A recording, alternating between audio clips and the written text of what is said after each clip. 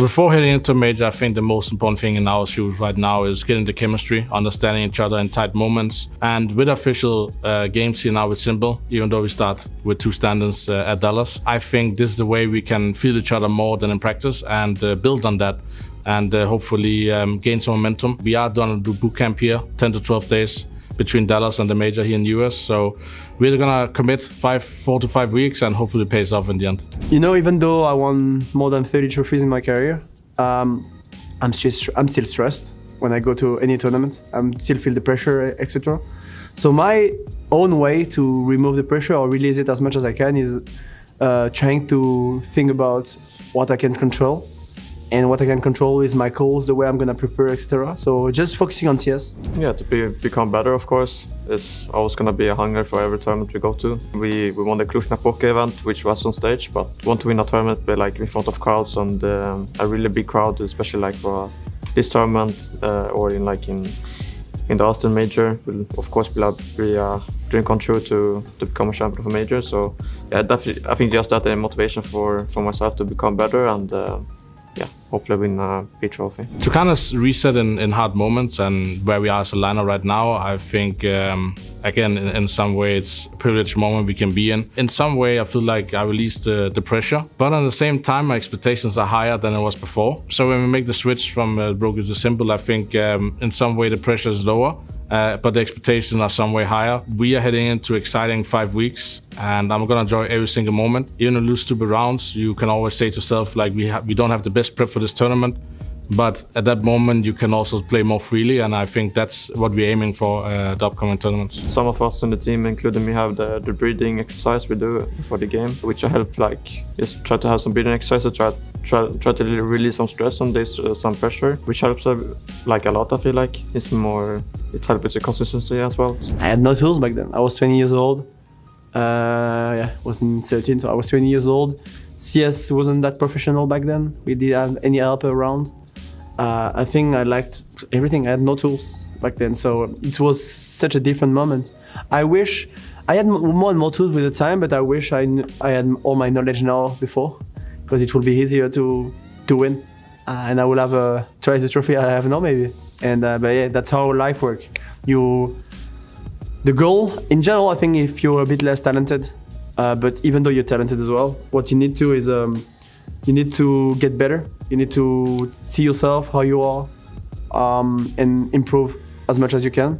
But you need to understand small things all the time. And the quicker you understand them, quicker you progress. Did you ever get this sensation of Elijah always talked about it as like I think his terminology is IGL brain, where you're like so focused on trying to control the whole team or looking at the radar to see where the pieces are that like you lose a little bit of focus on the crosshair? Yeah. I think it's also when there's either like chaos or things are not like you made a game plan and it's maybe not, people are not following it, or like some you have the responsibility of playing well as a team and to connect like the dots. And sometimes if people drift, it's your responsibility also as a leader to like get a control of it again. Bring them back. Yeah, and then it's hard because you look around and you're like maybe confused, like why are we not doing what we talked about? Right. I think that for me, and then sometimes mid-round, you have, as a new in-game leader, it's like, I think we're new in-game leader for some time. I remember with Glaive, like I knew all what he wanted to do in mid-round. So every time we were mid-rounding, I would also look around for him. And as the AWPer, you can do that because you've been supporting sometimes. Yeah. But as an in-game leader, if you haven't thought too much about it, you always have to have a plan. That was like the difference from always been a supportive element to now being the guy that always need to have a plan. Then I get like the brain fog or what you call it. Yeah. And having that moment when someone swings into your crosshair with an op, it always looks uglier for the oppers. Oh yeah. It always looks way uglier. Yeah, exactly. Like talking to someone else. He's gone. He's out there. Yeah. Riflers can at least do some ugly spray. Oppers, not so much. You insist you? The white pigs. The white Sometimes we're holding, then it's hard. Imagine when you are talking to someone else.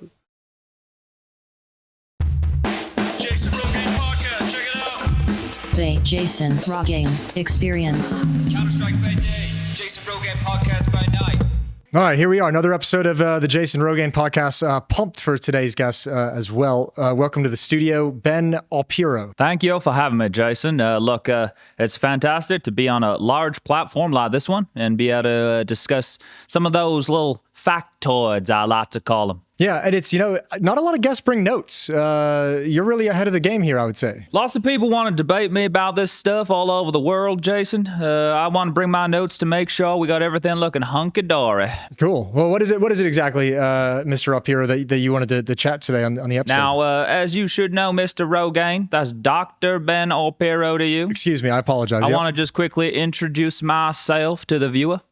My name is Dr. Ben Alpiro. I studied at the CCU. Jason, you know what that stands for? I have no idea what the CCU stands for. That's the Cedar Creek University, Jason. That's a good university. Now, I am a devout follower of Counter-Strike Catholicism. Can you say that with me now?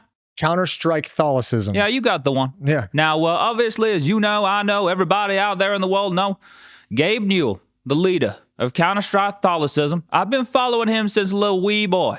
And he's a very traditional man, Jason. Jason, this new wave, Sure. they ain't out here believing in the traditional values of Counter-Strike players and their roles. They think that's complete Counter-Strike bullshit. players can change their roles whenever they like. That's complete bullshit. I'm glad you agree. Yeah. Because some of these new age coaches and players, these pundits out there on the HLTV forums, Yeah. they think you can go from being an aggressive entry fragger to a big-brained in-game leader, Jason. And you know as well as I do, you're going to bring up Apex. You're going to bring up all these examples, Jason. Yeah. 100 years from now, they forget about Counter-Strike. They're digging up the stats of Apex. You think they're going to find the stats of an in-game leader, Jason, or you think they're going to find the stats of an aggressive in-game leader, Jason? An aggressive entry fragger, that's what they'd find the stats for. That's what he played most of his career as. And I mean, you can't just snap your fingers and all of a sudden be something completely different. You can't change your role like that. I'm glad you agree with me, Jason. That red, white, and blue spangled banner behind your head, you're a man of those traditional Counter-Strike values, Jason. The in-game leader transition is a very abrupt one, right? It's a very stark contrast, but I think you can kind of bend a little bit in another direction, right? You can learn new tricks. I'd love to hear more, Jason. Why do you think that? Well, I think players, you can learn some skill sets. Maybe you can't make the transition from aggressive entry fragger and in-game leader. Jason. Let me ask you about a man named Device. It's massive. He's got 4 major trophies. I believe 19 MVPs of top events as well. What's his career look like now, Jason? I'll be honest with you, it's not looking good. It's on a little bit of a downward trend. You born an AWPer, Jason, you die an AWPer. There ain't no change in these roles. Jason, just because Device wants us to call him an AWPer in-game leader don't mean he's an AWPer in-game leader. This man, I tell you, Jason, he is a star AWPer. I mean, maybe he's just like a role bender, Like he thinks he can make it work. He has elements of the AWPing still. He's still using the AWP, so he hasn't completely switched. He's just flirting with the idea a little bit. Jason, name me one player in the history of Counter-Strike who has ever successfully changed their role, and we can continue this debate. Oh, one player over the history. Just one, Jason. Okay. You can't think of one. Give me a second. I can think of at least one. Jason, the prosecution rests. Jason Rogaine podcast, check it out. The Jason Rogaine Experience. Counter-Strike by day, Jason Rogaine podcast by night.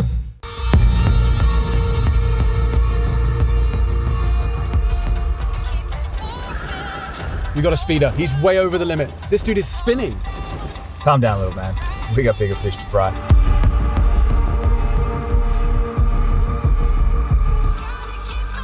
What, we're just gonna let him go?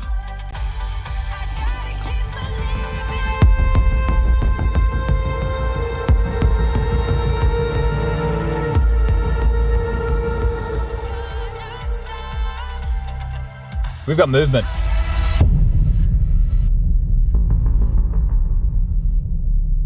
You are late. Sorry, I had to get away from the team during prac. You've got the stuff, right? I have a few snap taps if you're interested. Say, you got any more of those jump throw A-listers lying around?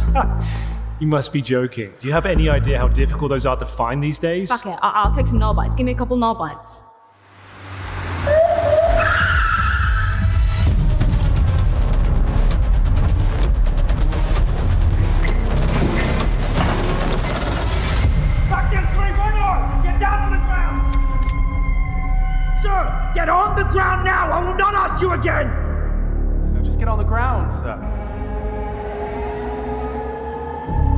sir, please, just get on the ground.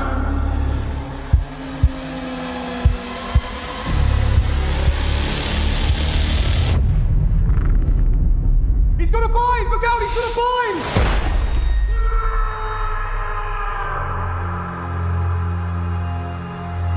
Why didn't he get on the ground? These people, they have no honor, no code. They do whatever to get ahead in life. They're not ready to face the consequences. There's that guy again, spinning. Let's go get him. You've done enough for one day. Let's just let the kid have some fun. Officer down, I repeat, officer down.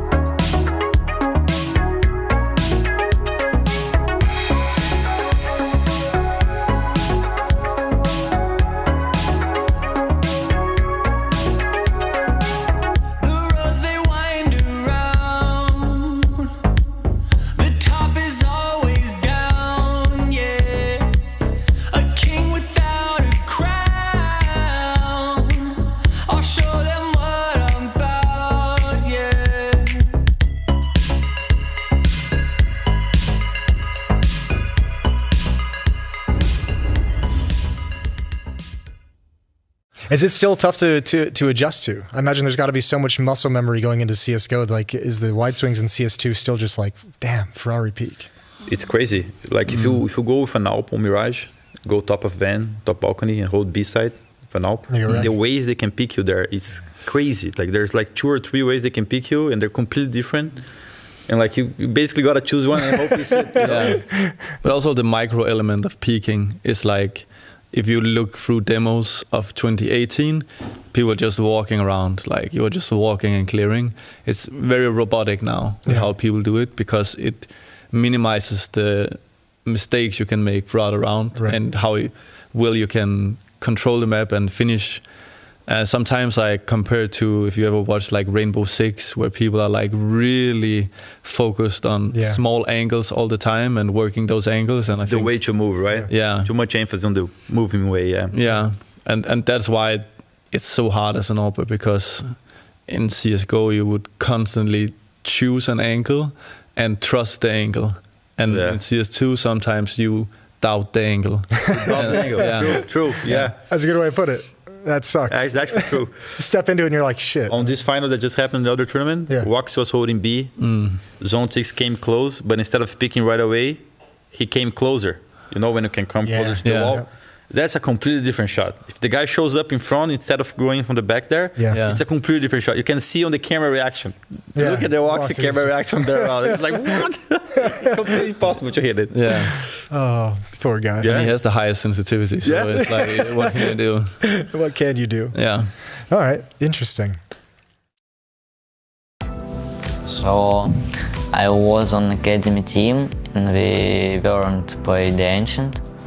But as I joined the main roster, we started to play it from the beginning of me being on main roster. You should not let them take the underhand position, like behind the box. I think it's the most important, because it's kinda annoying when the T sitting behind this box. You should go forward and try to kill him. But it's kinda hard, because it's a lot angles. Because it's this position, it's about duels. It's always like 1v1. It's comfortable for me. It's comfortable angles, comfortable like, positioning. If enemy picks you, they it's one by one. They could pick you with the flashes, like mollies.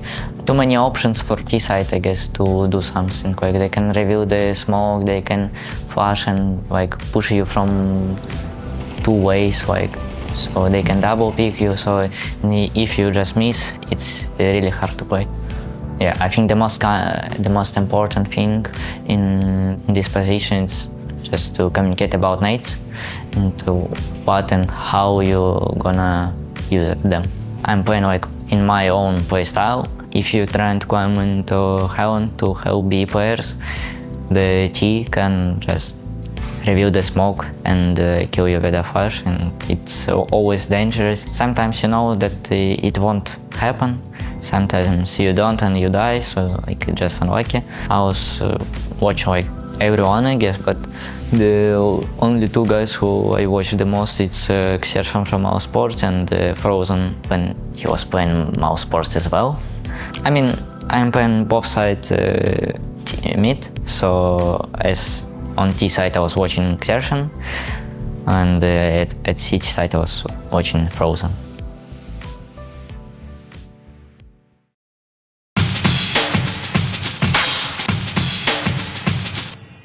Welcome back to another Getting Baked with Rush. Today we'll be making cookies and I am joined by Henry Greer. Yes indeed, Rush. Not the first time we've been baked together, but the first time we're going to be making something in the form of confectionery. What are we going to be doing today? Yeah, there's cookies today. I don't know if have you had a cookie before? I've had a cookie before. Okay. Never made one. I have no idea what the process could involve, so I'm very excited. Well, don't worry, making cookies is actually quite simple and straightforward, so we'll give a little run through the ingredients we've got here, Hank. Oh, there's a lot of them. Finest butter you can get from a cow. Here we have some beautiful chocolate here. It's got some bloom on it, you know. In here we do have some brown sugar. Yeah. Beautiful, lumpy, like the molasses nice. in the sugar. They're all like expired and kind of clumped together.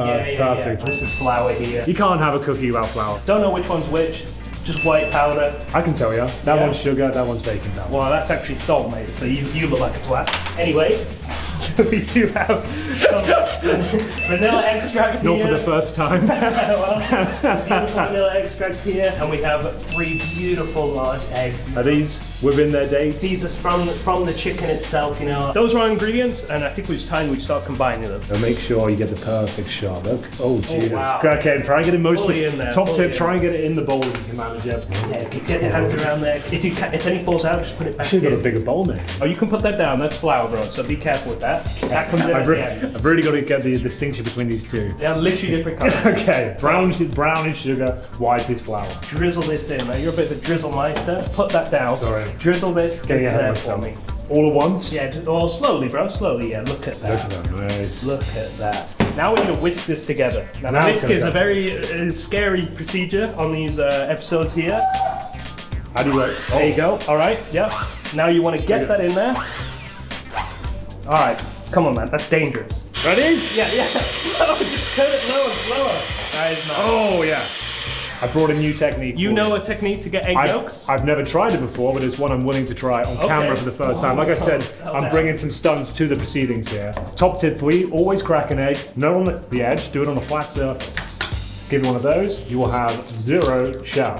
Apart from that little bit there, the plan is we're going to try and remove it via science. The pressure created... the pressure created here should suck. Look at that, that's perfect, bro. That's wow. Yeah. Hold on. You've made scrambled eggs. Give me a second, let me cook. Crunch a bit there, and then you just suck like that, and then you just pull it out. Now, I've actually never done this before, but it works though. I am a bit of a genius when it comes to this. You actually are. That's like the coolest thing you've ever done. Oh, careful now. And tilt the bowl. Okay, fine. Don't get handsy. Don't get it. Squeeze it, suck it. Now tilt, and keep the squeeze. Yeah, very well. Oh yeah. It does work. Here we go. And get that on full speed. Let's get up to level 5, ladies and gentlemen. Now we're really cooking with gas. Get it in there. That seems like too much. It's loud and it's kind of pissing me off. Yeah, me too. That is just toss that somewhere. Get rid of it? Yep. Okay, we need to add the flour, okay? Don't look at that. And now you are going to fold this in slowly. So, not aggressively, because you don't want to form gluten. Just look at this texture here. Look at that. Let me get these grubby fingers in there. Unwashed hands. It's beautiful. chocolate powder as we were chopping it. And that's really going to get in there and just add a bit more of a deepness to the mixture. Let's give it one good. Careful with the overmixing, bro. Sorry, I get excited. Honestly, at this point, it's practically ready to go. Now we have this tray here with nice silicone mat in there. So, should I form it with my hand first? No, just like place it on. Place it on. That is a big portion right there. Yeah, that's looking a bit better. So, ideally, I would recommend refrigerating these, but we're not going to have time to do it. They are waiting over there, nice and hungry. And this is their lunch, right? Yeah, this is their lunch. A nice healthy lunch here. For now, let's just get these 3 in the oven. Now this is going to go in this preheated oven, 180C, for about 10 to 12 minutes. All right, you can pop that in there. Here we go. Yep, one last look. Like I said, 10, 12 minutes, and I'll see you all in the studio. All right, let's do this.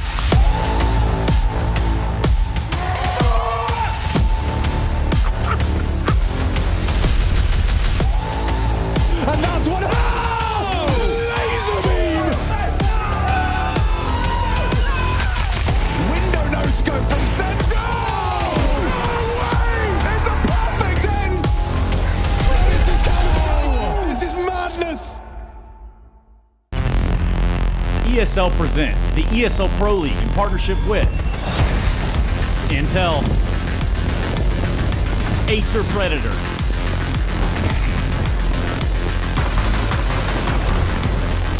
DHL, Zoe,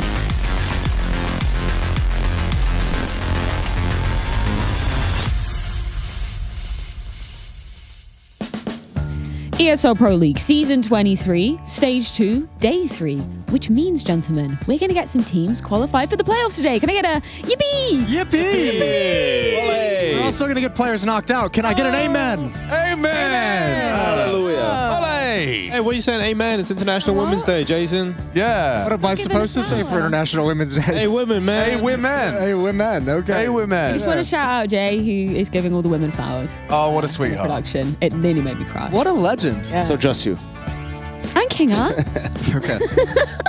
Hey, you brought 2 flowers today. That's 2 more than It might be the dumbest holiday of all, I swear to God, man. Let's as move if on. women just get the one day. If you want to be, if you want to learn he's taking something it from he's you Nice need to save. wait for the 8th of March to buy your wife, mom, girlfriend, sister, anyone flowers, do it on a random day or a present or be nice to them or appreciate them. He had us in Or the first half. outside of the one day a year This was is like they and get this is Yanko's flowers. last podcast. I'm about to win.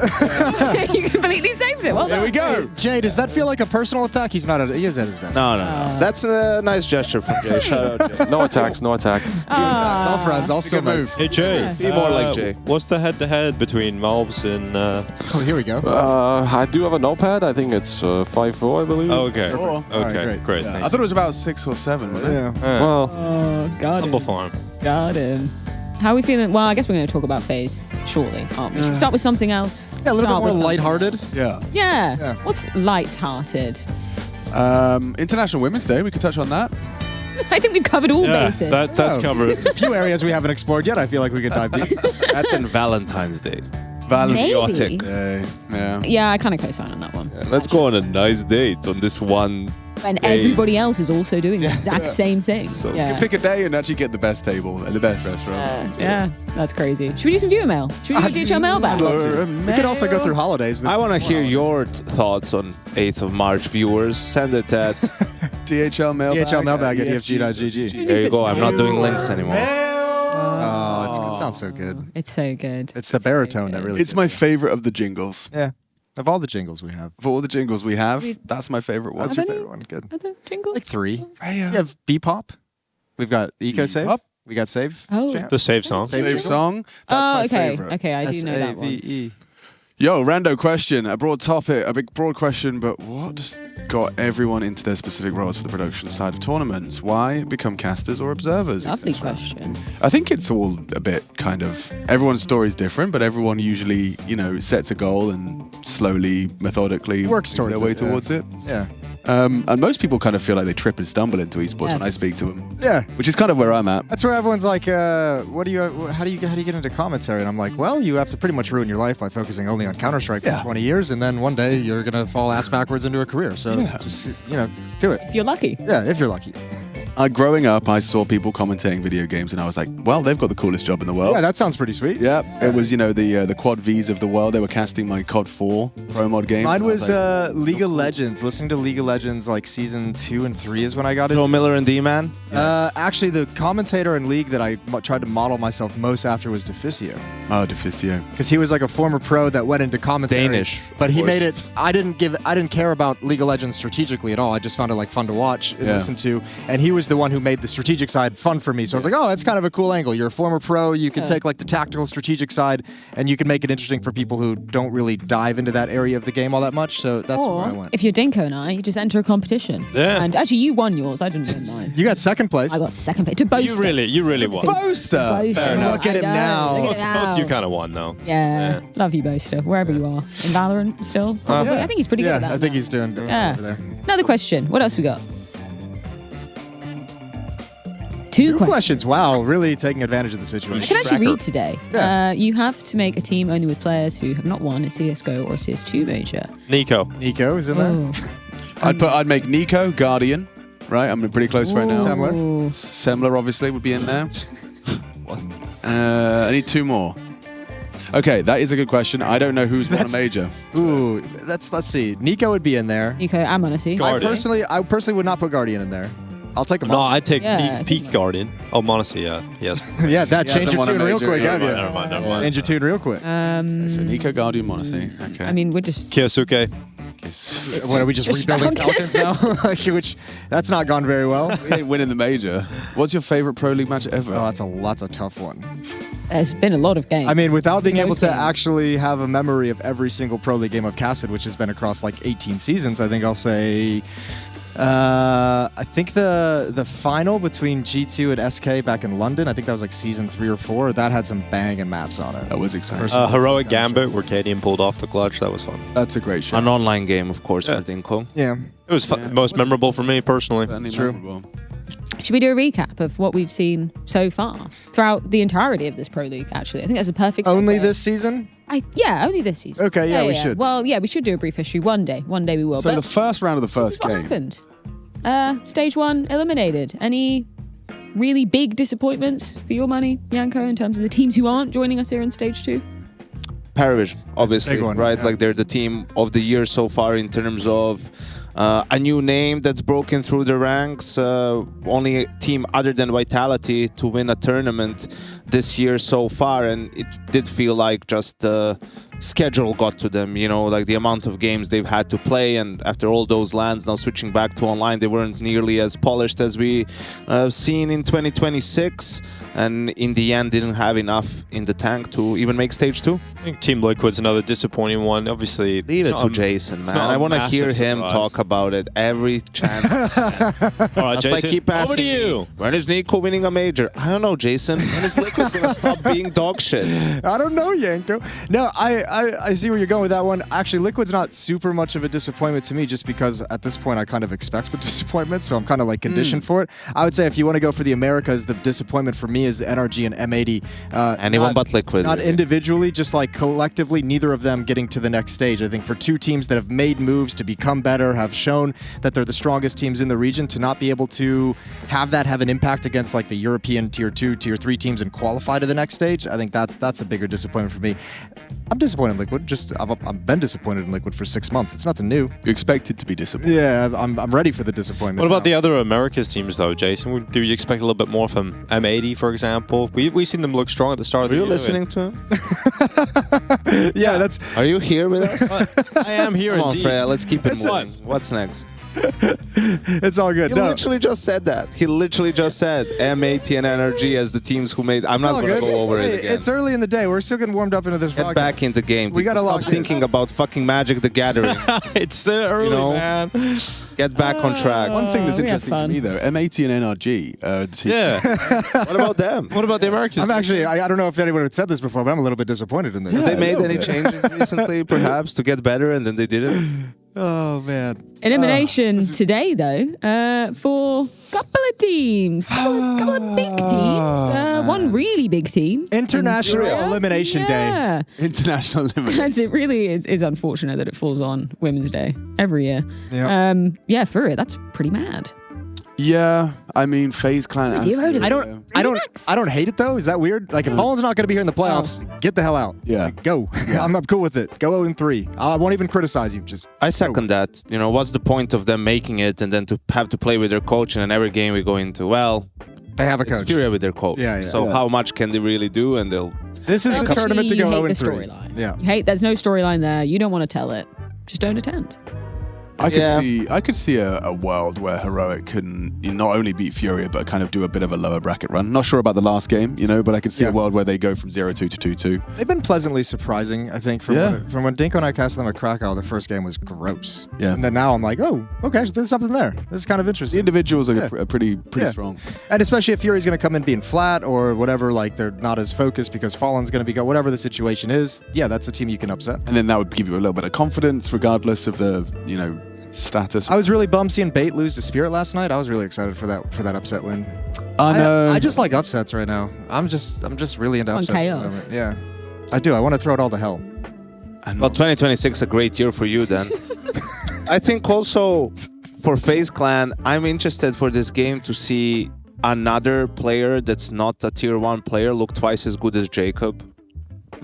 We're talking about Monte here? Yeah, anyone from Monte really, like Boomas or poor Jake. I don't know, anyone. Gizmy, right?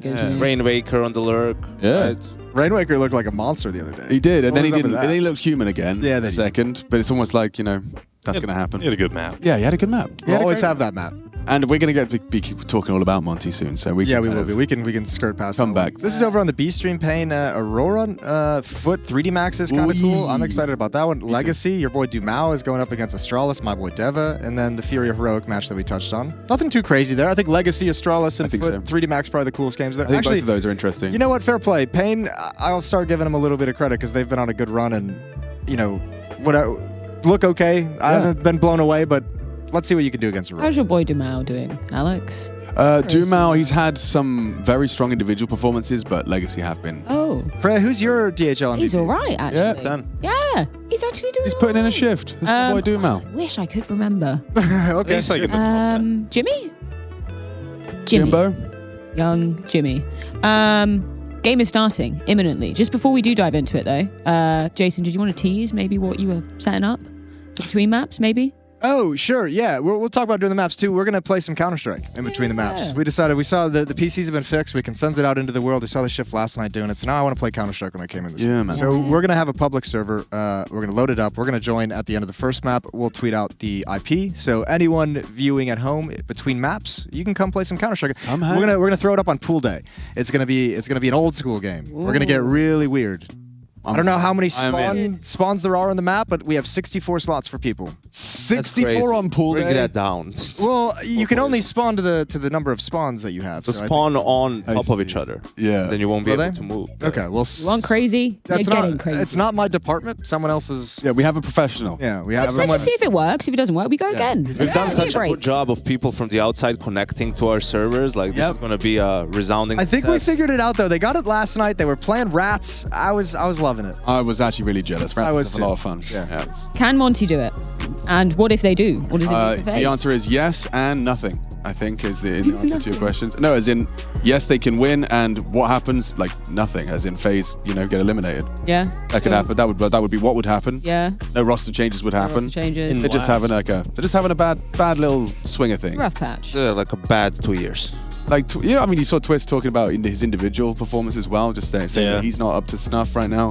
It's got to be frustrating for him. He just kind of, remember, he left Liquid last year before the major hit, right when the major cycle was locking down, to go to the greener pastures and be in a project that felt like it was closer to taking off. And he got some short-term love there with the final at the major, a little bit of success, but now it's like right back to where he was in Liquid, where you have a team that seemingly is collapsing around you. Real. Both teams need 2 roster changes. Yeah, both probably. FaZe and Liquid before they can be considered teams again, and it's just where they're at. Yeah. And FaZe, I mean, they've picked 5 different maps, I feel like, this year or the last 3 months, and they've lost most of the time their own map pick. Like, there's so many things that are going wrong for FaZe Clan, you wouldn't even know where to begin with fixing things. And sure, you can say, when Twists individually, if he was playing a little bit better, but that don't feel like that would make a whole lot of change. You look at the caliber of teams that they've been losing games to. You know, if you have to rely on twists popping off to beat eyeballers, bro. Something else ain't right. Yeah. Something ain't right with Something's rotten. What would you do? What would you change? I changed Brocky and Jacob. Ooh. If you had any player that you could get access to, who do you think would Well, better? That's not realistic. No, but it's fun. It's fun. You like having fun. Well, some of us do. Good. FaZe FaZe Donk. Yes. FaZe FaZe Donk. Oh, but I mean, they would be better if they had those players. They would probably have a few more wins, yeah. Yeah. It's true. Not going to happen. No, but you said it was fun. I was just waiting for the fun to it's start. fun. Yeah. That felt fun. What's a Yeah, realistic fun. goal? What's a realistic, like, a free agent sniper? Just go to the Face It realms, right? Filter by highest elo, and then scroll until they're not in a team. There's got to be an their opera in demos. Kazakhstan that's just ready to party. Right. Yeah, you know? There's like at least 3 or 4 Molodors lying around. Right, they're growing trees, I hear. Yeah, go find them. Why Senzu after the Passion UA loan? Senzu. I don't know. Yeah, apparently he's quite pricey. That's not a terrible shout. So people were trying to buy him, and then they concluded they had to loan him instead. No, but he gets cheaper and cheaper as time goes on, and his contract is closer to expiring. Valid. Right, then you're in danger of someone just waiting out the last 6 months or something and getting him for free. So that's always the ROPS, we call that. A trade-off. Yeah. Can FaZe do it in reverse this time? Yeah. Oh gosh, yeah. Probably not. I mean, the big conversation is obviously about Carrigan, right? Carrigan, I don't feel like at this point in his career is going through some sort of a rebuild or doing anything along those lines, right? I think he either has a team, whether that's on FaZe Clan or somewhere else, where he can be a contender, or he retires. Do we think we've seen enough from Krabeni to think about a move someday to a team like FaZe? From what Yeah, he's of been able course, to do 3 with months, plenty of time, proven himself, get him on FaZe. That's what was a question. Was it intended to incite a lot of sarcasm? But well, I mean, you know, if you think about Shui's path, you know, he had how long were Gamer Legion good before he got picked up? The Paris Major. Just the Paris Major. Like literally just the Paris Major. But, oh yeah, he's doing great. My point exactly. When you're thinking of like, I don't know, the whole retirement thing, it's really interesting. I was speaking to Dupree a lot about it because I was so certain that he was going to retire once they won the Paris Major. I was like, imagine you lift the trophy, you go, I'm out. Oops. That would have been pretty sick. He said he thought about it, but like as a player, it must be so hard, right? Because you wanna go out with a bang, but then when you get that, you know, major grand final, like Carrigan, it makes you want to keep going. No, like.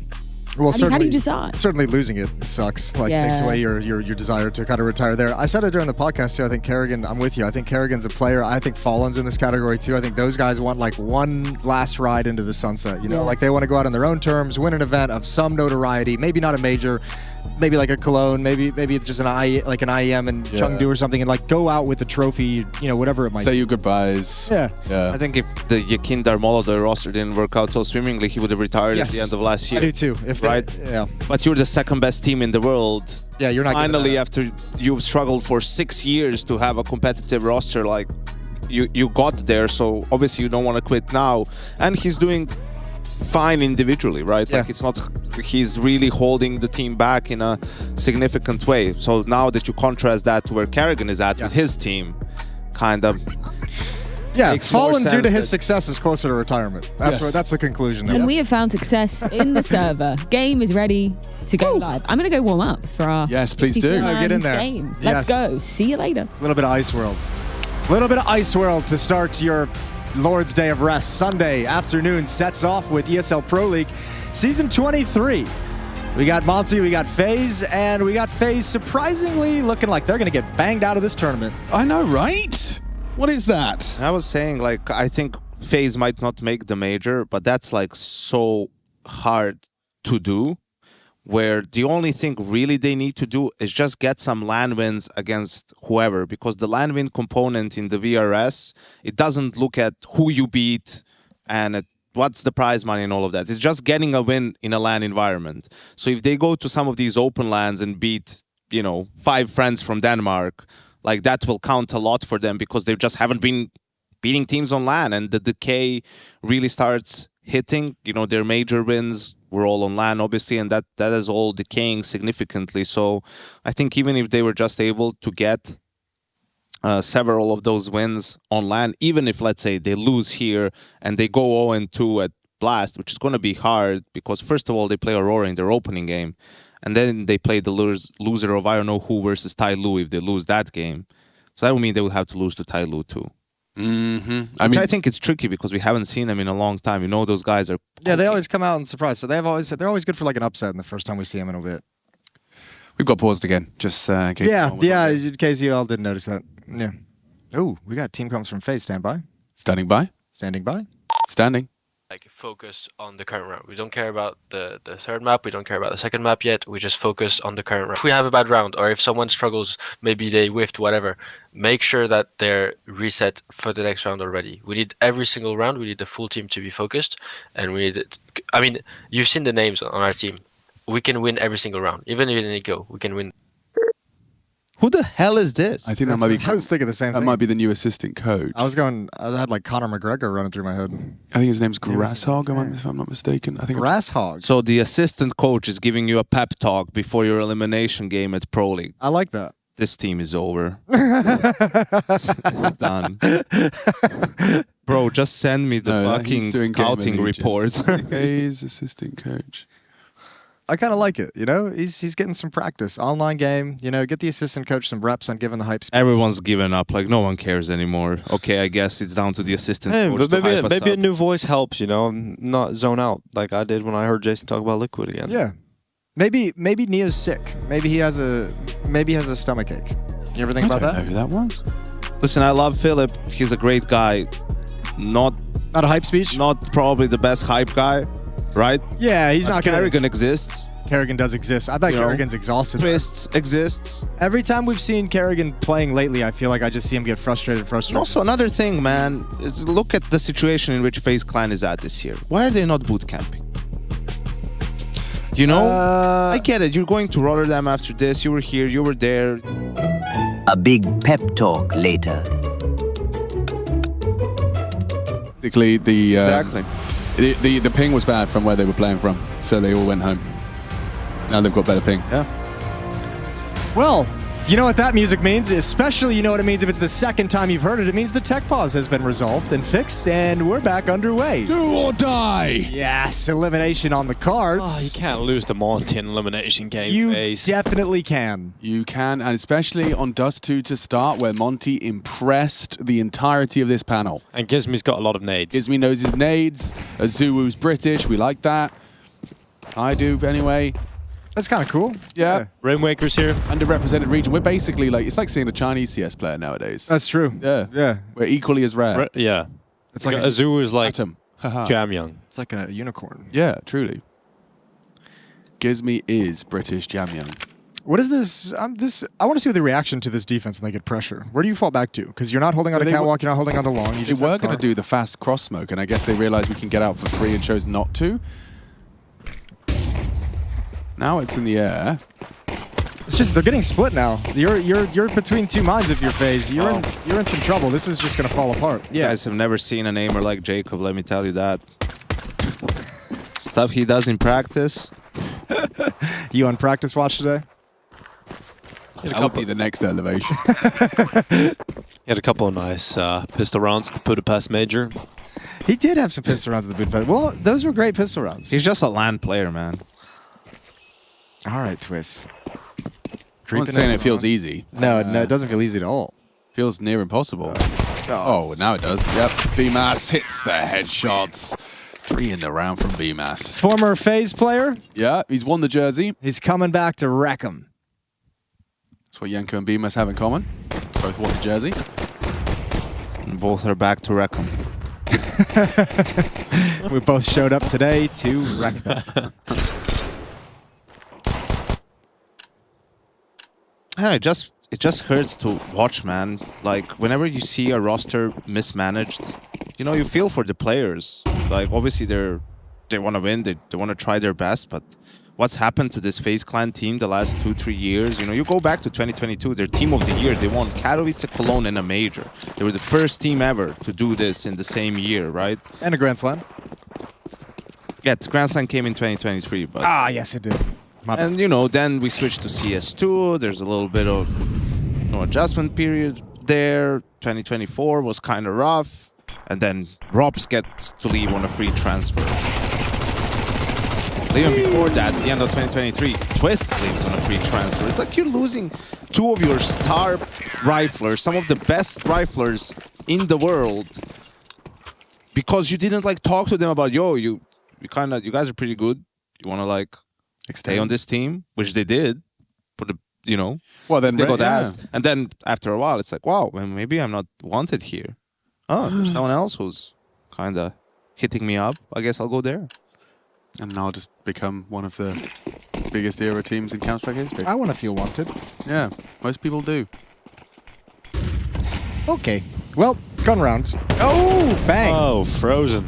All right, that's a play. Frozen. It was late in the round, I felt like. Guess he thought that smoke was deeper? Or he thought there was a flash coming? Either way, he wasn't expecting that. So yeah, wasn't thinking what was going to happen happened. That's ballsy. Wow, they are playing some very aggressive Counter-Strike here, trying to disrupt the default, but that's a very perfect nade. He goes for it anyway, takes the fight, does well. Twist pulls him back into the 4-on-4. The damage exchange through the doors, but they're fighting for sure. Tooth and nail, it might cost them. Karrigan does not have the weaponry for this kind of engagement. Back away, you're already wounded, you've lost long. I like this move from Bimas. Yeah, cheeky eyes, almost guarantees one. Just realizing the fights that are happening as well. Two players fighting off catwalk. He's like, great, one's already dead, I'll push up. You're going to end up on ramp, or you're going to end up like Karrigan, and you're just you're a dead man walking. Yeah, Karrigan, it's just a matter of time. And A bomb site's wide open. They shift it over to B to stack. That's where the three defenders are. They're going to have to save these M4s. So just a little bit of a gamble, and nice and easy. Monte stroll into the A bomb site. I'm going to... G2 13-1 to them on this map. I guess that's something we should remember. You should. You're right. Yeah. And at 13-1, they 11-1 them on the CT side, and then just kind of close it on T side. So we're starting... They did beat Pain on it, though. That's true. In overtime. They did get an overtime win over Pain. Period Junior. Well, kind of the perfect start here for Monte. The first gun round's so easy. You get your opening kill offered up to you with Frozen walking through the mid-door smoke. I'm curious if there was supposed to be something there that wasn't. Yeah, that... When plays look that dumb from professionals, I always go with the benefit of the doubt route, where it's like 100%. There's some miscommunication, there was some kind of plan that he thought they were doing that they didn't actually do. Yeah. Because otherwise, I got nothing. Wasn't it a slightly missed smoke where the CTs could see over at the top mid, so he was thinking, all right, they're not going to swing with this smoke. So I'll have a bit more time. Potentially, yeah. Yeah, that's possible. Because I think he blocked it, right? Yeah, you see, they still taking the fights. But I guess in the third round, they don't have the reason to be scared. Like, they don't think there's an open play, perhaps. You're right. Yeah, no, that's a fair analysis. And sometimes these teams like Monte, they just don't necessarily care or notice that or think of it that way. You know, someone just gave a call from the start, yo, we're doing the fast mid take. Right. And they're going. It's one of those mid fast. It's one of those situations where you're thinking like 5 details deeper than your opponent, so you get caught off because you're thinking just on a different level. Some other team would maybe, oh wait, we missed the smoke. We need to re-smoke this, then molly this, then flash that in case they're doing something. It's like, well, we can also just run out and shoot you in the head.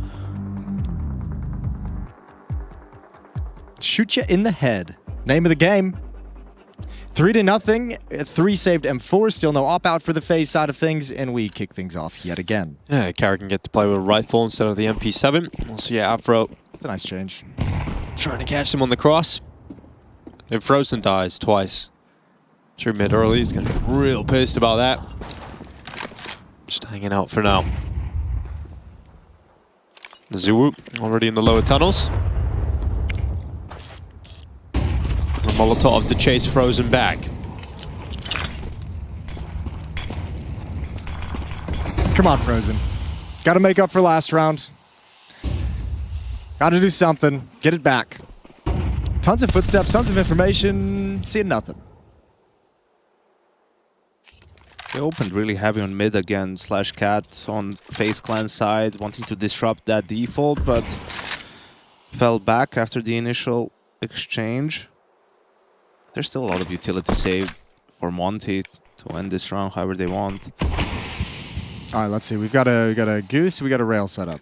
Twist has his Molotov, so no smoke to drop at his feet, so any utility that comes in is going to be a little bit rough. They're going to have to juggle this aggression. Zuu leading the way. And there's Brokey. He's gone down. He's peeked first. Twist not involved in the fight. No coordination there. You know he's yeah, still waiting behind the flames for his moment. Oh, he's done very well. Sprays down 2. The third as well available, but not capable of finding the headshot. Chance to plan for the short. Fake. We hear the footsteps. He was worried about them jumping up, the aggressors. Good piece of smoke to block Kerrigan out long. He's wrapping around though. Rainwaker might get caught, and he will. Nice and easy. Double tap from Kerrigan, and now Catwalk opens up. Afro's got to contend with that. And BMAS knows he's going to have to try and find a fight. Kerrigan's got back to long. Another repulse. Oh, that's cheeky. Going to keep Afro paranoid about that. BMAS is kind of understood. Possibility for the long re-arrival. Afro needed that, but now he's lost his teammate in the clutch. Nails a second, looking for number 3. One shot, one opportunity. Why not go to Gandalf? Why not go to Gandalf? Why not go to Gandalf on the boxes? Why not just go tuck yourself into the corner, staring at the wall? God, you're feeling it, Jason.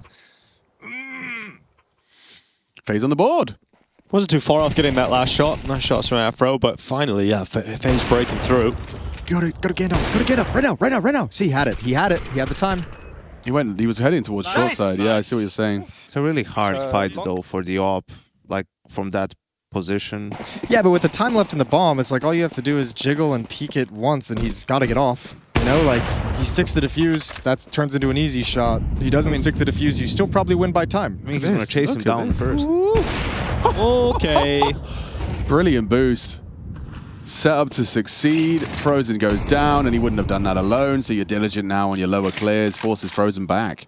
Well, Afro having some impact in back-to-back rounds now with his AWP. We'll see if Brokey can find some of the same. Finally bringing it out for a spin. Nice 5-on-4. Looks like we're going to just split long again. They've had a ton of success there. Kerrigan hasn't been able to stop it quite yet. BMAS, Afro, and Gizmy coming in hot. Oh, Kerrigan moving over to the pit. 3 players about to come out long. Kerrigan not playing in the pit. He's going to tuck himself in the corner.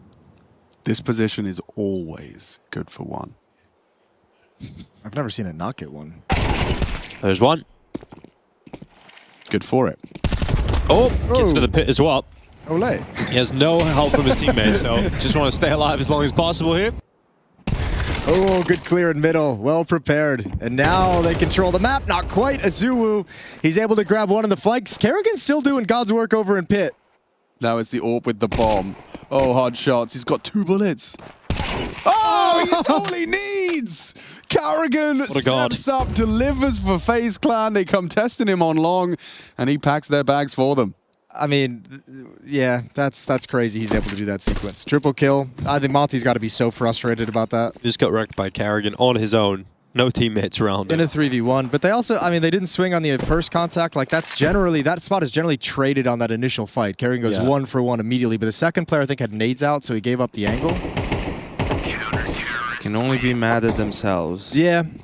You just clear that with 2 riflers. Opera is holding the corner. Yeah. It's pretty straightforward how you go about it, but they messed up Rainwaker. These 2 rounds kind of on him to some extent. I mean, was the mid push as in well. Good position in this round. Just can't get the kill. You know, if they can shut down that flank, they still have a chance to go back to long. And he gets one, then Azuwu gets one, and things are all shaping up nicely. Brokey is looking for Afro, but he's nowhere to be seen. Starting lower tunnels. Tank some nade damage as well. They thought they were going to have to break a smoke. Just no money for the Monte side. Got this hero AK that's just going to get plenty of time in the world to pick and prod and peek. Pressure. Probe. I'm out of P words. That's it. That's it. That's the last one. Proliferate. Yeah, there's one. It is a word that starts with P. Can't fault him there. he's playing the game. Panda.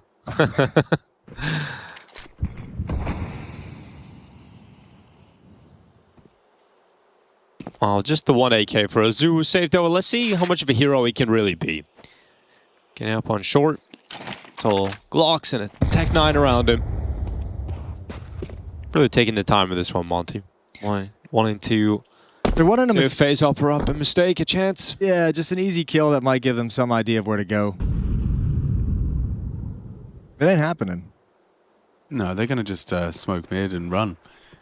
Everyone's favorite. Twist isn't boosted, so... Oh, he's just going to get mollied out of position. Burning dead. Ooh, okay, well, you've managed to manufacture a kill. Chances of breaking into the site, not so great. CT is smoked, enables you to try and get across, but looks like they had perfect vision. Frozen just has a field day. 4 quick kills from Frozen, job done, and Monte will be buying in this one. Yeah, lovely round. Great angle from the window. All right, FaZe fighting back. That's nice. That's all. That's kind of what I wanted coming into today. Was I set the bar very low. Carrigan to ignite the comeback and really have a big step up. 3K. Well, I just, I'm kind of like the set the bar low and you'll never be disappointed thing. And when I saw them lose to Pain, when I saw them get 13-1 by G2, I was like, just don't get blown out. That's all I want out of you today. Just keep the game close. I would love to see FaZe Clan find their footing. Might be they usually wait until the last game. No, that's true. That is, yeah. That's the last chance, and they turn everything around. But if they make the playoffs, the playoffs, you know? Yep. That's when we said they're going to win the event. Yeah. If they can get to that arena, it's just a different team. Yeah, especially Jacob. The counter boost, didn't quite get what he was looking for. Brokey now on the next break. Catches Afro progressing. He's read him like a book there. He knew what that first break was for. Goes on the second. Nice work. Okay, you got your opening kill. I feel like FaZe has played most of these rounds in a man down after the opening engagement, at least this time with Brokey chiming in with the AWP. That'd be a piece of the puzzle I'd love to see crank up.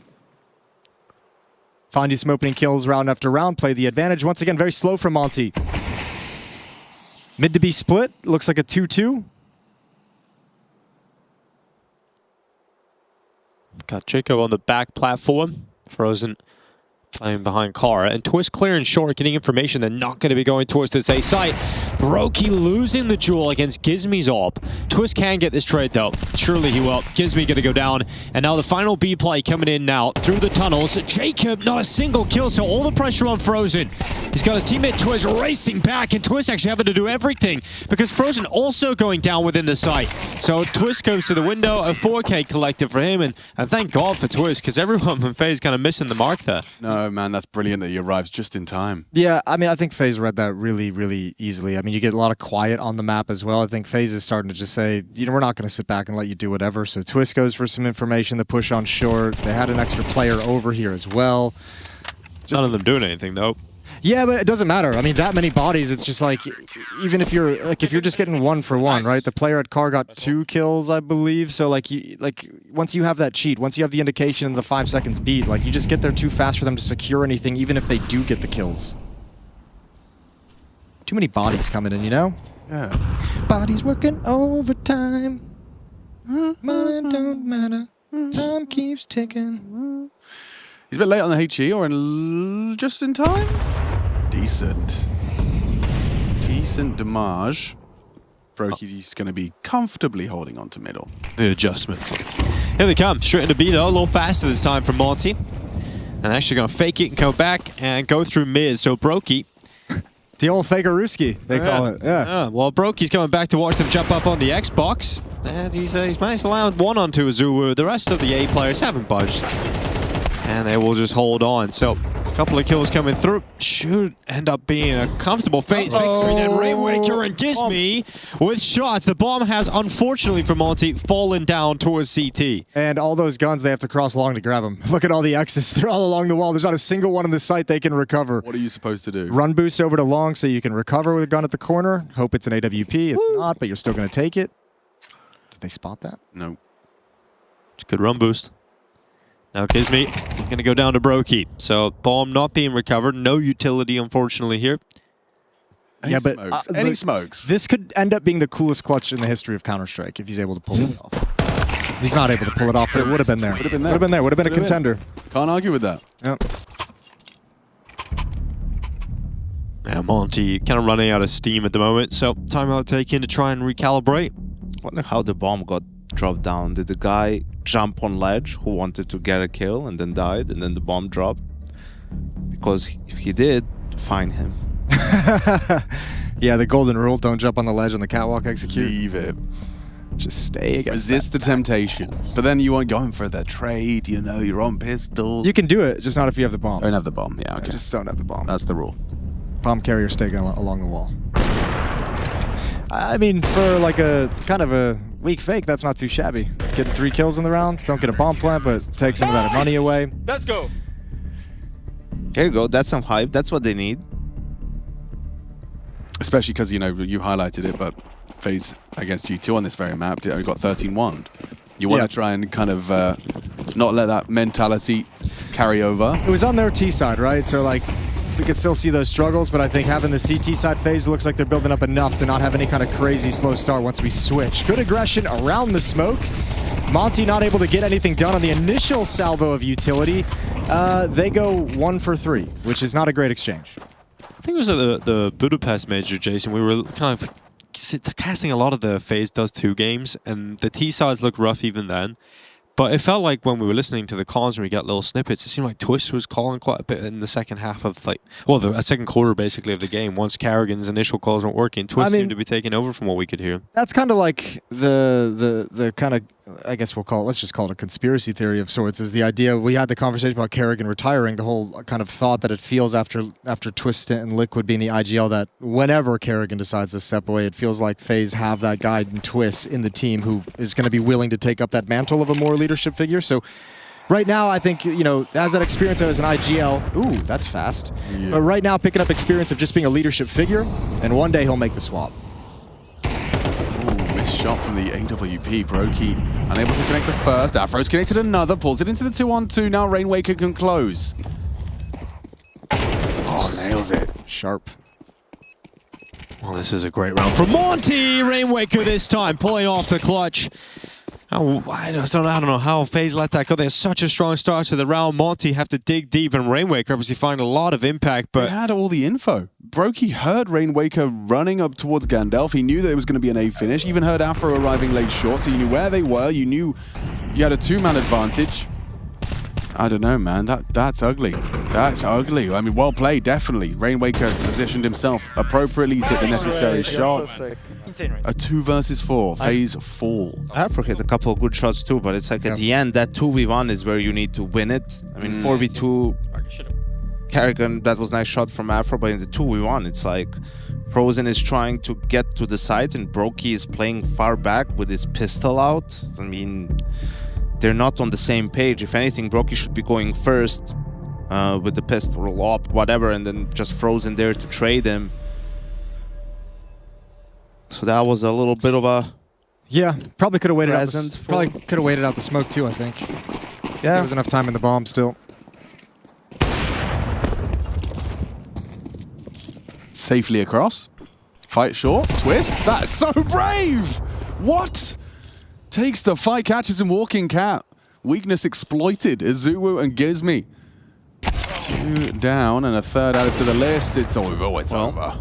Oh, there's a reset round for it. Yeah. Fight mid and win mid. Monte called timeout for that one as well. I feel like I can hear Twist being like, these guys suck, I'm going to push cap. I think it's an easy, you know, like, it's a couple of easy calls. Like for Monte, they need to understand sometimes they need to double call. They got stopped last round. I mean, they won the round, but what they tried to do was long expo and it didn't work. So it's an easy call for FaZe in this round to not focus on long, to focus on mid, because they won't go long. We just stop them trying to do something there. But sometimes that's exactly the reason why you need to go back to the same call.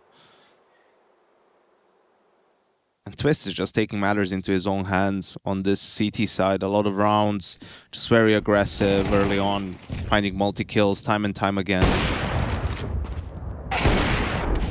Clean. It's fine. Let's go. That's almost like that sound clip just made him sound crazy. Yeah. Just made him sound like he's a psychopath. He probably just said, I'm going to go mid and I'm going to kill everyone. Double op as well. Frozen and Brokey taking them out. Brokey going to be looking up through mid to find his opening frag. Frozen planting himself on the back platform. Lurk smoke from Monte. It is a little uncomfortable when you've got double ops against Tech9s and potential B-pop activities. You got Jacob there, so you'll be fine. CT's going to be smoked, the crisscross, applesauce. Oh, here they come, charging in. Frozen taking that first frag. And Jacob, yep, the insurance policy, getting a Zulu and Boomas. We're under a minute on the clock, and Monte have fallen to 2 players. Yeah, that was quick. That happened very fast, very casual. Is it Boomas? Is that what is that how you say it? Boomas? Boomas. I always said Bimas. Bimas. I thought it was always like Bimas. It was always like a soft. Bimas. Bimas. Oh, sorry, I've been butchering his name. You know what, Alex? We've all been wrong before. Bimas. So if any of you out there in Twitch chat know how to pronounce it, please type it phonetically into the Twitch chat. Yeah, I don't know. We had a whole Astralis thing during Krakow, didn't we, Jason? With Ryu. With Ryu? Oh yeah. Do you do Ryu or Ryu? I do play the fighting games. I know exactly. It's like. But then we messaged Astralis' account and they Ryu. Yeah. But yeah. That's how I say it. It's interesting. It's always fun. I'll get over it. It's always fun. Like unless the player tells me exactly, like messages me like I'd like it said like this. I'm gonna go whatever's easiest to flow with. I'll just do whatever I can say. But he's Ryu. That's great. Happy to hear that. As a man that's known a Ryan or 2 in my life, that's my instinct with us when I see an RY. Yeah, absolutely. Jacob! Yeah, baby. See you later, guys. That's the end of the half. There he is. That's exactly what we want to see. Just Polska Górą. Oh, hang on. An easy freebie. Flashed in the corner. Rainwaker gets put down. And yeah, another real flat one from Monte to end out the half. Yeah, it really is. It's been rough. It started out looking like they were going to have some momentum with it. What, they won the first 3. Hey, it's good they won those first 3. Yeah, 8-1 run to close out this half. It's been all FaZe. Yeah. God damn. They've warmed up. They did. I mean, was it my memory that's just messing with me? They did look, the first like 4 rounds were a little bit like, ooh. And then Carrigan got 3 kills defending long. Yes. And I think they all just said, like, maybe well, Carrigan was like, yeah, guys, these guys are bad. We can. Yeah, if Cap's going to do it. Yeah, if Unk's still got it. The Twist is going to push short. And then Twist does that, and I think they're both like... And then yeah, Brokey shuts you down as well, and you're like, oh, well, that's the half. Oh, we can just shoot him, guys. Yep. They're like, okay, let's try B, and then you get shut down as well by Jacob. Yeah, this has been a bit flat for Monte. They definitely kind of had the wind sucked out of the room. Well, giving this one a good go still. Boomas going to be broken apart at the end of the round. It will be 8-4. A good comeback here from FaZe, stabilizing and getting in complete control of Dust 2. Stabilizing.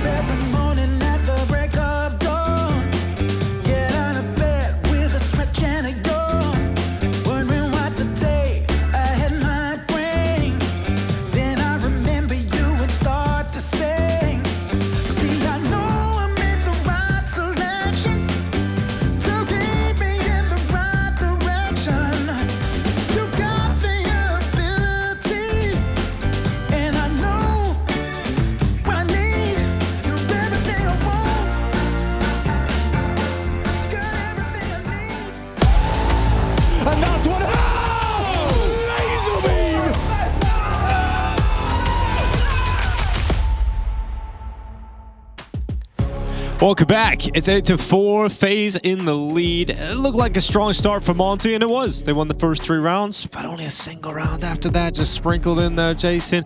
Looking like FaZe realized they can get comfortable here. Yeah, they had the individuals actually settling down in this game. I think Alex, we touched on it as well. The triple kill from Kerrigan, the follow-up from Twist. Like, you just had the players kind of get you to a point where you started feeling better as a team, and now it's all gravy. Now we just gotta ride the bus to a victory, you know? That's certainly how it feels, map 1.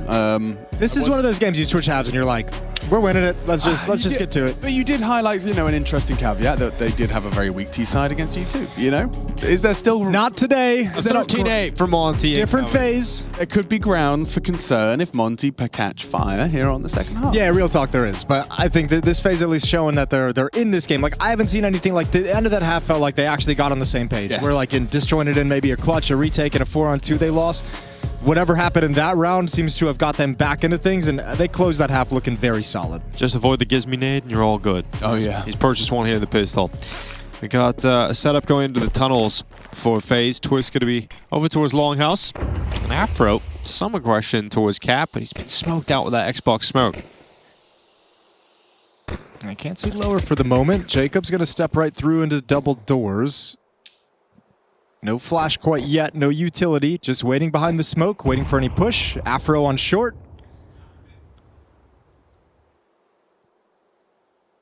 Oh. Surrounded. And a nice headshot from Gizmi upon the fade of that smoke. He takes the head off of Twist and then dips back into his B defense responsibilities. With a mid to B smoke lined up, with 3 starting on B. Oh, and Bemus getting one on the cross as well. Yeah, that's a wild shot. And now, I mean, FaZe is going into the stack. There's 3 defenders here.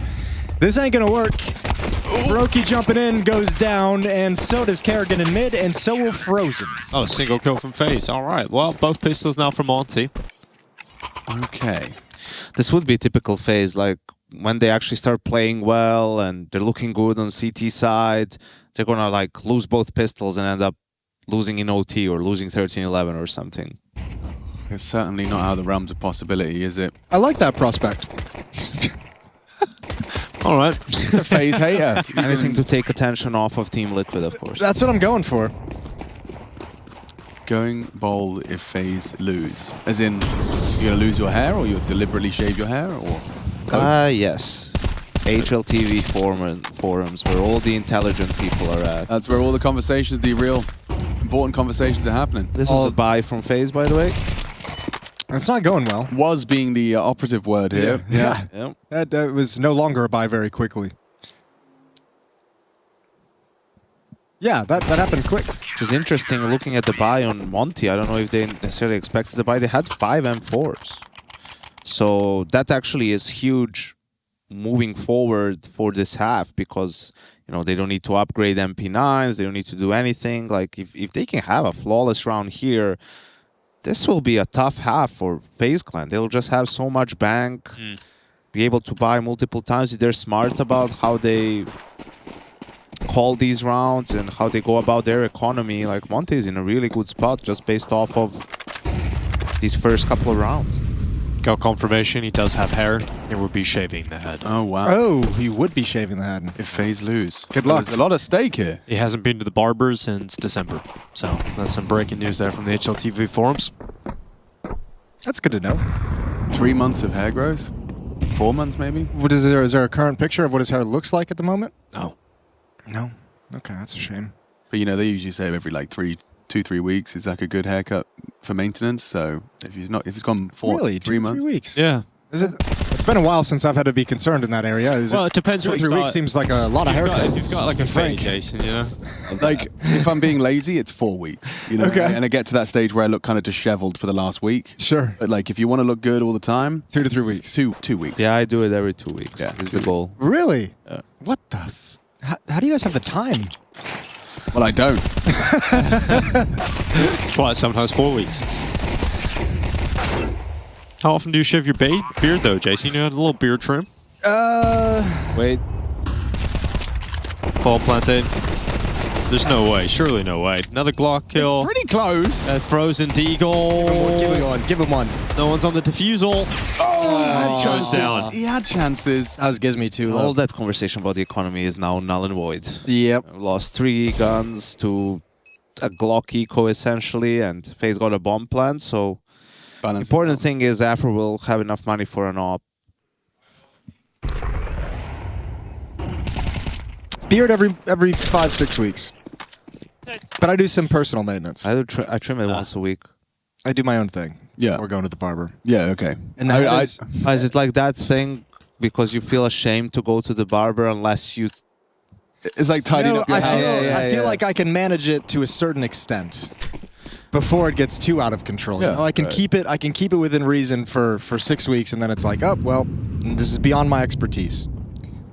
I don't. Every time I try and do my own beard, I butcher it, and I apologize to the barber. Yeah. Ooh, lovely. Well, the barber brokey. Taking a little bit too much of the afro off that. Yeah, took a bit off the afro.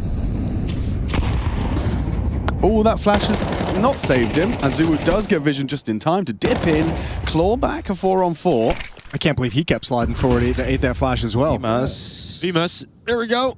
Into the smoke, and no scope by Brokey. So, you know, they thought it was cooking there. I think that's just you're trying to make too much of a play. You're trying to like kind of get that fast flank that's going to end the round. Here's Kerrigan holding on in middle, finds Azulu. All we've got is Gizmy and CT.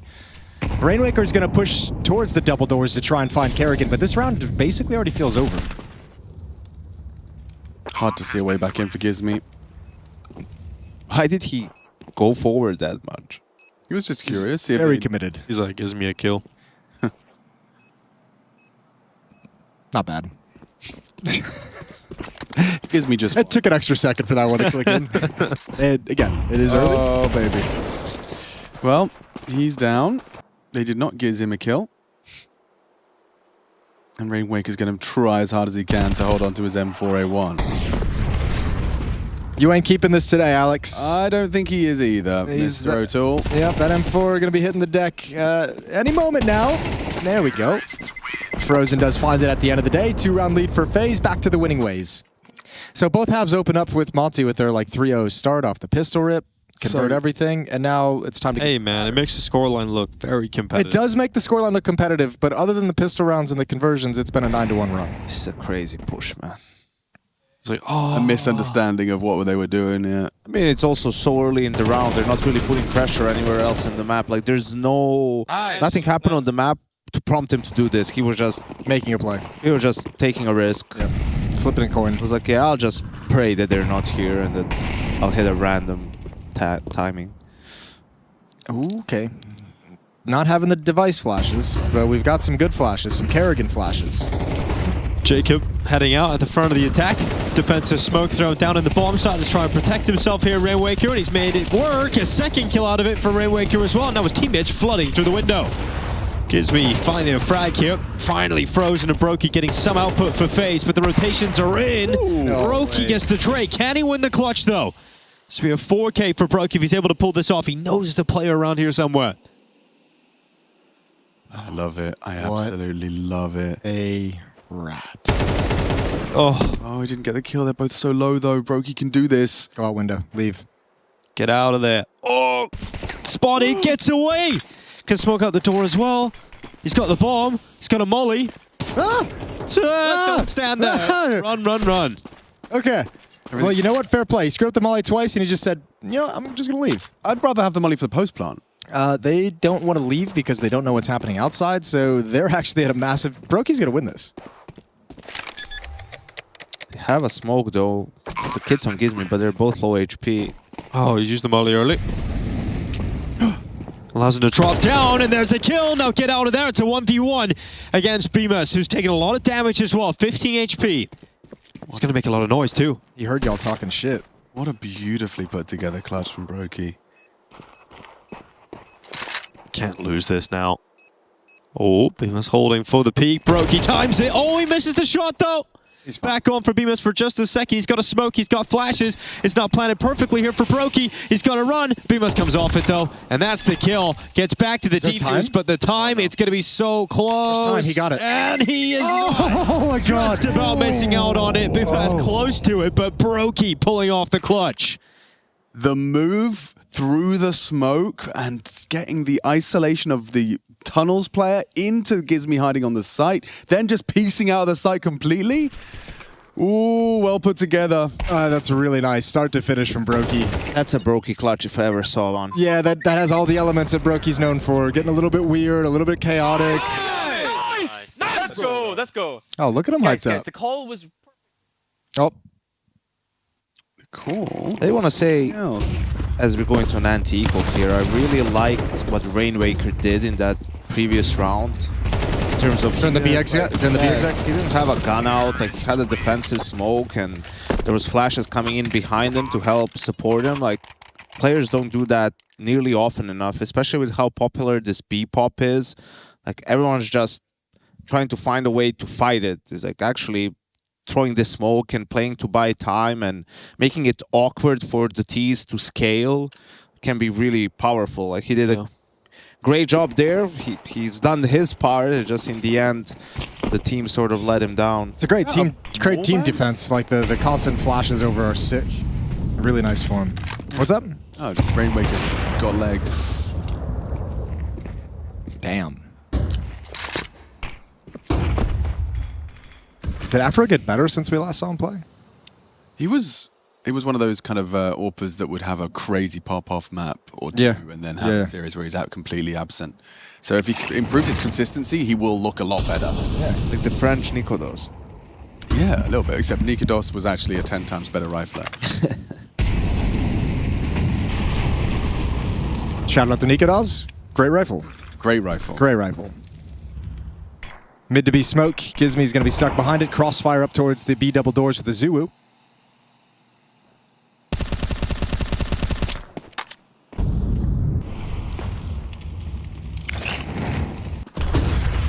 Jacob coming through the smoke at mid. Actually walks right towards the Zuu and falls very quickly. So Monte, 2 players to the good at the moment. Oh, Frozen's dead. He doesn't even know it. Yeah, there's no getting out of this one. Rainwaker's terrified. Unless he just backs off into the tunnels. Yeah, I'm surprised for him to be playing that so passively, but he's just playing contact as they feel the pressure coming. FaZe have had like options A, B, and C all taken away from him, so I think you just save from here. I think you're like, that sucks. We got nothing. They got money to rebuy utility in the next round. They got money for Jacob and Kerrigan to have an AK-47. So 11-8. Monte's staying in it and staying, close-ish. But they need to go on a streak. I don't think they've won outside of the pistols. Outside the first 3 rounds of each half. They won the 2v4. That's it. And now this. That's it. Well, in the first half, the 3rd round was a gun round, so there's that.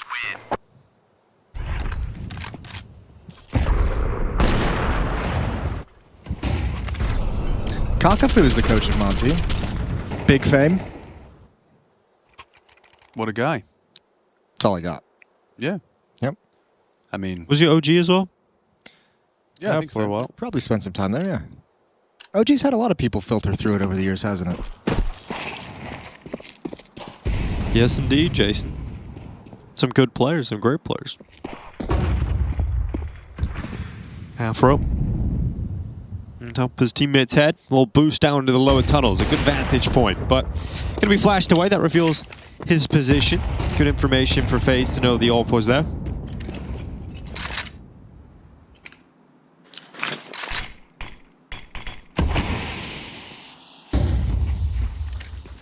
Gonna have to use a lot more utility just to ensure that this AWP is not playing close quarters. And Afro has backed off pretty far here. Can move in again though. That's exactly what he's going for. Ooh, missed shot. Good flashbang. Here's the delay utility to get the AWPer set back up over on railing for some defense. Gonna play at the corner from Car. Gizmy switches over to CT spawn phase. Happy so far. 50 seconds left on the clock. What's the second map in the series? Anyone have it on the top of their head? Overpass. Overpass. out to God B one time. Yep. Off Big Fame. Ooh, Dink did connect. Should be a Zulu. Yeah, okay, picks it up and comfortable on B. Rainwaker up against Brokey. Orp not in a comfortable position, but he can not get his eye to the scope in time. Heard that second player come in window. I knew he had to take that fight so he could actually turn and react. Good shot from Kerrigan. That's a large spin you'd have to make. 180 degrees, not in the cards. 11-9. Monte's within 2. This is a weird game. It feels like Monte's in this, but like it's been so dominant. Yeah, right. FaZe. They just started each half with the pistol. Yeah, you've just kind of gotten to this point because you have the benefit of the pistols to start each half. But other than that, you've been just embarrassed throughout most of this. Yeah, FaZe don't have a whole lot of money, so a scout coming out here for Kerrigan, Deagle for Twists. So really it should be 11-10 here. I'm surprised that in that B hit, Frozen wasn't the first guy with the MP7. And maybe they're able to get the trade on Rainwaker. Okay, there we go. Put them together. You peak, you lose. Line them up, knock them down.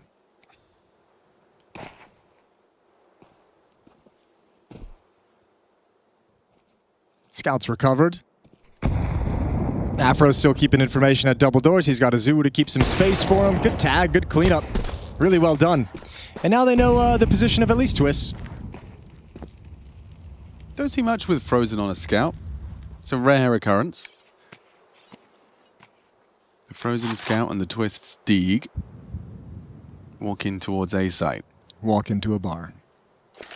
They say, excuse me, sir, I'll have 2 headshots, please.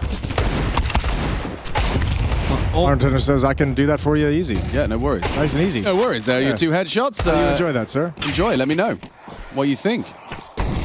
Asking for more? Yeah, absolutely not. That's why he doesn't scout. I like the style points. He doesn't use the jump shot. He's still going for the jumping shots. I'm a huge fan of it. I'm a huge fan of it.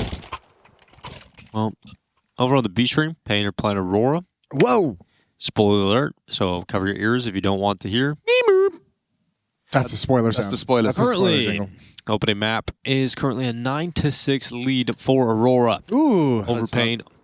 And now we have to 4 minutes to go. The spoilers are over sound. And now you can come back. Which they wouldn't have heard if they muted, so.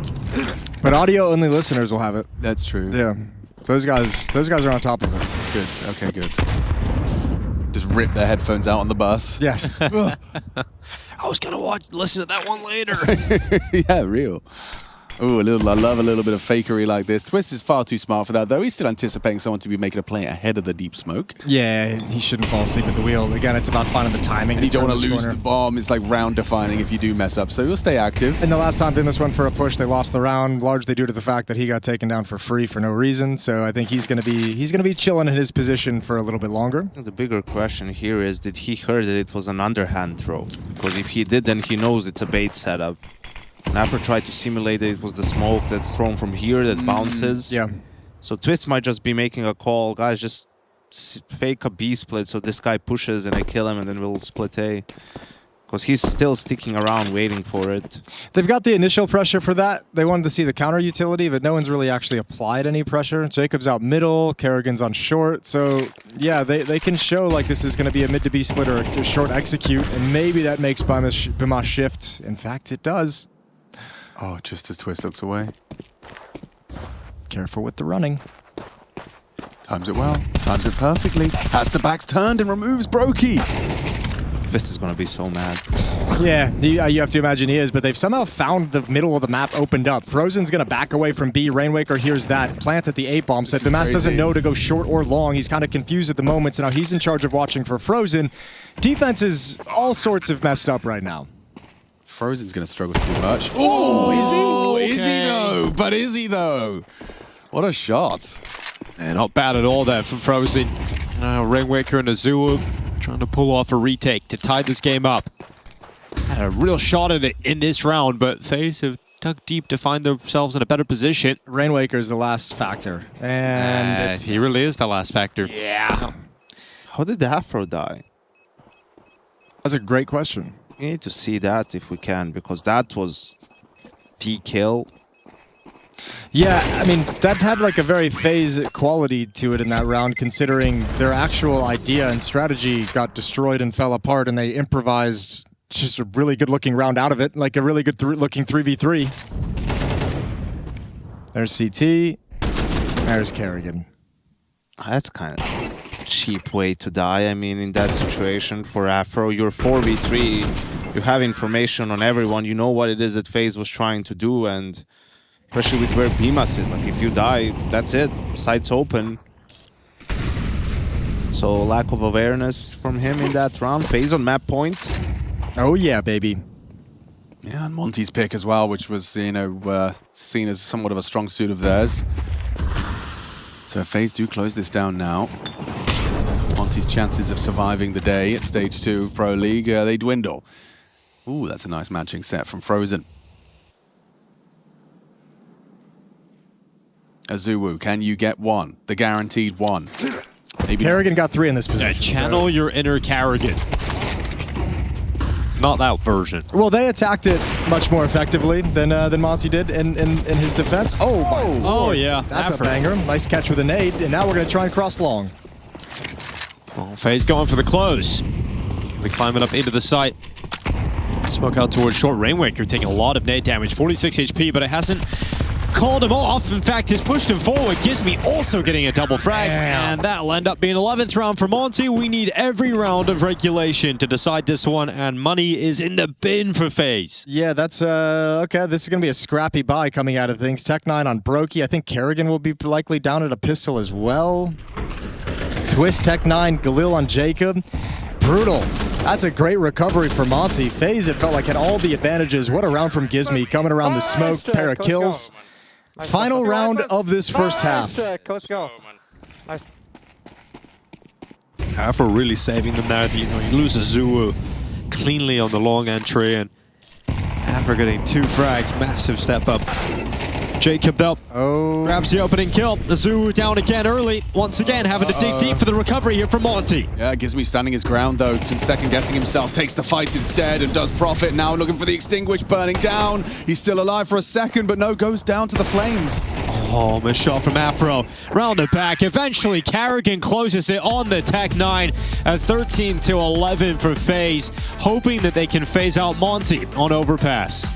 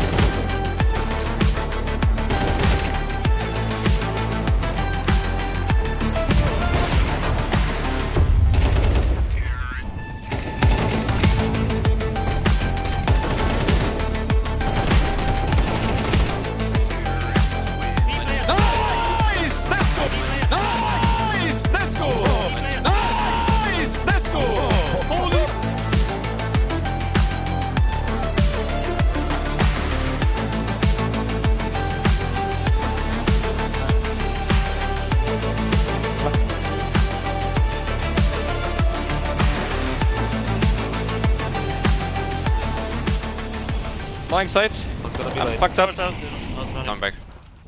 It's gonna be late. Side.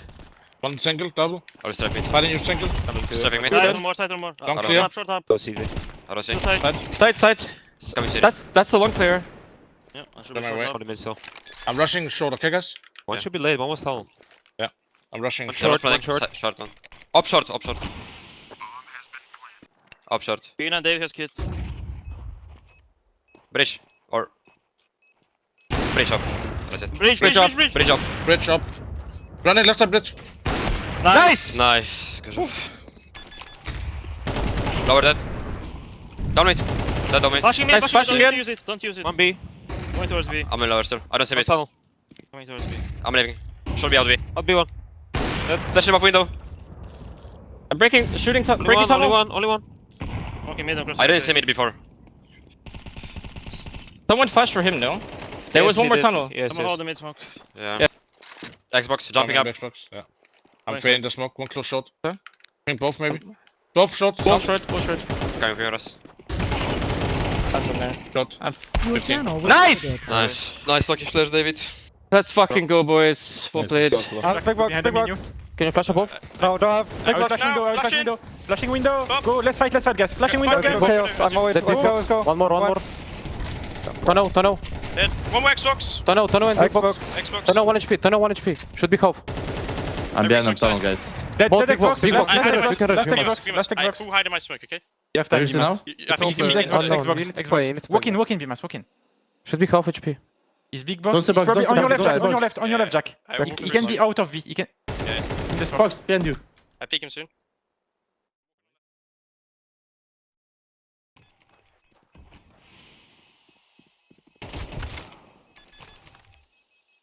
Oh. Nice! Let's go. Guys. A lot of people would say that home is wherever their family is. Maybe Alexi Bobo.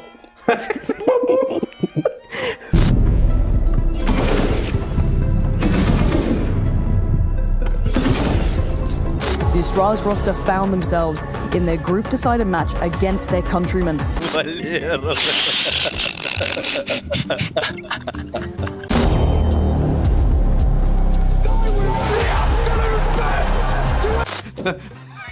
That's a good one though. That's a perfect one. It's the same.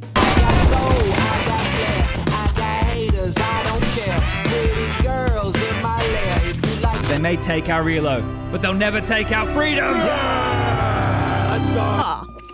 Well, we're back in business, and that sounded horrible on my end, but we are playing some Ice World. We've sent the IP out on various platforms.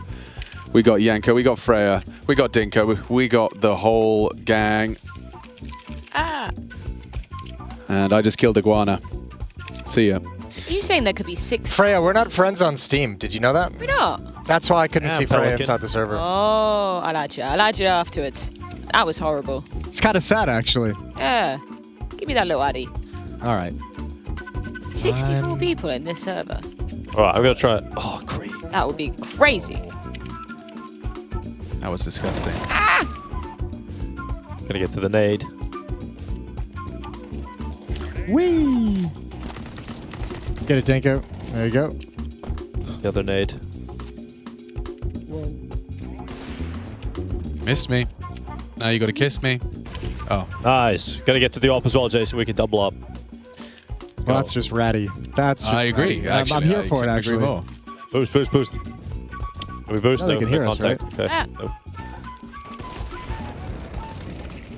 Dinko. You weren't ready for that, Jason. You weren't ready for that, Jason. I'm ready for the shotgun up the gut. No. Hey! All right. I'm fighting middle every single round. Yeah, that's the I just want to throw that out there into the world. My money's on Goose here. Come on, Whale. Come on, Whale. Oh, TNT, shark. NT. It's a close game already.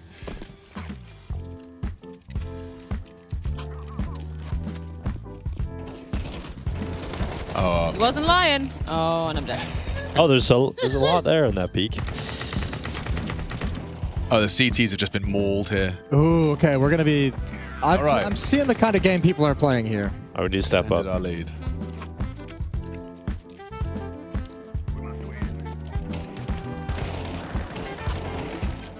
I can't kill anything.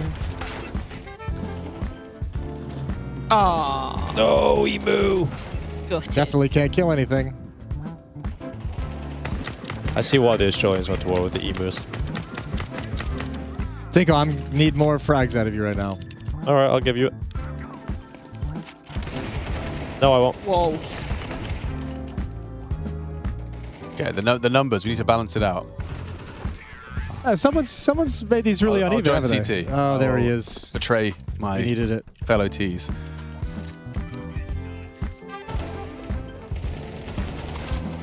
That was horrible. Me and Toucan are a deadly duo, bro. Dude, Pelican just owned me.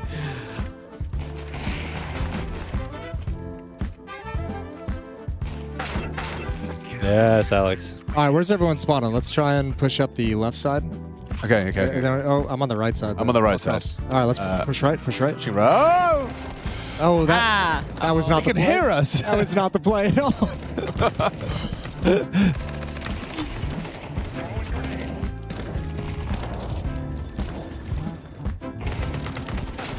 Oh, What? Unlucky, Denko. Dude, look at Duck's view model. They're all different names for me. Yeah, Duck. Oh, yeah, I don't know. This guy who's got I think like my the Duck is a different Duck. different Duck. My Duck has like a view model that is like up by his head. Okay, I don't have that. I think that's my Blackbird. Okay. The AWP is dangerous. Okay, how about this?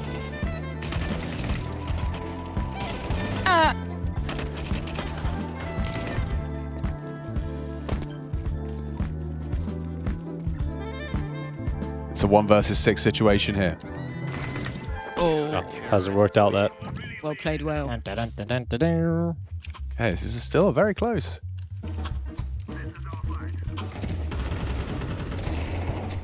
Oh my god. No. Oh. Who's ready for that? Vulture. Who's ready for that? Oh, your Duck is my salmon. I'm mid. Yeah, I saw the salmon view model. Yeah, it's a weird view model, isn't it? Oh, I can be creepy at everyone's skins. Okay. Who was throwing grenades? Which one of you was that? Who's throwing what? Throwing grenades. Me. That's a Dinko. That's a Dinko play. Classic rat play. You have to risk your life to get those nades. Oh.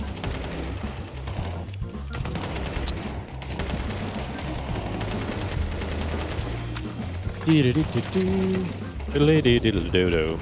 Dee-ba-bee-ba-bo. Dude. Shibby-dee-bee-dee-bee-boo. All right, CTs have come back. Okay, yeah. Wow, this is getting popular. This is going to be...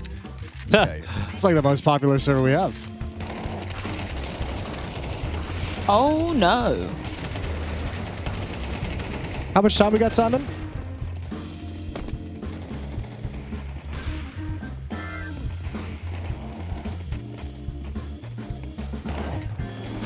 Okay. Nice. I went for something a bit ambitious there. All right, nice. CTs are pulling it off, yeah. Holy moly. We're going to run out of weapons on the ground. Going for the AWP Oh, is a death P90, sentence yeah, at let's this go. point. I got it. This is chaos.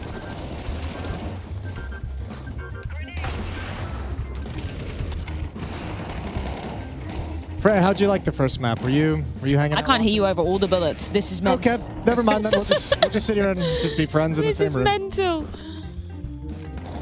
Let's turn the game sound down just a tad. Yes, let's go. All right, what were we asking, Jason? Sorry. How'd you enjoy the first map of the series? Yeah. That's all I thought it was going to OT. Honestly, they really had me. Really had me. Ah! What's the lore behind this map? There's no lore. It's just like a really popular old school. It's like one of the popular like 1.6 maps that you just hop into and just shoot people with. You know, It is a good one. there's no details. There's no rules. It's just run and Swing. Shoot. Yeah. Swing and shoot. I like how you can get up on the wall as well. That's a dangerous play. Anyone Change want a my boost? resolution, so I'll be back in 5 minutes. Come on, Zigzag. I'm better than mid you. This is your moment. This is not.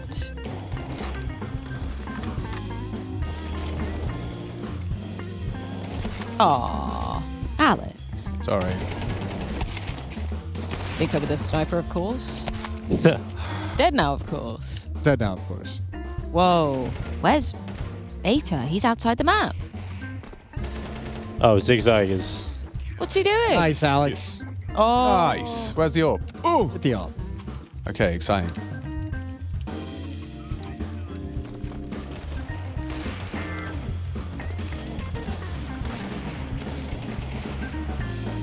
Get in there, boys.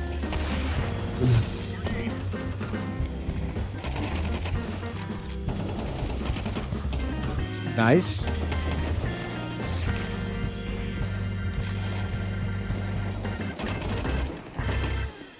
Digger, it's a risky game.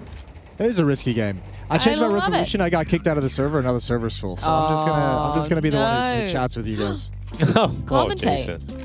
Well, I don't know. Commentary seems kind of hard at the moment. There's a lot going on here on this map. And FaZe dead again. My question is Yanko... Does Yanko have 20 kills yet? Yanko's locked in. Collateral. 3. 4.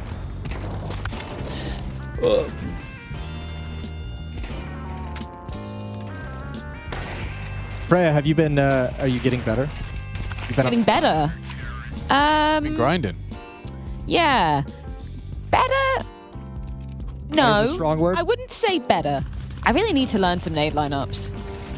That's we can my help. next You step. don't. Yeah? You don't I need to. Trust me, Jason doesn't know them either. Why I don't know I? any either.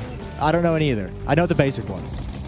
I don't. Like, that's I all need to Freya learn the needs. basic ones. Okay.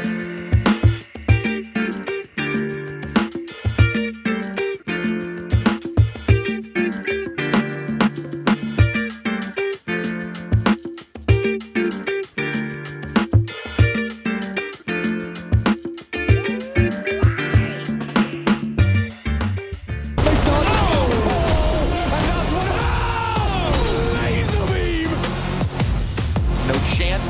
All dog.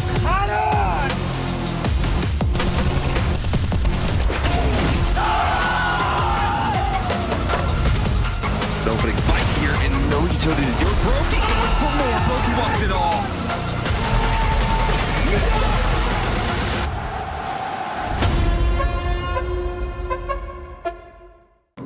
Damn, guys, we almost had this. Thank God that's over. Bored of endless matchmaking? Take your first steps towards EPL, experiencing real strategies against teams of your skill. Learn more at fce.gg/EPL. Ballin'. Spirit. Ooh-ya. Fight. Well done. Outstanding. Excellent. Spirit. Win. Fatality. And device looks like a pussy. Nice bait.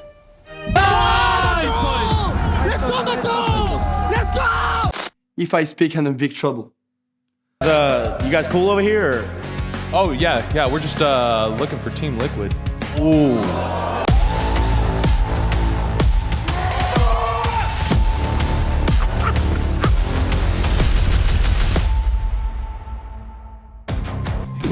Howdy, we're back in business. Map 2, first game of the day. FaZe Clan managed to weather the storm of the Monte Dust 2. And now we find ourselves on their pick, their turf. Overpass? Overpass? It feels like it's over though. That like outside of the pistol rounds there, that was a very dominant map from FaZe. Couple of hiccups towards the end of the second half, but without those first 3 rounds of each half, it just felt like Monte weren't really in it. And now we move into FaZe's map pick. You've got to feel like they can't lose this now. There's always something when FaZe start, when anyone's starting on the T side of a map like Overpass, though. Like, you never know how this half is going to go. This half could just end up being a complete disaster. We've seen it plenty of times before, yeah, right? Could be. And Monte, despite the struggles, kept it close. They were right there. It was there for the taking. It was a bit of an upswing. I mean, it would help if Monte can keep winning all the pistols. Definitely would. Yeah, they're probably going to need some of the boost there with the conversions and everything. You know, a stage 1 team, they managed to secure themselves a spot in stage 2. And now find themselves 0-2. It's a story as old as Pro League. Yeah, I think you're playing with house money right now if you're Monte, aren't you? You're kind of like, cool, we did it. Rainwaker's trying to get his name back out there. Yeah, trying to throw it out there. Gizmi trying to show and Azua trying to show that UKCS is on the rise. Are both of them British? Azua as well? Yes, sir. Yes. Azua played in Seoul for a little while. He was playing with the that's Portuguese right. guys. Yeah. Didn't necessarily work out over there, an experiment that didn't pan out, but Azua found himself now in Monte with Gizmi. So excited to see the future of this team, but it might just be where they meet their end today. We'll have to find out. As FaZe, when they get into elimination game, generally, to get that little boost, backs against the wall. We'll see if that is the story as old as Pro League as well. That only works until it doesn't, though. I'm still waiting for that day. Let's go, boys. What a way to end this game. So quiet, so calm, just to play this last force by as full chaos. Dude, that was fucking crazy. Hey, we saved all our cash for last round, no? All right, they're having fun. They're having the best time. Yeah, they're having a great time. I mean, you know, you always hear Carrigan talking about vibes. You always hear him talking about vibes. Vibes sounded high in that last round. And he is vibe manufacturing right there. Azu were going to go clear out low, and it seems like it's a crucial part of their plan. Carrigan, perfect range for the Glock headshot. All right, good start here as well. But the problem is, look how many players from Monte drifted towards B. The bomb was going towards A, but it's now going into the bathrooms. Okay, Carrigan. Oh, okay, you just freaked out a little bit. Oh, the poltergeist, I don't know, something happens, and here we are. Vimasi's got the 1 kill, 1-for-1 trade, and they're coming right at you. They're going down the connector stairs. This is crazy, okay. Vimas, let's see if he gets a fight. He's looking Run him down. Does he get the info early? Yes, he does. He's got Molly as well. That's pretty sick, actually. The Molotov is nice. But didn't need to peek behind it, but here we go. Afro with dualies. Yeah, what's he going to do with this? The counter flash from Heaven does stop them completely. It forces them to turn tail with 30 seconds. Pivot, yeah. And you left Brokey as a little lurk. It's going to keep Afro locked out, and now it's just a 2v1 for Gizmy. Well, Gizmy trying to be composed. Connecting the shot, though, and Twist just runs him over. Bomb's here. He can stop the bomb. Yep. Oh, he's right behind it. Okay, Afro, take your chance. Oh my God, FaZe have worked themselves out of this pistol round. Oh my God, Afro's got this. A real chance at this. He's down bullets, denies that. Rookie! Last second. Knocks him out of the sky. Bro, he's so mad the dualies didn't give him that kill earlier. Yeah. He's sitting there and he's like, if the dualies would have given me that kill like bullet 4, I would have been away. Just untucked sandbags as well. Like, what was it, 2 seconds on that one as well? I don't know if they run it down in time. I think there was still time for it. I don't know. I think there's like 5 seconds when he takes this fight. Yeah. But you get that quick kill. Brokey can run you down for sure. No way. No.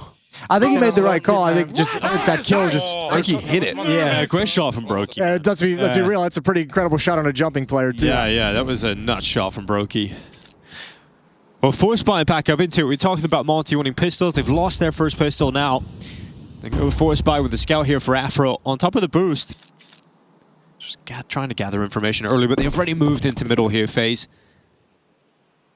Twist going down connector stairs now.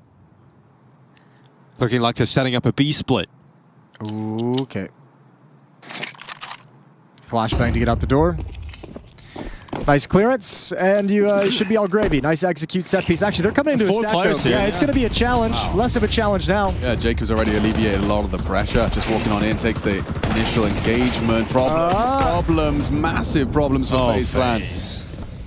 Collapsing into the stack. Those MP9's hitting like rifles. Yeah, truly.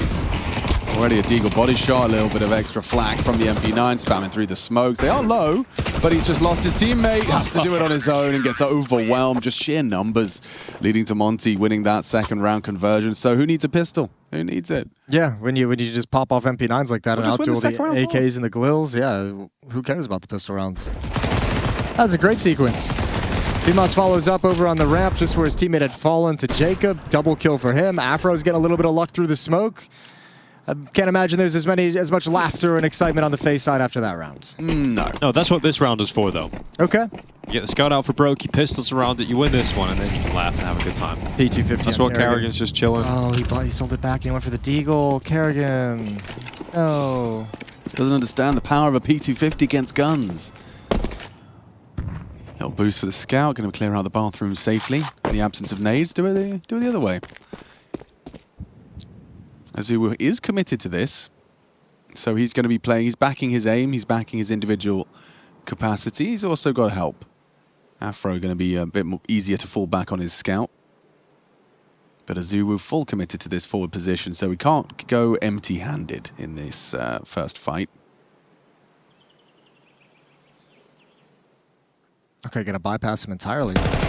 Okay, well, now you got the information. Long player, good tag. Now you need to make sure you chase him down before he gets away. There's the kill. Costly, but neutralized relatively quickly. Can still recover this. Carrigan fancies his chances. Partners up with Frozen, 2 Desert Eagles, and Incendiary at your toes. Yeah, Rainwake, okay, drive-by as well. Running accuracy, the MP9 on display. And Twist in the clutch. What have you got? A bomb plant would be lovely. Doesn't seem realistic. All right, let's see. One of Monte, Payne, Bait, and Heroic can make it through. Who are you picking? One. Let's just say, hypothetically, only one makes it through. They're all like the kind of like tier 2-ish teams that are kind of like surprising us a little bit right now in Pro League. If they keep it up, Payne, surprisingly. But no, I'd go Legacy, of course. Yeah, well, Legacy has that like leg to stand on from like last season with like the core they got. The art edition doesn't seem to have set them back too much. No, if anything, it seems they seem quite like reinvigorated. No, this is a risk because it could end immediately. Yeah. I will go for Heroic because if they can beat Furia today, then I think they have the level to do the whole thing. I think they get like the nice little like lackadaisical like kind of route back in. Yeah. To a 2-2 game.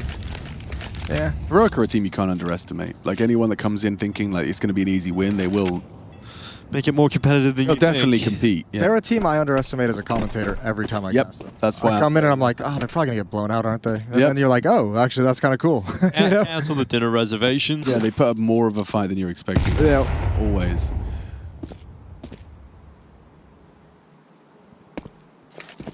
I like that for them, too. You know, every team's got to have something. Yeah.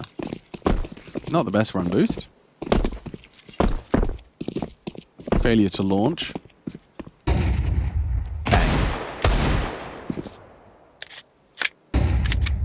I hate these rounds on Overpass. I hate playing these rounds on Overpass. When you have like a Deagle and Glocks. Like Overpass, I feel like I don't know a good anti-eco round on this outside of like a B-pop. Yeah, but you can, like, I understand why, because all it takes is one Deagle shot, and then, you know, you've got a chance at a plant, which you otherwise wouldn't have. Obviously, Gizmy's going to try and deny that, and he's done a very good job at doing so. They get shredded. Like lettuce in a salad. That's how I call it. A salad. A salad, Oh, please. I'll pass me have the the salad. Caesar salad. All right. Well, I'm sitting here and I'm thinking that this can't be FaZe getting eliminated today. No. That'd be too much, right? Oh, right. That feels like I came in today feeling like it was really possible, but the more I've thought about it, I was excited about it when we began. I like teams getting eliminated. This is the part of the tournament that really gets me excited because there's some stakes in it. You're saying this isn't where FaZe is like last I just Pro don't. League game. Yeah, this isn't the one. Okay. I think they're going to give us another one of those little, like, can they actually do it? Can they make it into the arena? It's such a solo play. Afro's doing this on his own. Just pure, aggressive AWPing, and he's got enough time to get away. See you later. Opening kill provided. Love that for him. Wow, that's ballsy. You got to respect that. Alrighty. Bit of short water control. Frozen going to clash with Bemis. Bemis finds his headshot, and Jacob got brought very low with his early engagement. So, getting away onto site is massive. You've got your advantage, and you can hold on to it now. Yeah, I like the swing, though. Twist was there to trade for him if anyone was committed to that kind of a fight. So even with the low HP, you still think you're going to come out 1-for-1, looking at a 2-to-3 or 2-on-3. Don't quite get it the way you set it up. Behind the monster smoke, it's about to fade, and this will be the last move of FaZe. 45 seconds on the clock. Two of you here. Seems Look at the utility, though. Broky's got flashes, doesn't want to use them. Yet. Oh, charging on in, and BMAS has got two. Brokey lines them both up. So it's got to be a 1v4 for Brokey, and he set himself up with a chance. He's got the health for it. He had the health for it. But down on 42, we'll see if he can still able to pull this off. He moves off the site, moves down into the water, looking to get a little bit messy as he gets aggressive. It was the right play to try and separate into the 1v1 fight, but Afro will be quicker on the scope. And Monte pull off the retake. So a 4-1 lead starting on the CT side. Afro quick on the draw. You know, it's a worrying sign because what you were saying, Jason, when we were coming in, we don't know what the T side start is going to look like for FaZe. Then they win the pistol and you go, okay, well, they might just get that buffer and they'll at least have 3 rounds to play with. Lose the second round. They don't win their own force buy. Now they've lost their first gun round. So everything is going against FaZe at the moment. Everything's going against them.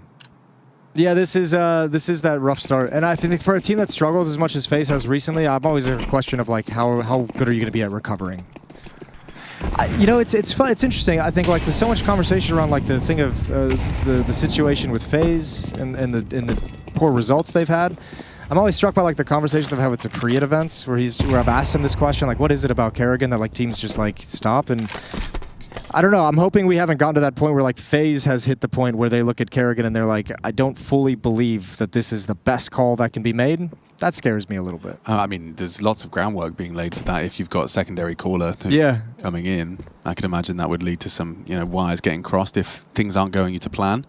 And also, I mean, I think part of that too is like they didn't really have anyone who did that even prior. No, true. Like, I think they just looked at it and they're like, we actually just kind of need some redundancy in this position. Oh, wait, are they going to be able to boost it? Yo, inspired. Wow, he hit it flick. back? Yeah, Afro actually hit that. Holy shell. Yeah. What the shell? Holy shell. Oh, Zuu blasting Kerrigan off of the map. He's taking a lot of damage here, though, Zuu. You're kind of in the danger zone, my friend, so back away. Danger zone. Knew that was going to get one out of you, Jason. Yeah, you set him up. Uncomfortable 30 seconds, boys. It's going to be probably Brocute holding on to his AWP unless you get a little bit more off the Deegs. 25. Monte cheat Afro back over. They've got plenty of bodies on the side. Good angle here from Gizmy around the smoke. They have to be pathing through this. He'll dip into the corner and nails it. That was a weird round. I don't think FaZe had any good options regardless, but they did lose the op as well, so that hits the deck in the hands of Brokey. He'll have a rough buy. Yeah, I don't know why he didn't just back away and save that. That'd be a nice tool. That's the Jason's Law. Oh, no, Kerrigan dropped it to him. Kerrigan's rich. Okay, fine. That's legit. Fair play. Kerrigan takes We love a selfless leader. We've got one. Yeah, appreciate your IGLs. International IGL Day. Yes. Yeah. They only need one day. They only need the one. Yeah, they don't get more than that. Dinko, Alex, you think you guys hungry at all? I'm starving. Starving? You want to go get some grub? Yeah, sure. Yeah, go. What's the food? What's it looking like? It's edible. It's edible. Ooh, that's what I like. That's, again, it's a bare minimum kind of a day. That's what it feels like. Yeah. It's edible. It tastes better than it sounds. Okay. All right. Enjoy your lunch, Alex. Going well in terms of the initial nade damage here from Monte, but for FaZe, at least they got the advantage going for them this time. And more damage as well for Monte. Yeah, they really are good with their nades. Yeah, and I mean, you have a man advantage, and a lot of this is going to be unconfirmed, but, you know, FaZe, this man advantage can disappear really quickly when you have Jacob at 14, Brokey at 29. There we go, there's one of them. Giving some haircuts. 3-man stack on the B-bomb site again here for Monte. Will FaZe walk into it? Oh, it's really what got them to this point of the game, going into a B stack. Twist is searching for information, but Azuwu is in behind. There's the push out through short. Frozen's got the kill here on Rainwaker. Oh, here's the footsteps. Bomb. And the bomb. Yeah, Azuwu. You have played this perfectly, my friend. Great position. Trigger discipline. Waiting for the connector player to come up, but just about misses out on the perfect play. Twist gets the frag and the ball back. 25 seconds, moving into the site. And you've got Gizmy and Afro having to come up on the rotation. He must have never known Twist was over at Divider. That's a sick shot from Twist to come out so fast with the trade. Yeah, and Twist obviously leaving the bomb, realizing he just wants to take the space to make sure he's in a better position early to cut off these rotations. And that's exactly what Twist does best. So now it's all on Afro. He's coming up. He's having a look here. But very tough to see a world in which he wins this fight because you've had a reposition as well from Twist. He's gone around to bank. And now you've got Frozen in the bomb site as well. Twist, really solid round here individually. And he will be the man to get the reward to close out the round. A second T-side round here for FaZe.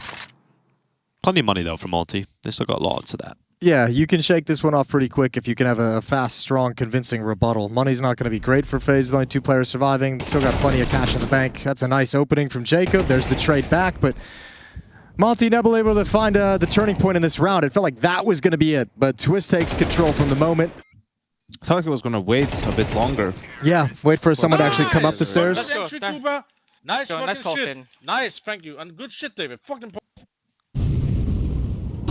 Kerrigan really glazing the team. Yeah, I mean, I think they realized probably had some problems with energy, right? Playing online games, you know, some of these, again, against Spain, you know, it's 2 overtimes on the first 2 maps, and then FaZe just pulls apart on the decider, happens way too often. So now they're being conscious about keeping the spirits up throughout. Yeah, I imagine that's been a long talk over the past few months.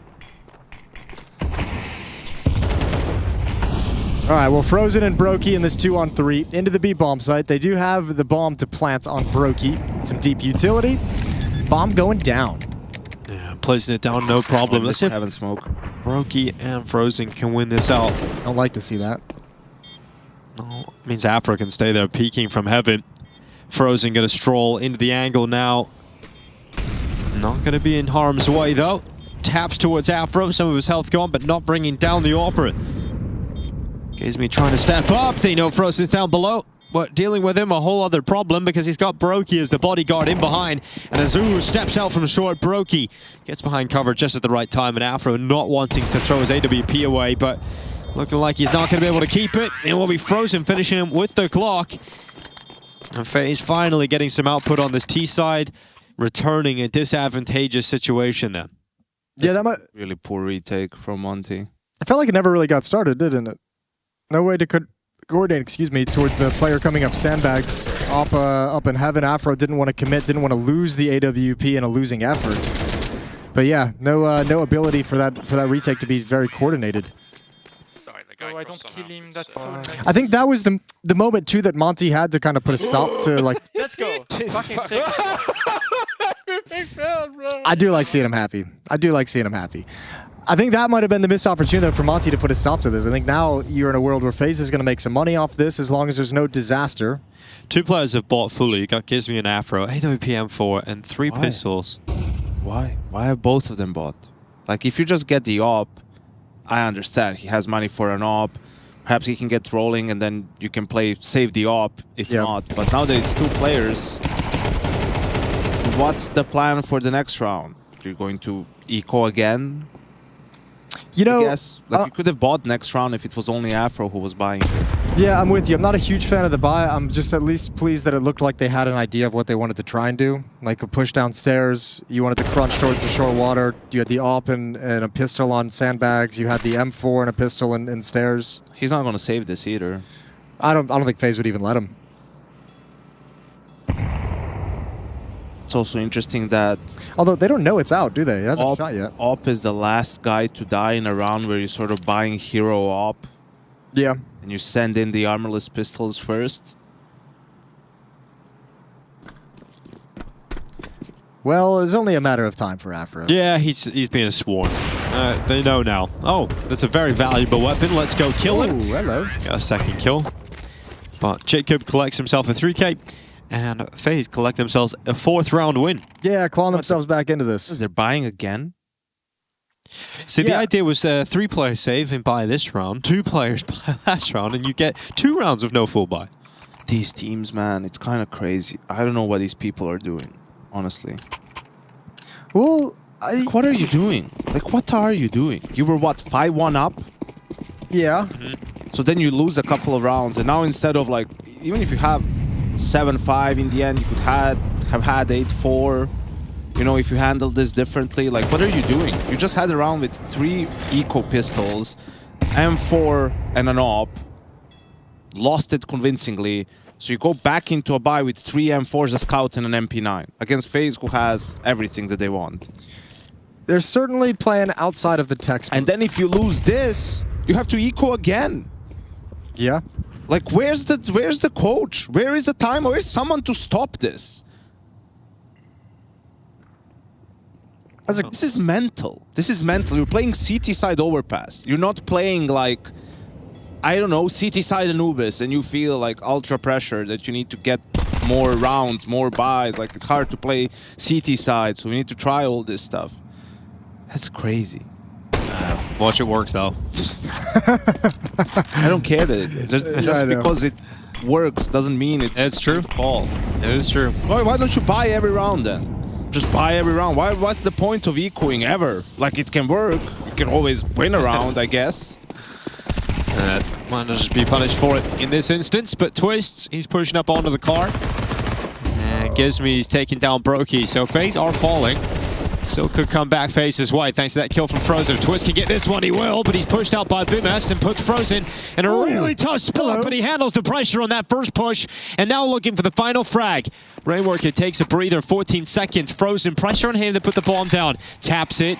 Molly pulled, and now still enough time to commit to the bomb plant. Rainwaker not going for it. Again, calling his bluff. Just enough time here for Frozen. Puts it down on the truck. Oh my god. And he gets it, and he wins it. Oh, Frozen. Well handled under pressure. That's why you call him the Iceman. Perfect play from Frozen. Oh, that's a wild clutch. That is an insane clutch to get for Frozen. Even having to outlast as the round timer's coming to a close. Baiting Rainwalker and the indecision. All right, guys. Trust me, we buy again. It's going to work this time. I hope they do, actually. It's going to work this time. If they buy right now, I'm all in. I'm all have 2 rounds left anyway. What's the difference? 7-5 for us, 7-5 for them. Still 7-5, so it's the same thing. Yeah. Well, you either win or you lose. It's anyway, chance. That's right. Maybe he was in the toilet when they were like doing these decisions, you know? Yeah. Maybe he wasn't there. Maybe he came back. Thought, okay, we're gonna eat cookie. I'm gonna take a quick piss. Bounce back. Wait, what the hell? Everyone's bought. What the hell? Let's go!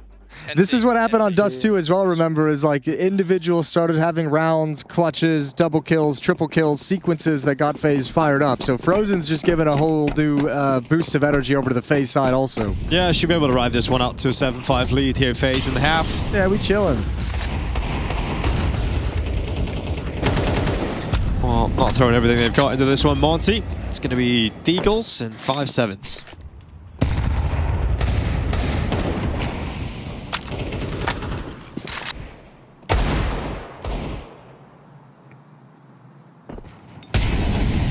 Do you have any doubt today coming into this game, Yanko, that FaZe could lose it? Absolutely. Well, that's not the best Molotov in the world. Oh, flashbang. Nice. Only they had SMGs here, man. They had a scout or something as well. Yeah. Should have bought here as well. Here's the Gizmy team. This is going to be brilliant. Is this going to be his Dupree sequence? Maybe not quite Dupree, but it's going to be moment. It's going to be his Gizmy sequence. Come on. This moment defines Gizmy. Oh, that's unfortunate. That's all unfortunate. 6-5. FaZe have taken the lead right at the tail end of the half. Yeah, so last round, and we're going to get a good buy here coming out of Monte. So you're going to get an AWP. You're going to have everybody on rifles. We're back now. And all the utility and a single kit. Spy probably wouldn't have been as good if they didn't force the AWP and the M4 out earlier in the half. And they would have maybe had more kits, though. Yeah, true. So, just the one. Who needs those? Just kill him. Just don't let them plant. It's a good strategy, really. If you're buying kits, you think you're going to be a weak defensive team. Well, there's Afro. Good start here. Brokey running right at Boomass. Love that he uses the AWP like a shotgun. And now the push through the monster smoke from Twist. Some confidence here from FaZe, but perhaps humbled by that kill from Gizmy. Giving the advantage right back. That might be a play that Twist wants to have again. Might have been thinking that the pressure that Brokey applies, the kill, the pace towards short would have taken an extra defender, someone away from watching Monster, but he can't get the job done. 3-on-4 for the rest of the round for FaZe. And they got no presence towards bathrooms, no presence towards the A-bomb site. Azubu starting to search in for bathrooms, going to shrink this map for his team. FaZe really only have a B hit to descend into at the end of the day.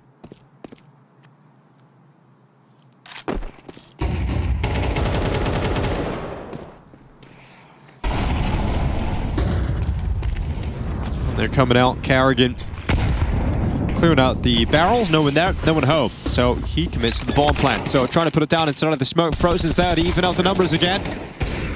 Monte relying upon Afro and Azuu. The double A's coming in to win this one. Brokey with a 1v3. Can't do it. Can't pull it off. So in the end, it is a tied half. 6-6. Monte with a strong start. Remember, they're 5-1 up, but 6-6 as FaZe have a comeback.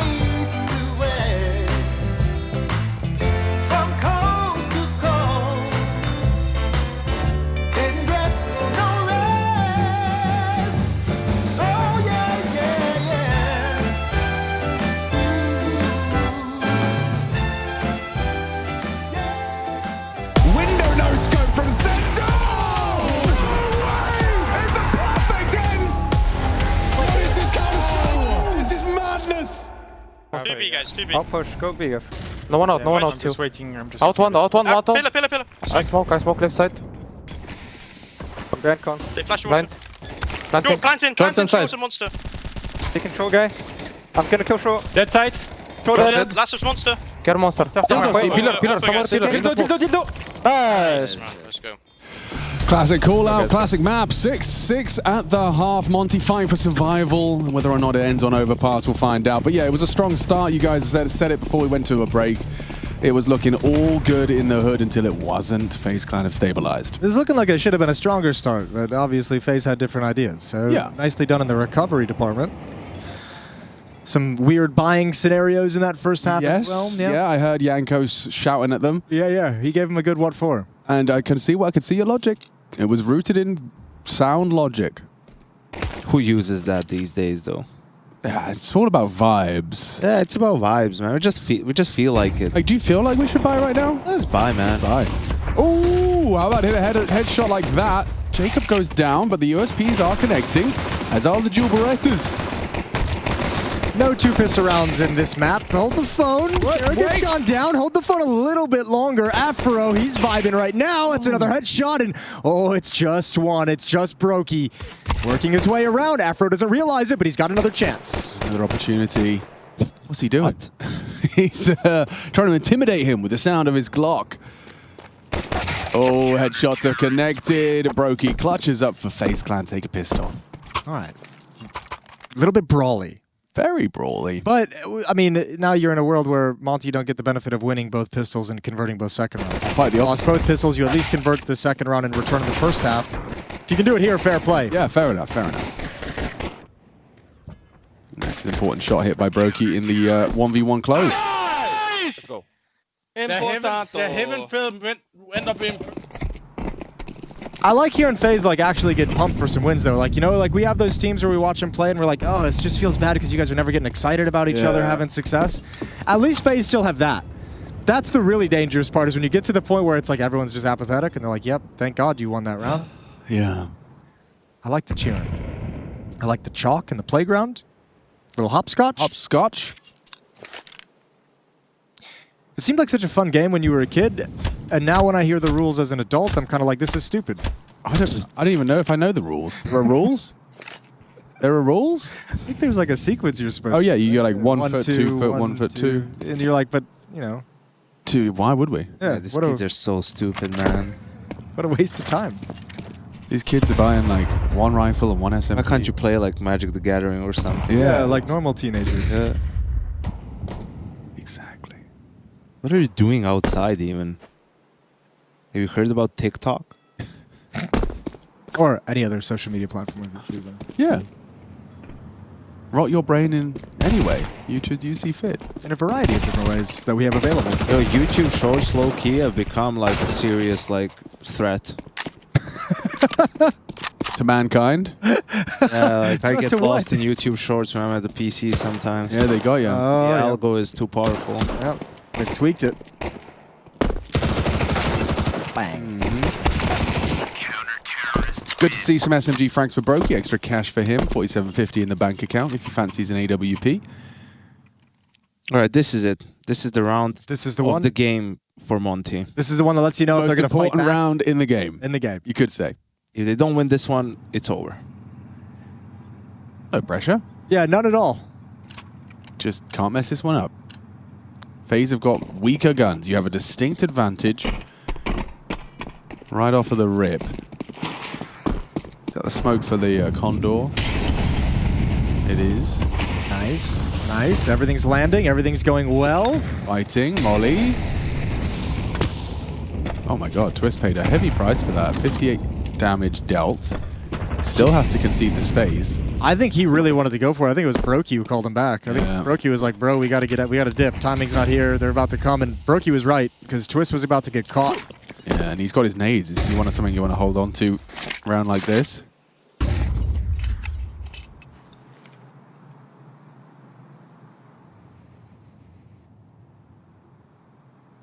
B finish is brewing. limited util for the finished blow. I mean, what, 2 smokes?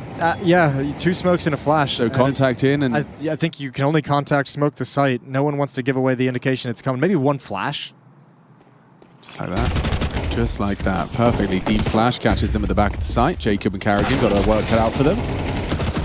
Solid fight from the MP7, getting decent output. Didn't find the kills he needed, but the nade will finish off one of them. Ooh, does enough damage to where they can actually clean these players up as they come in immediately on the rotation. Bomb is still on the ground, so no plant yet. Afro putting it in. Okay. Rainwaker's low. Doesn't look good for Rainwaker. He's hoping they walk past him. Can he use that smoke against them? It's early in the smoke, too. Yeah, this is cheeky. Not cheeky enough. He's been found, and this most important round comes down to Afro in the clutch. Clean for the first, second wasn't... Ooh, didn't work it out quickly enough, but the bullets didn't connect from Brokey immediately. And so that's FaZe up to 9. That's Monte back down to the doldrums. And their chances wane, as Yanko has already highlighted. It's over. It's over. It's over. Especially with the weaker weapons. Coming out with a win like that, get 2 free upgrades to the AK-47s, plenty of money to rebuy. Yeah, this is a tough round to let slip away if you're Monte. 6 to 9, still within reach, still doable. Just it feels like it's only gonna kind of snowball away from them from here, especially this next round. What the He's got a Pro League pillow. Representing. How did they get that? Popped in his backpack, didn't he? I want one. You're sitting on like 6 of them right now. I know, but I want one at home. Yeah. Pop in the suitcase. All right, don't tell anyone. No, I won't. No one can hear you. It's fine. I don't think Simon would even be mad. Jackson would be cool with it. He'd be like, I'd love you to have a Pro League pillow. Yeah, Jackson would. Jackson would like that. Simon is too. Sorry, Simon. Simon's probably cool with it. 90%. Oh, good trade. Still a man advantage for FaZe. Circling around the bomb site. Oh, nothing. Easy. Not easy at all. A little bit of room. That's about it. No, this one's drifted out of control. Might already be there. 10 to 6 is going to be the scoreline. Afro goes down last. Who's popping off on the other side? It's Afro with 14 and Azua with 13. They're getting a good amount of frags on the board, just not able to close some of these rounds out. A couple clutches have been there. Yeah, the 1v1 on the pistol obviously would have had a huge impact as well. Afro in that 1v2 he made it down to. And then Frozen wins his own 1v2 as well in the first half. Like, they just have a lot of clutches going the way of FaZe. So kills are there. Rounds are getting close and tense at different points, but FaZe always finding the way to come out on top. That's thinking music right there. Just a quick team talk. You only need yourself 3 more rounds and you're safe for another day. And for Monte, you'll... but you won't have to go far. You are home. Yeah, you're chilling. Yeah. Actually, no, they're at boot. Are they? Well, looks like Afro is at home. I think they bounce him in different places, so I'm assuming they're all at home. Unless they're all in like one very different decorated house. That'd be cool. Yeah. Like one house, 5 different themes. Yeah. Yeah. You give an interior designer, you know, everyone gets to design their own room. What would your room be? It would have a big race car bed. Okay. Yeah. And lots of Legos. That's pretty sweet. Yeah. Legos are awesome. They are. Are they Legos? Or Lego? Like, is it like sheep? Do you pluralize it? I think it's Lego. Yeah. I think it's Lego. The plural singular. I think you're right. Yeah. You can ask Carrigan. He's Danish. He should know. It's true. Those ballbanks weren't far off, and Rainwaker is still putting the rod in the water. Seeing if anything wants to take a nibble.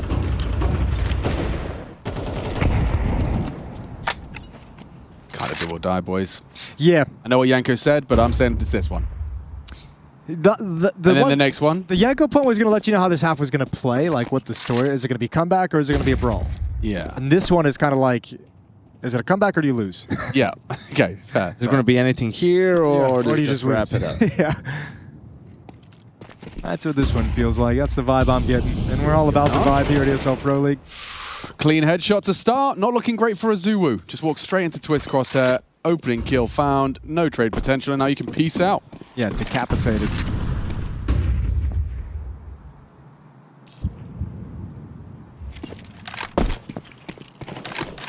Okay, a little bit of damage on a Carrigan. No one's really settled into anything quite yet.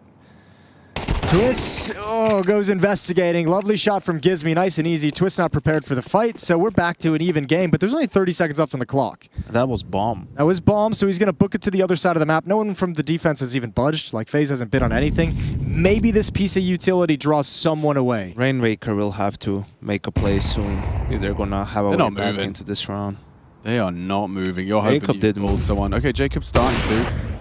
Brokey's feeling the pressure. Jacob leaves. It on Carrigan, but he's played them like a fiddle. And that's the round. Yeah, they cross like ships in the smoke. Ships in the smoke. Yep. Oh, after the time as well. Ooh, good win from Rainmaker. We'll take any win we can get. We'll take any win we can get. That was. Oh, Carrigan. Yeah, that was something. Made the round-winning play though. That's what. That's all that matters in that round. Yep. Remember the good stuff, not the bad stuff. Timeout from Monte to talk things over. Their second of 3. I need to burn them in back-to-back rounds. This is going to be a tough one to recover as well. Don't get anything going there. Almost running out of time. Afro's going to have an op. Galil's on board. Missing utility for this T side in this next round. But a decent enough crack at it to force the buy out of Monte. Yeah, that was an obvious fake, it felt, the whole way through. And just the little sound cue, the footsteps letting Carrigan know exactly what's happening. Monte trying to wheel it back to the A bomb site with a little fake. No dice. Round 18, 11-6. It always feels like such a sick idea, like when you get like bomb spotted long or you get some early fights long, that you're going to throw smokes towards A and finish B, and Carrigan has demonstrated why that can be so easy to rumble. It might have been an effective fake if it happened before like the 25-second mark. Valid. You know? It's like you said, it's a good idea. Just at that timing, it just didn't make any sense to move. Ooh. Okay, there's the attempted trade and successful equalizing kill from Jacob. We're into a 3-on-3. Yeah. Not anymore, we're not. Afro's patience rewarded. It's not a bad bait, though. Look at Frozen. Yeah, you're going to expect another one to have crossed. You are now off the back of the flash. Afro finds the kill, then flashes in Gizmy for short access. Bomb can go B. Su just working out that he has the bomb. And a very uncomfortable one for Brokey. He could give it a go. He could have a look. Nah. He could. He shouldn't. He shouldn't, but he could. He wouldn't. What would James do? James would be long already. Yeah, that's what Brokey should be asking himself. Yeah, WWJD. We've really come full circle on James, haven't we? Yeah. I think he's got a more exciting team around him now. He does. Well, I don't know if it was the team. He's calling more exciting Counter-Strike right now. True, but Flit and Fame were pretty damn exciting. Yeah. In their heyday. Yeah, Flit was nuts. Fame too. Sure. Norbert, he's pretty sweet. Norbert Kicker. Best esports player. Yeah, best esports player of all time. History of the world, yeah. The Norb. It's Norbin time. Norbin makes me feel good. That's his theme tune. Yeah. Got a nice little jingle with Plays it every time he walks out. Yeah. They survive one. Yeah, they're still kicking. We're going to run it back. Plenty of money for the FaZe side of things. Brokey has that AWP that he saves. M4s and everyone else. We're going to get their timeout. So Carrigan wants to talk things over. Or Neo. Or Neo, or the assistant coach. But Neo, it looks like. I don't think he can be in the team speak with them. So he just popped in for like the hype speech at the start? Yeah. That's like, you think that's his job? Yeah. Like, you're going to take the hype speeches from now on? Oh, we did lose a player. We did lose one. So we're going to get a tech after this tack. Tac-tac-toe. They'll go toe-to-toe. And they'll go toe-to-toe. What a game. Who do you think was the first person to draw an X and an O in the sand and start playing? I bet it was a caveman. Caveman were playing tic-tac-toe? Just hopscotch as well? Yeah, it's probably back in the day. I thought it was a lot more fun. Yeah. Yeah. Less rules back then. Right. And no, you get a kind of... I don't know where to go with that one. I don't know where to go with hopscotch. No, neither do I. No one does. No one really. You'd know where to go with just scotch though, Jason. Yep. Yeah, that's true. Whiskey sour. Oh, you put the song back in his head. Oh, we haven't had that in a while. The song. Tonight is the night. Oh. Yeah. We can have a whiskey sour tonight though. Treat ourselves right. No Rain Waker. Yeah. Come back to us, dear Waker. Yeah, come on, man. We were just having fun. What do you think? What's the logic behind that name? Rainwaker? Is he awaking the rain? Like, is there another definition? Like, he leaves. What is awaker? Define. What is a waker? Not that. Most commonly refers to a South Korean boy band. Okay. Not them. Don't think. Not that boy band. No. Doesn't look like Rainwaker would fit in. Are you thinking like he's someone who wanted to have a name that really showed that he like brings the rain? No. Yeah. Well, like, what does it mean? No one knows what it means. Rainwaker. Yeah. Like, rain was taken. Sure. Maybe you just wanted to kind of add a couple of syllables to it. Well, awake is not like an anime character or something. Maybe it is. Yeah, I'm not very anime attuned. Our anime expert comes in later today for any questions you have regarding the anime world. DHL mailbag at efg.gg. Get involved. Do you got any questions for us or for the next crew? The Harry Hugos, Chads and Henrys of the world? Buckethead, perhaps? Trace Tanasaranthus. We can forward them to him on his adventures. Oh, you're right. Shit. Yeah. I didn't know we could do this. Come on. Yeah, we could do a whole dance thing. Wake refers to stopping sleep. Such a jam. I'm bopping your head. Are you bopping your heads at home? Let us know. DHL mailbag. I'm bopping my head.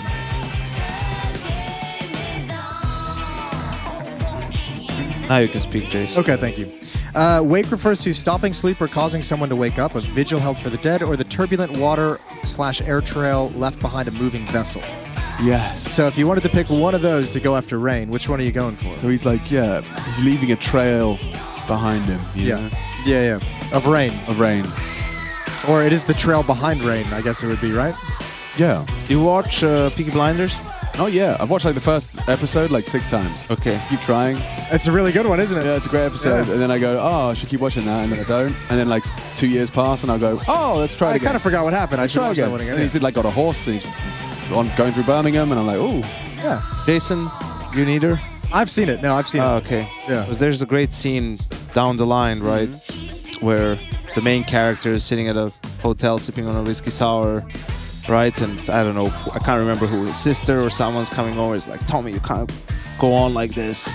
You know, living out of a hotel, no caring, blah, blah, blah, blah, blah, blah, blah. And he says, sex, freedom, whiskey sour. Which should I give up first? Well, I mean, it's probably quite an easy choice. Alluding to that he's living a very nice life. Why would he change anything? He's having a great time. Yeah. Just like we are right now listening to this song. It is a banger. They've done good work with music over Honestly, the seasons, yeah. Shout out to ESL. I think Almit's a big part of that. Yes. He just Ahmed, spends. and I know he's got one other person he works with. I can't remember who. They're just constantly just listening to the massive catalog and finding the bangers. Yeah. It's quite a cool job. I mean, look, it is fun. It's an easy thing to just chuck on the side while you're doing something else. Maybe in an airplane when you're flying. Simon, have you done this too, where you're just cycling through the catalog going, I like it, I like it. I don't. Yeah, I bet I can imagine that's a nice way to spend some time. Simon watches more the video content, no? He's doing that too. Also, they're conspiring against us. Simon was cackling like an evil witch when I was getting my lunch, and then I came past and they were like, oh, you can't know what we're talking about. Okay, so they've got something planned. They're conspiring. They got something going on this production people. Just saying. Just another day. Yep. And Simon's... Simon, is there any... I see you. Is there any music that you guys said no to just categorically out of the gate? But yeah, of course. Like what? Death metal. Yeah, death metal. That's kind of mean. I wonder why. Okay, that's fair. What about any like country music? We got any country music on the... No, country's always on the table. Okay, country's on the table. It's hard to find good country music in the production. I'm not a huge fan of country myself, but... Country music's underrated. I'm glad it's on the table. Good country music. Yeah.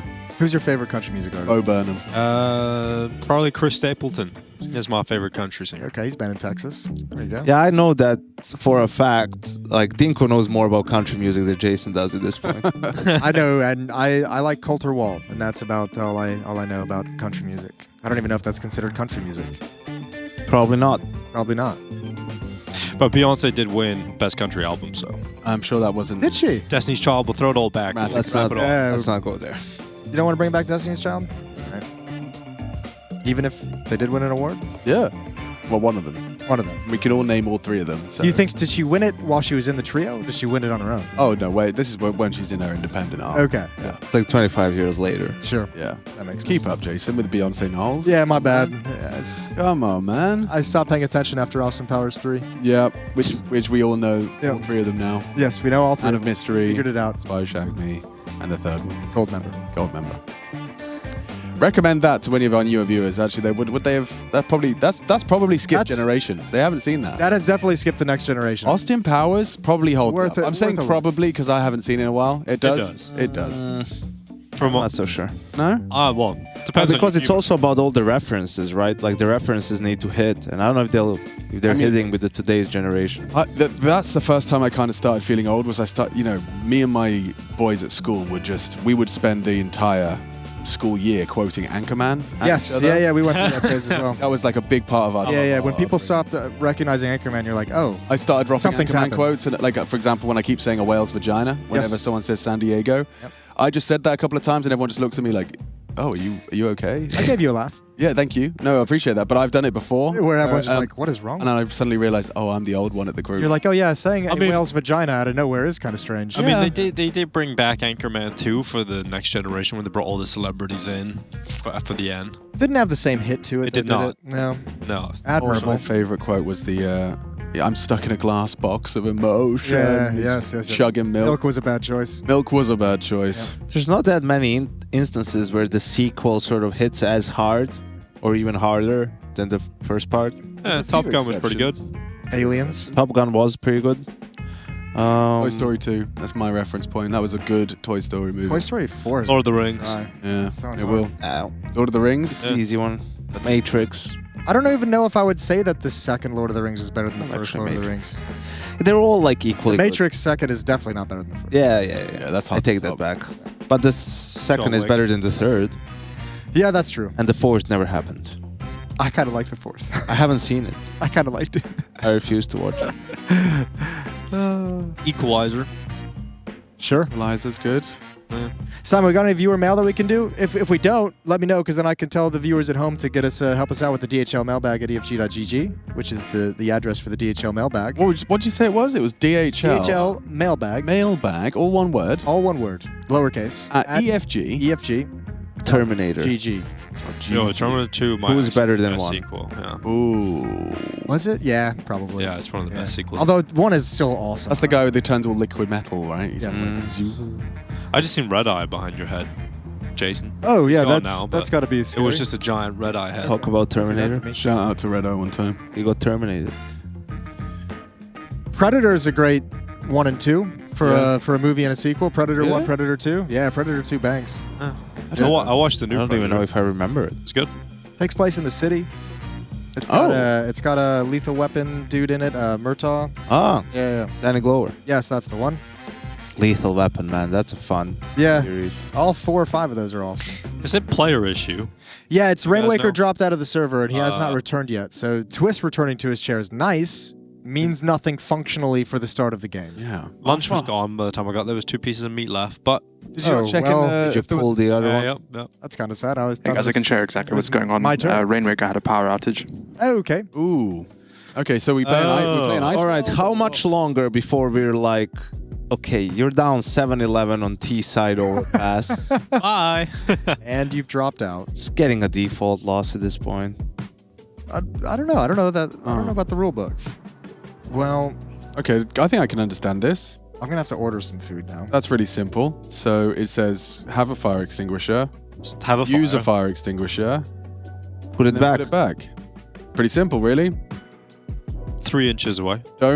What does the C mean? Don't put it on an electrical 3 fire. meters away. Ooh, what does that mean? Electrical fire, no. It's probably 3 inches on there. Electrical files on the bottom. Like that's a no-go, I guess. No, it's the types of fire extinguishers you can use. There's an A, B, or C type. Really? Simon, have you ever Different types used of one? fire extinguisher? You ever had to put out a fire? Yeah, 2. 2? With a fire extinguisher or just like with We're a not bucket of water? talking. We're not talking. Production fire. Yeah, like tier. Not a production fire, no, in a restaurant. Oh, wow. I mean, I think I'd like to think I could find a fire extinguisher and pull the tab. And Do you have one in your home, Is it- Alex? Get yourself a fire extinguisher. Probably should have one. Whack it under the sink. Yeah, why not? There's so much stuff there already, though. I can't fit a fire. Whack it in a closet. Find a place for the fire extinguisher. I reckon you've got a cupboard somewhere. Just put water on the fire. Same for you kids at home. Get a fire extinguisher in the house of your apartment. Actually, I probably shouldn't be joking about that. No. Don't do that. Like if it's an oil fire, it'll make it worse. Yeah, don't do that. But we did actually, I don't know if this was like a common experience, but we got taken, like, our whole class got taken to the fire department for a day out. Okay. And they did like a whole like fire safety explanation to us. Sure. Like, you know, they showed us what happens to an oil fire when you pour water on it. They showed you how to get in the blanket and roll. Like they gave us the whole, 510 or whatever. Have you ever accidentally set fire to olive oil on your pan and watched that? Not once. Not once. I'm terrified of that. How do you accidentally set olive oil on fire? Well, you accidentally put the wrong bottle on a really high pan. You thought it was a high smoke point oil. Spray it on. Okay. Talking flames. Okay, yeah. Hypothetically, of course. Hypothetically speaking. Little update for you. Yes. Oh, his hair is... Forums. Thank you for FaZe for saving my hair. Oh, good. Yeah, he did say, for those that missed it. I don't know. It's not over yet. Yeah, Monte could come back. Rainwaker's actually warming up right now. Might be going a little bit early on this one. Everything is aligning for him, though. You know, that Monte lost a player. Like, even FaZe can't screw this one up. You'd think so. You'd think. I'll give him a crack at it. I feel like they've got it in him. Gizmy's just sitting in the darkness. It's getting darker and darker. It is. With each passing minute, he's fading away slowly. Everything is unaligning. Just further and further away from his computer. Kind of looks like Harry, though. I wonder if... he is following the tech pause rules really close. You can't talk in an online tech pause. Is that real? Correct. Yeah. So he's just staring at the screen. Mate, you just sit there in silence? I mean, you normally have to do that anyway, but... it's a little harder when you're I don't think that rule cannot be, because if it's a significant tech issue, like imagine sitting there for 30 minutes. Yeah, but they've got their integrity cam and everything, so like they're watching you. They be watching. Yeah, but you let them talk after a while because it's not that rule exists so that people couldn't abuse like tech pause to talk to use a timeout. Right? Oh, my mic isn't working, and then everyone's talking during that time, right? But obviously this isn't that. It's an actual issue, so let them talk, man. Gets kind of creepy there in your head after a while. Yeah. Maybe this is that the emotion that gets to you when you're in your own head? Creepy. Yeah, absolutely. It's not for you. No. You like it there? I enjoy it. Many unbearable hours later. Holy absolute cinema. Hello guys. Crazy summer, right? How you doing, bro? Yeah. Talk normally, man. What the fuck are you doing? Wait, we did it together on bootcamp. You remember? Yeah. Yeah. Donk! Imperial spirit. Fight! Yep. Yeah. He's passed the test. You passed the test. Congratulations. What is it? Simple. Are you serious? What is that? You can't do that simple. Wow, your mind's really a cesspit, Jason. Yeah, it's crazy. Well, sometimes you just go down that rabbit hole and it's hard to get out. So I've been working on it. I don't know if I can recover from that story now. Yeah, I told you guys that story for support. It's fair enough. I need a little bit of understanding. Yeah, dude, no, I understand. But it's just making me see you differently now, Jason. It makes like Alice in Wonderland look like it was, I don't know, Cocomelon or something. Yeah, that's I mean, if you... Yeah. Yeah. Mad Hatter indeed. I'm sorry, I lost the game. I lost the game. It's okay, it's okay. Hi, everybody. I'm Dr. Al. What are you going to do for us, Alex? I'm going to do a solo Don't make me take my pants down again. Yeah, we've got another 30-second break. I don't even know why you're doing that so much as a podiatrist. Like that's me. Here to help you with your feet. Flat feet. Feet of all kind, really. I mean, do you know how much my flat feet have affected me in my life? You have flat feet? Yeah, the flattest. Oh, that sucks. What's been your biggest effect? I look, wherever I've walked around the swimming pool, looks like a duck. Oh, I remember we did this in Rio. We were comparing... Just massive duck feet. Sorry, wait. I think it's also like... You know how normal feet, you have the little dots where the toes are? When I see a wet... You know what a wet footprint? You know like when you get out of the shower? Yeah. You leave a footprint? Yeah. Everyone else has got like the where your toes are? Yeah. Mine's just a giant slab of flesh. That can't be real. Yeah, dude. We did this in Rio. We kind of all compared footprints like that. Yeah, so much fun. Yeah, it was so fun. It was fun. But we get up some. It's funny how you know how every wild things. Well, to be honest, every esports player profile, it's like, or I was playing football and I broke my leg, and you know that's when I picked up CS. Right? That's for Alex. It's like I have duck feet. I have flat feet, so I picked up video games, and here I am. Yep. And apparently, allegedly, it counts as like a disability, so I can't be conscripted in case the UK brings that back. Ah, there you go. Pretty sick, huh? Pretty sick, huh? Safe. I'll be playing CS. I'll be playing Ice World with the viewers. All the other flat-footed guys. Yeah. You guys will make a team. I'll be fine. The flat-footers. Yeah, the flat-footers. It's got legs, actually. Yeah. It's got legs. And feet. So that was our flat feet segment. Thank you for tuning in for that one. Let us know how it went. Yeah, let us know. We've been workshopping it. Yeah. Like how it ready. says, Rainwaker power outage, be right back, as if it's something that's easy to fix. I like it though. It's a cute little BRB. Maybe he has like a generator outside. Maybe. Yeah. Just ask really all we're hoping for now. I know you don't have it prepared right now, Alex, but are we ever going to finish the Dungeons and Dragons Counter-Strike? We certainly could. You were in a boss fight with Blame F. Yeah, we hadn't finished. Cut off. Right. That was going to be cool. What if we won? I think you were set to succeed. I don't know. I mean, it was going to come down to the dice rolls, your decision making. Wow. Or we just get in a whole new campaign. Or we get into a whole new campaign. Because we could do like take what we learned from the previous one. A morning sesh. Yeah. Sure, we can run it tomorrow. I don't know if we can. I think we switch tomorrow. Yeah, you do.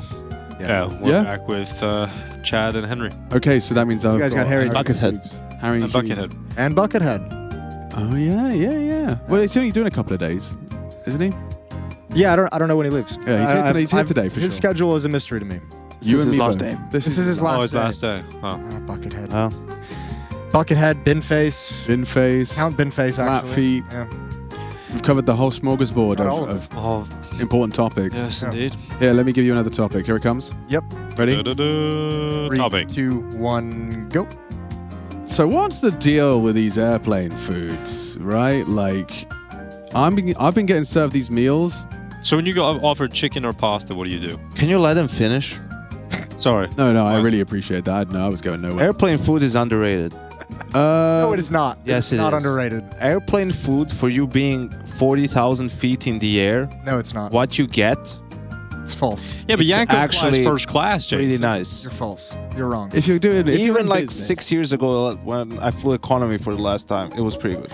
Well, Yanko, There's nothing that Air makes you angrier Serbia. than airplane food. Air Serbia actually has pretty good little snacks, little biscuits. Yeah, plasma. It would take over the world if we just push it. Plasma? Yeah, it's called plasma. Yeah, they're good. I like them. And Plasma Serbia, keks. and Serbia on Air Serbia, your bottle cap actually comes off. Whoa, that's sick. Yeah, so it's a real nice time. I think a turtle. My highlight is the Lufthansa guys. They give you a Lindt chocolate. Okay. Yeah, that's and really I've learned the strat. You can ask for 2 and they're not offended.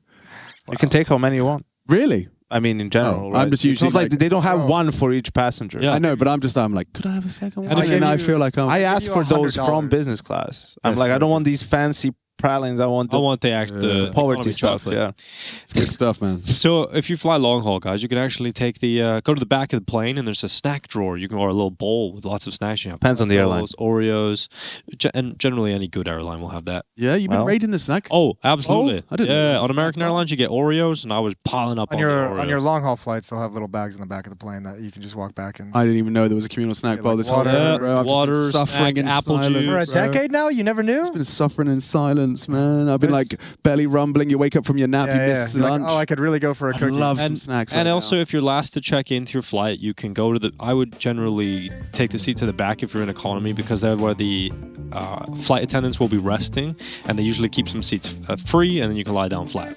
Yeah. Saved it again. Yeah. All the tricks. All the tricks. We are sharing our knowledge for all of your long-haul flights. Maybe you're taking a flight to come for the Pro League Finals, which are coming up soon. Yeah, just next weekend in about 5 days' time. Whoa. We're going to see you there. Let us know. DHL mailbag at EFG. We've met a couple people that are coming out and about in the town. Yeah. Yeah, that was cool. 2 people who were showing up. We know people are going to be At there. least 2 of them. 2 of them. Yeah, yeah. People are rocking up. They're going to be seeing Counter-Strike live. Whether or not they're going to see all their favorite teams, I'm not sure FaZe are going to be there. That's all I'm saying. Yeah, FaZe is going to have a rough one to get into. It's a long road back. But you got Spirit. You're going to see some Donk. Well, probably. What can we do? Oh, where's Freya? I could teach her nades right now. You could be teaching her. Do you want to go find her? Yeah, I might. Where is like what is the official rule on how long are we waiting for him? Like, I'm assuming. I don't know the official rule, but I'm assuming what's eventually going to happen is at some point they'll be told you either have to play. You have to play with your coach as a stand-in if he's not coming back. That's what I would assume. Choose is going one of the to talent be members as tribute. Down the road. Pick you, Dingo. And we've got Freya. Just 5 more minutes, guys. And She's learning the nades right now. You can't throw Freya in there as tribute. But she's about to learn some nades. That's true. Alex is going to teach her all the tricks. Yeah, that's what I would assume is going to be what would go down. But yeah, we'll find out. So this map we were playing, Icebox. That's an old map in 1.6. Ice World, yes. Ice World, okay. Icebox was the Valorant map. I was wondering if they stole it from Counter-Strike. That was my... Just like everything else. Yeah. Even the developer of the game is a Counter-Strike Pro X. Yeah, I miss Sal. Kano. I miss Sal. Also one of the original creators of Cash. Yeah, and he was actually making a new map as well. He was actually awesome back in the day. He was one of those players you just didn't want to play against. Is he making very, a very new good. map? It's like a logging facility or something like that? That's Evan Pone, who's the co-creator. Oh, of who's doing Cash that? with Yes. Sal. Yep. So he's making one that's looking like it's set in a logging village. What's going on the B stream? Can you put the B stream up? That game's over. It's on a break. Oh, there's a break going on the stream. I was gonna check that. All right, but it is over. Give you an official update. Aurora did beat Pain 2-0. So nothing from Rainwaker. Sorry, trying to get his coach in the slot instead. So Kakafu would sub, just trying to make it happen. Booyah! Hey, well, thank you, Simon. That's a nice surprise for good luck out there. Kakafu. Yeah. Good luck making that work. Welcome back to the It's server. just 2 more rounds, you know. Come on, let's keep it moving. Yeah, well, we'll get there. We'll get there. I'm more interested. There's 4 AWPs and a shotgun. They're trolling. They'll just sell it. Don't worry about it. All right. Don't look at that. Jason, pick a number on the dice or the die. 5. All right. Yanko. What game have you come up with here? 6. I'm making up on the fly. So we have a 5 and a 6. Okay, making up on the fly. Here we go. This is how many rounds that Kakafu is going to win. 4. We got 4 extra rounds. That's really bad though, because there's no 0 on the dice. Yeah, but we're gonna have. If we have 4 rounds, You know what? Sometimes when you this make is our a- new. Я ебу, ты просто ничего не делаешь. Влево.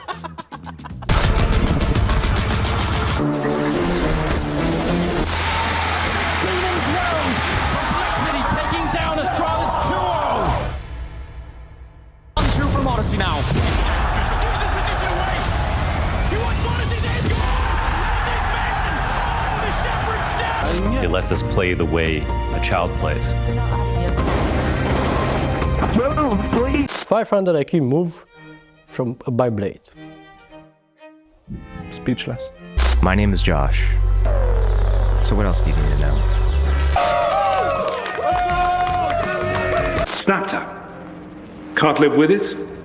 Can't live without it. 3, 2, 1, smile.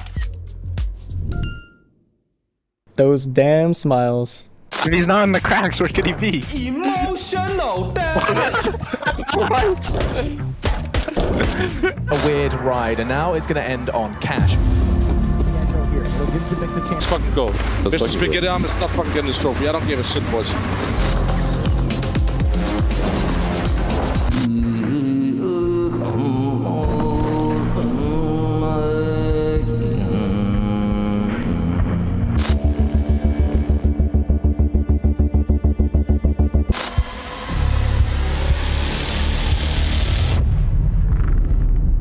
He's gonna bind! Look out, he's gonna bind! No guy you've ever dated was like, nah, I need to go play FIFA, babe. Like, Yes, I did.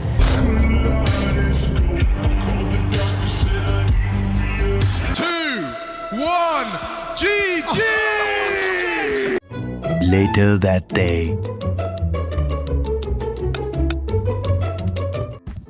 All right, so Freya, you've been telling me you wanted to learn some nades.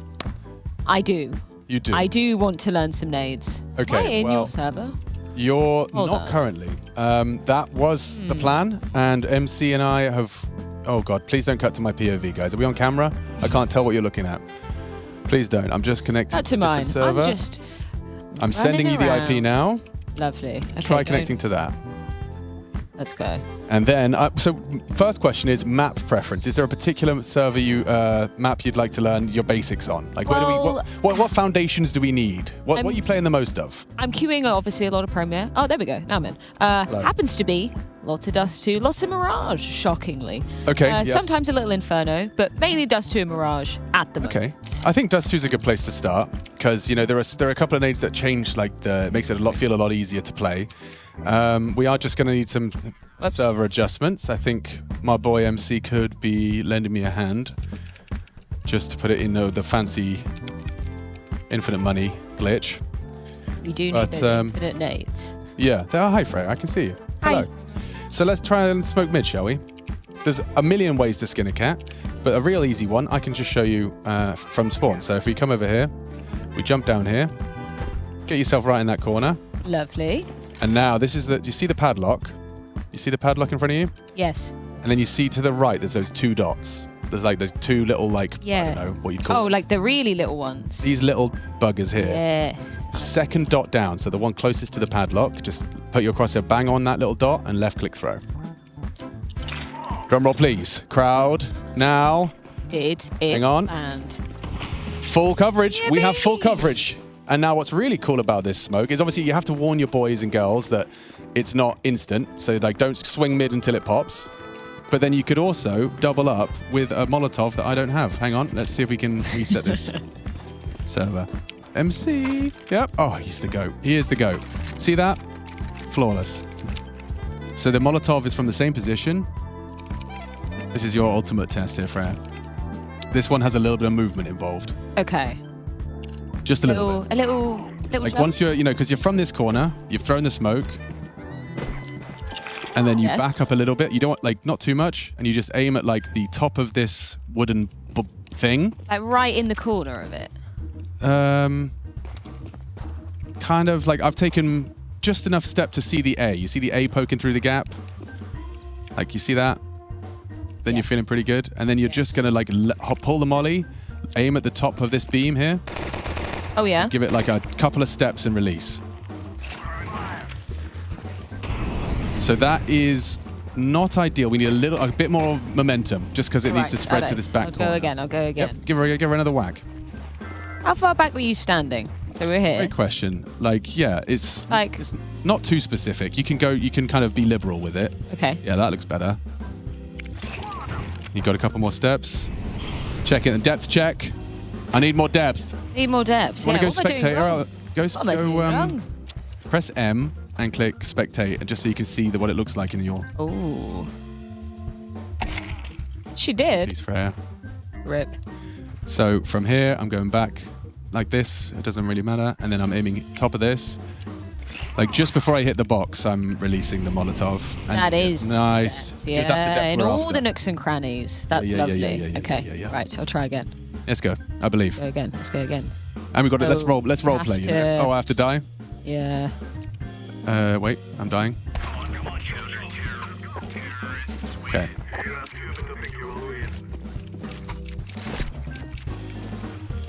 Here we go, ladies and gentlemen. Freya Spears. Oh, I see what you mean with the A. Okay. Okay. I really wasn't.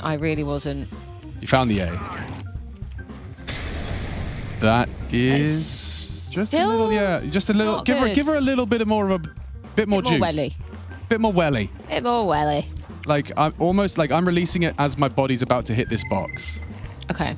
So you don't have to be so far back. Yeah, just like a good 2 steps or so. Yeah, from there. Let's go. There? Nope. Oh, you're good. Yeah, from there. And go. That looks good. That's the one. That's the one. Let's go. Okay, should we try and put it together? Do you want to do it a couple more times? See if once you get the feel for it. Yeah, this one needs a bit of a feel, doesn't it? It is. Yeah, it's all feeling, vibes, as it were. Nope. Yep. That was not right at all. Good if they're in suicide. Good if they're about to kill me. That sounds good. That looks good. And it is good. Passable. It's passable. It's a passing grade. I He can might peek this. feel- That's kind of not great for everyone. Yeah. We can move on. You've got the mid door smoke is the main thing, and you were landing that. Let's think. What else can we do? So getting your team out long. I love going out long. I think maybe favorite place to rush. So a Long. couple of fun tips is obviously you can ask your friends to drop you flashes. Lovely. If you've got bad spawns. And the cue you're looking for is you're aiming at this. You see the shadow of this palm tree? I'm gonna spectate you again. Yeah, that's probably easier. That was a good shout. So you're just against this blue color, and I'm just aiming in the middle of this palm tree, like the shadow of this palm. Mm-hmm. And I don't have jump for a bound. Okay. Let's go.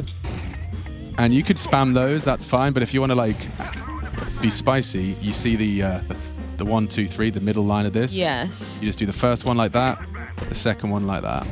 Can I see where that? I'm gonna go on the other side and just see where it lands. Yeah, 'Cause sure. I'm very interested. Might restart again. Sorry.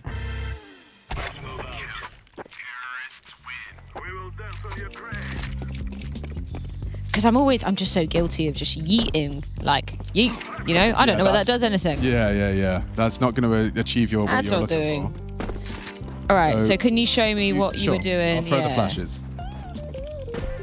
So this is the standard one for the first fight. I'm very blind. And then this is the other one, which is kind of once you've gotten across to... Oh, yeah. Wow, and that little double whammy of that. Yeah, right. That'll get them good. That'll get them And good. another cool little tip that I was taught recently is that you don't... The perfect timing for when you throw it. You know, you throw it too early, you throw it too late. It's very important. Yes. When the first person that's rushing long, like kind of hits the... Like is about to hit this shadow, like now you want to release it. That's the So you time. kind of watch them on your screen. Like we can practice it. So like, let's say you're flashing for me, right? Let's run up to the Ghibli Wibbly. And I'm running. You got it ready? You flash now. And it pops as I round the corner. Okay, that felt great. Lovely. And you can just chain like 2 or 3 of those and you're cooking. Oh, right. Where was the other one? So palm, I've got down. Shadow of palm. Lovely.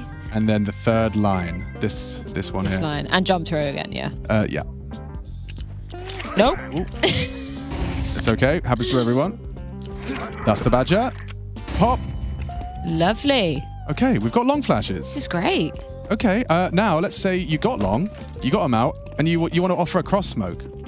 Oh, this is a big one. Yes. It's a big one. It is a big one. I promise it's not too bad. So this might be a spec jobby.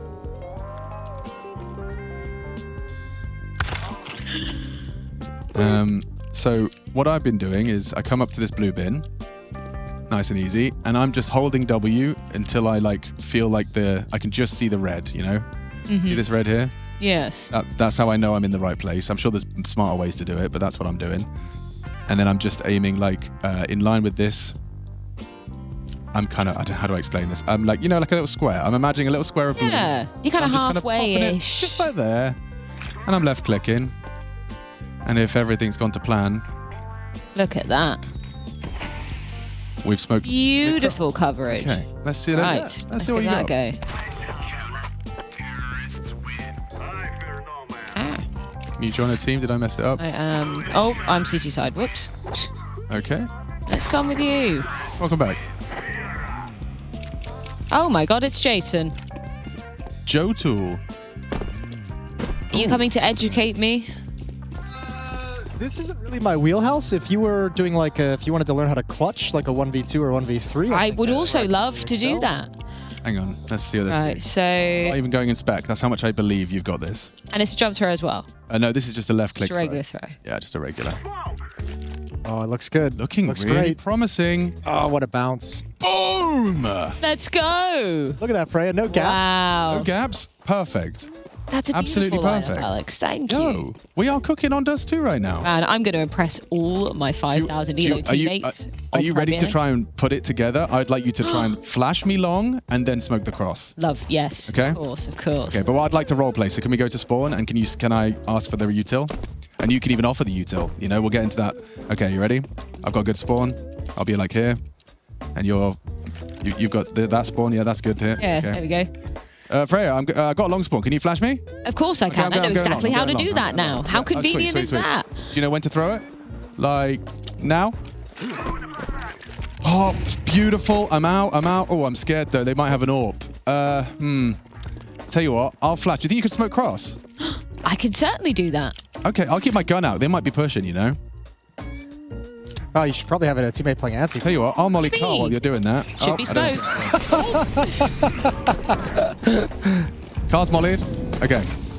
Yo, actually, crowd now? Proud now. Let's go. No way. Let's go. No way. I will never not be able to take long ever. That's crazy.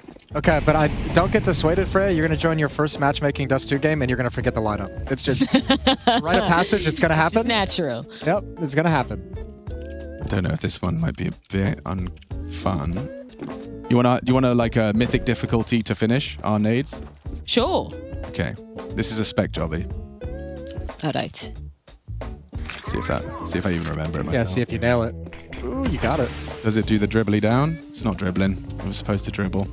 Okay, but it's still useful. I was trying to do the full, like, you know, you smoke CT as well. Yeah. It's this little blemish. Left click throw. So you walk up to the stairs. You go until the stairs are all completely hidden. But you know, you can't see any more of the stair. Yep. And you just look up, and I'm looking at like this white blemish. Oh, a very specific mark. Yeah, like okay. I mean, like there's two kind of stains on the wall. I'm usually looking for this, and I'm just kind of aiming up there. I think it's reasonably forgiving. I think it's quite forgiving, but I don't know if we get the dribbliness that I'm looking for. That's what I'm looking for. Oh, wow. Because that's a real waterfall. When we partner that one with this one, which, oh, okay, hang on, wait. Can he remember it? Do I middle click? Do I do it when I'm crouched and then I stand up and throw? Or do I aim, then crouch? MC knows. MC's watching, he knows. I think it's middle click. And judging. So you see, like, this is just, you know, you put your crosshair in between all of these gibblies. You do a left, right click, left, right. And I think, wait for it. I think I stand. Let's see, that's not it. That's not it. Not the one you were looking for, but it's finicky, but I'm almost certain it's a middle clicker. I think I do it while I'm crouched and then I stand up.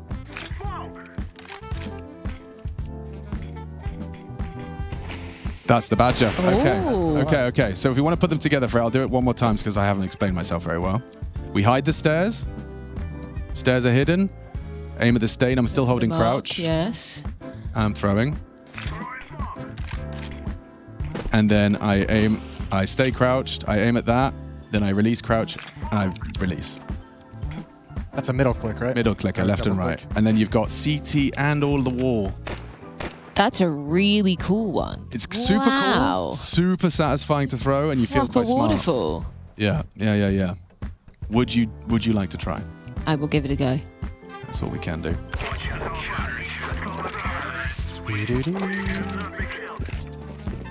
All right, so. Little update for you. Knife. Rainmaker's joined. Huntsman by any chance? He's back. He's going to play. It's. Was it stained? What even is I'm just it? trying to look at it from... I actually don't know. I actually got it from... So, you know, back in the day when you used to watch ECS, I think it was. Yeah. They used to do Face It points drops. This was before working in any esports. I got dropped 50,000 Face It points. And you bought this bad boy. Yo, that's so sick, dude. Okay. His name is Cole. Okay.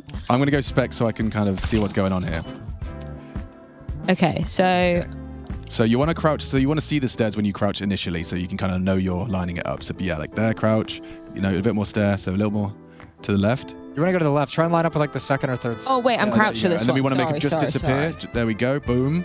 And now we're looking for those stains. A little higher on those white, like the big white square is your good. Yeah, just to the right of that. Left click throw. Let's see. Looking pretty close, Still functional. Yeah, it's not got the waterfall. I'm going to come to your side and I'm just going to point on your screen. I'm going to come. All right, so here. Bang, there's the, like there. This is very exact. Let's see.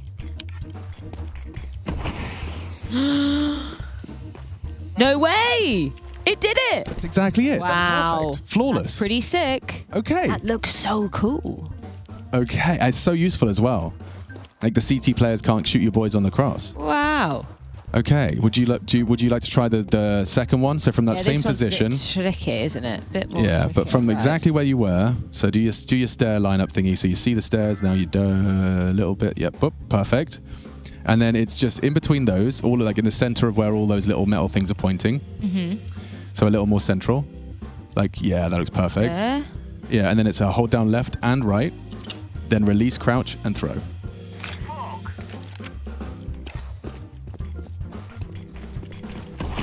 Boom. That's both of them. You've literally thrown both of them perfectly. No way. Yeah. We got coverage. Alex and Freya. Whoa. Hi. Good news. Cockapoo's joined the server. So we're getting there. I just want to let you know we're getting there. Good. We're getting promising, there. promising. We have a little bit of like a warning signs. here. Yeah. Really good signs. And I've got one more thing for you, Freya, then. We'll finish on a high. Let's go. Yeah. Okay. Where are you? We haven't touched the B site. B site is one of the sites. One of the sites. And, you know, it can be quite frustrating when your team calls B rush and no one's flashing. Yes. Yes, I've been there a lot, actually. Right. More than I would like. I'd like to change that. And I think we can. Let's go. Let's go. I'm going to go T side. Oh. Sorry. If you press M and join me, we can party. Hello. So. They always love calling the B rush. And it's always me going first. You know the people that call the B rush and then they stop here? Yes. And then you keep on running. If you're doing a full B rush, obviously this is not for the B rush. If you're doing a proper B rush, you see this little window here? Yes. It's like square. If you're just running and left click a flash in that direction, it lands in that little cubby. So your teammates don't get blind, but you know, people on site will. Are you aiming at the window? In the middle of the window? Yeah, in its vicinity as I'm running forward. Bang. Yo, that's sick. See, that's pretty nice for like, you know, the car guy, etc. That's very cool. That's Wait, useful, can you but- throw it and can I be Yeah, holding sure, car sure. just to have a little looky? Yeah. So I hear you guys. Hear all your footsteps. Oh no. And then I'm out. Whoa. And it's whoa. Yeah. Crazy. Now, if you're doing what, like, you know when you said your people just stop outside B, Yes. you can call like a little, like, you know, after something people like to do is like if the guy's not immediately smoking and he's mollied, like on the last tick of the molly, you know, you say we're going to go after the molly. Yes. And then this is another one of those spectator jobbies, I'm afraid. I can try. Let's try. Let's see. Say less. Okay. Rip. I think people call this the device flash, but you're just getting into this pillar. You just get yourself on the edge of this pillar.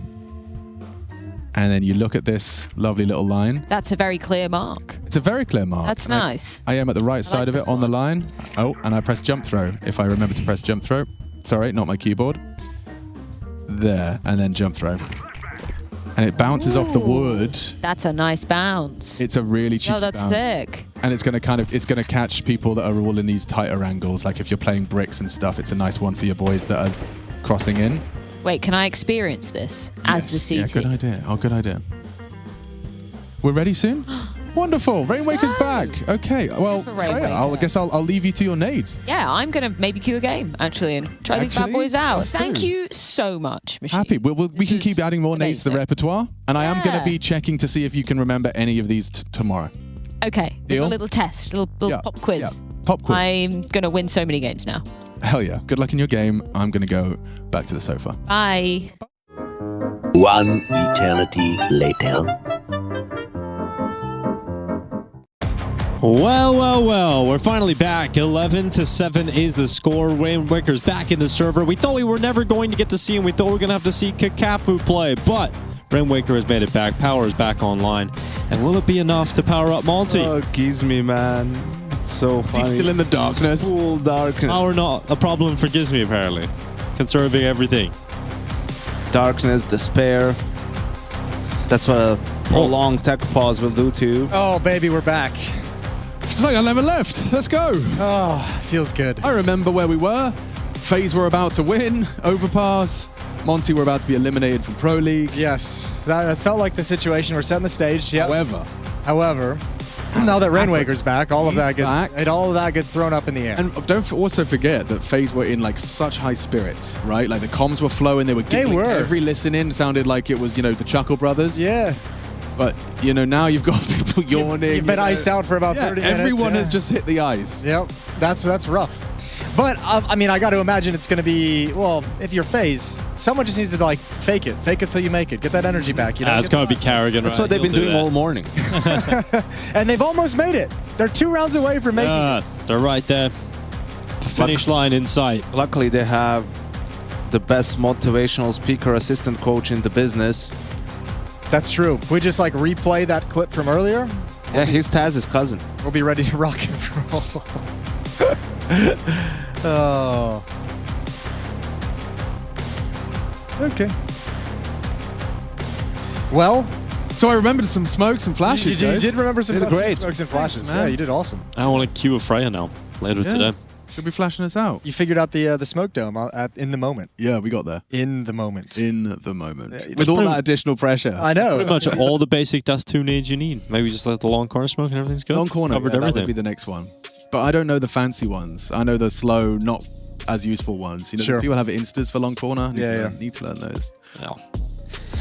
Well, Overpass, though, as far as Overpass util goes, I still need to, like, toilets and the divider molly. Chad has taught it to me like 6 times. I still can't remember Does it just break when it's going? Yeah, and there's no worse sound of saying mollying divider. You just hear like a never mind, guys. Never mind. Let's B. Sorry, Should we go B?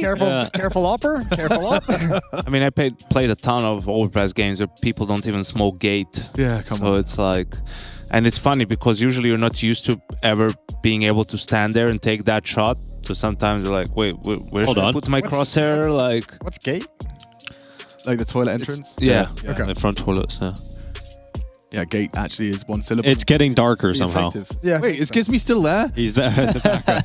Faded in the background. Gizmy. I feel like Gizmy right about now. I just feel sorry for him, man. Slowly fading into the darkness. Like, I feel like we could get a meme format going of like Gizmy at the start of the game and some brightness and that. Yeah. Just compare the shots. Kind of defeats the purpose of a cam if we can't see you, bro. And you can kind of see him though when he steps forward. The tan of the monitor, you know, he's gonna get a nice glow. it just looks like paranormal activity. Looks better than Alicia's webcam. Why is he playing in full darkness at midday? Yeah, it's not good for your eyes. That's unhealthy. That's just the UK in winter. Yeah, that's actually, the sun is shining. That's all we get. I kind of like in a it. basement. I like that he's keeping himself shrouded in darkness. Yeah. I like it a lot.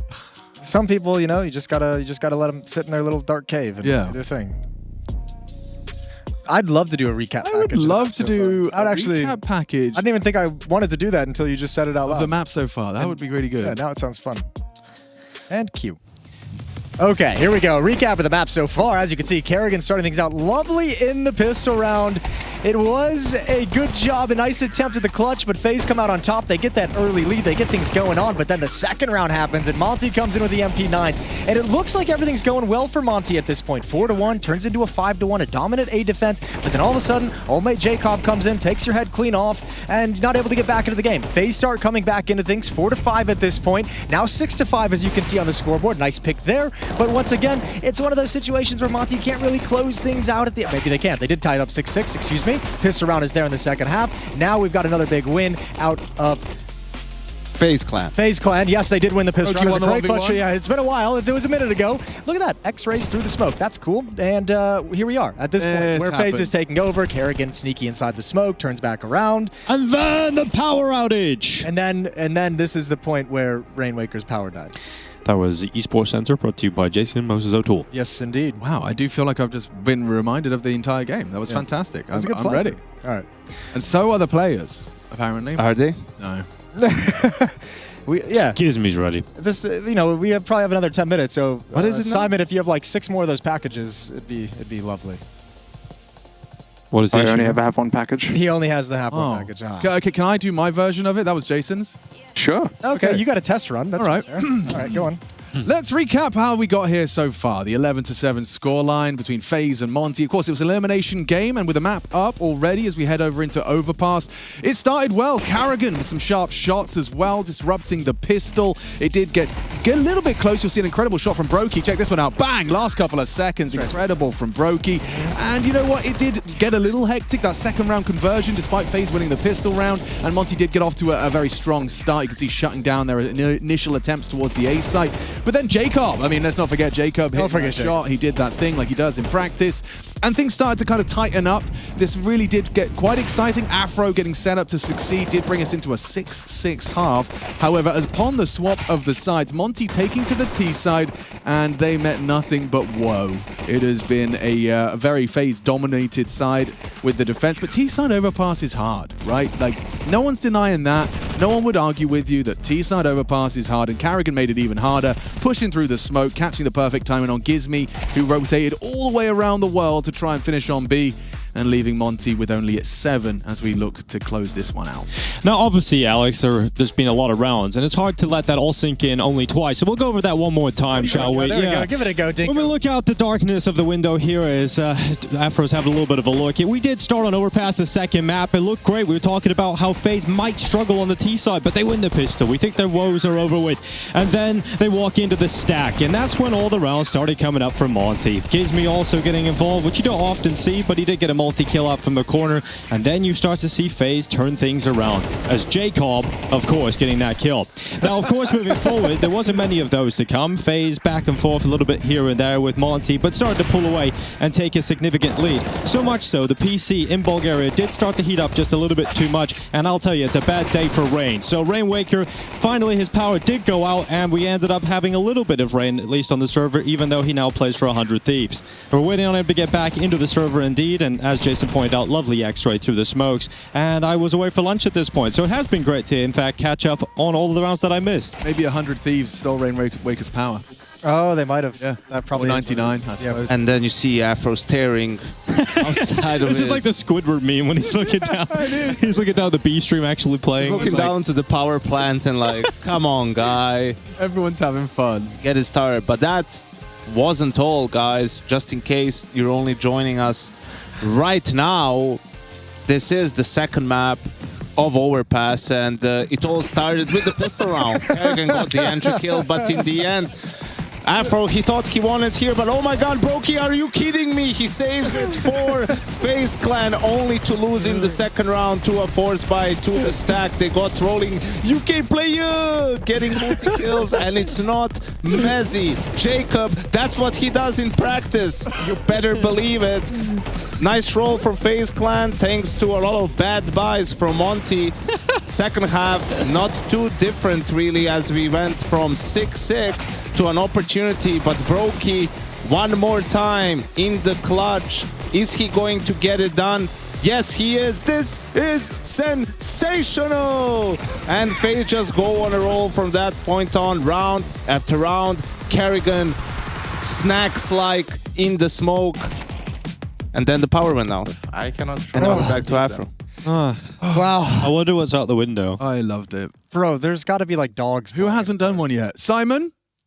Oh, fuck no. Production. Simon? Come on, production. I reckon Jay could do one too. Jay could do one. J-Raz? Freya could do one. J-Raz, what happened, man? That's too much work. Too much work. It is a lot of talk. Jay, you haven't been doing shit for the last 40 minutes, Jay. What do you got, Jay? What's your idea? I'm thinking about that Connect 4 game where I won. May, I'm gonna come over there and spank you in Connect 4. Now I know your style. Now I know how you like to play. I just, you know, we could have a rematch. It's been a while since I played Connect 4, but now that I've got that first game under my belt, I've never lost. So. The TVs are moving away. This is not a good sign. It does. It doesn't feel great. There might be more Connect 4 in our future. Okay. What was the issue now? We're waiting for someone that's not a player. That's all I have. That's all I have for you. I don't know. We're waiting for something. Something that's Something's required supposed to happen.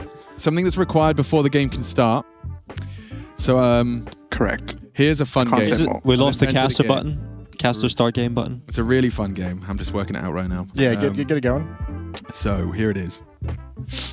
Dinko did this earlier. You have big shoes to fill. You have got to capitalize off his game that he improvised. You improvised the dice game? Yep. Yeah, it wasn't great though. Was it great? It was so bad at force a break, which I really think we could maybe. Power went out once he threw the dice. Okay, so I'm thinking it's like Ring of Fire. Okay. You know what Whiskey Ring of Fire Sour. is? Oh, never mind. Whiskey Sour. Is this where you pick the Ring of Fire drinking game? Ring of Fire drinking game. So you know how Okay, each I don't know. card... Okay, so each card means something, you know. So 6 is dicks, so men drink. Yes. Ah, okay. Now I get it. Yeah, we classic. had something similar. But we've got just 6 options. You know? Okay, So that's what I'm thinking. And we don't have any drinks. So I'm thinking, you know, there is an action we must take for each one of the dice, and we could work out what they would be. And it's a Sunday in Sweden, I like so you can't buy alcohol ever at any time. No, you can't. I think also maybe at this point, if this delay is going to continue, you know, I'll drink. It's like it's right around the corner. I'll eat a Tide Pod if this break continues. Don't do that. That would kill you. I think I'll do the Cinnamons challenge. Oh, the cinnamon. Chubby Bunny and Jason. Over to you. I'm just thinking we could go play like a 2v2 if this is going to be a longer break. Dude, I'd love to play. I'd play a 2v2. We can actually get I'll some. play a pride. 2v2 right now. Right now. What are the teams? Simon, okay, we're gonna give Simon a moment to make sure that we're all clear. If it's gonna start in 3 minutes, it doesn't seem like a great time to transition. We can go the caster pair over there against the analyst desk. Oh, there we go. Now we're cooking. Yeah. I fancy that. After 5-0, you get Freya as well. Perfect.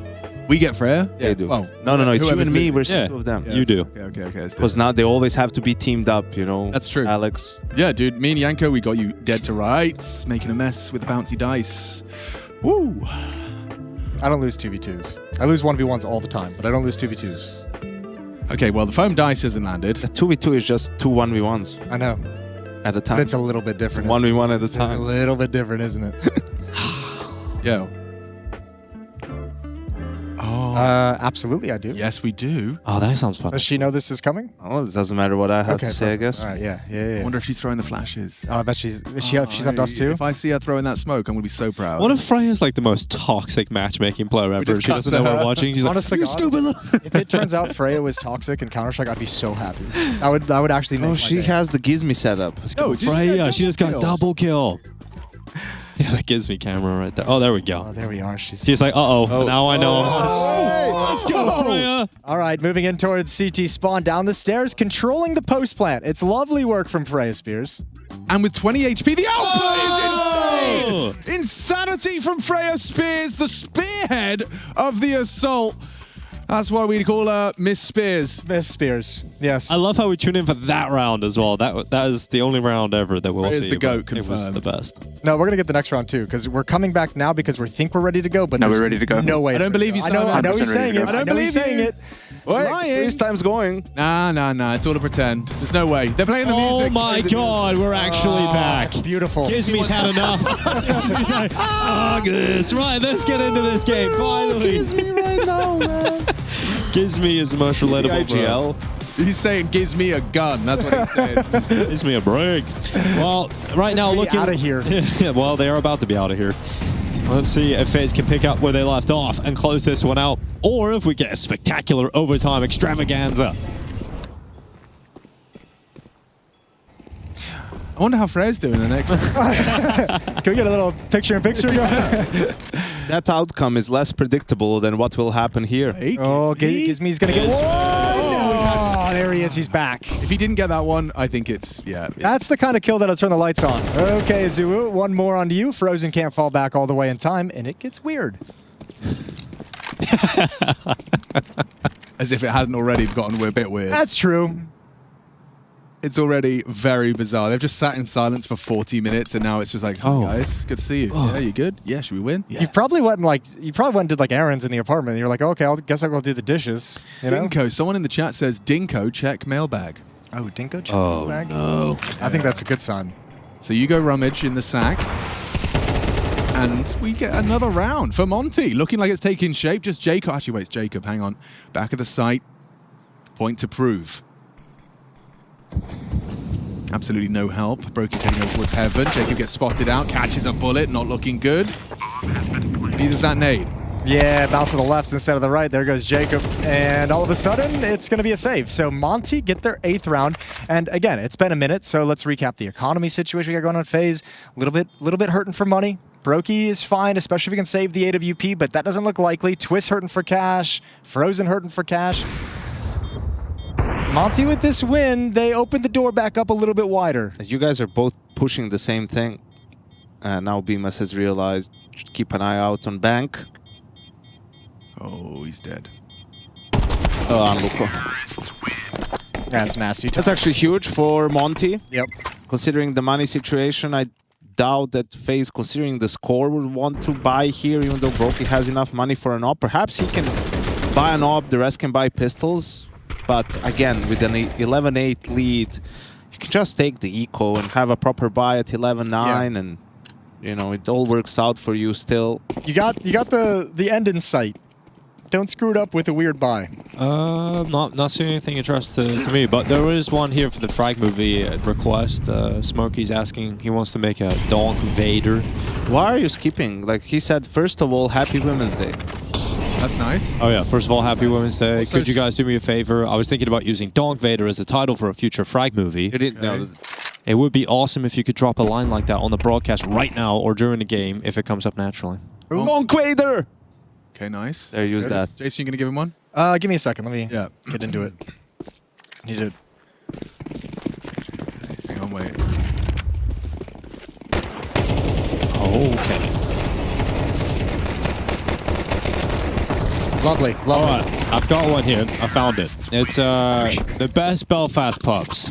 Okay. Okay, so someone's just using you as Google. Yeah. Hey guys. Ask Dinko. Love the vibe. Casting as always. EPLs are my favorite tournament of each season, minus the major, of course. This one's for Dinko. I'm Canadian, but work for a company headquartered in Belfast for 3.5 years, and I've been to Belfast many times. One of my favorite cities.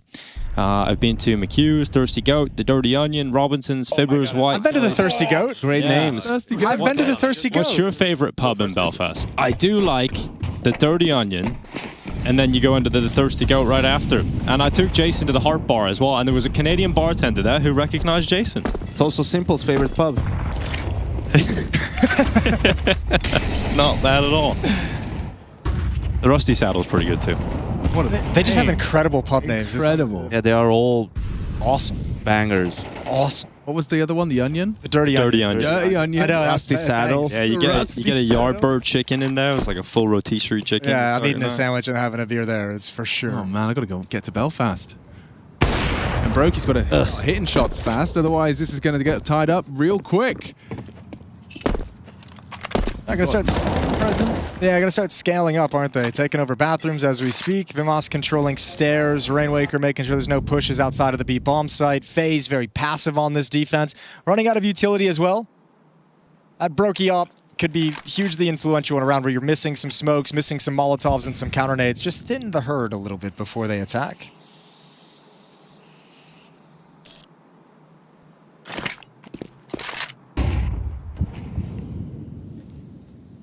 Fake at the B bomb site's going to do absolutely nothing.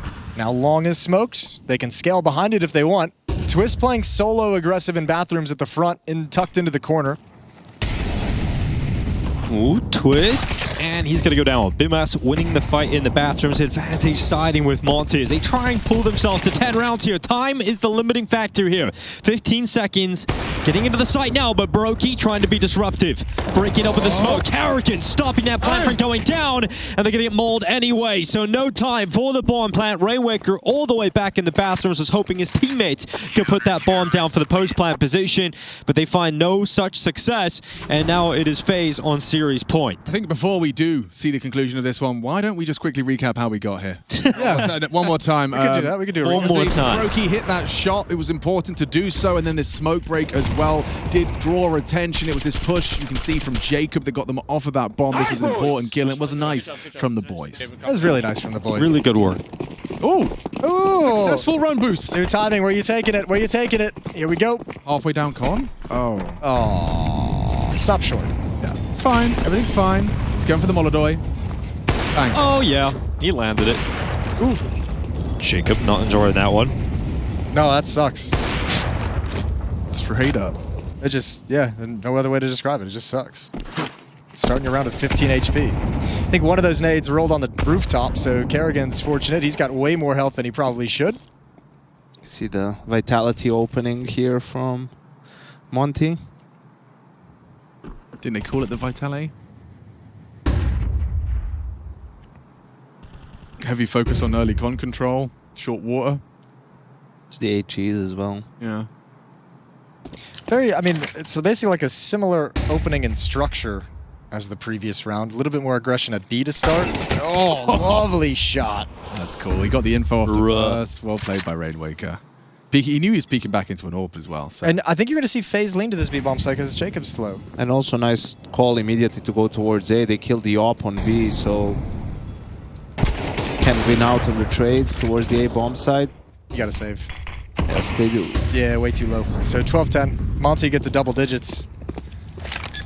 Nice chill round. Just open and kill. Some good damage that takes away the motivation to fight for the round if you're FaZe, and you get a freebie to get up to 10. Would be... They should try and hunt somewhat on the side of Monte. They have good economy, but now it's too late to keep them contained. Yeah. Early save call as well. Have to know they're going to be entrenched. Well, coming up next, since we've had such a long delay, things have gotten a little bit hectic in terms of the scheduling. Let's see what games we have coming up later on this afternoon. Natus, Vincere taking on Bait. We have MOUZ MongolZ. Legacy Astralis. Spirit G2. And Furia Heroic is going to be the rest of them. Bangers all day, I think. Yeah, all day long. Sounds pretty fun to me. What do we think about adding Holzer to Heroic? Norwegian org, Norwegian player. They don't have an AWPer. They have Alcarin, but, you know. I don't know. On some level, for them, I'd just be like, mate, just chill with the roster that you're finally getting some consistency with. Like, I'm with you. It's probably would help, but at the same time, I'm like, part of the issues that they had for a while was just new players chopping and changing every single time. Do you know what they have? Also, figure out your Alcarin situation before you. Yeah, figure that out. Figure that out. Do you know a name I haven't heard in some time? Do you remember Farlig? Ooh, yeah. I do remember Farlig. Where? Astralis ended him. Yeah, but like he was a player. I was wondering. CS to do real life stuff. Did he? I think so. Okay. I'm checking for you. Yeah, because I'm just wondering where he's at right now. I'll be naturally bald by the time this game resumes. That's good bit. Glad we're getting the check-ins. Like, is he just in contract jail still? He was. Alex isn't the only one missing mollies on Overpass. He hasn't been on a team since 2023, which was Copenhagen Flames. Boom. Copenhagen Flames. Oh, that was a fun chapter of Counter-Strike. It was one of the chapters, yeah. One of the chapters. Nikados, Roy, Yabi. Yeah, a lot of big names coming up. Hooksy.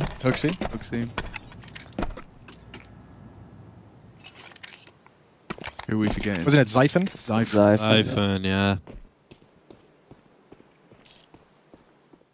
Very important round of Counter-Strike, and with a 4v5 immediate disadvantage, this can go wrong at any moment. Forward flashbang thrown by Brokey. He's going to stay active, concerned about the long crawl. He's got his early warning system set up with twists tucked. It's the same setup they had just a couple rounds back. Twist had gone down first in that round. This time he grabs another kill, not able to get the second, but has put them in a 4-on-3. Still keeping the man advantage for FaZe, and now the rotation is in.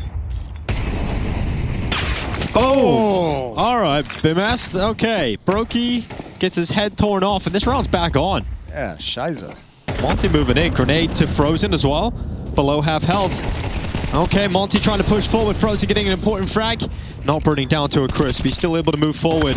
Trying to deny that bomb plant, but it's just a tap to bait those shots out, and now they can commit to the plant. Carrigan and Jacob to try and close this out in a 2v2 retake. Otherwise, we go to the final round of regulation. Afro with a shot. Carrigan down, and a follow-up from Afro. We need every single round here on Overpass. Yes, indeed we do. And there's money in the bank for FaZe. Not the prettiest buy in the world. They're going to be missing Brokey's AWP, but enough rifles to be able to pull this one out of the bag. Maybe. Potentially. How sad would you be if you're FaZe and you lose this round? And you go to overtime, then you go to map 3. I'm not even really thinking about this round. I'm thinking about the map. Yeah. What if this just goes to a third That's map? what I mean. FaZe, you're like, oh, I don't want to be here anymore. I don't want to do I don't want to do this. That's one way of putting it. Rainwaker, isn't it great he's back? Isn't it great we waited him and not... That's awesome. Here we go. Rainmaker behind the smoke, it's about to fade. Molotov onto the stairs, twists into the fight, and he's got to win. Oh, now he's got to hold the op at bay. Smoke coming in to save his life. Twist will go down from short, but Brokey is still here. Oh, boys. There we go. No! Traded. Karrigan. Frozen. Nice. 2v2. Oh, needed that one. Necessary trade. All right, Karrigan 1v2 for the map, for the series. He's always good for these. Clutch. Karrigan's always got one crazy clutch. Clutch. Clutch. Clutch. No kid. Clutch. Clutch. Clutch. Clutch. Clutch. Clutch. Clutch. Clutch. Clutch. Good. Clutch. It's a Karrigan! Karrigan's done it! The longest best of two, basically, in history. That's 2 maps. The fastest 2-0, no. It is the longest one you'll ever see. But at 13-11, FaZe will survive, and Karrigan is the man to close it. Oh, we gotta love that. Karrigan, the captain, stepping up when he's needed most. He dragged his boys through the 2 slogs of maps the whole way, and then dragged him over the finish line as well. Oh, and this is, of course, a recap of how you got here. Karrigan, incredible push, round 17. You saw him catch that timing, Gizmi losing the bomb, and the T side. It didn't start well for Monte. They started to claw it back, though, after an hour break. They came back, they got close. Last round of regulation is where it comes down to a 1 versus 2, and Karrigan, the captain of FaZe, gets it done. I genuinely think that could have been a disaster. If that goes OT, you end up losing, you go to the 3rd map, and just as you are highlighting, Jason, you know, that was a real possibility. Their mental could have been in the bin. Yes, they would be so frustrated to have been put in that situation after a long wait. So that's... We've seen him celebrating all day. Nothing quite like this. Oh, Karrigan, let's go. He sounded almost as hype as we did. A nice try, though, from Monte. What a run, you know, from stage 1 into stage 2. A 0-2 game that felt like a major final. I'll tell you that right now. Truly. All the emotions and intensity. But this one, FaZe Clan win. Yeah, they do. Just by the skin of their teeth. Can't really believe it, actually. I'm actually kind of stunned. It's over. It's done. We were allowed there. That game. Wow. It's over. We got there. Wow. It's actually the war is over. Put your cans in the air. Oh man. What can you say about that one? I think we've said literally everything that can be said about that. We went over it a few times. Anyone else have Should we just run the highlights again? About that one. I think the most important thing is seeing the approach from FaZe for this game, right? Yeah. Like the constant hyping up, the high energy that they had. I mean, that was more energy than you saw him have on LAN for some games, you know, this year. I think they just understand, and it's not that they understood this before. Obviously, everyone understands you need to have good energy and play with high energy to play good CS, right? But they are conscious about, okay, it has to come from everyone. Like, we all need to do this. This needs to be the main focus almost for this game, almost more important than what you do on the server itself. Is like, how are you going to approach this mentally? How are you going to hype up yourself and your teammates? That you need to treat it as a, I don't want to say major final, but treat it as if you're in a playoff game in an arena, right? Like, that's how much it means. I'm honestly surprised by all the reactions after, you know, even the Karrigan's 1v2, right? Like, it's human, like what we talked about with the long break, to sort of let your mind wander off, to lose focus, to lose some of that energy. So props to FaZe for keeping their eyes on the prize. You know, in the 0-2 elimination game, if they lost, they would have been out of Pro League. So I think this type of FaZe clan can put up a better fight. Yeah. Maybe could make it into the playoffs even. Yeah. And if they make it to the playoffs, we know what FaZe does in the playoffs. Different ball game. Different team. Different team. They just flip a switch. All of a sudden you got FaZe on stage. Unfortunately, on the other end of that is the elimination of Monte. Yes. We do say goodbye to Monte, which is sad. Some cool looks from them, but obviously here in stage 2, tough opponents and not able to get any of the wins on the board to be able to move on and keep fighting in the stage. Well, they show good CS though, right? And at times, absolutely some individual prowess here and there. You have to remember, Rainmaker has been with them for like a month, 5 weeks, 6 weeks or something. So it's still early days for this particular lineup, and you know it's been a while since we heard from Monte on an organizational level. So for them to be in the conversation again and have a chance at that major qualification as well is what they're going to be aiming for. Just got to work on the economy management a little bit. Yeah, that would help. Yeah. It was a 13-11 game, man. When a team doesn't buy like that and like the first game of the day, I'm like, what are you guys doing to me? Like, you're just going to make Yanko angry way too early in the day. Way too early in the day. It's our first series as well, and then followed by that tech issue. Yeah. Simon, I didn't hear a word you said. Yeah, me neither. Okay. Standing by. Okay. Standing by. Well, sitting by. What questions we want to ask in case there is an interview? If there is an interview, Can I just say something? I think this is a very bad bit where we do the questions before the actual interview. We're just doing the thing twice for the viewers as well. Yeah. I just want to just brainstorm, you know? I don't know who we're talking to either. But also, I think it's literally just a way to fill time until the Yeah, it's just like the 2 minutes until then. We can do better. What do you want to talk about? Yanko, over to you. Afro's on his way. Yeah, Afro's on his way. There you go. We can... Okay, What do you want to ask him, though? I'll think of my question. Let's all sit silently and think about our questions. Okay. And let's not vocalize them. All right, yeah. We'll surprise everyone. Okay. Why Afro? What was out the window? What other hairstyles did you consider? Stop, because the viewers are going to hear it twice. Sure, sorry.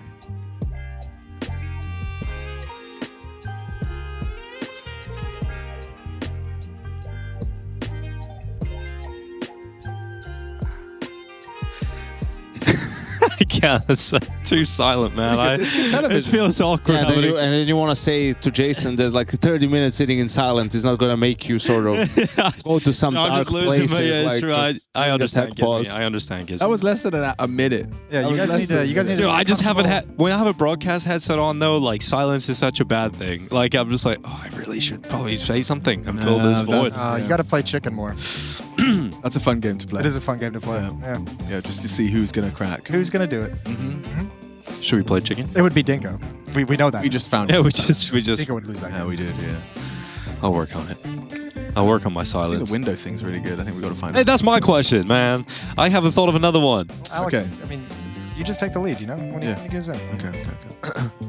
I'll just put, Afro, nope. What was out the window? Hey, you. It's me. I know you just got eliminated, but what was out your window?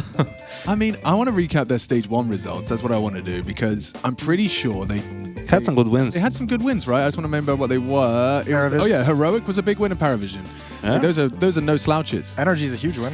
I don't know why you decided to skip that one. Skipped over that. Yeah, you did. You just glanced over. What do you think of Emedi and I know what I NRG, mean. Jason? That's weird. What's that? What do you think of Emedi and NRG? Though? Yeah, might as well go back to it. Curious to your Pull up thoughts. the highlights again. And how close was their Na'Vi game? It was a 30. Oh, they smashed them, Dust 2, and then they lost back-to-back maps. 13-1 on Inferno. I had to get quite somber, actually. Well, while he's on his way here, can you look up what team Afro was in before this? I don't remember what his Fnatic, recent right? history Oh, was. not that. Was relevant team.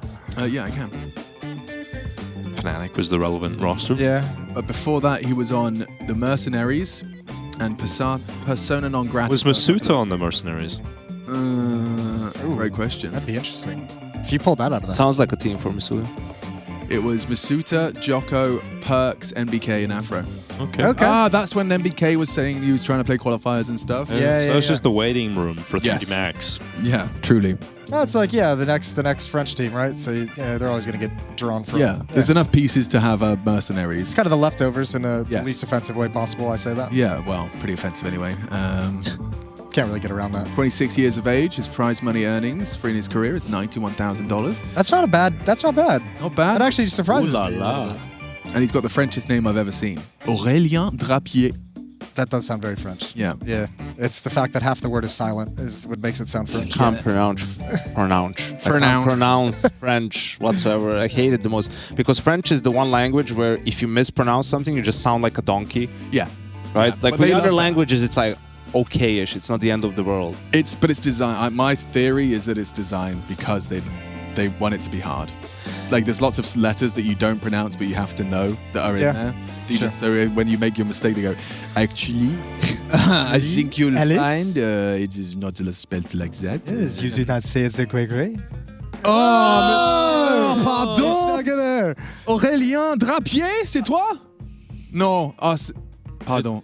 We have a French man at the desk as well. And he snuck in there like we didn't even realize. Oh my god, I thought that. So first question man. for you: how is Alex's French? Pas mal. Nice. Thank you. Yay. Yeah, and I'm not wrong, right? You do have lots of hidden letters. You are doing this whole thing where there's just like letters that you don't say. Silent L's and E's. Correct. Correct. Just a...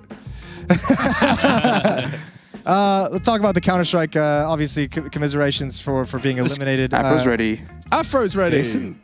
He's trolling. Yeah, a little bit. Afro. He had no idea what was going Mr. on. Afro, I had no idea. I thought that was Afro the whole time. I literally thought that was Afro the whole time. Yeah, no, he's here now. Who was that? He's behind you. It's Audio Man. This guy from production. Oh, shit. Hello. Go on, then. Afro, can you hear us? Yeah. I can hear you. Hello. Hello. Just wanted to hear your thoughts on that one. The overpass with the long break, and we kept cutting to your player cams, and Gizmy just got further and further away from his computer. You were getting some nice some fresh air at least. I think everyone likes seeing the Afro staring out the window. It's becoming like a little bit of an icon. Are you living in a bad neighborhood where you're just checking and someone's like stealing your car? No, actually not.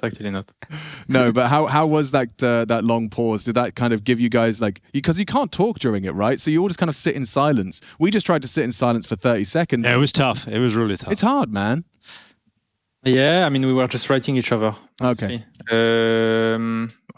And cracking some jokes with the FaZe guys because they're pretty funny as well. But it was nice that everyone waited for us to come back with Rain.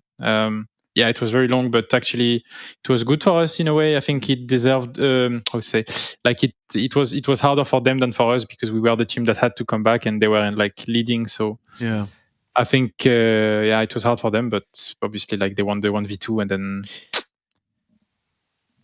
This feels like the first time we really got to see you come back to this level since Fnatic. I was just wondering, in your opinion, what have you developed as a player since then?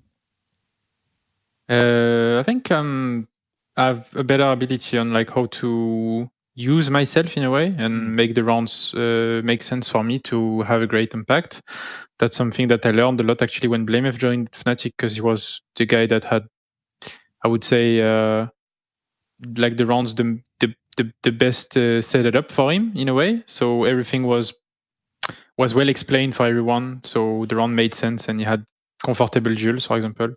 And I tried to think of myself on how to use this knowledge for myself and have rounds that make sense for me and just explain to people what I want them to do for me. Something I wasn't doing so much with the French mans, for example.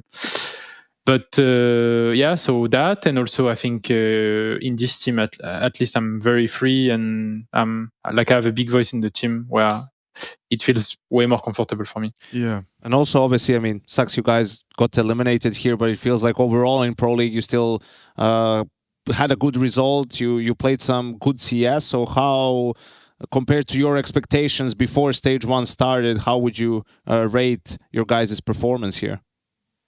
I would say I was pretty sure we would go through Stage 1, even if it sounds a bit weird to say like that. But I think we have a good team.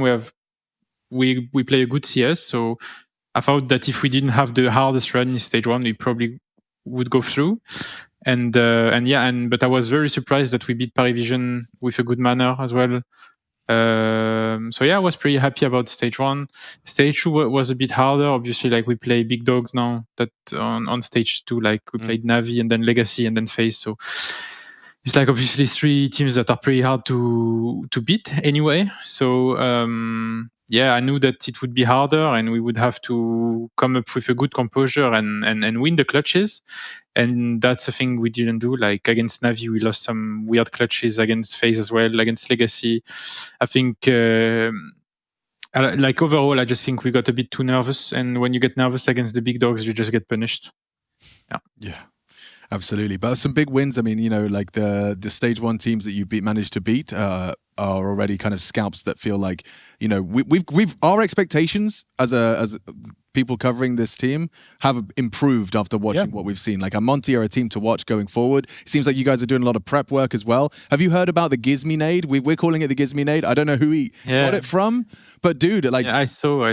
Yeah, is this a creation of his? Who's he stolen this from? Yeah, no, he just created his brilliant own way of handling APOPs, obviously, especially against Paravision. But I saw that Ime was too. Ime was doing it. Yeah. So he's inspiring. He's inspiring others with his nade setups. It's pretty damn cool, dude. But yeah, we're going to let you go and go debrief with your boys. But thank you for taking the time to talk to us here at Pro League. Thank you guys. Have a good day. See you. Bye bye. Always great talking to Afro. Good dude. You know, ça va. love talking to Afro. Très bien. Yeah. Recognizable voice. Yeah, recognizable voice, right? It's really good. Yep, didn't get confused at all there. No. No, me No, not. I'm good. I got confused at the start, Jason, to be fair. Well, same. Hey, I heard a French voice coming in my ear. I was like, we got a French player coming. That's got to be Afro. It's not Afro. It wasn't Afro, but that was Afro. That's not Afro either. That's Simon. Navi Bates next. We're going to a break. You heard the producer. Peace.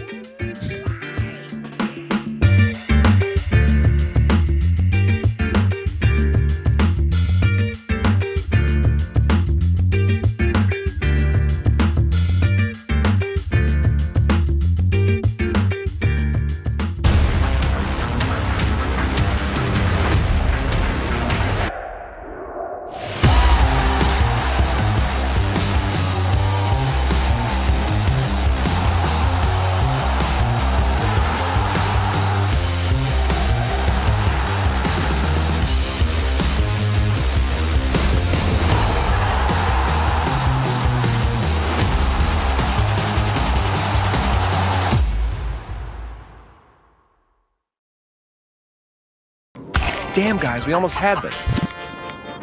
Thank God that's over.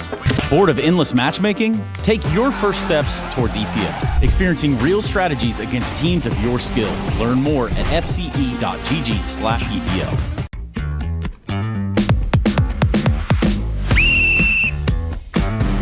Counter-Strike Combine 2025, Dallas, Texas, coming direct, hot, and into your living rooms around the globe. We're going to have the best Counter-Strike players in the world put through a bunch of tests, trials, and tribulations. Do you have what it takes to win in Texas? We've had our best man on the job, Rushley A. Rushleson, defining and coming up with a couple of new techniques on what Counter-Strike players should be bringing to the server. Let's find out if they've got what it takes. All right, do you understand the task? Yeah. Repeat it to me. Set up my gear. Okay, are you ready? Yeah. Now. Let's go, David. Come on. Get that mouse in. Get that keyboard in, too. We've got matching tracksuits, so this is my favorite team of the day. Cables down. Sure. He's gone the standing test. He's not rushing here. Okay, he's gone under. Gets tough down here. You can't mess it up with the USBs, John. You know Which this. Which ports are we going for here? 3.0s? Where's the other cable, man? He's lost the cable. Oh, no. He's lost in the source. He's lost in the source. Oh, it's all good. He's pulling on everything. We got it. Yeah, he's got it. This time is blowing out. Needs to get back in the seat. Come on. Stop the clock. Referee, 32 seconds. How do you feel about that? Could be faster, but... I think that we probably could have saved some time, but I think overall good score. All right, John, up to the plate. Team. Do they have to go into the hole? Doesn't have to go in the hole. Doesn't have to. However, it just needs to be set up, ready to go. I just like my cables nice, same as you, John. I'll take anything at this point. Referee will judge if there's something he thinks isn't above board. Don't care about what you do normally, just do it as fast as possible. Okay. Straight in the monitor. Oh, haven't seen this technique before. Oh, come on, but I can't. He's struggling with the USB. He's under. Where's the USB-Cs? And we're just going under for this one again. He's in. Microphone muted. Stop the clock. 17 seconds. Damn. Referee's not happy. Well, can you demonstrate, John, that you could potentially... Yeah, see, it's a different technique, something you're not used to. Referee? You don't know this grip. It's a reverse grip. It's accepted. Reverse pull. Palm grip, but this is a reverse palm grip. The referee will accept it. Okay. Our next test is a speed test. Speed test. So it's the reaction test. Who would like to go first? This went no signal detected, so help me out with this. Wait, is the PC off? All right, just a quick technical doohickey, gentlemen. 1 second. Ready? Oh. What times are you expecting here? 143. This is looking good. 148 average. That could be. Is that on par with Monte? That's it, dog. 152. He's slow. Dang. It should have been up. And what was Zywoo? 157. Hey, that's slow as shit. You smashed them both. Yeah. All right. John's off the bat. It's got to be like 150 at least. 150? Yeah. Okay, that's Come on, John. high confidence. All right, are we ready? Yeah.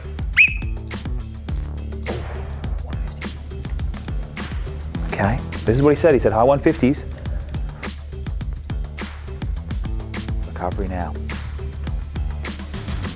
158. Hey, still. That's way better than I've ever gone at home. Still made it. What? Under the pressure of the lights, he's done well there. Okay, next challenge, sir.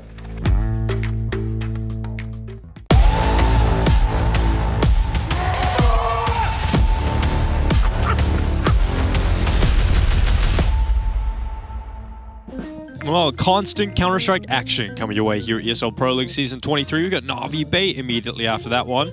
And a foam blaster right to the camera, Alex. I got them right where I want them. Maybe that's where Na'Vi have bait. Who knows? There we go, right down the barrel of the barrel.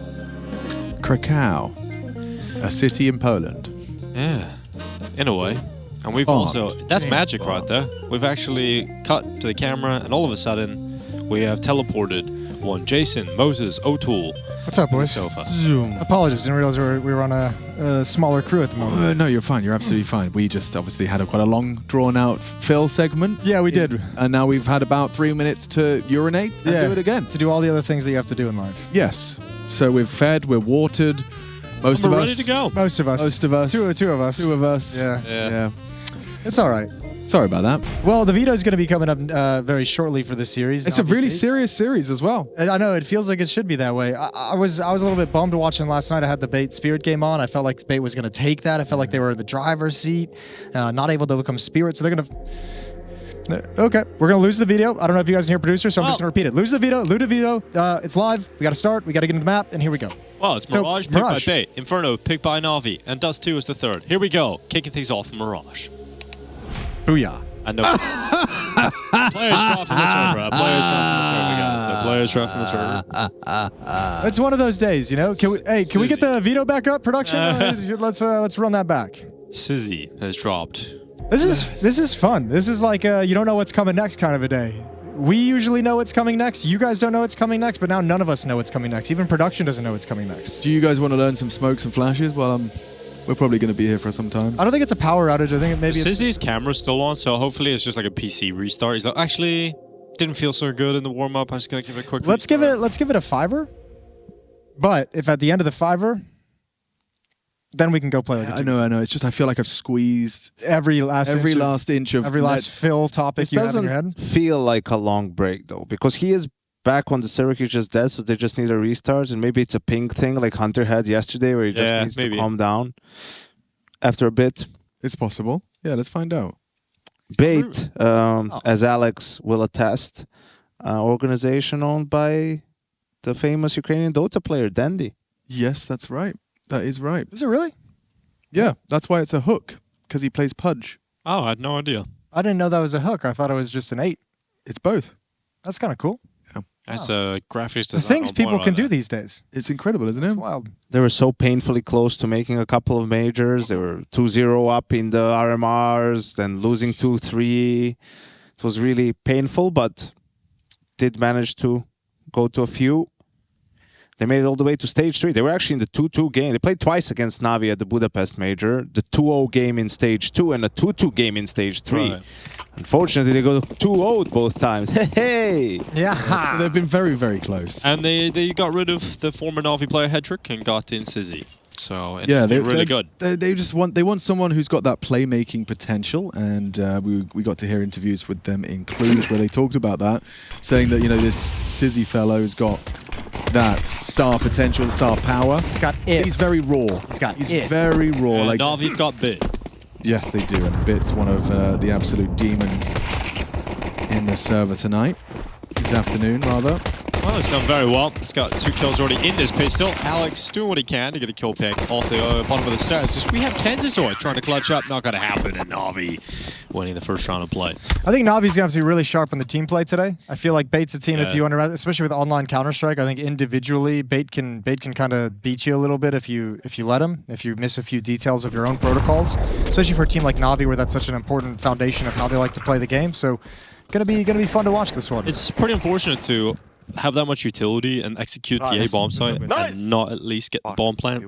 Well, the problem is like they're going for this from the get-go, this fight for jungle, but Bit as the A anchor is playing towards stairs, so they probably should have adjusted after they saw that and switched to CT and taking CT control, because if Bit is stairs/con, that means they wanted to play a heavy mid setup, and that's where Na'Vi is strong, so you're playing into their strength in that round, but it all happens also kind of too fast to maybe be able to switch it up on the fly. Just hope that the Glocks will win a couple of duels. Well, now being blocked at B, and the dream of getting a bomb plant there easily is not going to happen. So resetting, filtering their way down through the underpass, and having a nice spread out play here. It should be picked apart. Na'Vi will be up 2-0. Some maps Na'Vi look incredible, and some maps Na'Vi disappear. I guess what we've seen even so far Pro League. Am I right in saying that for a while, Yenko, a while ago, but Mirage was like Na'Vi's playground? They were seen as one of the, if not the best team on Mirage. Is that not true? Or yeah, absolutely. Especially when they were the best team in the world. It fell off last year, but then towards the sort of autumn of last year, you know, October, November, leading up to the major, they seem to have found their footing again on the map. And then again this year, it's been kind of rough. Na'Vi also really hurt by the map pool change. You know, Train was something that they got very good on and were putting a lot of emphasis on at the start of the year. So for it to get just taken away really caught them off guard. Autumn's my favorite season. I like cool. Autumn. More of a winter guy myself. Yeah. No. Summer. End of spring, start of summer. Go to time. Well, here's some flashbangs. All right, Bit. Ooh, down the ladder. That's weird. That's a way to get the opening. Didn't get any kills. Didn't even really do significant damage, but the bomb not going to be stopped either. 2 fluffed fights from the Na'Vi players, and that's it. Yeah, that's Fluffy. For sure. Yep. Fluffy Gangsters. Remember that name? Oh, I do remember that name. Who's in that team? Some Russians. Okay. The Fluffy Gangsters. Fluffy G's. Whatever happened to Kabakin? That's a fun name to say, though. Yeah. I don't know. Do you want me to look that up as well? Tony Black. That's Tony Black, yeah. What he changed his name to. What am I supposed to be looking him up as? Tony? Tony.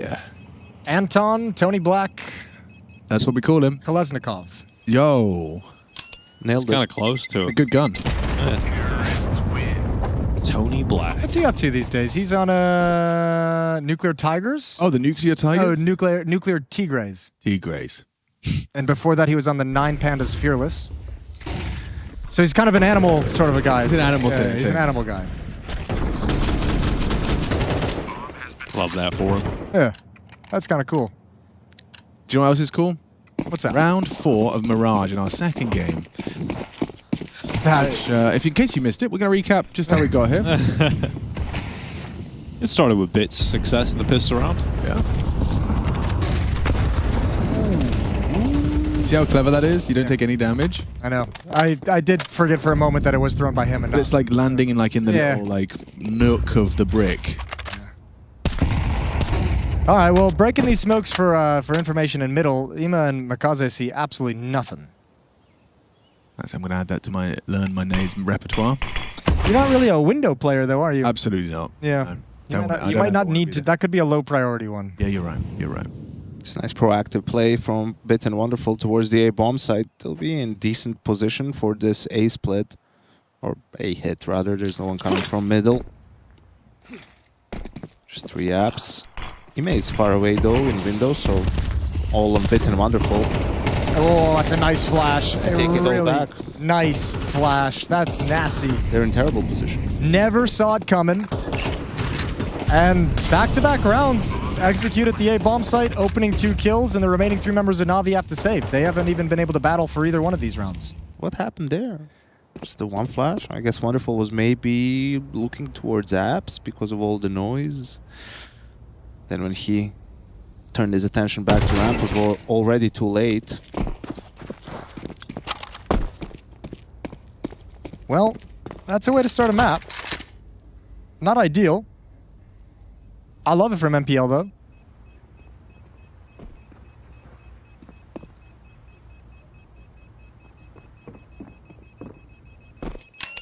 Also a former Na'Vi player.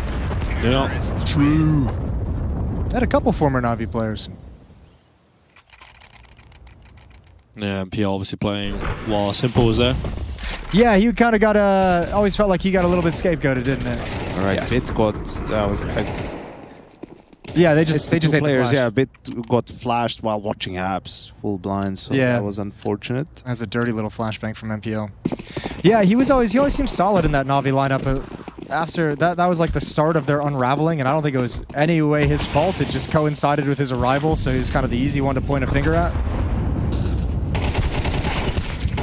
It's the top mid push from Ima. He's going to peel away with it as well. So the advantage now siding with Na'Vi being built up on as well. That was so risky from Makaze to go for that, knowing that he wasn't going to be swinging alone.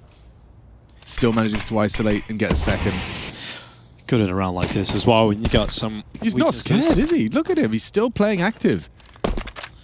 Very forward position. You've got such a heavy advantage, and you've got to bear in mind, Bit and Wonderful still with just the USP starter pistol and a Desert Eagle. So your life, you want to play it, and he's playing. Oh, might get a little punished for that because he didn't catch the timing. Watching the player walk into the ladder room, Alexi B taken down as well, and all of a sudden, you hope that somehow Wonderful doesn't get checked. You hope there's enough distraction towards the market that this Deagle can become effective. He'll get at least one from that position. For sure, there you go. Yeah, really hard to clear that out, especially when all the attention is coming from market. Good on Bit and Ima to be aggressive at that moment to make sure Wonderful stayed unchecked. 40 seconds on the clock. Yeah, Essential now coming through the apartments. He's got some utility to make this work, but wants to go and take contact first, and he is going to win the fight against Wonderful. Not nearly taking as much damage as it looked like either. Bit only has a USP, and Ima's low on 35 health. This is very doable still. 20 seconds. Jumping out of the apartments, and that kind of shot against the rifle. All of a sudden, it's Bit on a USP, but that's enough. Comes through with a dink. Of course, Bit wins it with the USP. That's supposed to be a really hard 1v1 for Bit. He's just booked him. Absolutely booked him after such a nice one-tap. The hard thing about that for Bit is like finding the right fight to take, and he just makes the correct decision and saying, I'll just roll the dice that he's going to try and stick this plant, right? Like, he obviously could have tapped it, you could have played it more passive, but he's just like, this might be the best moment I have to know exactly where he is, exactly what fight I'm going to have when I turn the corner. Lovely. Wonderful will be thankful for that. I think he would have probably gotten an earful from Blade otherwise. Might still. Probably will. Bad smoke break. On the fade though. Kaze's backing away. Yeah, that's a death sentence for He him. missed the timing by about 5 seconds. Yeah, really badly. I guess the smoke break was the plan. Ooh. Ugly round from Na'Vi, but beautiful. Double kill out of Sizzy. That's a 3. Oh my god. Just racks him up. Read like a book. His name might be Sizzy, but it's Na'Vi who was on bottom this round. They are. I'm doing my best. Me too. I'm trying to figure out that whole thing. Yeah. Oh, someone will help you out into chat, I'm sure. Okay, perfect. Okay, so 4 minutes. Yeah, 4 minutes. Yep. Start the timer. Get that up. Timer. Plant coming in, Alexi B giving it a go, but 5 players to find, and he'll get none of them. 5 players stay up here for B. Yeah, I mean, if you're Sizzy, you're probably not going to get an easier triple kill than that in the rest of this game. Like, that just seemed like step by step, everyone just peeked one by one at you, exactly where you were moving into next. Lovely read, lovely shooting, good accuracy, good patience, but gifted 3 kills in sequence. More worrying for Na'Vi is the fact that now Bait has just taken your A bomb site from middle. It's not just from Palace, it's not just from ramp. They're kind of taking it whenever they want the bomb site.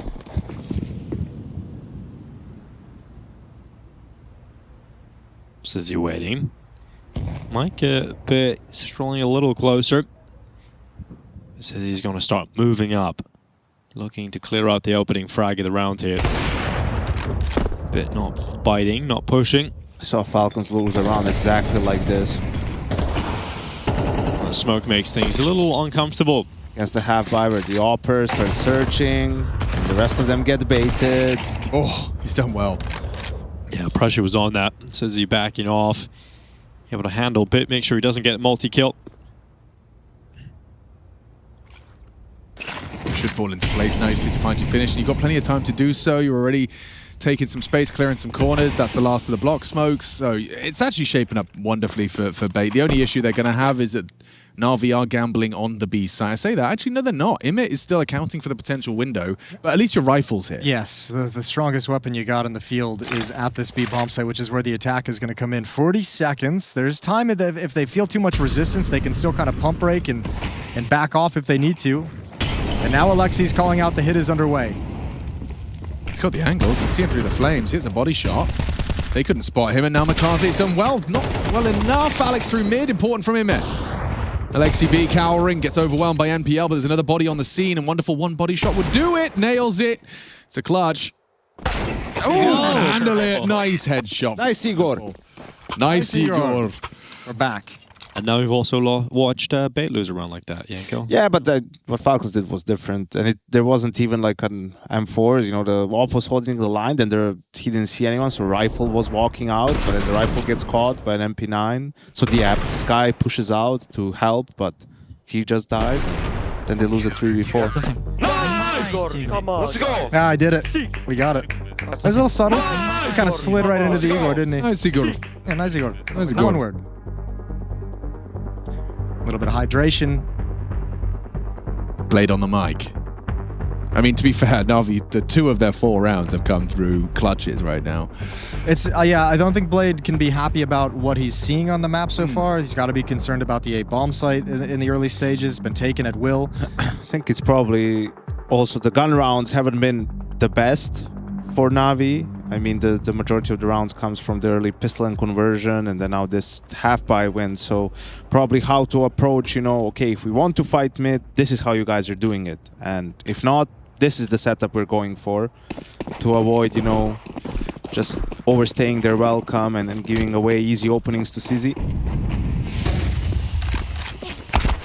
This is risky. This is some hyper-aggressive AWPing, going for that deeper line, hoping to catch the window swing. Or the short swing. God, just start to look away. Important trade. Alex onto MongolZ keeps us level. Doing a good job at making sure, like, even when Na'Vi get picks, they're bringing it back. They're doing a really good job making sure they're not playing with too much of a disadvantage. Deep Molotov in behind the window smoke.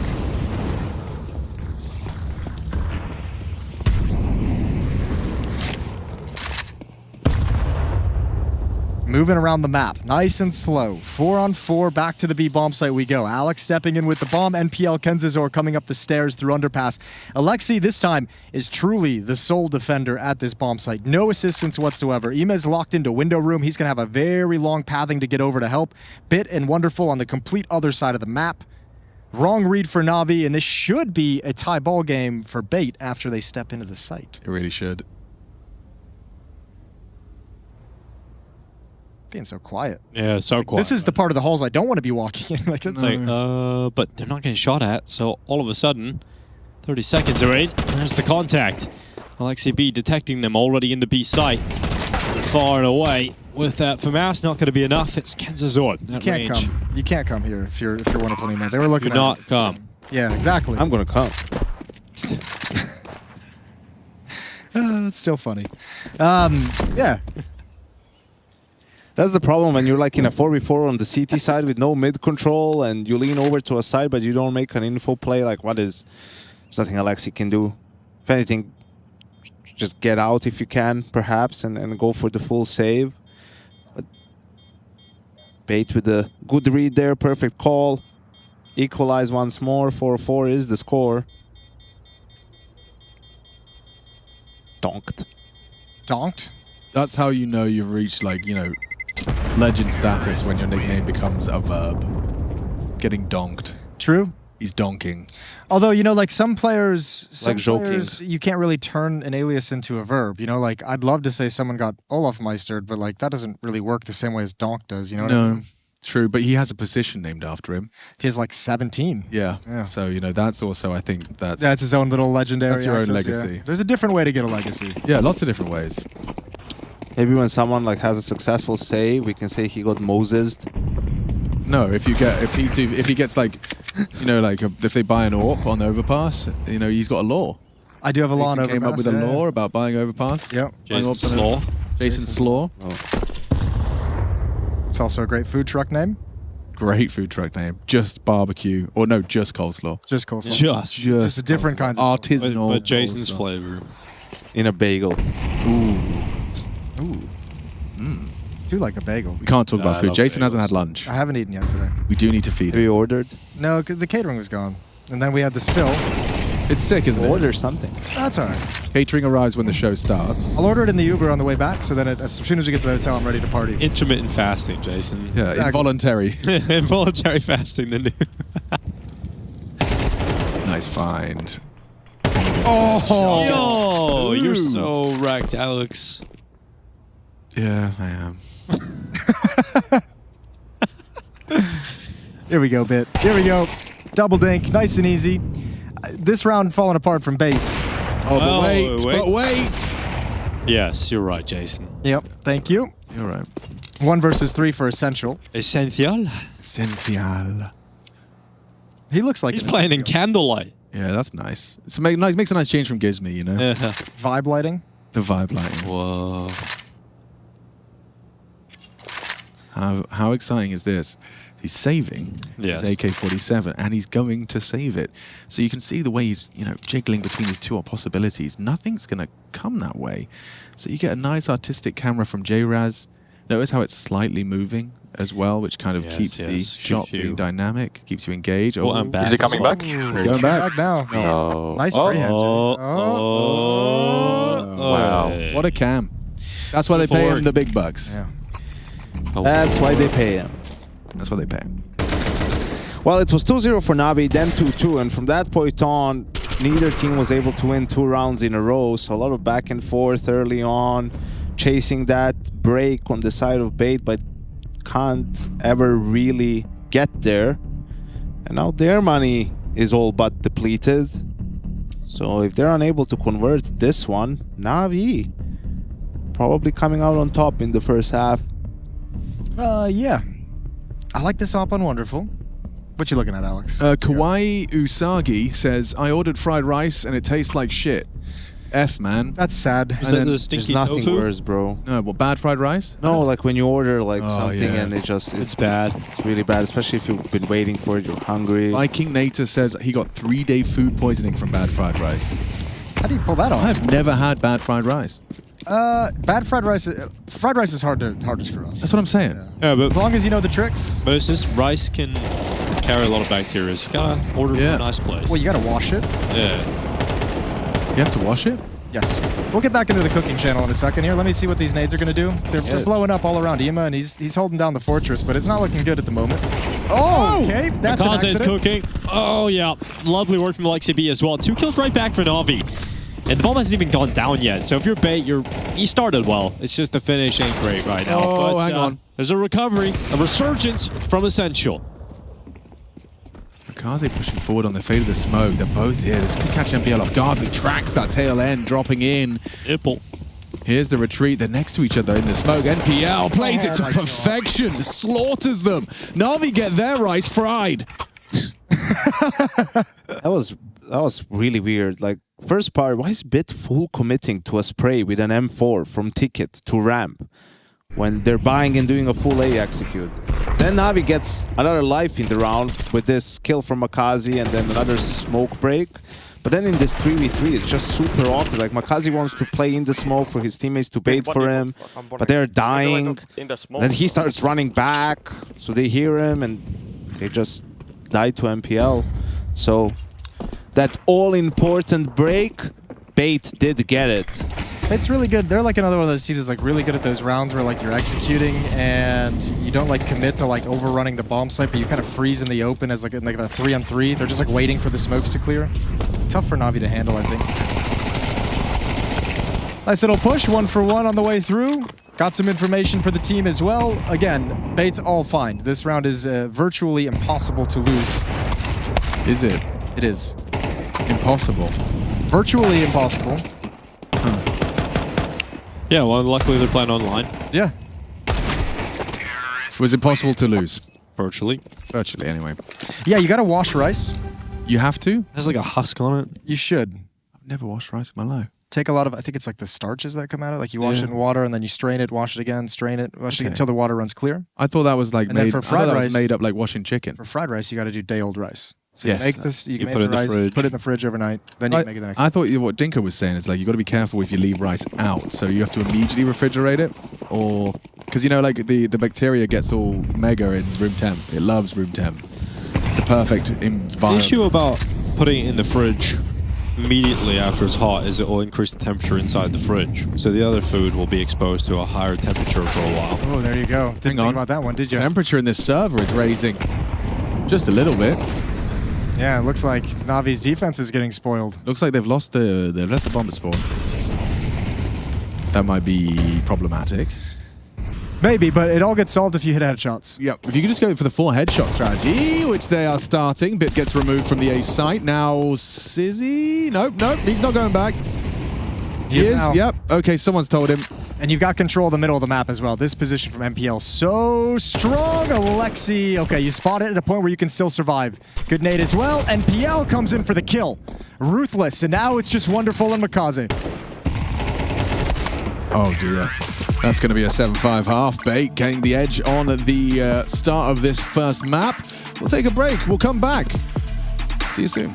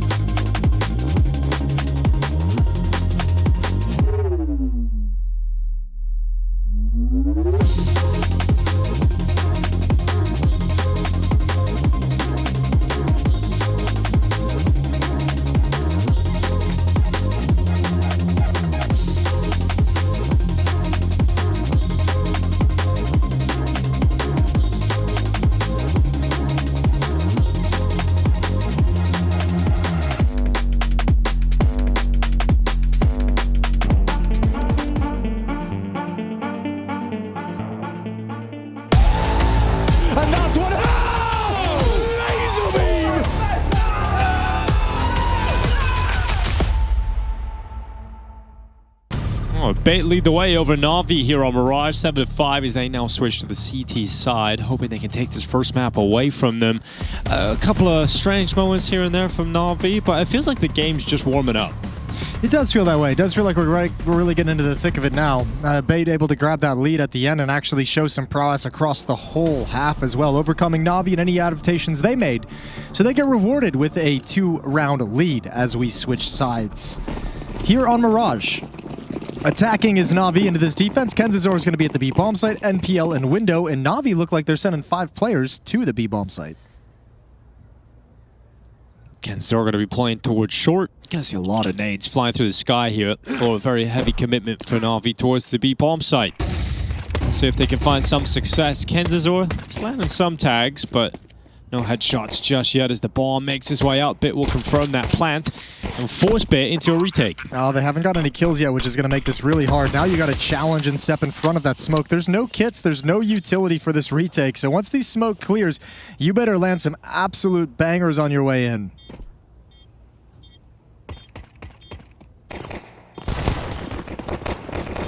P250, no magic in it this time. MongolZ's Glock though, 2 kills. Can't be bad to that. And MongolZ still popping off. He's just going for it. Alex trying his best here. He's got 2 frags to his name. MongolZ and Imma just sit back. Hide behind the bench, peeking together, and MongolZ. Some brilliant shots in this pistol round. Yeah, that's excellent from MongolZ. Those pistol rounds are so tough. The retakes with 5 people, especially if you don't have the utility, you don't have the kit. I mean, just you're playing at such a disadvantage. So Bait make a little bit of a gamble in the call for the pistol to lean towards middle and towards A, but Na'Vi go the complete other direction. Brutal. Savage. Wrecked. Let's try, guys. Let's try. Who's score? Remember, number 12? Doesn't matter about the digits. It can be 7-5, 9-3, 4. It's all fragile. MR12. It is very easy to lose any sort of advantage on the swap of the halves. It's I like that phrasing though. Yeah. You can forget about the digits. Forget about the digits. Forget about those digits. So when you open your bank account. Yeah, after going to the magic shop. Oh, just deleted. Yeah, Na'Vi. And that was a force buy as well. Yeah, there's no finesse to this. This is just Na'Vi just marching across the map and being like, you can't stop us. And they are correct. Not even a Sentinel can stop them. Well, on the other side of the map, Alex666 holding on to the FAMAS. Not really anything to get too excited about. But Na'Vi have tied things up, so forget about the digits, I guess. Let's review Jay's save cam. You know, the first one was pretty good. All right. So we got. Oh, what's he It's got? always behind bars, man. Yeah. Well, he's kind of in jail, you know. He's trapped. His choice has been made for him. 4 best of 3s a day changes you. Yeah. Changes you, man. Especially when you have ones like the last game, Jay. No, he got a good game of Connect 4. It was a fun game. It's a fun game. Very fun game. I know, 1 Connect 4. Jay, can we play another game between these maps? I mean, I'm going to win, but yeah. Okay. So Jay, do you think you've solved it? Is that what it is? I've never lost. I think I won against Rush 20 times in a row. That doesn't make sense. That's Rush. Well, he is, yeah. I don't want to say it. How did you... Have you researched it? Is there some sort of like theory? Have you read the white paper? It's like chess. Have you read this? Not like chess. It's like chess. Do you think he bought like the book like we have with Rock, Paper, Scissors? Yeah. Like the official guide to becoming a professional. Okay, have you read? Yeah. Is there What's your opening move called, Jay? Queen's Gambit. I opened in the middle and he laughed and made a joke. So he laughed. Restarted the middle. No, you didn't do the middle. You're supposed to do the middle. That's the play. You idiot. Yeah. Oh, jeez. MPL though started in middle. Come over there, teach you a lesson, Jay. Has worked out. New rivalry brewing. You know me. Yeah. You know, Jason just is very competitive when it comes to anything. You know, so mostly like really innocuous. No, this is sick. I like it. It's like a new heated rivalry. I just want to be really good at the things that nobody else cares about. Jason and Jay. That's the space that I live in life. Playing Connect 4. They're on opposite teams, but friends. They're practice partners. All friends. All friends. Battle buddies. The battle against buddies. Checkers. You know, that's what I always say. Connect 4. It's like chess. It's less about the 4. It's more about the Connect. If you know what I'm saying. Yeah. That's cute. That's deep. I like that. Kind of like Counter-Strike, you know? You might not always win, when you're queuing with your 5-stack, but it's about. But you've connected with 4 other players. Playing with your people, missing your smokes. How much you hate them at the end of the game. And just slowly building resentment. I wonder what the score was. Treating them differently. Is that a relationship/life advice for today? What was it? Hate your friends after playing Counter-Strike? Yeah. I wonder what Freya's final score was in the matchmaking. I mean, she got an ace in that round. I bet she won. Yeah, she was owning. Wasn't Dust 2 though, so she didn't get to try out the new nades. That part's sad. Yeah, that's a shame. Na'Vi has overcome the man disadvantage to find themselves a plant inside the bomb site. Actually, Alexi brought very low just as he gets that down. Ima's watching the flank. Round has no more danger in it because of these kills, so 8-7. I think I'm going to try Ima's view model. Yeah, you like it? It looks good. You're making it look good. That wasn't the best of decisions. No one's saying that. But I could be, getting 3 kills on an anti-eco, and that would be pretty cool. Didn't grab the AK either. Unfortunate. What about the view model saying to you there? Was it? It looks very similar to the view model I had in a different video game. Okay. It makes it look like a different video game. You don't want to say that video game out loud, do you? Pro mod. Okay. Pro I was assuming. I just want to see. Yeah. It's ahead of its time, man. Yeah. It was ahead of its time. Stay block slow, please. Just like GoldenEye. Yeah, but better. Okay, come, chill. Paintball mode was unreal. MongolZ is on the A ramp. Bit is up in Palace. And just a default for Na'Vi as they move in to take mid control.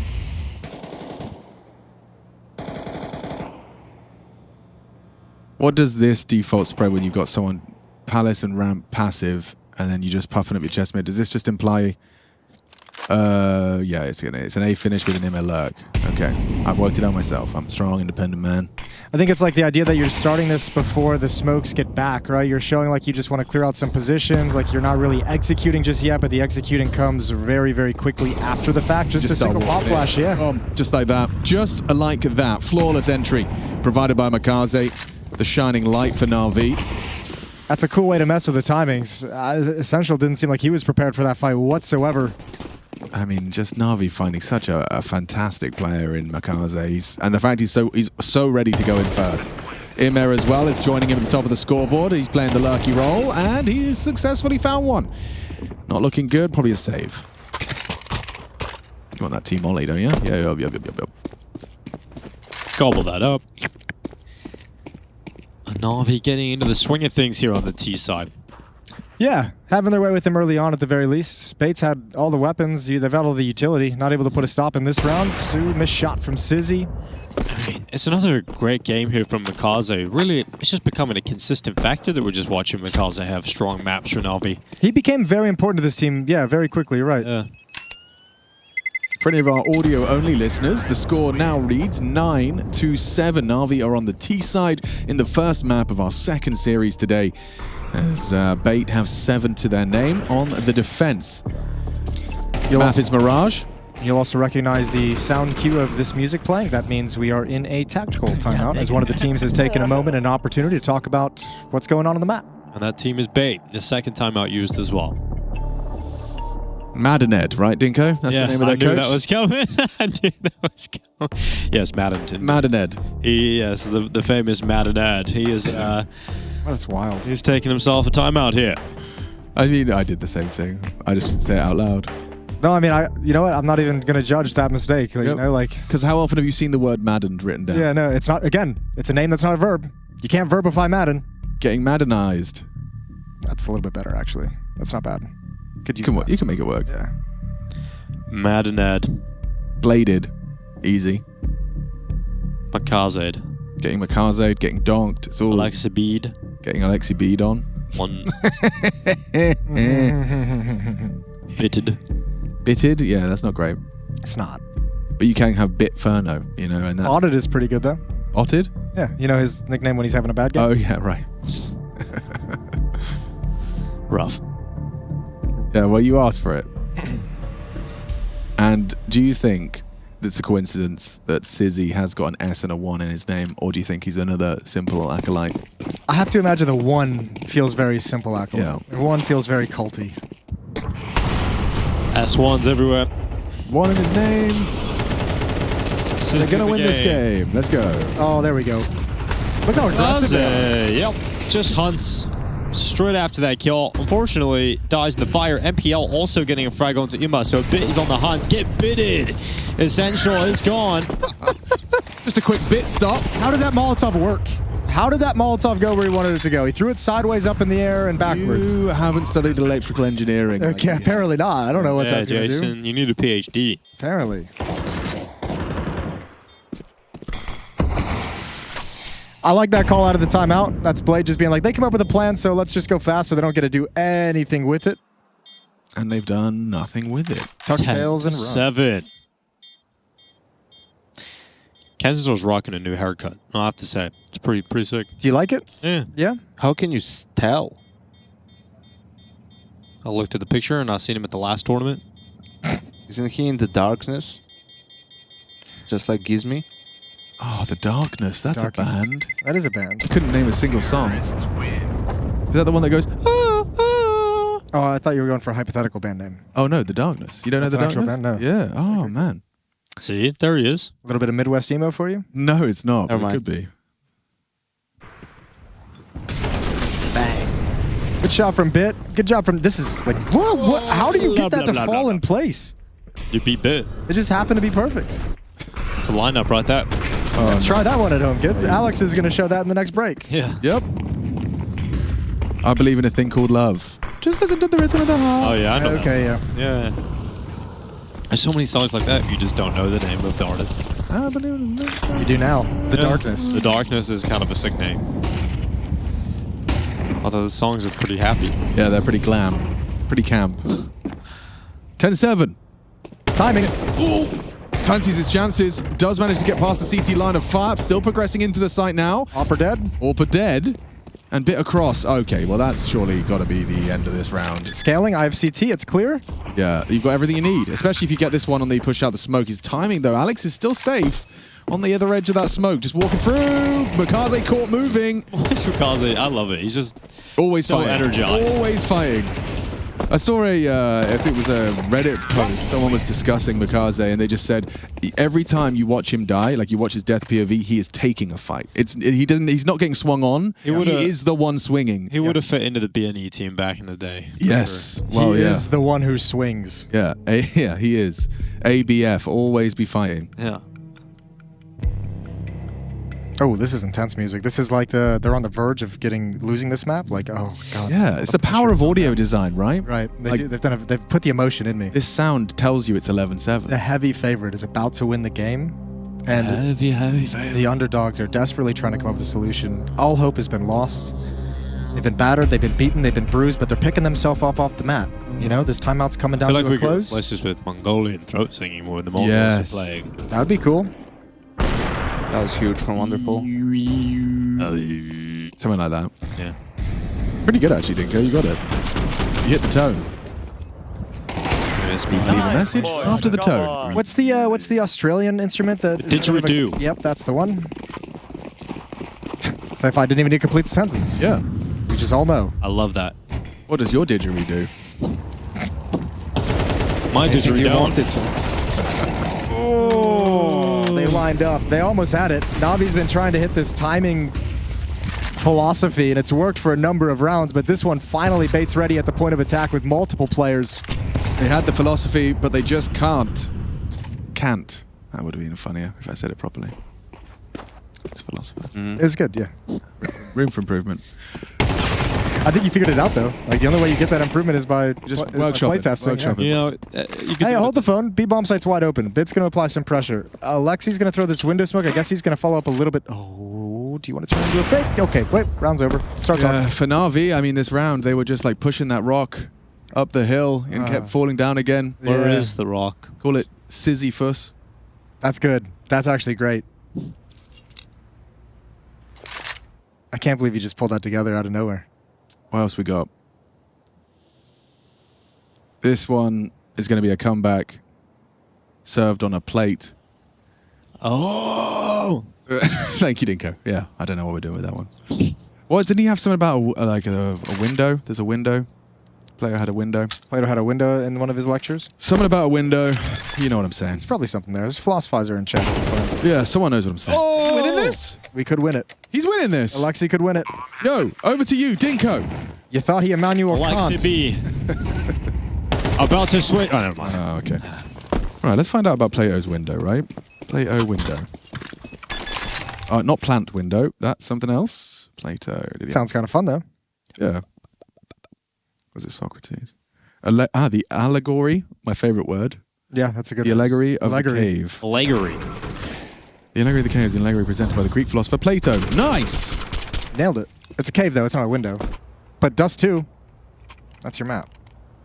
He describes people... Wait, now's not the time. I've got a gun round. Yeah, I'll do some reading. You guys can handle this, right? Yeah, we got it. We got you. Na'Vi hitting 11 rounds. Is it the end of the map, or will they plateau as we get into round 20? We've got Bait coming back in with a really strong buy here. Sizzy going to be smoked, so changes up his spot and goes from window to short. Boom! And he's got the opening. Lovely shot. Now, wonderful. It's his turn. Molotov's going to keep him at bay. Great counter utility from the Bait defense. Ooh, spicy. Right into the open. NPL puts down Alexi, and man, Bait's defense has locked it down. No access for Na'Vi in these past few rounds. And this quicker style starting to get shut down in a big way. Yeah, I think next round we might see Na'Vi just play default, but with 3 or 4 players going towards mid. That switch up towards A, Bait had a read on it. Now they're trying to take mid and split A, but they're really spread out, so the mid portion of it just gets shut down and the round is pretty much over. They'll try and save, I guess, on these last 2 players. Yeah, that's really all they got, isn't it? Or maybe you just fake a mid default and go back to the A hit, right? Like trying to be 1 step ahead. Yeah.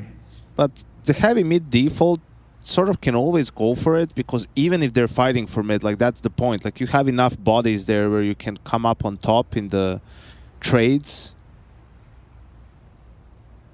You just need to do a good job of executing it, using your utility, understanding what the CTs are trying to do. Especially now that Bait's shown you like these like little quick timings that you're trying to hit up ramp and in mid, and with these swings and with these fights from MongolZ, like they're showing that they can stop them now that they've adapted and they've adjusted. So being able to spread out into a default take mid control could go a long way to really easing your finish on this map, your close.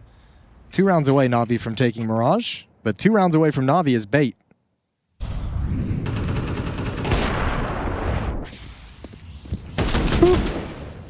Makes it look easy.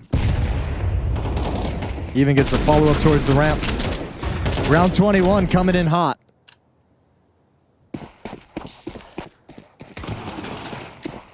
Oh, good that Na'Vi were able to save the AWP here for Wonderful. We'll see if he's able to find some impact with it.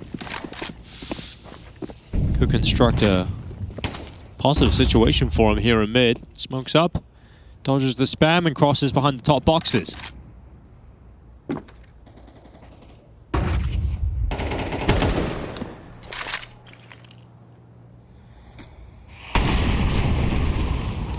Well, they've got that mid control for the moment.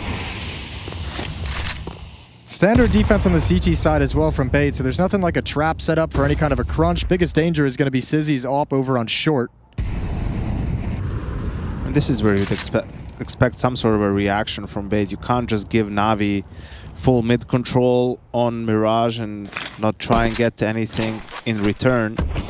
Well, this is where we'll see what they've got, because Na'Vi have taken it, they've shown presence, they've shown they've taken it, and now everyone's vacated and backed off. And they wanted to maybe check ramp, but they threw the incendiary into the smoke, so Kansizor just takes a step back. NPL's getting frisky right now. He's going to spot mid, see that it's completely clear. Took the risk, but now he's got the information. Na'Vi just lining up at the bottom of A ramp. Kansizor's got this, though. AK-47. It feels that close. way. Ooh, in the feels corner. like he's destined for glory, boys. Oh, MongolZ's here, and he hasn't checked him properly, so Kansizor will, in fact, get himself 3. Ravages them inside of ramp and drops back towards Tetris. Alexi B's expecting him to keep going forward. In fact, he will get his reward, but the issue is they need another one, and Alexi B just can't flick down. So Bit is left alone, and Bait have brought this back 11-10. Yeah, money's gone for Na'Vi for the most part as well. Outside of this saved AK-47, what, there's 2,000 on Alexi, 1,800 on MongolZ, and that's about it. Ooh, this game got way more difficult than it felt like it needs to be. Gotta clear your corners. Yes, you do. So they always say in Counter-Strike school. Which lesson would that be? That's not Counter-Strike 101. Yeah, like that wouldn't be like, you know, if you were building a Counter-Strike lesson. He didn't fully clear it. Clearing corners is probably lesson 2. Are you joking? I think it'd probably be like, yeah, maybe lesson 3 or 4. It depends on where we're starting. How long does mechanics take? Do you have that's probably 2 or 3 lessons. Mechanics is a journey that lasts your whole life, Alex. Absolutely, you can always it does. improve your mechanics. But what about the fundamentals? The fundamentals of the mechanics, yeah, probably. I mean, you gotta grind some games, don't you? Yeah. I would say lesson plan for clearing corners and all that jazz. I'd say lesson plan like 4. Yeah, okay. I have some other things I want them to get stuck in before we move on to that. Or you can play like simple at the end of that. Yeah, who is this guy? Just buy Diego, go for shots. It's French, of course. Kills them. Kills them all. Didn't know Afro was back with us. Is it good to be here? Don't do that, I might fall for it again. Oh, lovely shit. Kenzor's on fire, man. Yeah, as soon as Dinko brought him up and his new haircut. There he is. I mean, stylish in and out of the server. It is important to keep track of every player. Do you find you play better with a new haircut because you feel more confident? Yes. 100%. Really? Yeah, look good, feel good, play good. I know, but a haircut? Yeah. Again, it's been a while. Sorry, It's been a while. I'm Come on, man. When you've got the freshly shaved head, don't you feel like you're your best self? Operating at maximum capacity? Yeah, but I don't ever get the sense that it translates to Counter-Strike. I definitely feel like... Oh, hang on. We're back. Ole. There he is. Wonderful. Back to the bench.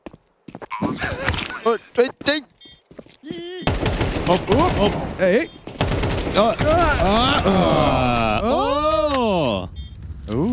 Oh, Captain, oh, Captain. Oh, Captain, oh, Captain, indeed. Alexi B looking to make sure this ship sails.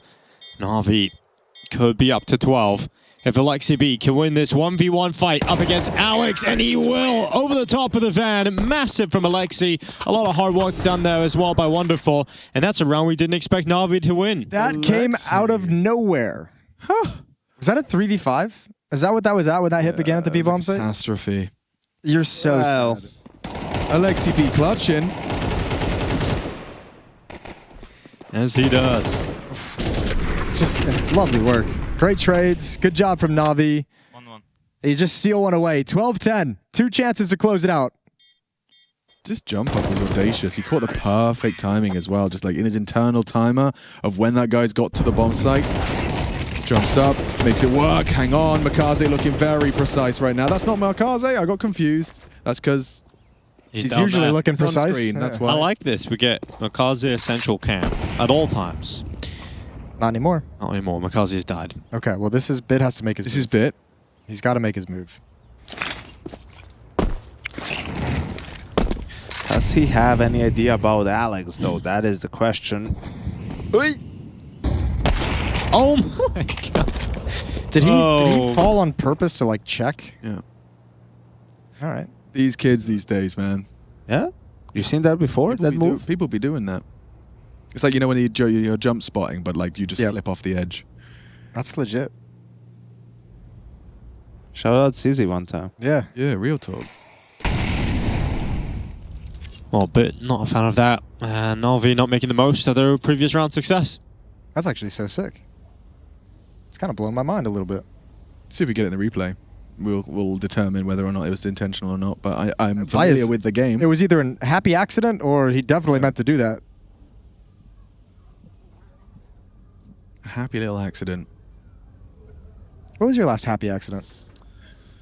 A while, actually. Yeah? Let me think.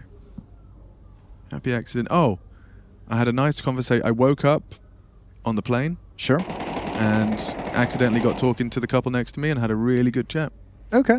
Yeah. That's cool. I wasn't planning on talking to them. I was kind of like hood up, slump. All the signs were Pass like, out. don't talk to me. Don't. I mess just with kind of woke up and I had a lovely 30 minutes. You know, I think 30 minutes was all I needed. Sure. But we had a good chat. And you're probably feeling a little bit sprightly because of the nap too. You're like, I did. Dude. Yeah, you're and they'd saved me the Lufthansa chocolate, which you know. Oh, yep, that'll do it. Like, she was shout like, out hey, I got you 2. And I was like, that's the play. You know. Yeah. And I really enjoyed it. Any other airlines are available? Not always, though. Not always, especially when you're flying from Malta. Take what you can get. Limited options there. Take what you can get. Important round, though, so let's lock back in. Are you locking in? It's the round 24. There's no more important round than this. We heard this out of the timeout from Saw. I wonder what Blade's saying right now. Blade anticipated this, right? He saved his last timeout for round 24. And he has the answers to the test. He's giving them the keys to the vault. They just need to open the door. That's all they have to do. Well, I'd say he's a little bit worried about the digits now. I think my call would be give MongolZ an AK and throw loads of flashes so he can kill everyone. That would be my plan. I think that's a pretty good plan. I don't like that he's got a Tech 9 right now. No disrespect to anyone else. I just think MongolZ, when it comes to finding you an opening advantage, he's your guy. Give him a gun. Why has he got a Tech 9? Poor guy. Well, maybe it all makes sense in Blade's master plan. Let's find out. Maybe they believe in the MongolZ Tech 9 play. Yeah, okay. See what he's able to pull off with it, but we got MPL just spamming through the top right of that smoke in the window. Yeah, maybe the reason he has a Tech 9 is because he's going to do some crazy commitment into B. And they know he's good enough to still get a kill. Maybe not. It's really up in the air right now where that Tech 9 is going to go. In fact, it's going to be the bomb carrier. Wow. Oh, no. He walked right past that, so... Some players are allergic to holding the bomb. Yeah. Yep. Jason Moses. Sorry, it's a sore spot for me as the designated bomb carrier in every game I play. You do a great job at it, Jason. Safe pair of hands. Then I got to go clutch because all you guys are running around the map doing nothing. But we wouldn't want anyone else in that situation. Yeah, you are our closer, Jason. When all the nades are gone, and yep. You just need to shoot, Jason. Doesn't make me hate you all any less. That's the resentment we were talking about. It's building. It's building. Can't wait to passively aggressively take it out on you. All right, flashing towards COD. Smoke's broken. Ema is going to take the space. Good clear. First step. The Na'Vi split for the A side. Boom! And unfortunately, it's about getting split open. Bit can only manage one, and Wonderful is following in, but it is not going to be enough here unless Bit can clutch up. We will be going to overtime. OT. Never much. Overtime. 12s. Oh, but look at the relief. You just, I guess that's like, thank God. Yeah, thank goodness. Oh, that's like, I can't believe we got out of that half tied. Oh. That's so exhausting. Nice little sweep through short, catches them on the split. Lovely multi again. You're getting a good read on this Sizzy character. Understandably, Mirage is also the only map I've seen him have pop-off performances at high impact on. Sure. And we checked his FaZe. He's played like 12 Infernos. Okay, so he's picking up there. Yep. What's up? The next generation ain't touching Inferno. It sucks, Jason. It's It boring. doesn't suck. You guys are all crazy. No, It you have just to. requires more patience than the new generation have. Sure. Yeah, exactly. It's not- Okay, well that's completely different. That's a different conversation. It's not. It's the damn phones, Jason. That's why people don't play Inferno, because of the damn phones. You gotta save. Sit still. Not happening. Well, it's almost an insult to say that you're saving. Well, with the new changes, Inferno's going to be the biggest map in the pool. Everyone's talking about it. Yeah, it's all over the internet. Graveyard change. Whoa, balcony. Whoa, yeah, the biggest balcony. Everyone's playing Inferno now. Stocks rising. Oh, and they fixed the decal on the second window. And they fixed the decal. Yeah, you know that's a huge one. You got to remember that. Oh yeah. Well, overtime begins. First to 16. When we go OT, we go CSGO. Yeah, we're going for the CSGO finish here. Oh, that's a nice easy little pop. Oh, and it catches the short line. Stealing that one. Yoink! Just aim at the bottom of the shadow with a little bit. Technical term. That's why I find Rush's videos so impressive, because he always has to describe what you're aiming at, and it is never easy. Hey, future pros, aim at this speckle. This thing. Yeah. I bet Jay writes those scripts, though. Yeah, obviously. Jay is like the The man behind the curtain. No. The Wizard of Oz. Whoever was doing the dance moves that Sinatra was doing, but backwards in heels. You know that expression. Michael Jackson. That wasn't. He went backwards in heels. Probably did. Probably did. But Moonwalk. Can't argue that. Never been more confused. You know what I'm saying, right? I haven't either. Was it Sinatra that did the dancing? I don't know. Nice kill. Kensizor gets us started. Oh. MPL also following up. So Bait, they've got 2 players to the good right now. And that bomb from Na'Vi trying to get over towards the B site, but the rotation is arriving. Bait are ready for this. And MPL prevents Alexi B from even taking a step closer to the site. MongolZ always good for 1 in that kind of scenario, but it doesn't matter. 1 is not enough. And a very convincing round victory here from Bait. Yeah, that's dang. That round just falls apart for Na'Vi. Kind of gets stuck out in the open. You're just kind of sitting ducks, and that smoke breaks open. Nice peek from NPL to add another one onto it, and the round's just gone to hell. Alexi takes damage to the smoke on the pathing. Lovely little flash into the con. Yeah, Bait's defense has got really proactive now. They seem to have some pep in their step, right? They want to get stuck into some fights. They want to deny Na'Vi from taking any control. And now, is obviously at overtime, too, you get the benefit of not having to worry about your money.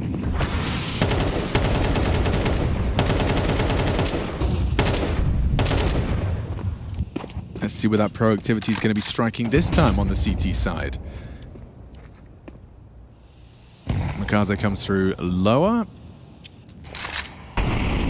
NPL blocks him with an incendiary, buying a little bit of time upon the fade of that smoke if he wanted to have a glance.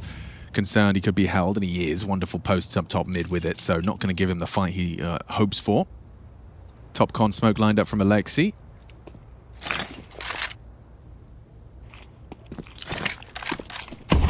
Going through their mid protocols. Kensizor will throw out smoke of his own to try and keep him on high alert.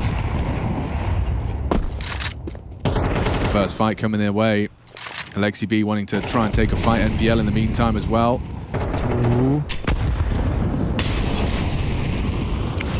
Heavy nade exchange. Same thing as like last round though. They're kind of like stuck. They have these plays, but they're in position. It's going to just be hard to make the play from here. You spotted the upper. Okay, Sizzy misses the shot. The flick down doesn't land. So Na'Vi can start moving 1 step closer. And he's even had confirmation that there is bit towards the Palace position. They're closing the gap though onto Sizzy's CT spawn. Oh, missed shots. Cover. That's what you want to see from NPL. RV find the response necessary though. Oh, this is a checkmate position, isn't it? Oh, big fight. Essential gets distracted. There's the stop of the bomb. 10 seconds on the clock. 1-on-1. Sizzy versus Bit. 10 seconds on the clock, and Bit picks up the AWP, marches towards him, and owns Sizzy towards CT. Okay.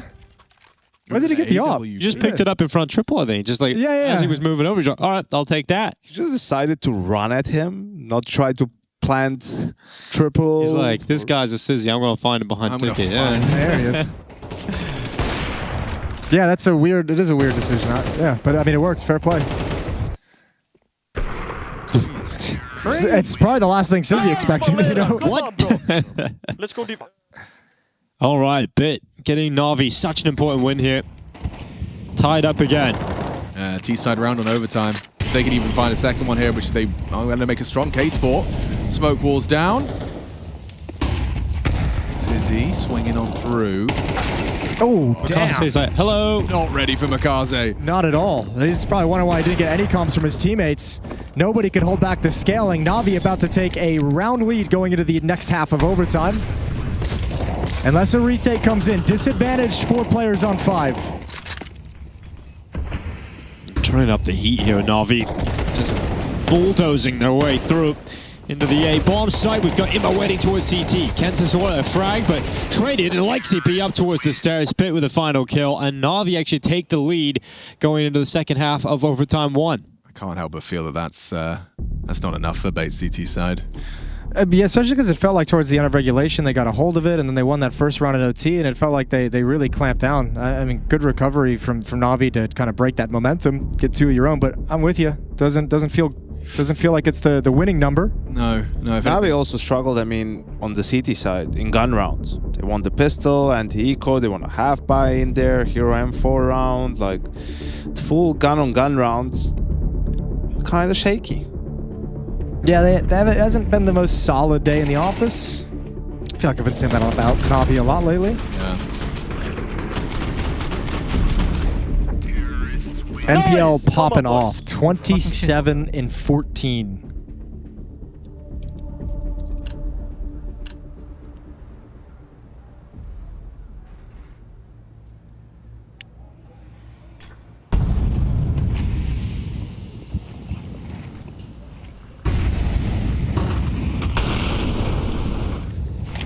Splitting mid with a couple of players in the underpass.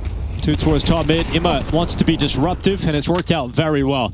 Breaks that window smoke, peeks down into the underpass, catches MPL. Which is the perfect opening kill as far as, you know, removing the star of this bait roster. 27 frags deep, but kept humble in a must-win round for bait.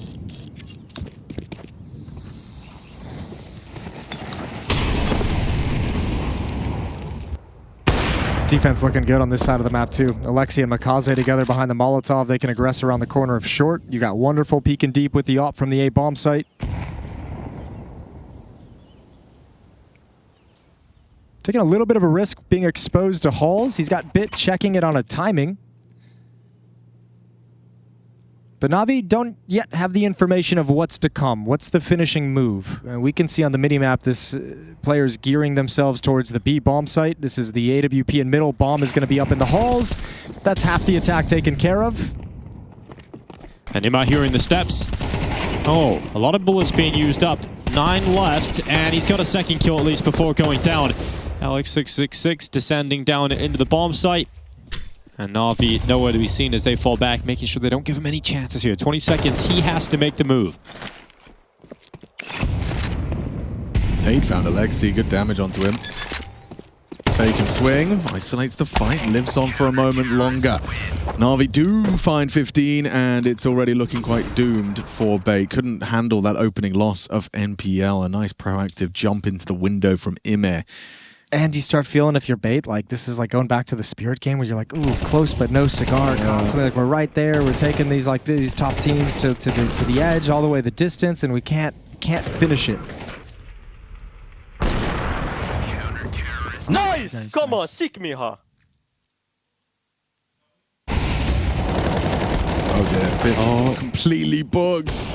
They just flashed up ramp and took a fight. And now they're traded. And just waves of players appearing on the screen, and suddenly Alexi B left in a 1v3. So looking like Bait are going to get a lifeline to survive a little bit longer here on the map. They can fight for another overtime. Yeah, potential for a double OT. Alexi going to slide out towards CT spawn. I mean, look, you're probably going to go for it, but there's nothing you can really do if you're Alexi to actually win this round. That's what I mean, though. Like Bait, like they keep it close, they stay in it, they don't go down easy, but getting over the hump and actually winning the game seems to still elude them against these better squads. Good kill from Essential, 15-14. One last round, else we got double overtime. 16 is the magic number. It certainly could be over. The double off doesn't. Also could be overtime. It could be. Overtime. I mean, Bit, he won an important clutch with an AWP, so he gets to go again. Ooh. Getting some frustration all across the board. You have to, I mean, after 30 rounds of play, 29 rounds of play.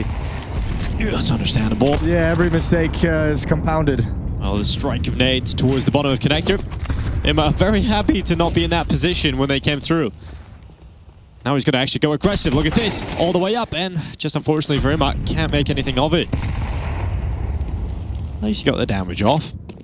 Yeah, I mean, he knows he's done damage. It's going to be unconfirmed about how low exactly he is. But you have set that up to be an easy spray down later on in the half to bring it back. 5-on-4 for Bait in a must-win round to continue fighting on Mirage. Double overtime if they can win. Navi map victory if they lose. Some seriously high-stake round of Counter-Strike. Alexi got a good angle for this. How aware are you on your clears? You're arriving mid-late. Looks like you're going to clear it. A little crouch to avoid the lethality. But in the meantime, MongolZ does find NPL. Another opening death for NPL. Starting now the death spiral for Bait. Got to pick it up. Can't plant in middle. Sizzy and Alex there. 2 versus 4, now just 1. It all falls onto the shoulders of Sizzy. Looks like Na'Vi have done enough. Last bullets to be lodged into the Kevlar, looking good, and a full 30-round game, a CSGO scoreline. Na'Vi take map 1 of the series.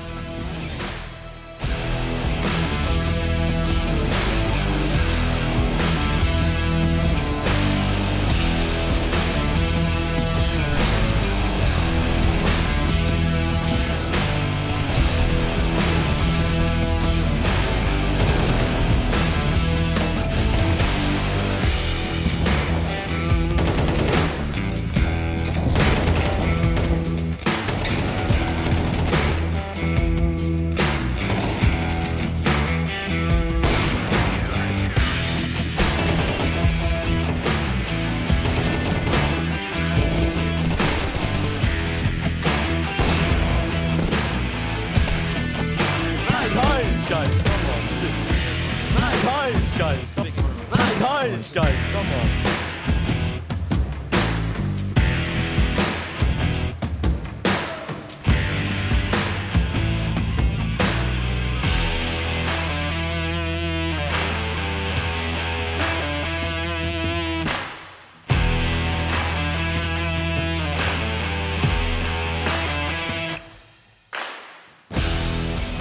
One B, guys, I think it's B. Yeah, sure. I will rotate to B. I'm holding B ups now. Flash con. You left it, Alex. B ups, one. 2 B ups. 2 B ups. Did I kill that B up? Yes, sir. Short. Short, low, guys. 1 B ups. That's short. B ups close. 2. 1 HP B ups. Balcony. Default now. Yes, sir. Dead. AWP lost. Overpass? Yes, okay. Yes. Nice, Gordon. Come on, Let's go. guys. Sick. Very good, guys. Nice, Alex, bro. Nice, guys. Yes, sir. Backside. Kitchen. Default. Dead default. Kitchen low. Kitchen low. Window. Yours. Dead. That's him. I'm planting is the short. I'm planting default. Fuck, hope no HE. I'm trying to go Modi. I'm going kitchen close. Short. Left side. Let's double peek. Peeking. Green. And the kitchen. Man. Here, man. Peek him. Kitchen low. 1-1. Nice, Alex, bro. Off kitchen.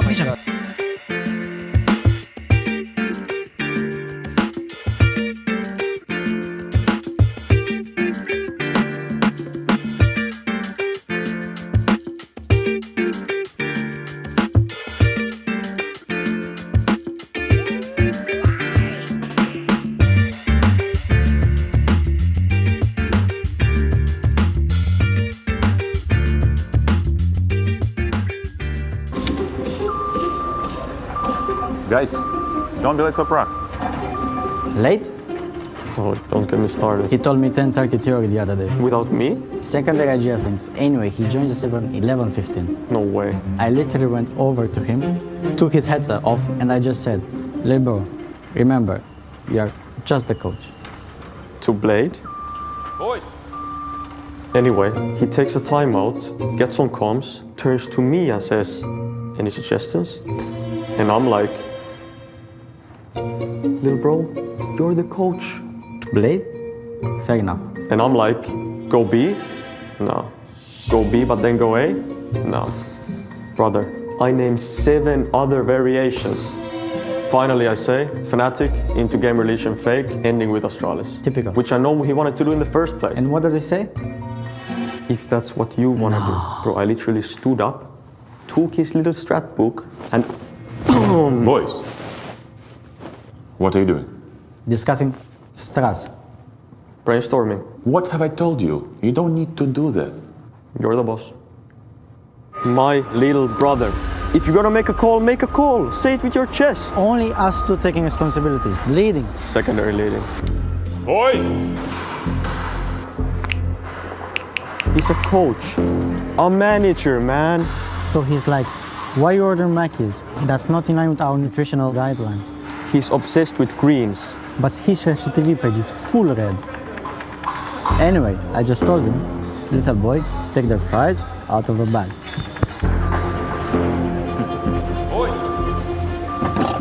Bro, I've literally got him like that. Wait, like that? Like that, like my newborn sibling. Fucking crazy.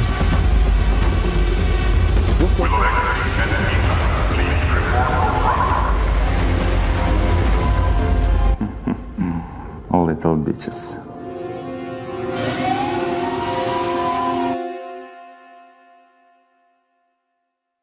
So you didn't guess?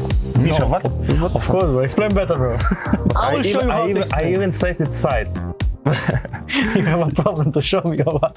You have big quad. Big quad where? Where? Left, right, just bottom? Middle. In the middle, big Yes, quad. Big quad. So it's fucking square. No, Okay. big, it's not big. Actually, yes, it's good. Out of this squad, put one more. Next to him, one more. Top. One more? Yeah. Do I have to guess now? No, more quad to the right. Fucking shit. Small. Yeah, and one more, the bigger one, right side. Okay, you need to put down of this. Good. Yeah, do you understand what this is? No. If it would be color, it would be a red color, this one. But it's a bomb plant. Yes. Either that's to be. No, not even close, because... Nuke? No, wait, why? Fucking shit, I have no fucking clue. Anubis B. Bro, why? It's so fucking easy. What is it? Show. This is Inferno. Obviously, this is first book, second, third. I will explain so good. You can start from top right side, start the square from here, and go down, and go left side now. Stop, go down, right side, more, and now go on top, until on top. Big square out of that, so you can start from left side, down here, full on top, full. You can start from down with the square, and now down, and now boom, close it. No, top left, yes, but a bit down, yes. Just do a square, bam. So do a rectangle on top of this, but sideways a bit, like here? Okay, it's good. And go down and close it. On the same big square, bottom, two boxes. Just do one there. One here. Bam. And one, you can start from the middle of that. Yes, and square. Yeah, close it. Between the middle and the top left. 3 squares, fast. And down, one right side. They are all connected. Just imagine they are all 3 connected. Now a big rectangle from this one down. From this? Yes. Left? Yeah. And top. Like this? Yes. Down. Yes. No, yeah. Big square. Bam. Can you guess? Bro, it's so hard to explain. What the fuck? But you said you'll explain so easy. Bro, explain. This is Inferno? No. Okay, wait, what the fuck? You like this map? This is Dust 2? No. It's the map that you don't want to be alone. Is it Mirage? Yeah. A-side. You can start from the middle with a rectangle. Bam. And now you do another rectangle, but like this. Yeah, now it's like this. Bam. And now one straight. Fuck it, it took so much space. You can do another one like this. Like this? Yeah. You can connect another rectangle. Okay. Another rectangle straight, like here. Yeah, straight. Yeah. Another one straight with a circle on top. What is it? No idea. Yeah. See, we got it. We struggled a bit, but we got it.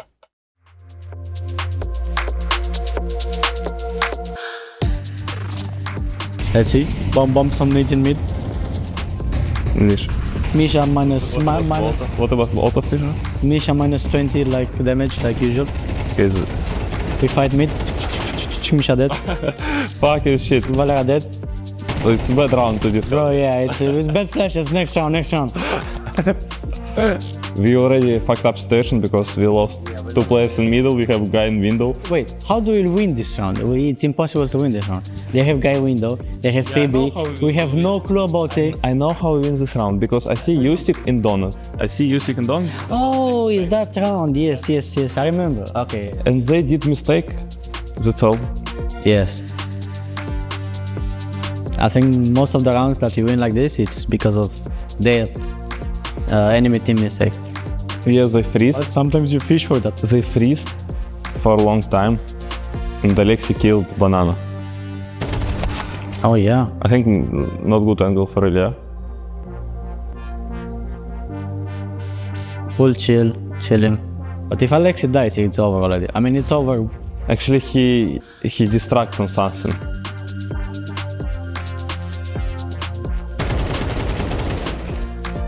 Minus Alexi. And MOUZ kills Sigurd or what? Yeah.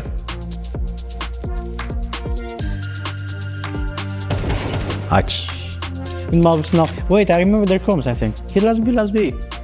I think I remember their comms. I think I watched their video.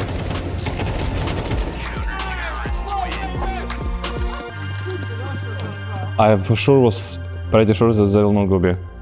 Because I even said to him that maybe they will go A.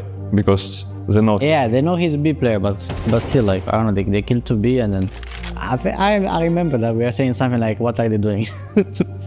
Maybe something like that. I mean, after we scream like nice and stuff. As a dead players, we see more because we can switch between the players, and then if someone is quiet, for example, if Stick is quiet now on Donut, maybe we will speak for him like, I don't know, they cannot be A because we heard 2 or 3 B. We knew already from middle that there's one guy who flashed as well. So we can help with some details, you know?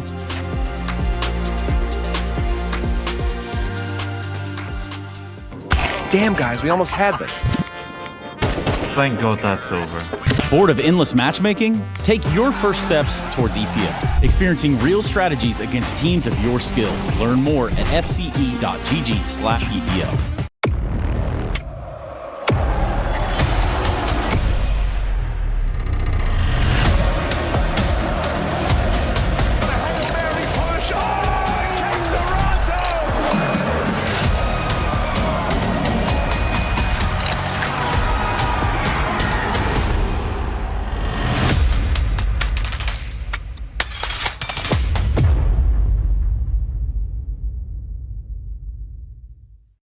Wait, there is Yeah, no let's connector, smoke. can you? I can smoke top corner. We will do smokes now. One close. This one palace. The flash me. One close. One is balcony, guys. Yes. You mean flash for city? No, you need to sneak out. You need to sneak out. The molly under window. Maybe One fight. is I'm gonna outside. make sound. Yes, yes. Wait, I'm gonna make sound. guys, I'm doing Can you make sound? Yes, Default, guys. Where is the player? On the stairs. One middle. Wait, I'm gonna come out. If you can sneak out, I'm ready to flash. Default still. Okay, Igor, you will flash us. Guys, they break from city. One is city. No flash. I'm in connector. I'm taking bad molly, Igor. I'll pick. One jungle. Don't block me. One jungle. I'm already default. Guys, you need to give us. Hold the other side. Jungle. Jungle one. Default. Yeah, you coming? No. Even ninja. Jungle. Fine, I don't see. I'm molly. Can I plan for short? Yes. It's a flat pixel. Wait, this one. Yes, come short, Valera. Come short. Trust me. You smoke window or connector? Yes, I smoke now window. I'm walking up, cat. Then Valera will flash you con soon, and then you do combo. I'm ready to flash con. Oh, you did already, Miha. NIP, bro. Bro, flash, bro. Valera, flash. What the fuck am I saying? Flashing. Don't see con. This one short. Window one. Guys, I will Can I break jump? this smoke. Can you check if you have 3 kill on short? But we need to extend. Jungle. I'll I break cannot jump jungle. One jungle. You can go away still. Jungle. Firebox. Come, Jungle, Valera. I have jungle. I'm only short. Only one eight. Full jungle. I have it. I'm flashing him. I'm on Flashing. Jungle one. Firebox left side. Last B player. Plan for city, Isa. Yeah. Wait, FX one. Come to me. I'm planning. What's I'm the gonna to take spark. drops? Sparking connect. I have a. Coming con. They're all fit. Con. Short and con. I'm breaking con. Dead connector. One more connector. Short. Demolly me. I smoke window, all good. One short. Demolly Yes. Guys, go insta back to A slope. Insta. Yes, I'm shadow. Answer me. Okay. You want to go as far? I can stay mid. He spot me or wait, are you out there? Yes, shadow. Okay, sorry. One city, one more. A player alive. A Guys, player I'm gonna alive. walk B. one jungle. A player alive. I'm gonna flash you ramp. Here close. Who's alive, guys? Schools, Be clear, yeah, player. Careful Flashing. ramp. So what I don't think so. I'm walking up, guys. Guys, careful city. I'm ninja. Guys, I'll come wait, short. wait. Behind short. Wait, guys. Wait. B still, they're above there. Wait. We need to chill. We need to farm mid. Short clear. Miha will check. Don't see City connector. Don't burn. see connector. Don't see City connector. burn. Use the flash city. Okay. Flashing now. What city? Don't see jungle. You Don't see? see connector. Two city. Okay. Okay. I can flash. Go flash. Flashing deep. Bomb. Take it easy, boys. I'm on a ticket. Take it easy. Oh shit.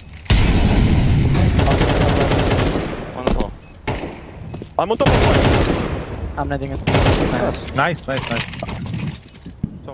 Okay. I'm coming double city. No, not. I will break through city in 2 Full seconds. smokes. Full smokes. Could be anywhere. Igor, I will break. They'll go out ramp. Break. They can be out. Yes, I'm going Breaking. fast. Nice. I don't hear anything. You see. It should be Yeah, BA. yeah. Should be. Wait, one out B. One out B. One out B. Igor, keep holding kitchen. Keep holding kitchen. You stick. He's coming short, most likely. Yes. I don't see short. Maybe one out A, no? Done. Solo. One Dead already. kitchen. Last. Nice!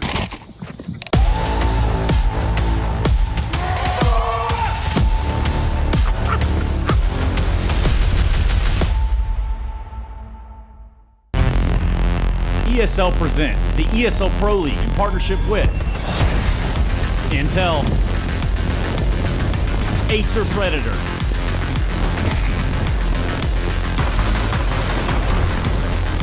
DHL, Zoe,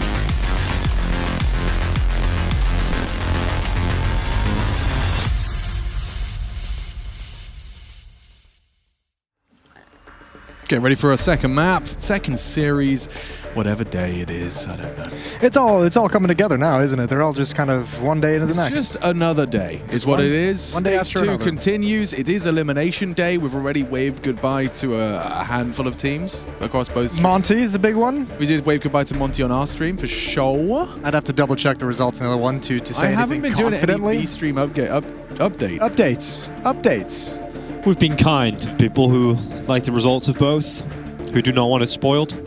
Yeah, but it is going to be a cutthroat day of Counter-Strike. For this one, though, Na'Vi and Bait are just fighting tooth and nail. Na'Vi managed to win in overtime. They did indeed. Overtime. Time. Yep, and we're going to get live on Inferno now. Well, they're starting on the T side, Na'Vi, this time around. Yeah, there's at least that. We got to see what they're able to do on the T side. We've seen some T side Infernos. You get out to a hot start, you can snowball that. More than anything, Na'Vi just coming back in. I feel like, I mean, I don't know.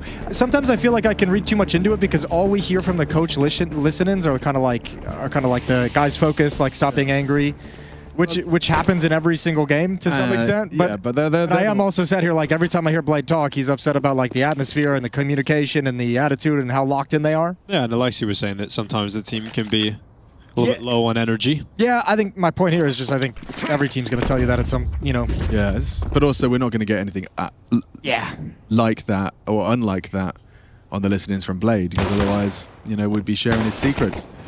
Well, a lot of utility into this pistol. It's all directed towards the A-bomb site, trying to get through. Essentials done well from the balcony. Bit is dead, and follow-up bullets trying to go towards that graveyard. Eventually, a kill coming in for Baith here. It's Alex who has picked it up on MongolZ, but that plant is locked in. And Kenzazor still stepping forward here for the CTs. This retake's on, and Emma trying to hide in pit. Oh my god, it's so chaotic. Look at Alexi fighting at so many different fronts. No bullets through the box. It's all on Ema. Low HP on both players. You can do this. This one, very winnable. Nice round on the Jewel Berettas. Essential 3. And he's going to bring Bait exactly what the doctor ordered. A strong start, a CT pistol. It's wild Emma doesn't get that shot off the low HP players. If he does, he has such a positional advantage as well. Surely closes out the 1v1. But at least they get the bomb plant, so let's see the force buy situation here for Na'Vi. Straight through the box, bro. Yeah, Essential started that round with that little push in towards Halls when he was under some pressure, and he ends it with a triple kill. That's sick, start to finish. What a lovely round. Really good luck. And it's fine from Na'Vi to try and move on quickly, swiftly, with 2 Galils, a MAC-10, a Tech-9, and an AK-47. Yeah, they're setting up Bit. It's Bitferno after all. Interesting to see him with 400 left over. I mean, he could have bought extra utility and drop it to his teammates. Yeah, same for him, man. Who needs flashes when you've got guns? Let's find out if Na'Vi do. Util heading towards the cubby, gonna force him out into the open. As soon as he does get one, just drive by and him up. He's not gonna be too happy about that. Ooh, risky pushes down Banana. That's the signal from Na'Vi. They've got to pick up the bomb, which dropped in brackets. They have the safety of the smoke to be able to do that. Oh, Wonderful gets caught, couldn't connect the shot, couldn't even pull the trigger. And MongolZ's way back towards T-spawn. So I think Bit wants to move because he knows where Kenzazor is, but doesn't want to do this without his teammate. Right. So a little bit of extra time for Kenzazor to find some safety. And Kenzazor is going to find that safety. In fact, you could find more as the smoke fades. Bit's got to be ready for this fight. And Messi spray, lost control of it. Kenzazor gets the bomb down once more. That's what I mean. It's going to be frustrating for Bit because he's like, I've been ready to go for like 10 seconds and I've had to kind of sit here and wait and just be exposed to multiple angles.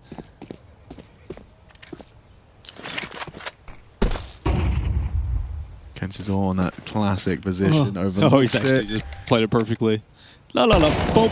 Surprise. And MongolZ can't even get the bomb plant there. KenZor denies. Quad kill, opening up this map with two incredible individual rounds from Bait players. Essential with the triple kill on the pistol. Now KenZor with quad kill here in round 2. Honestly, it's really unnecessary what Wonderful is doing. Like, you're in a 3v2 situation, your teammates really aren't in a position to play with you, and you walk through a smoke. Like, what? Yeah, you feel like you have the timing and just not any chance of recovery in that sort of scenario.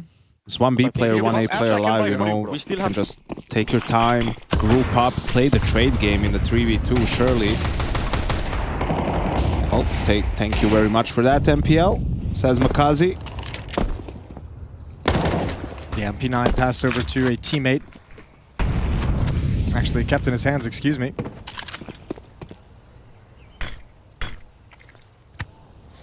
MongolZ does have armor.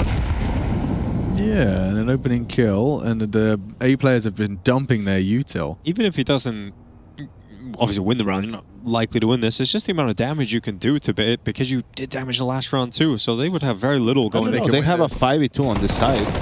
They can win this. They can't win this. They can't. Over. I was wondering how you were going to pull that off. The hulls pop without any kind of flashbang. I was wondering if there'd be any kind of a distraction. I mean, that was always an affair where low percentage chance of You just needed the Deagle to kill the library player, and yeah, then probably. Then you're cooking. Yeah. Instead, Bait are off to a flyer. Don't worry, guys. We just need trade, okay? We got fucking good situation. We just need trade, and that's it. Just trading. Sell, buy. Trading can be a little bit difficult. Yes. Again. NPL has just decided he's going to fight half wall, swing it from spawn. 2 rounds in a row, he's given up the opening death, but there does seem to be the MO right now. That's 2 mollies straight into the smoke for Navi. Not gonna feel great. And the trades that Lexi asked for. Well, there's one up. Oh, essential. Oh, yeah. He's going to go down in the bedroom. Ugly. Okay, but Bit's assuming that thing. Okay, no, he's not going to commit himself. Just chucking the smoke. Wow, they're actually pushing mid behind them. That's brave. And also the correct call. This might be round winning for Bait. Is Sizzy ready for the abs? He is. Nails the shot. Bit goes down. Now they're like, fast on the flank. You're not even considering that he's already here. Way ahead of the internal timing. Now they commit into the side, but KenZor's timing has to be lethal. Finds the headshot necessary. Wonderful throw into the clutch. He's not going to win this. Overwhelmed. Another round for Bait. Yeah, great start from Bait. Loving this start to the CT side of Inferno. Yeah, cool seeing them be proactive, moving down middle. That's a fun play. It is a huge risk. Obviously, really cool when it pays off. Good awareness from Sizzy as well to watch the back as they kind of shuffle down middle to be able to find this kill on the Bit. I like how just his whole screen, like, it just goes full black. It's a black. And then he leans back in his chair and he disappears. Okay, Na'Vi have summoned the first time out. Blade wants a chat. Yeah, you probably need it at this point. 4-0. Just had that marathon of a Mirage that you had to grind out. So coming into this, you can imagine maybe a little bit mentally fried from that first map and taking a few rounds to get into the swing of things for Na'Vi. But not boding well in this early going. Bait have all the answers, some good individual plays, heroics from multiple players on the team. Things looking good for Bait in the early start of Inferno. Round 5 coming up next. Investment from the Na'Vi side of things out of this timeout. 4 AKs, a Galil on Alexi.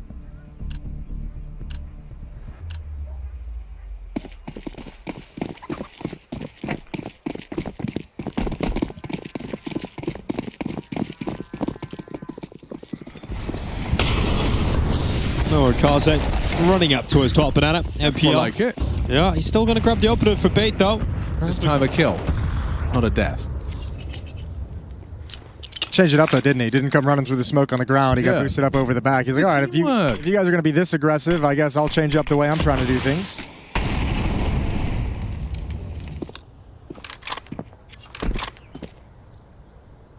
And another round 4v5 for Na'Vi. Straight off the back of a Blade timeout. Yeah, not going to be feeling good about that one. I mean, it feels like all they're really kind of considering at the moment is you're going to want to have some presence in brackets just to go through the motions, but you're always, it feels like, going to end in a B hit. Especially with how passive this defense is today, like they're not going to give you any gifts. They're not going to get anything easy, so you'll just fall into an execute. Smoke coffins, smoke CT, Molotov towards new box.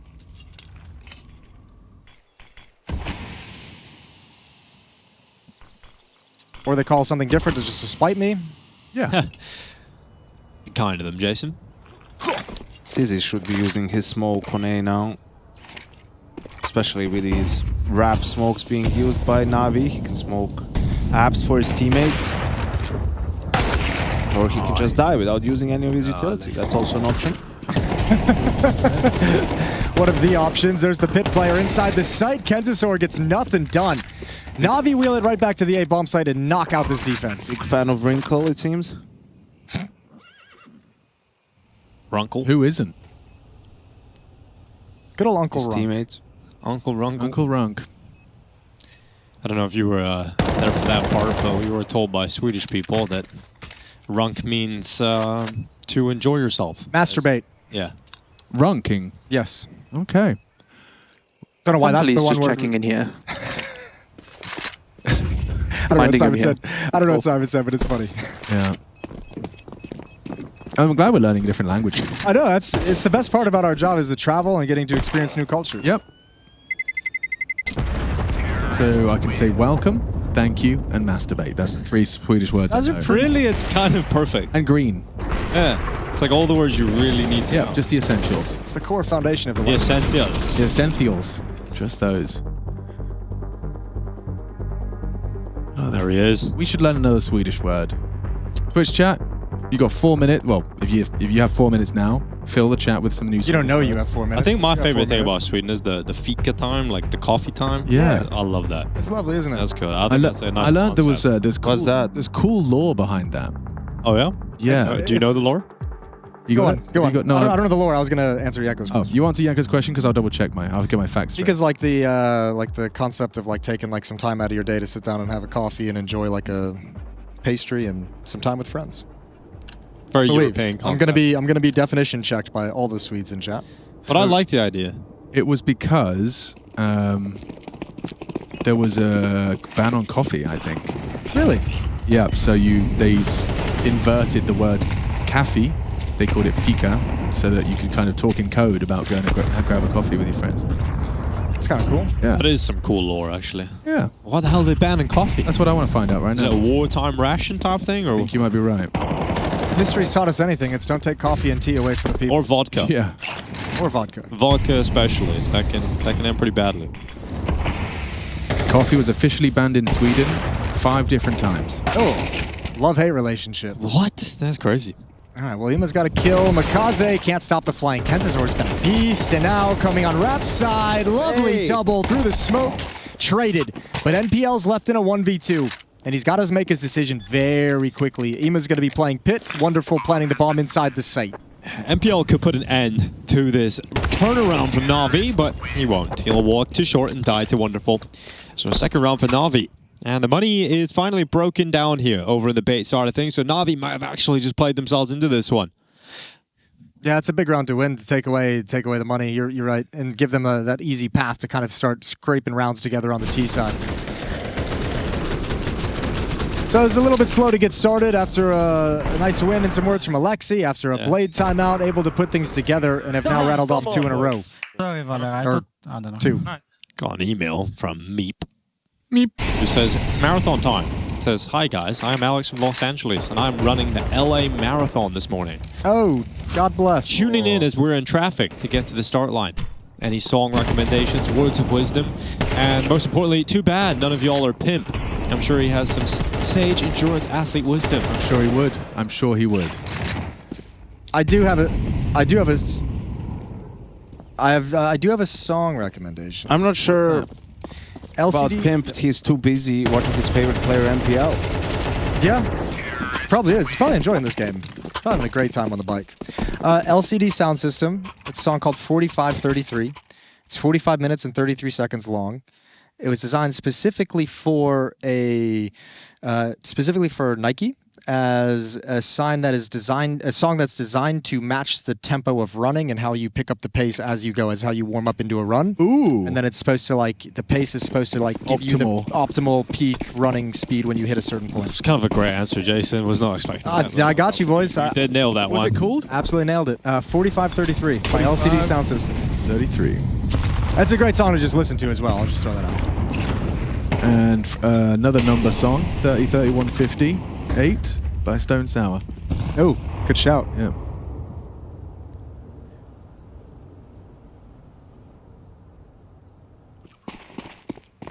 The numbers at the top of the screen, 3 to 4 for the audio-only listeners. Na'Vi 3, Bait 4. Na'Vi 1, map 1. This is map 2. They're hitting A. 2 CTs here. Oh, both in the bomb site. Some combat AWPing required out of Sizzy. He's got nothing. Navi has been a bit more poppy on Inferno lately on this T side, right? Like not spending too much time, not doing that slow style. Oh, let's take banana at some point, take mid as well, like drain out the clock, make them paranoid about everything, try to punish reactions. No, it's a lot more direct, a lot more concrete, to the point, and it's working after being 4-0 down. I feel like, because Mirage, they had that stretch where they were pretty poppy as well, right? Like, that seems to just be a general thing that they're adding into their game more and more. Oh, maybe sometimes also when you're struggling and things aren't working, that's something you can try to change your style a little bit. If the slow default style isn't working that well, have a couple of more set rounds. You don't want to overdo it, but a few here and there doesn't hurt. Especially because, like, I think too, when you're spreading out the defaults and you feel like the team's issues are like miscommunication or not being on the same page, you're kind of just like playing into your weaknesses and like making the issue worse sometimes. So yeah, it might be a way. Oh! Again. Tripods are available.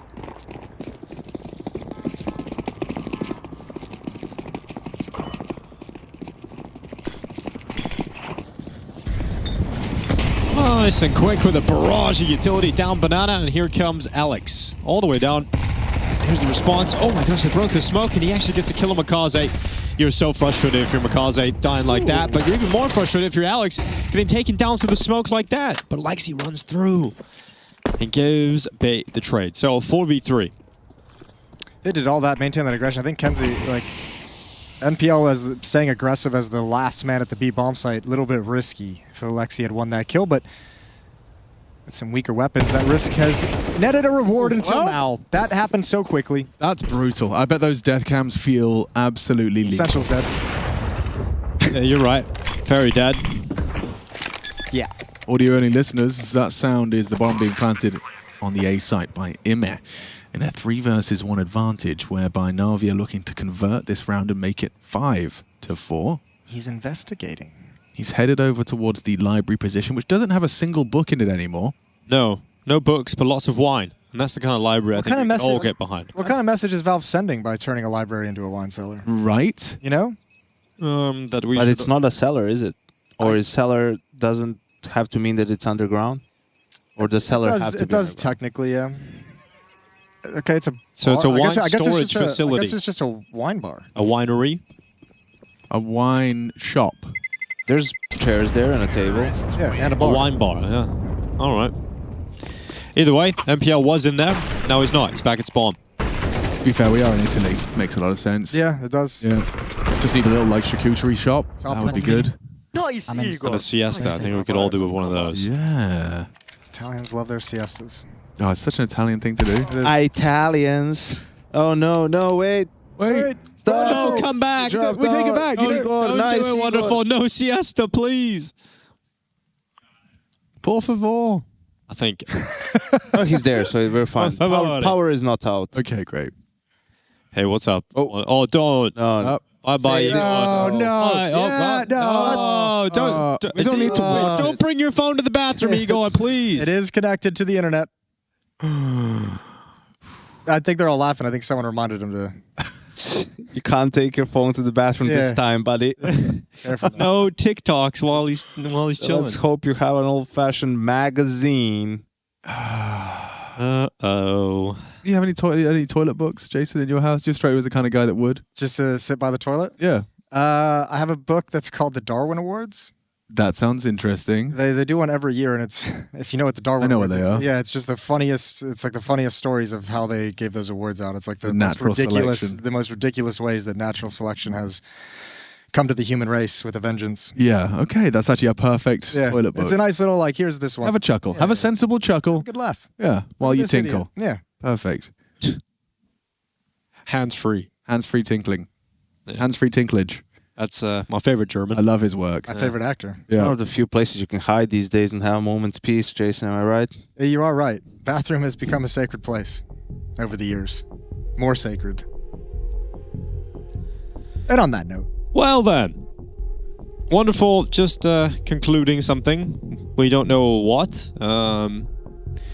But we can probably estimate. How does the fun bunch call it? The Irish number 3? Yeah. A turd. What they call it? Turd. A turd. Okay, a turd. Sorry. I went to see when I was going to Excuse me, the context? He's having a turd. He's having a Irish number 3. The first, the second, and the turd. Oh, yeah. When I was going to see I needed the action. Shrek the Third when I was younger, we were Shrek the Turd. We were riding through the park on a horse carriage to go to the cinema, and I actually What is kid this you not. story? Hang on, sorry, wait. Rewind, my brain needs to process that. You were riding through the park on a horse and carriage to go watch Shrek. Yeah. And this is a real story. And the horse just you. No, my family were there too. But the horse's name was Jerry, and the guy riding the horse was called Tom. Of course he was. So it's a very Tom and Jerry. So anyway, we get to the cinema after we rode the horse. I got to actually do the reins for a little bit. It was pretty fun. Turn up to the cinema, and it's pretty crowded. It's opening night of Shrek the Third. Was it just your family that was coming by horse and carriage, or? Yeah. That's kind of awesome. That's sick. All right. Yeah. I would do that. It was a family vacation, so the horse and carriage. I was a pretty convinced. cool way I to was get still convinced this was a joke. I thought he was doing like a long. No. But this is all real. So when I got to the cinema, they were the guy, the tickets was like trying to organize everybody because there's so many people. It was like, if you're here for Shrek the Turd, he's over here, and like Shrek the Turd, and it was pretty good. I'll never forget that. I think I watched the first Shrek and it was real funny, and I don't think I watched any other parts. Yeah, I love Shrek the first. I think I've outgrown that. Yo, they remastered the animation. I watched it recently. You know, when you put a movie on, you fall asleep to. Put it on recently. Holds up. Yeah. I watched Shrek 2 recently over Christmas. Still strong. Yeah. Puss in Boots, a great addition. The Never Never Land or whatever it's called. Yeah. Great Lovely. universe. Yeah, it was. Fairy Godmother. It did great. Who was it? Was it Antonio Banderas was playing the Puss? Yes. Yeah, Puss in Boots. Yeah. And Eddie Murphy's the donkey. Eddie Murphy's the donkey. That's great casting. Cameron Diaz was the princess. I'm making waffles. I don't remember that. It was good. I used to back before the internet, where the DVD, like extra DVD menu and like all the hidden features was like entertainment. Isn't that crazy that Shrek is the same voice as Fat Bastard? It is. Yeah. And Austin. Yeah. And Dr. Evil. And all of those guys. All of them. All of those. Yeah. Maybe next season of EPL we won't even play Counter-Strike. We'll just like when your teacher's like given up and just puts a movie on? I love that. That's my favorite days. That was most of my teachers. The best days. Yeah, the best days. Especially my French teacher, man. You got French movies and stuff, or was it just any? No, my French teacher never came to the school. She was constantly pregnant, so we just got to watch movies. Well, the super substitute. Sub. Yeah. When you say constantly pregnant, like 9 months, 1 month off, 9 months. Okay, 2 I was months gonna off. say when you're pregnant, you're kind of constantly pregnant. You are. Until you're not pregnant. Then you're not pregnant. Oh, she was curious building about- a legion of children. All right, I feel yeah, like, just creating a Counter-Strike team. Yeah. We had a subject in high school. It's like a choice subject. Does that make sense? Yeah. Like an there's optional. only one or two, like they're the smaller ones. It can either be like, I think the name for it was civics. Yes, sure. You know, like either Like a go little that extras. or into religion, whatever. Yeah. So our teacher won for the civics class one time. She put on La Haine. Oh, banging for the whole thing, because it's usually just had once a week and it's a double class. So it's like an hour and a half. Bang. Just put the movie on. That's was fantastic. It was great. Yeah. It was a nice teaching moment. Yeah, truly. Especially if you're trying to learn a language, which you weren't, but it would have been good. Learn something about inequality. Yes, you do. Yes, you do. I have a That's great hypothetical movie. question for the class. Yeah. Let's just say hypothetically again, like you're in this really intense game of Counter-Strike, like a big match. Yeah. And you need to Shrek the Turd. And you need to poop. Yeah. What are you doing? Hypothetically. Just hypothetically. Hypothetically. What are you doing? Well, if I'm on stage? No, just hypothetically. Whatever situation you want to put yourself in. I think hypothetically, I would probably kick my PC, use the bathroom. Yeah. And then I'd probably, you know, hope that I didn't take my webcam into the... Well, the bigger problem... Just show it to the whole VSL Pro League. Oh, nice, Igor! And you just hear the delivery report as well. He just hears me in the background going, Bigger problem isn't like if it happens during the match, you just hold it in, right? Like, I mean, you're a grown man. The problem is, if it's the first map, now in between maps, you have to spend all the time in the toilet while Blade has to, like, Let me tell you, it's worse. Prep you for the second map. It's worse when you're casting. Okay. Yeah, I've had an emergency evacuation. Henry and I were casting the CAC tournament at the end of last year. And, okay, we're actually going down this road. All right, let me guys, just sit up. before you go down this road. Yes, thank you, Simon. I have, you know that little recap you gave us in the first Yeah, we have another here? recap? I may have a 2-minute long one. Oh my god, of this 2 entire minutes? series. How does that sound? It sounds great. Sounds much better than wherever we were headed. Hey man, I wasn't gonna take it too far. Well, Dinko never does. You have great stories. It was just overtime was coming back. Yep. Okay, well here we are. Here's the recap in case you guys are just joining us. This is back on the first map of Mirage. You can see our great exchanges in the pissed around. Lovely work from Bait in the early going, getting some kills. T-side was cooking. It was working. It was smooth. Navi had no answers. Bait eventually got out to a decent enough lead, but then a little bit of an eco round came in. Wonderful with the trade back, and then Navi started really locking in. Then things got set. Pleat fan it. Feet planted. I really switched those around somehow. I couldn't do that if I tried. Feet flan it. Yeah, this is the 12th round of the game. It was a 7-5, and then obviously, you guys all love this one. It turned into a 6-7 scoreline after the pistol round, indeed. So, then we moved on to the rest of Mirage, which got way more crazy. MongolZ doing some good... This is the pistol round again. We're just going to repeat the pistol round one more time again. Just to make sure it sinks in. Turned into 6-7. 6-7. There we are. Now we're here tied up at 7-7. Dinko, take it away back to you in the studio. Yeah, you're right. It was a great comeback here for a 9-7 scoreline. No one really having to come back much, but hopefully Wonderful comes back. That's what we're all hoping for now and here on Inferno. But for Navi, I feel like this is a team that you want to see play a lot better. You don't like seeing them so weak and crumbling, and I feel like I can't get behind Navi and really feel like I can go into a series against any teams here and say, all right, they're coming in. It's going to be a quick 2-0. Everything seems just so labored, and it's depressing.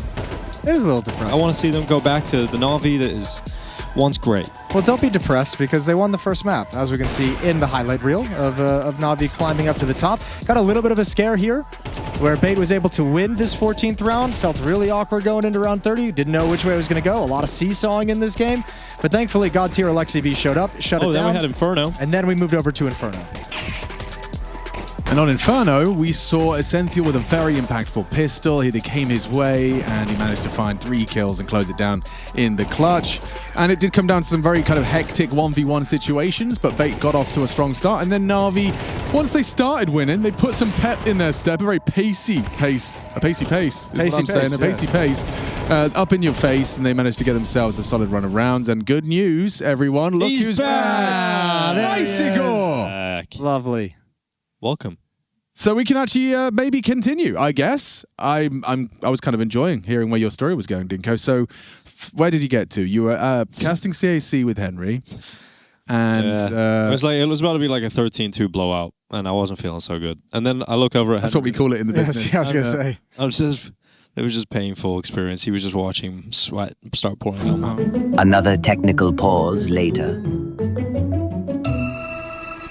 Oh, and then that's he was disgusting. Oh my god. Yeah. Bro. And I couldn't believe it, really. Oh my god. With your hand? Honestly, it was not a proud moment. Where was the bin? Where was the knife? Well, shout out to Henry. He's a real friend. Yeah. I can't believe he did that for me. Yeah, I need to recover from that one. And so do Navi, MongolZ in particular, because he's taken a bit of heavy damage. They've got themselves some top banana control to start off. He's definitely not in car, boys. He's not there. Or maybe. Throw another molly just for good measure. Just to be sure, you know?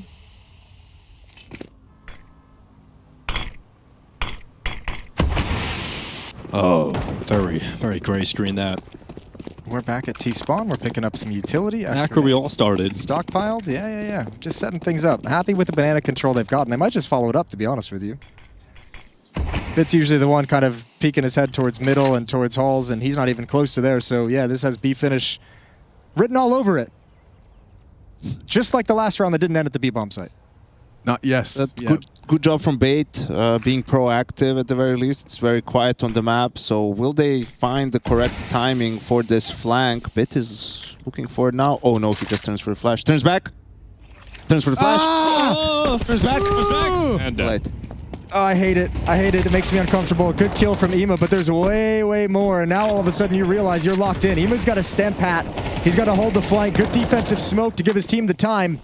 And Nabi's into the bomb site and wonderful. Wow, what damn. shot was that? I never expected that. Through the box into the head. Now Lexi B removes the initial threat ruins, but Sizzy takes his place. He needs to hit this one. Does so cleanly. Now into the 2v2. Bomb down on side. He just goes walking around the corner. An easy pickup now for the clutch. Can he close? One hell of a round out of Sizzy. Quad kill, shut down. I want to see that one in the replay. Was it wonderful? Actually wall-banged mid-air through the box, through the smoke. Headshot. Yeah, that's a gross shot. What an adjustment. Let's see it. Oh, Eyes. Oh my God, he felt so safe. Can't even say CS2. Like, that's just a great shot. Damn. I'm not sure why MongolZ was exposed first in that 3v2. Why is he taking a fight really in that moment? And then also Ema not really expecting CZ to move forward and stay on the offensive.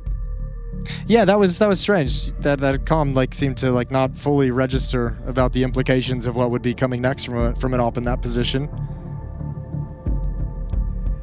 You know, half of communication in Counter-Strike is the urgency with which you communicate the words. Yeah, it's not how you say them. It's not what you said. It's not always what you say. Sometimes it's how you say it. So I hear people say 3B, 3B, 3B. So you really feel the intensity. But I will take 3B, 3B, 3B over B, B, B, B, B, B. Yeah, B means nothing. I mean, it's so rage-inducing when you get to the bomb site. It's like, there was one guy here. Yeah. But it felt like 5. It felt like 5. I have the bad habit. I'll say lots. I just call what an unhelpful. There's lots B. Lots B. Lots B. Yeah. Like I've heard multiple footsteps and multiple nades. Lots in my brain has to be at least 3. Yes, that's 3. It's 3. 3 or more. 3 or more is what I'm saying. We say crowd B. Crowd B. Okay, I'll Massa, feel that. Massa. So 5 to 5, and we're hitting B quick. Oh, they're baiting me. They pulled out the smoke. They baited the smoke. That's all they wanted. I've been working on a new caster voice. You mind if I take it for a spin? Yeah, please take it for a spin. Yeah? Okay. Sizzy here in the apartment. He's got the AWP. He could hit the shot here. Maybe. No. What do you think? I think that's great. Like an adult rush. Step What like do to you mean mute by caster 4. No, Simon, don't. This is a new voice I'm trying out. Bro, you just like transition back to be like 13 or something. I love that. That's not funny, man. Come on, guys. Let's get this going, eh? 5 to 5 for our audio-only listeners. Rush, get off the comms. Looks like it's going to be a B finish here, Denkar. Oh, he's lost it. He's lost his voice, that. Well, MongolZ, he's come in. 2 kills very quickly indeed. And they're trying to get rid of a player at the back of the bomb site. They've been effective in doing so. And now Beeves to Look at the time! Yeah. Pyramids! Play! It's going down. It's going down. It's happening. Oh, didn't clear all the way. Didn't make it to lesson 4. No, he didn't make it to lesson 4. He's our newest one though. We'll get there. Clutch? Oh, we have done it. Give it through the box. Yeah, he's going to go for the box headshot. I have no idea he's here. Oh, he's done well. Do it. That will help. NT in the chat. If he won that, it would have been Navi's new opera. So what do we think about the voice? Do you think I could maybe start morphing that, bringing that into my daily casting? That's why you're trying to meld like a Kermit the Frog with an Australian, right? That's what it felt like? Yeah, let's go with that. Let's go with that. I think that's a great combination, and I think keep working on it. Like for cultural impact. Yes. You know, like you need a recognizable I think voice. that voice is probably best suited to an arena. Yes. So if you might be the big thing. Like some... Make some noise up in this bitch! Yeah, exactly. Yeah. That'll get me on my feet. Okay. Yeah. I think the audio-only listeners will send some great reviews in for that one. Thank you, mate. Ditch on mailbag at efg.gg. Kansas are off to a great start here. Very happy with that one.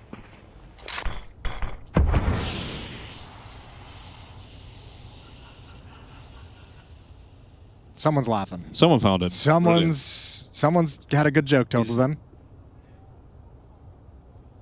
I kind of want to know the joke now. Is it a whale joke, Jason? You get a bigger laugh if it's the whale joke. You'll know when it's the whale joke. Okay. You'll feel it in your plums. Yeah. Last start of the half. And Bait with the man advantage. Now the bomb is all the way in second middle. I see. So you're gonna have to leave Banana and pick that up. Last time they were in a 4v5, I was kind of talking about how I just feel like it's going to end at the B bomb site. They actually came back to the A bomb site and just hit a disgusting execute, able to punish a couple players out in the open. Coming back for something similar now. Let's see if there's a little bit more resistance. Sizzy's been spotted, wants nothing to do with that fight. Probably going to cross the smoke into the bomb site itself. Not easy for Alexi. Okay, crossfire crunches. And absolutely nothing for Na'Vi. We got a dead even half. It's 6-6 on the half. Bait looking to fight through to the third. Stay tuned and you'll find out something.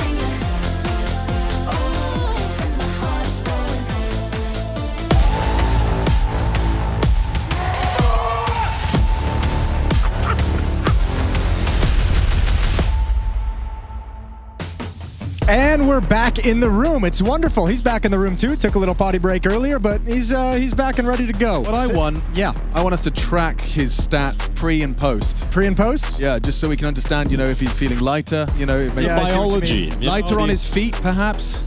Maybe we could track that with the whoop. What's he at right now? 7? 7. Let's say he got 1 after already, so let's say 6 pre. 6 pre. 1 post so far. Post, yeah. Okay, cool. All right. This is the groundbreaking stuff I like we this need. Yeah, we did a great job following tracking kills yesterday, so I think we're going to bring that we did back. a fantastic job. I think you're right. Jay, I need you to Hello, Jay. help out here. What's going on? Jay can count like no one else. Oh, he's amazing at count We 4. are tracking the performance of Wonderful. I can count to 4, If not it goes 5. above 4, it might be a problem. That's okay. Wonderful's not getting 4 more kills. No, probably not. That was a joke. We love him. Everything's cool. Nice, Igor. Nice, Nice, Igor. Oh, gonna be a brawl here. Just send MongolZ out. He's going to get some damage done. Flash comes in. Lots of bodies on his screen. Wonderful. Does do well. Adds 2 to the tally already, you see? Told you, Jason. True. True, you did. You did say it. You idiot. It's getting better and better, isn't it? He's already looking quicker on his feet. Alexi is going to be in CT spawn. Bits at the A bomb site. 3 on 2. I've still got that theme tune from the halftime.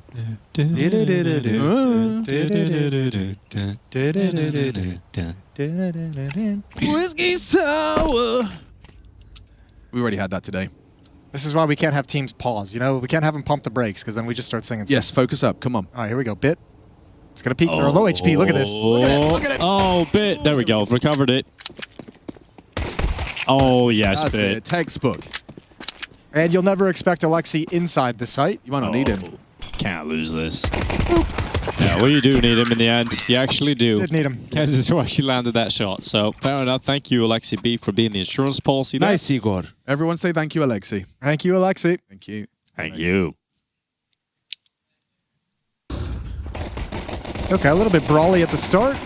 Didn't go great. Wonderful's 2 really kind of saved the day, forced them back. Lovely piece of utility. Ima goes down without a kill, but does so much damage with the nade. Pretty easy mop up for Bit. And Alexi hiding inside the site. Oh yeah, he did bang that shot. Really well done. Kenzie's been hitting some shots today. Yeah, they've got good gamers here. Strong gamers. Strong gamers.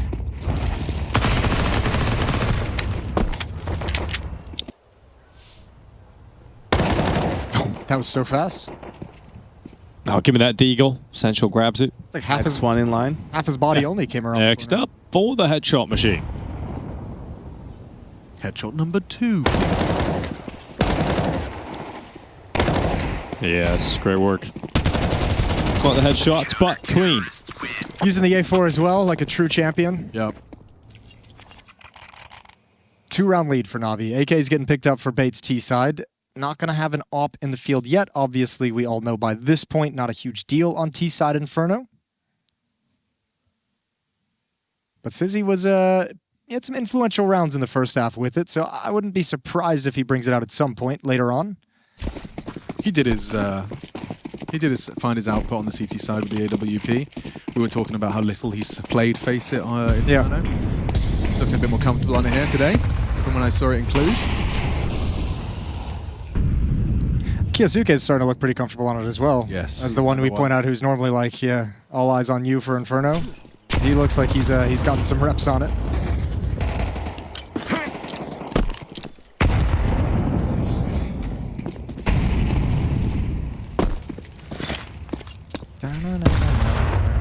Yo, that's a lot of nadage to the backpack there for MPL.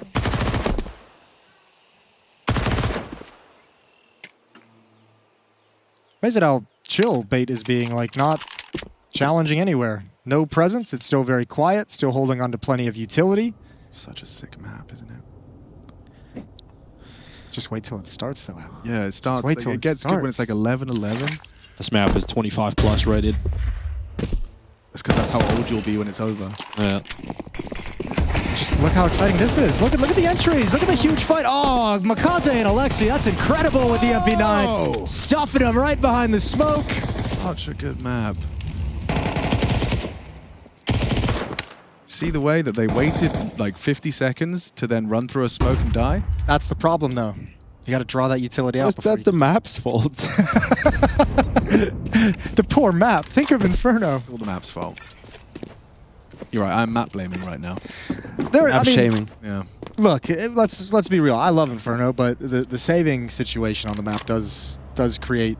Teams haven't started retaking A yet because they're going to learn. We're going to see an insane amount of retakes. Give it. How do we get more retakes on A? You think this graveyard's enough?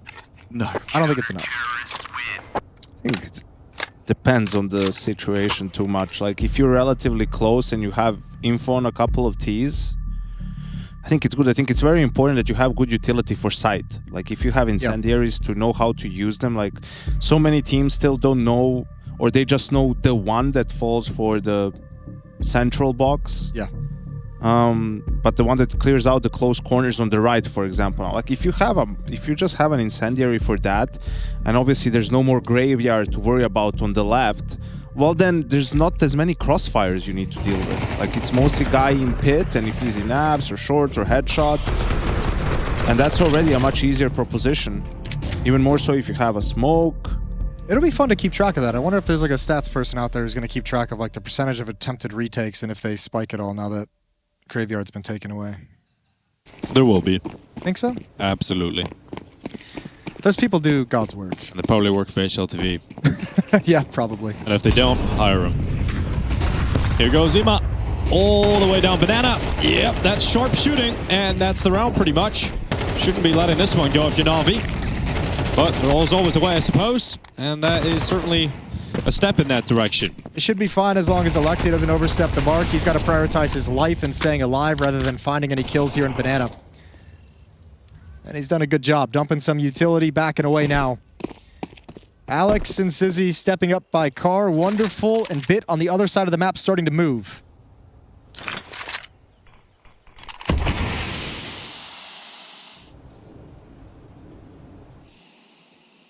They get into the site. They got another smoke and an HE left. Making no sound on the way across, so Alexi not spamming yet. Just clearing the coffins as well. They've got that luxury of time.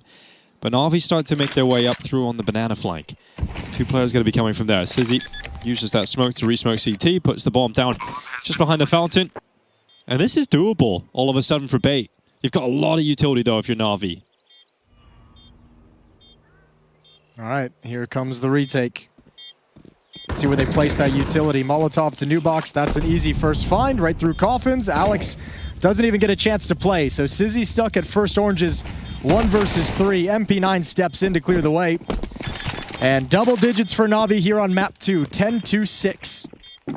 Very safe, very methodical from Na'Vi. Alex would approve. That's what I like to see, you know? Use your protection and your util. Use it all. Double up even. Well, no. Discuss that. Yeah.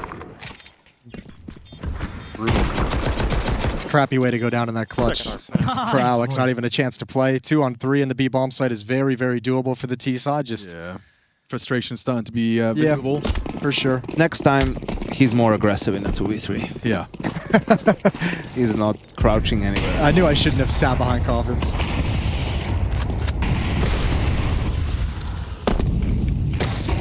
Just the push from Alexi. Spamming bullets to shoot his own teammate a little bit, but Alex, oh my god, Alexi just nailed the headshot right through the smoke. So, from bad to worse here for Bait, just taking casualties down Banana every round at this point.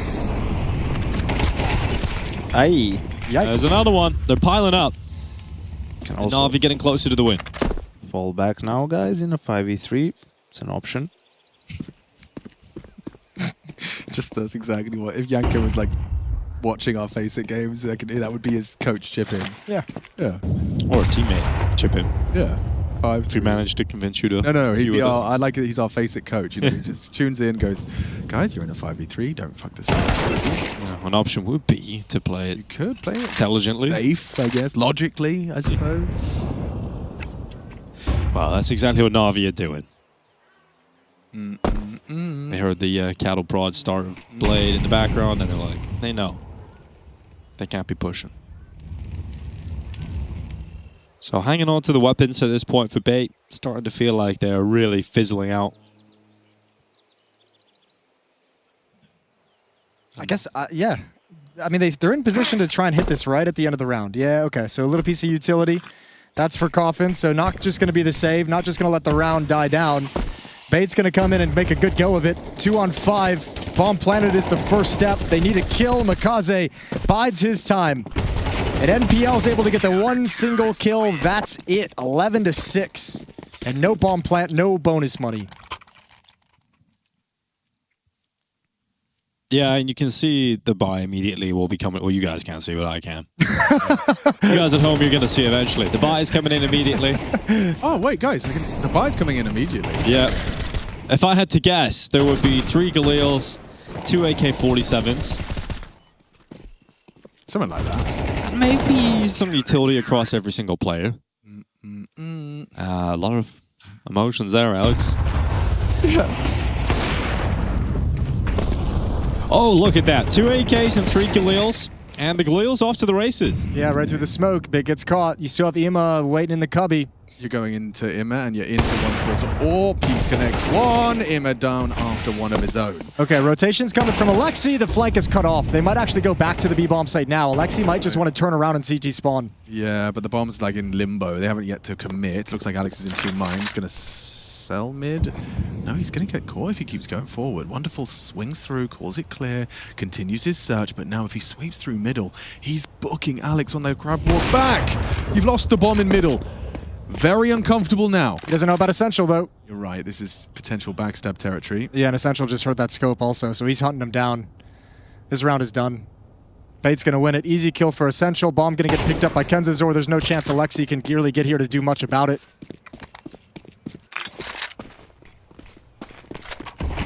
I want to see if Alexi can do this. I mean, once you see the A site be taken and the smoke down, it's so tough to see the retake happening. But let's see if Alexi B can somehow piece this together. He's got all the utility he wants. It's actually a sick nade. Yeah, he actually nailed that. He landed that perfectly. Did like 50 damage. He's re-smoke Moto again, though. I'm not even against if he wants to grab the AWP and just run. There's 2 mollies, too. They got plenty of money, so it doesn't really matter what he decides to do.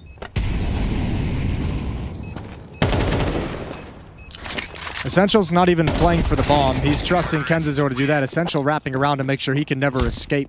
Not even necessary. AWP recovered for the T side. Free AWP for Sizzy. And 4 rounds back as Bait.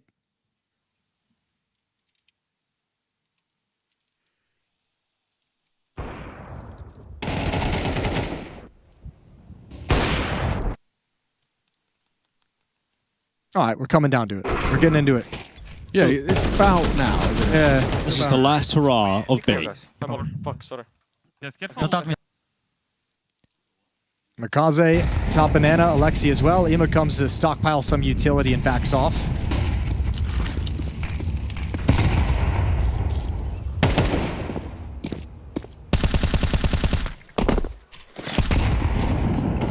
Heavy damage inflicted. Sizzy down to 28. And MongolZ wants to be a disruptive force on this banana side. He's been kind of left to his own devices, so might want to back away. Alexi went on a utility retrieval mission, comes back with a full belt. No really scraps in banana either. Everyone was just sort of chilling. Yeah, they've managed to get some chip damage with those HEs. They're nice deep ones towards the T stairs. Especially on Sizzy's AWP, who just got it for free, and he probably wants to find a way to put it to good use, but now he's got to be really cognizant of where exactly he's standing. Is it possible? Is it popular to nade this spot?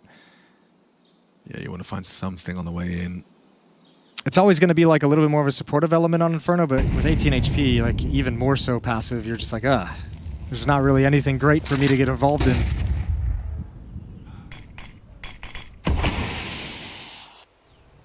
So Molotov held by MongolZ at the B-bomb site.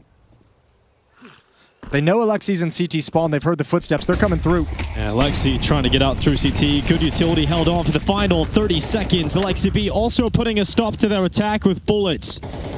So that should be it.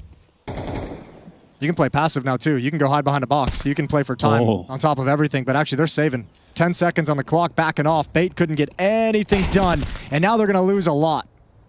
Really nice angle from him. It just completely locks the door. They should be, yeah, they're pushing Banana. Pushing Banana right now, but Lima is giving him an escape route. Are they going to be able to turn the corner? Deep nade over towards Logs. Nothing done yet, and both players survive, thankfully for Bait. 12-7. 5 rounds for Na'Vi to close out this series. Not a single care in the world for Na'Vi. How things are sailing much nicer on the CT side. Bait struggling to get the same amount of impact on the attack. This B defense has been super solid for Na'Vi in this half. Whether in Banana they're able to find openings, or even when they play from the side, just Alexi and Makaze always having utility left, not even losing the bomb side. And Bait just has no solution, no adjustments really. It's all down to this. Can CZ make something happen on the AWP? Oh, he can. For Bait's fate, let's hope so. I think Bit sees him first, right? Yeah. Oh, well, nothing happening from Sizzy. Just death at the hand of Bit. Now 5v4, Na'Vi with the advantage to try and close this series out. Block smoke in the apartments on the balcony. There's no utility for Bait left. 2 smokes and a flashbang to try and get your way in. You need like at least 3 times as many flashes for that to be effective against any defense that Na'Vi's going to have set up.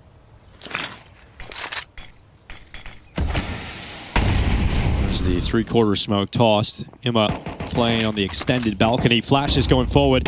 He is caught by it, a little bit awkward, but Bit mows down 2. Imma up in the apartments, and Na'Vi have done it. It's just MPL left. He'll give it a good go, but his former team will take the win today. As Na'Vi secured the 2-0 versus Bait. Very comfortable there on the second map as well. Na'Vi going to be feeling good that business was handled. I think also important win for Na'Vi, right? A clean 2-0. It's been a bit labored to kick off ESL Pro League for them here in Stage 2. So even though the first map did get close, getting the job done on their own map pick is definitely going to feel good. I think it's also like, remember, like Na'Vi's in one of the categories like a team like G2 is in too, where on some level you're like, just get through the online stage. Like it doesn't matter what it looks like. It's you know, it's always going to be a little bit more of a struggle. It doesn't matter if it looks messy. Get through it and make the playoffs, and we don't care. Like this is not going to be any lasting impressions are going to stick around with online CS. We just want to see you in the playoffs. And much as what we've been talking about in terms of this event, we don't have Falcons. We do not have Vitality. We were talking about how Spirit have got to feel like they can win this trophy. We threw G2 into that conversation about doing some damage at the event. Na'Vi obviously in that. If they can get some good form coming to the LAN, this could be a team that could actually pick up a trophy, because it's been so long since we said that about Na'Vi, about getting in a position where that seems even possible. I think, yeah, this team doesn't feel ready and poised to like lift trophies and win trophies, but they can obviously be dangerous team down the stretch in these events, and in the playoffs, quarterfinals can be a really tough team to get past. I just don't think they're ready for a trophy quite yet. Well, if there was an event to do it, I feel like it would be. If there was an event to do it, this would be a nice one. Yeah, I mean, but there's a lot of teams thinking that with Paravision getting knocked out, with Vitality not here, Falcons not here. There's a lot of teams being like, this is a star on this one of the schedule. Spirit versus MOUZ final. Think so? I don't think so. You don't think so? I don't think so. Something's gonna happen. Something crazy? Yeah, something's gonna happen. Okay. Who's the dark horse? A couple of dark horse names. Na'Vi G2. Foot. Na'Vi G2 Foot. Oh. Legacy. Legacy, I liked it. Okay. Yeah, Doomao MVP. That was my prediction. FaZe Clan. Oh.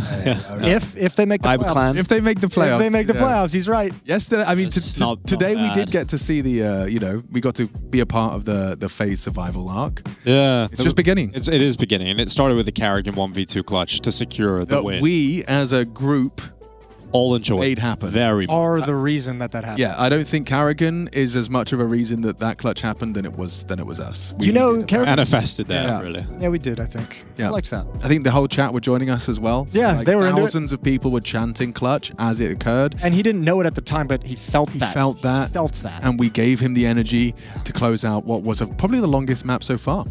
Probably the longest series so far, for sure. I think so. We broke some records today for a 2-0 as well. If only you had a feeling about that one. True. Feelings aren't. So we can take a look at some Bait results if you fancy, guys. I'd love to look at some Bait results, yeah. Let's see how they've been doing. And a win versus Furia was a big start to their campaign. Tough draw. Yeah, very tough draw. It's like, oh, they're all good teams. That is unfortunate. But you know what? You get a tough draw like this and you beat Furia in game 1 and you're like, okay, great. We can't go out. Take a map off Spirit. It looked good. That was the first map as well, right? No, I was watching that last night. I was like, please, you guys could do it. You're right there. You could, but you couldn't. And then by the end of it, that third map, they were just getting ripped apart. It's all going downhill for Bait, you know. Well, maybe they can recover. This is going to be Navi's match results as well, so you guys can see exactly how they've got to this position. That was a 1-1 game, so Bait obviously drops down to 1-2. Navi moves up to 2-1. That's the win over Monte. A loss to G2 that we casted yesterday, and then a win over Monte in Bait. Stage 2. Monte, G2, Bait. Sorry, I got that backward. I don't know. It's fine. Yeah. It's been a long day. I went up to Sorry. down, but I meant it down to up. I don't know. Down to up? Yeah. Sorry, they're 2-1 now. They need one more to qualify. Bait not out yet. If they lose one more, they're out. That's all you guys need to know. Monte out already. Who's getting in that 1-2 group? That's I want to see how spicy that is. Pain, Foot, FaZe. Ooh. That is a little bit spicy. That's the 1-2s. Well, now Bait is in there. And Bait as well. Okay. Well, there's 2 more games to put 2 more teams in that. Exactly. We love that. Yeah, that's going to be the guy that we're going to do a little shift change after this. The other guy's going to come in. Fresh brains. Fresh brains. They might have even had 8 hours sleep. And might have had 8 hours sleep and some food. And some food. It's kind of all we really need. Yeah. Sounds OP. Lovely. Here's the Swiss system as well. 3 wins, you go to the playoffs. 3 losses. You guys know the Swiss system. You love it. You've seen it plenty of times. But next also joining, we do have Buckethead coming onto the couch as well. Oh yeah, Buckethead's here. Buckethead. Yeah, I like that. Buckethead's last day. He's going to be casting some more. So treat him well. Treat him nice. Give him a good send-off. Hell yeah. And then coming in next week is going to be Count Binface. Yes. Yeah, he's next season. Obviously. Yeah, but shout out to Buckethead. He's going to be taking over with the fun bunch. We've got Harry, we got Hugo, we got Chad, we got Henry, we got the whole squad. And Buckethead. And Buckethead. And Stuna. Trace is here. Yeah, he's back from Hamburg. Stuna. Whoa.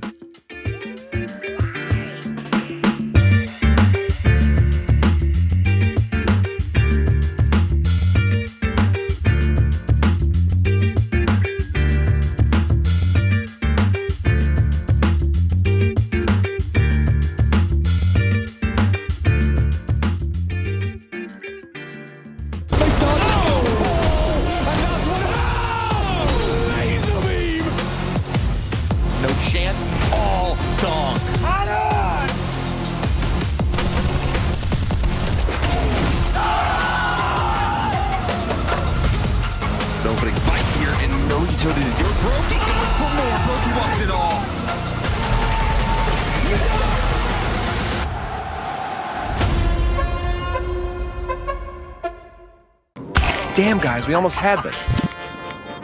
Thank God that's over. Bored of endless matchmaking? Take your first steps towards EPL. Experiencing real strategies against teams of your skill. Learn more at fce.gg/EPL.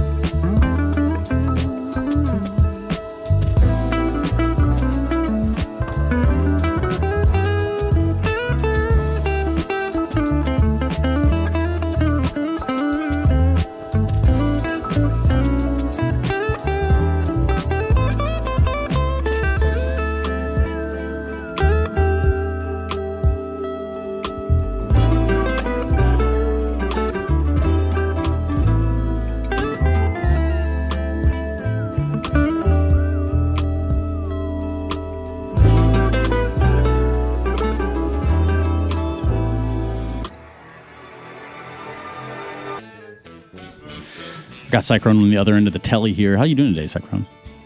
I'm good. We're feeling ready for today. Yeah, it seemed like you guys had some pretty good vibes. Obviously, you're playing out of that same facility that I just happened to come from, which is a pretty cool storyline altogether. What did you guys get up to yesterday for lunch? I think that was the last time we saw your guys over there. Yeah, the last time we saw each other was when I said bye outside your hotel in the morning. Yo. That's actual, you know, that actually happened. We do have evidence of that. We do have footage of that. We also have footage of you guys playing here. Now, I guess I just want to go ahead and get right out in front of this question, Cyclone. Why is it that MOUZ prefer to lose the first map every series? So obviously, we don't prefer that, right? But as a high seed, you also have to play your opponent's map pick first. And yesterday, I think we played a good team on their ancient city side. So, yeah, I think that's just what it comes down to. We play them at pick first, right? Yeah, and it's just kind of the luck of the draw as it goes. You know, each team kind of sets their arsenal a certain way. For you guys, you know, setting your arsenal, setting your sights on the Mongols again. You beat them on Inferno and Mirage at Cluj. What are your thoughts on the Mongols that we have in front of us today in the server? I think they'll be more ready today than they were in that last game. I know coming into third place decider and you have the evening game before, you're going to be a bit exhausted. You're going to be a bit tired. And it's also tough to rally the troops to give it everything. And one of the strengths of the Mongols definitely that they shoot really hard. And even while you might know what they're up to, they come swinging and they come in numbers. And I think it will be a tougher game today. And for you, I mean, just for the MOUZ side of things, you know, how are you keeping, you guys have a sick facility. You guys have a very awesome setup, but how do you keep your guys going in that same direction every day, time and time again, you know, because repetitions will create that sort of environment, right? Yeah, you're right. And it was cool to have you here. I think you've seen things at this point.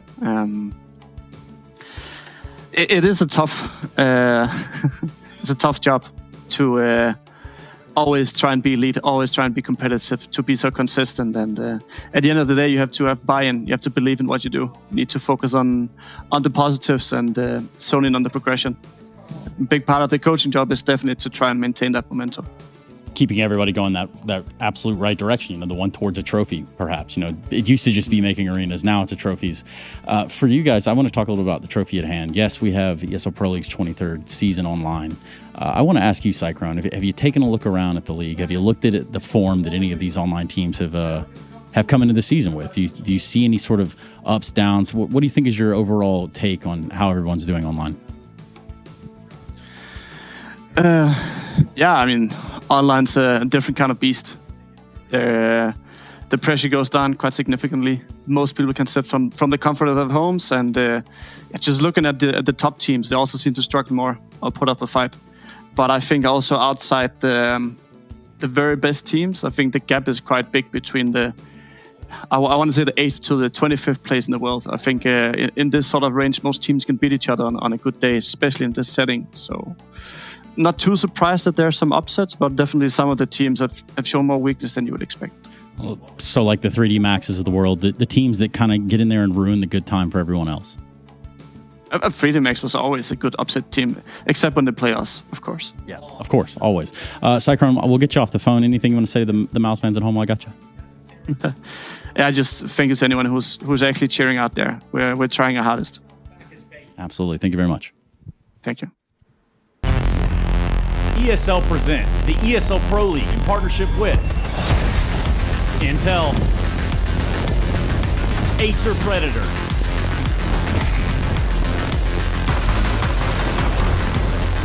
DHL, Zoe,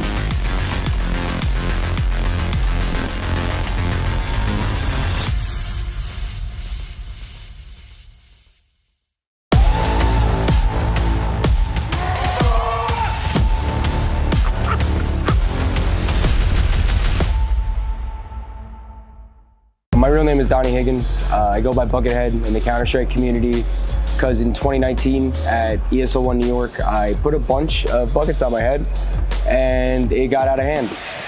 Buckethead. Where is the Buckethead man right now? Guys, give him some more hats. He needs more hats. We got the Buckethead. Give him a sign. Give him a sign. I can't believe it. It's wild. He's got a cult following already. No, but let's bring it back down to earth for 1 second. There is simply one map left for Astralis to redeem themselves, but that also means we get more buckets on that guy's head. Yeah, there's a whole more map of buckets. Or if we go a few more maps down the track, let's see how many we can get. I like this better than the shoey. The fact that he's got a Renegade shirt on really does make the whole outfit, you know what I mean? Like, I It get just cements it all.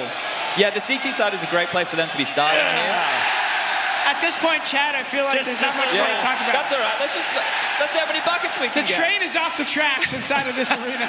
Yes, it is. Channel all of your buckets inward to this young man, and we're going to channel our focus as best as we possibly can.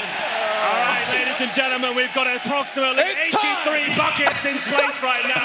This is unbelievable. Keep them coming. To the bucket. Give it everything. The buckets keep coming here in New York. This is unprecedented. I've never seen anything like it. We haven't seen one of these in years. Oh my goodness. This is a new world record. Get Guinness on the phone. It looks like we've broken it. We're getting the experts on the line right now. This is it. That's the world record. According to my calculations, I don't know if we have the stability and the structure of the core to keep holding more buckets. Hold it on. Hold on. According to our calculations, Jordan gets cut off yet again, which is exactly what we're doing right here. Buckethead does join us in the studio, and he did win that next big caster challenge. It is honestly, it's pretty cool to see here, but also it's been quite some time since we were throwing popcorn buckets around like baseballs at a car dealership. Yeah, long time. And What a reference that is. The trajectory of life from doing some popcorn buckets on my head. It's a bit wild, but happy to be here. So tell me about that moment. Like, is that an electric moment for you? Obviously, you know, you're kind of going through the adrenaline at that moment, right? Like, you have the entire show. You've derailed the entire community in one swoop. It was impressive. Part of me felt bad because it was a bit excessive, I'll be honest, but... Henry? Very Henry coded to try and steal the show, though.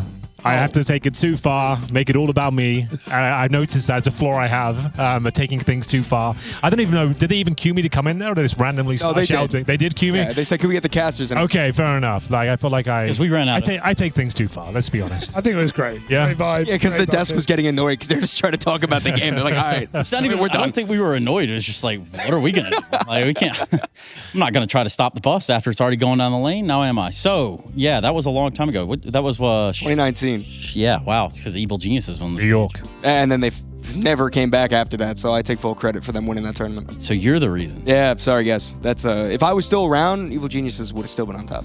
So Donnie, how you finding Pro League? I know it's your last day. Amazing. This is a dream come true. I've said yesterday on cast, and I spoke to you guys individually, like, even if nothing, no matter what happens after this, the fact that if I told myself 10 years ago that I'd be casting Pro League, this is the most surreal moment ever.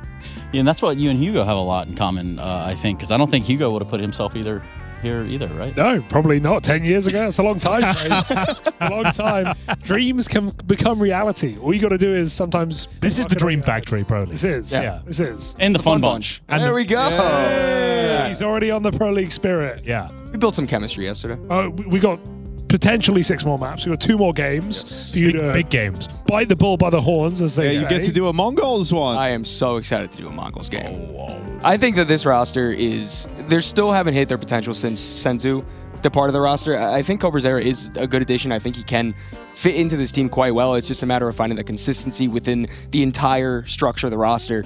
And we saw very good glimpses of that previously. And I think, this might be the tournament. It could be a time to do it because 4 series in a row for MOUZ where they haven't dropped a map against the Mongols. That's including the Senzu Mongols. So bring up that Cobra camera. Please bring it up. Somebody's got to bring that up. Wait for it. My man's in the clouds. Yeah, he's going to get back into the zone here. I mean, it's just an unfortunate camera angle, isn't it? Like, you just look like you're zoning there, bud. No, they're still looking pretty sharp with the addition. You'd think after losing Senzu, indisputably their best player, but still Overpass seems to look strong and still one of the favorites to make it to the finals potentially. Yeah, seemingly still have that passion in them. Yeah.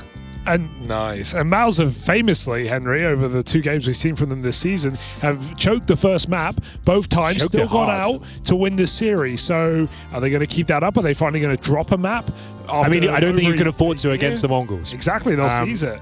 Against Heroic and Astralis, sure, you can get away with that. But against the Mongols, that's not going to fly. If you give up a 10-2 lead or a 9-3 lead, that's not going to work.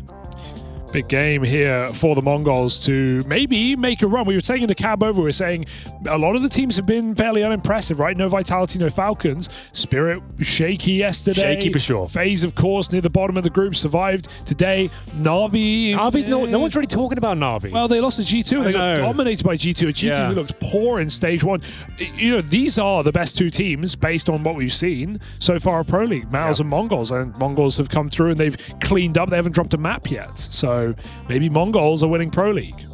I don't think it's an impossibility. I really don't. I mean, and if you're looking at the rest of the teams, Fury also just not competing to the standard they expect themselves to. And even if they do make a push towards playoffs, they're not going to have their IGL. So yeah. I don't think they're very motivated, clearly down bottom of the group as well, 0-2. Vito coming in, Trace, break it down. Yeah, here comes that map, Vito. It looks like that first ban of Inferno from the Mongols. We're looking at MOUZ banning out Anubis. That's going to leave us to go ahead and pick Mongols into Ancient CT-sided start for MOUZ. Then leaves us into Overpass, a guaranteed second map in this affair, where in which MOUZ will be picking it, and the Mongols starting on that CT side. Dust 2, Nuke, get the hell out of here. We're going to end it on Mirage, should we have to. Hold that, Henry Greer.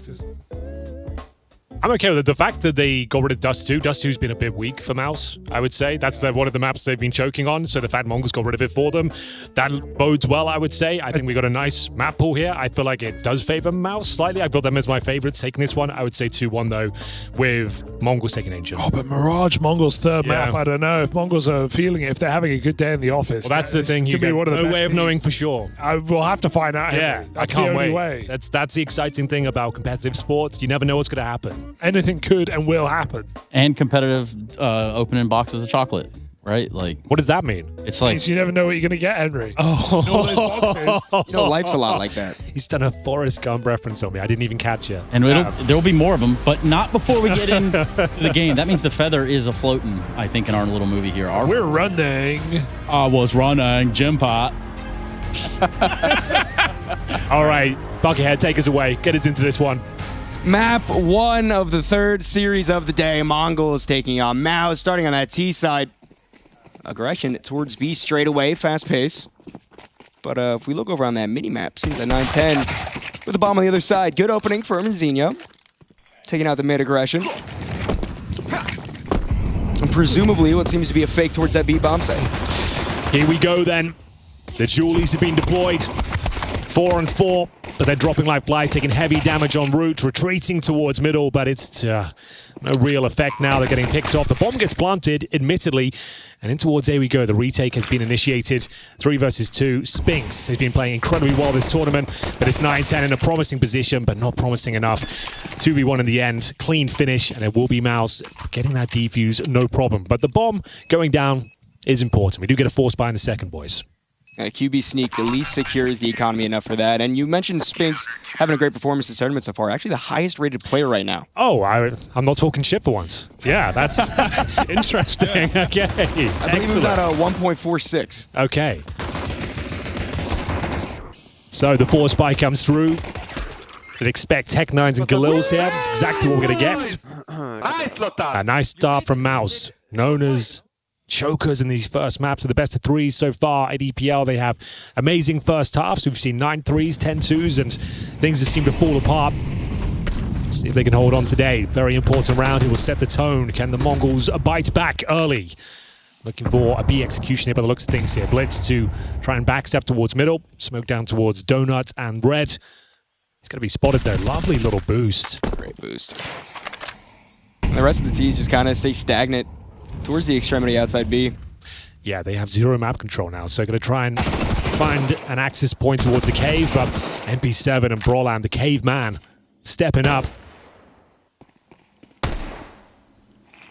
Still a Galil in play. Maybe potential for some damage towards the economy. The CTs. Cobrazera at least secures a single kill for this round.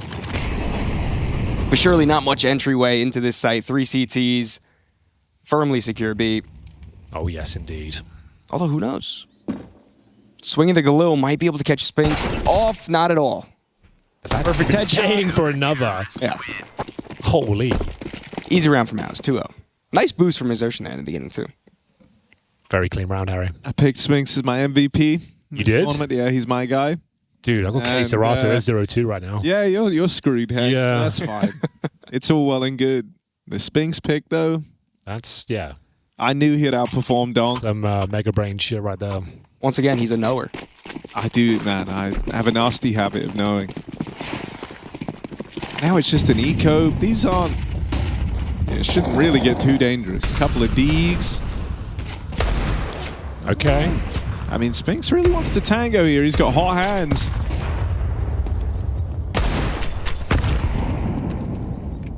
MOUZ get too aggressive here. This still definitely could potentially be dangerous. They want to fight at the bottom of ramp and outside of Jaguar.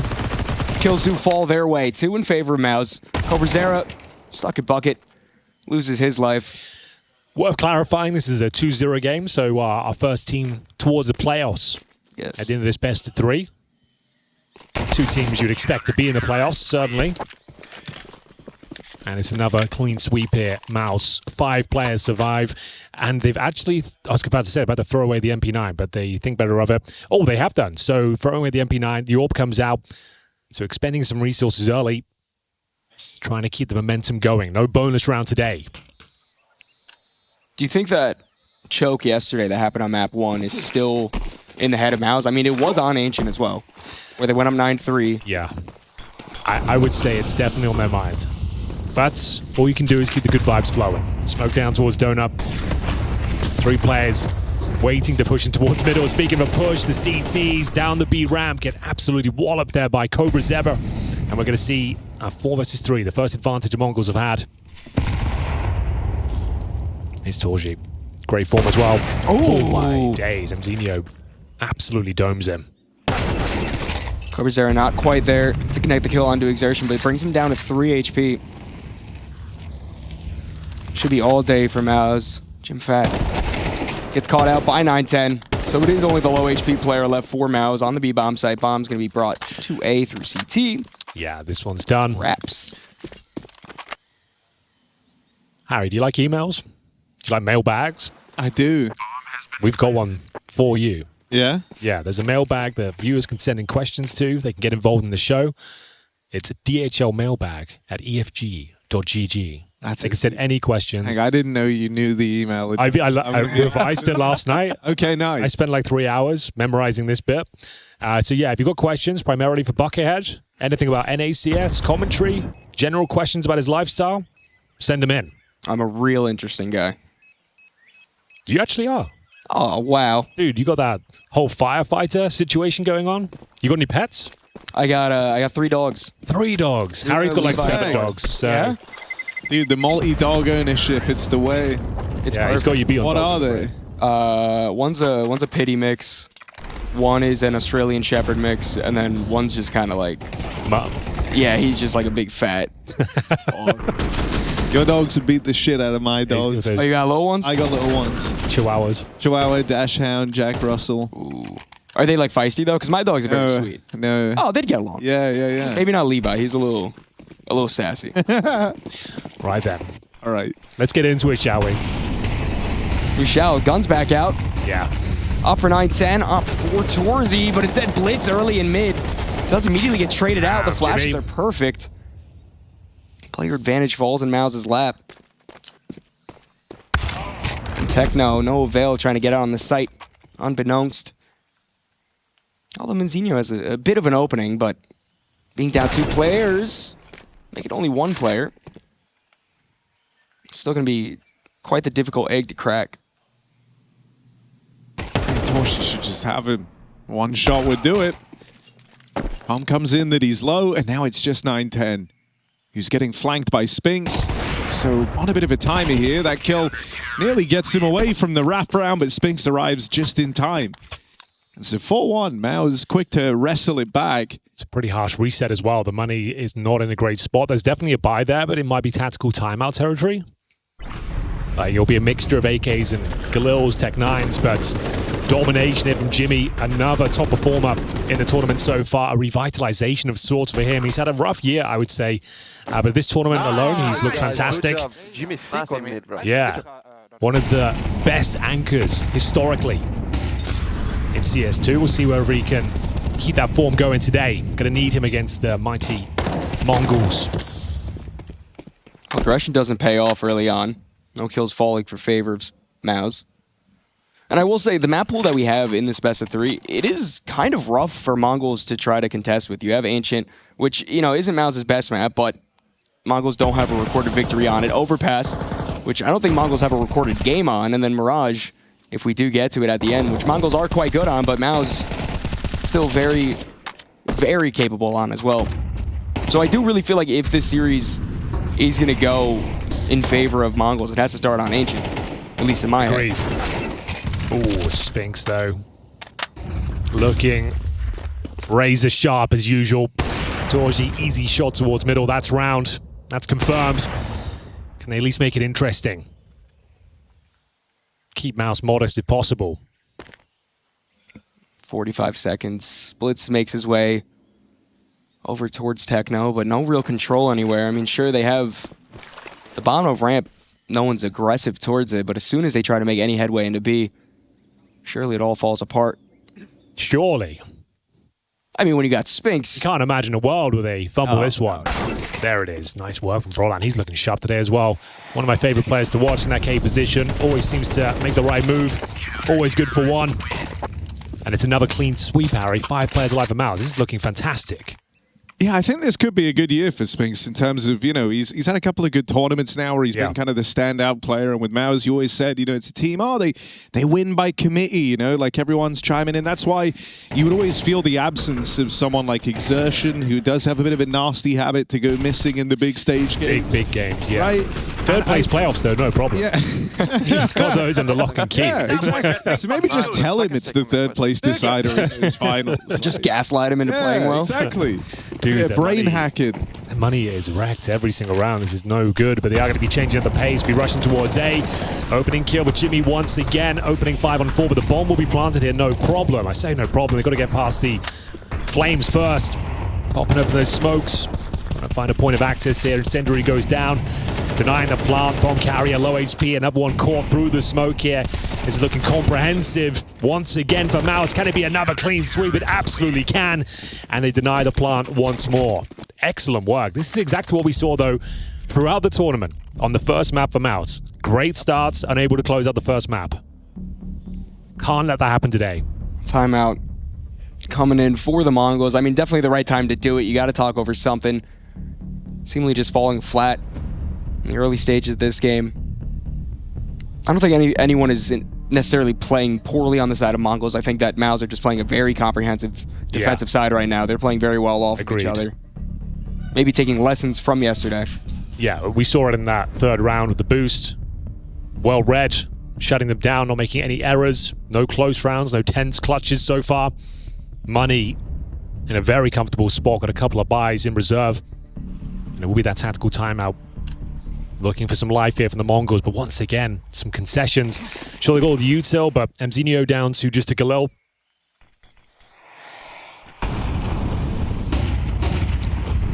Ooh, nice nade. Might do 1 damage. Hey, 3 damage. Oh, 3, yeah, you're right. Techno got 2 as well. But mid not held on to for MOUZ for the time being. Okay, they've got a kill here. This is looking good. Probably the best early round of Mongols. Yeah, no casualties. About to split in towards middle. Oh, I'm looking for that spam. Oh, it's so close to a kill. Down to 51 points of health. Damn. Okay, Techno. Spray back through the wall. Okay, I think that's the first advantage since the pistol they've had. That's a really big positional player to get out of the round as well. Brolin very good in those caves, so having a little bit more of a leadway in there. And again, just having the player advantage early on in the round. You're really not dedicated to this B play right now, and that's great for the Mongols, because MOUZ have lent into a gamble, right? In the 4-on-5, they've packed up mid. Starting to change their mind now, but... You've got one of the best anchors in the game, Harry. Making his way over an AK-47. Jimmy, joined by Zershin. Lovely smoke at 30 seconds. They might be able to pull this one back. Zershin needs 2. Nothing else will do here if MOUZ want to pull this round back. 25 seconds. It needs to be now or never. They're pushing through. Zershin not able to hit with that spray. And Jimmy, although caught out somehow, 180s to at least get a singular kill. Spinks forced forward, finds a perfect headshot. And now the 2-on-2. Bomb still isn't down. Oh, Spinks might perfectly push to get this spray. He gets the first kill. Bomb planner is able to secure that, but Manzinho, 1-on-2 with 12 HP. Already secures the first kill, but Torzy perfectly there for the trade. It's all well. Closer round. Yeah, they should be winning that one. The fact they got such a clean kill on Xerxes as well, Spinks coming in and getting the 3K, it felt like that was their opportunity to get back into this game. The bomb gets planted, the loss bonus will continue, but that moment there, the fact that Xerxes goes down with nothing, we said he needed 2, but Spinks continuing this incredibly strong form we're seeing at EPL from him, 11-2 right now. Excellent work. Nice. And the fact that Jimmy's just able to about face right there, get the kill into the player that's pushing him from Donut, leave that backstab completely compromised. Well then, Blitz. In-game leader trying to take matters into his own hands here. Laying in front of the smoke. Calling the middle's relatively open. Flashbang comes through the smoke. The bomb waiting outside B for now. 3 players, make it 4. Similar approach you saw on the pistol here. Brolan sniffing things out. Might be able to catch the backstab here. Does he look towards red? Certainly does. Opening kill. And now he's to the core. The middle is completely clear. I mean, Blitz has to be aware that the cat push can come. The rest of his team is completely smoked off in space. Transitions the spray so very nicely. Dude. And 9-10 all by his lonesome. I mean, Mongols really can't get any sort of beginning round underway. Sure, they had 1 or 2 that were decent. But MOUZ just so good to just peek the angle, snuff them out, know exactly what's going on. They haven't stepped out of line once. MOUZ Sports are playing a perfect game with CS right now. And I'm loving it. That flashbang, that alley-oop, Spinks had all the time in the world to get a couple of kills there. Delivers once again, 13-3. Another tactical timeout, burning through them. MongolZ in his first half. And yeah, we talked about the loss bonus. Without a bomb going down, you Tech 9 Galil once more. I mean, surely if you're MOUZ... Go on. Let's hear it. Surely if you're MOUZ, you're feeling confident, right? There's... That's a hot take. No way that anything bad could happen when you're in this type of dominant playing position. like this. Teamwork is sublime. Dude, I think, you know, to be fair, they are playing extremely well, cohesion-wise. Yeah. If you are going to get like a really big season out of Spinks right now, I think it's going to put even more of a limelight on the kind of open players, like the guys who try to create space for MOUZ. Because if your closers firing on all cylinders, man, it can win you rounds and, you know, 1v2s. Yeah. Kind of lock in these key clutches. Spinks is opening and closing right now. Yeah. Dude, it's good to see, though. All right. Get out, Brolan. What a maneuver. I told you, man. This guy in cave is brutal. They've done such a good job of shutting down mid in this game. No way. It's been closed, and Brolin's been a massive part of that out towards cave. Yeah, dude, for real. I mean, I feel like Mongols should just have the read that the potential push from Cat is there because they know that their teammates cannot cover the Jaguar push. One thing worth noting as well, every duel the MOUZ are taking, they have the advantage in. Whether it's from a flashbang or spam damage or nade damage, they have the advantage in every single fight they're taking. Getting 1, if not 2 kills on every peak. They've taken no damage this round. It's another 5-on-2. I'm not sure this is the best buy either. We talk about the money being low. When with the Galils, the lack of utility, same outcome. Not a single kill garnered here. 9-10 trying to change that. Gives up his position though. Not really much to talk about here. Just a matter of time before he goes down. And then we have it. Another fabulous start here from MOUZ. But bear in mind, I will reiterate one more time. They've had great starts on the opening map of both their series played at EPL so far. Sure, they've won both series, but they've had like 9-3 starts, 10-2 starts, and end up losing that map. In particular, it's been these T sides too, so it's like, you know, I think if you're MOUZ, you're telling yourselves, make it real easy. Brolan, call the best pistol we have. You know, let's just nail that pistol round down. Let's use the good pistol this time. We don't have to worry. Don't do the one you've been thinking about, or like the one we've been working on. Like, bring out a tried, tested classic. Let's just get the bomb down and see what happens. Yeah. Well, they won't have to eco at all. They've still got so much money, a couple of rounds left. The perfect game of CS so far. More spam attempt here. This one not connecting. But still so active from Brolan. Such a nuisance. There's the dink. Through the boxes. 9-10 down to 62. It's got to be frustrating Oh, on the side of Mongols. I mean, Brolin's just doing such a good job to control that entirety. He has put the fear of God in them. And the Tech 9 does take a shot, pushes Brolin back a little bit, smoke goes down. On the bright side for Mongols is that you're still in a 5-on-5 with a minute left. You can group up, you can try to do an actual execution with all 5 of your members. But MOUZ, I mean, such a strong defense on both sides of the map. They're giving up the actual A site where the bomb is starting to make its way over, but both those players at Donut. To try their luck towards the cave once again, but the same sort of result. Smoked off, opening kill Vincere, finds Cobra Zera. New boy of the squad, currently on 4 and 11. No one really stepping up. See if Mzinho can thread the needle. He has got space over towards A. Torji, defensive in Donut. Speaking of defense, though, he's still looking fantastic. Can he get the third? Yes, he absolutely can. What a sequence. Continues to dominate here. Make it a quad kill as we go 10-1. And another clean sweep, Harry. 5 players alive. Have you ever seen anything like it? Dude, this is just gorgeous out of MOUZ right now, isn't it? Mongols have never had like a solid leg in these rounds to stand on, bro. They're getting convincingly snuffed out. And then the thing I'm really liking, you know, MOUZ, even though they've been fighting for mid, they've been down to scrap and shut it down. They'll have these rounds where they don't go for it at all. And Mongols likewise seemingly feel lost in those moments. You know, you're almost expecting a fight this late in the game. It's always this round, though, the fools arrive. You feel like you're having the godlike half. They call the Hail Mary towards the end, and that will be the A rush. Jimmy, here's this.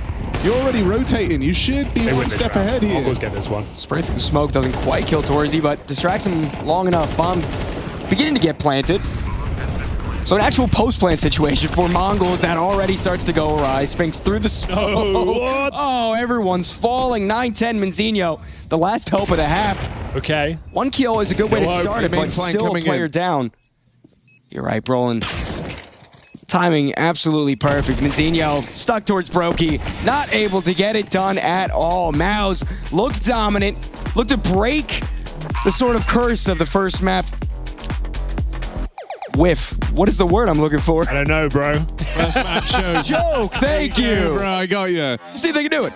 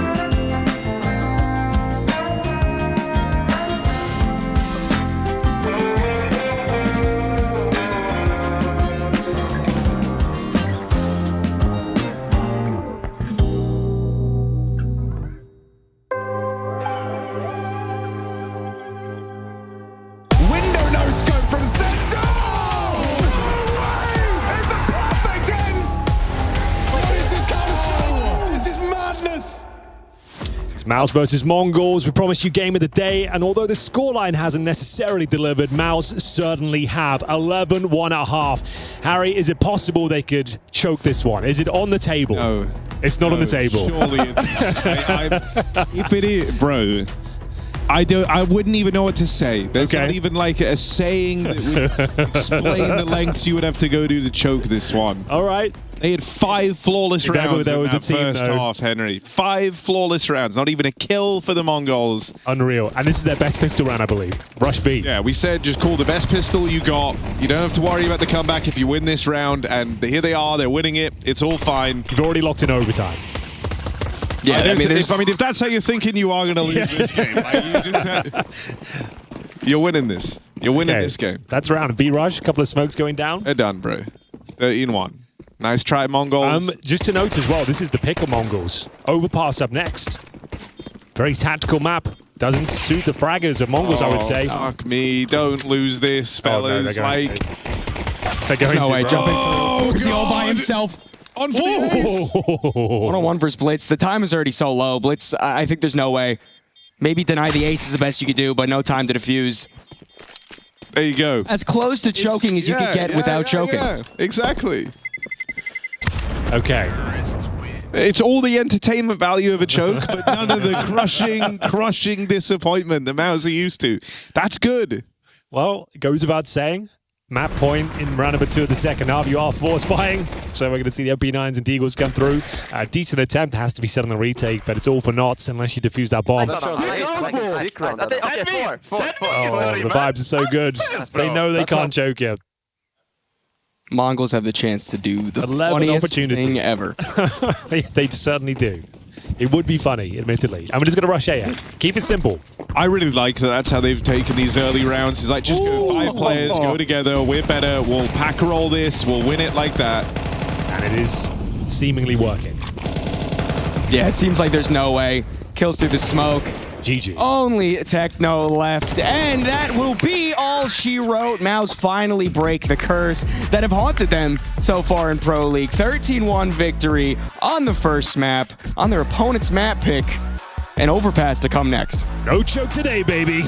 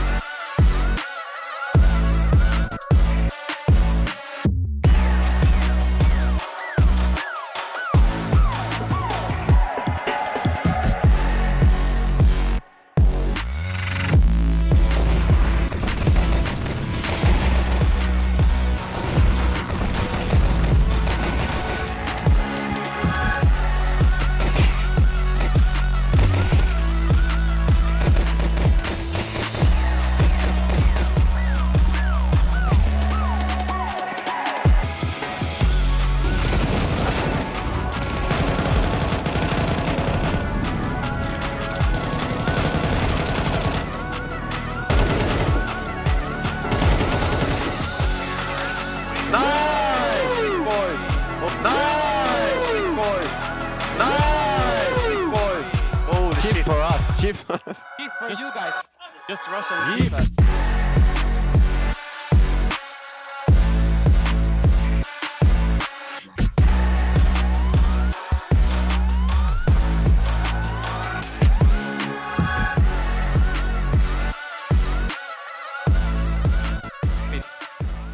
I'm not taking.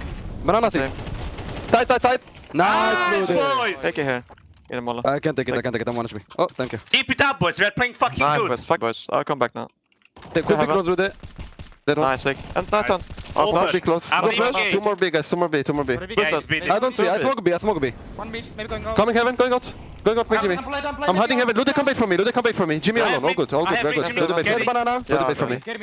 Jimmy carry, I have Guys, there were 2 B. Go back from mid. Okay, 2 mid, 1 B. Okay. 1 B, 1 was middle. Out. Out aiming 2. 3 out aiming. I'm picking. 3 out aiming and 1 donut. No city smoke. Dead bombs. 1 big box I think. Flashing star. Flashing wall. Flash. Good flash. Boom. Close. Put blind default. Time. Play time. I planted. Side. I have left side. I have right side. Left side picking. Picking you. Nice! Nice. Yeah? You can boost me first. One mid, coming. Jimmy. It's fake. Man, boys, the man in donut. Baba dead. Nice, Adam. That's one now. I'll say. And that's what Laser beam!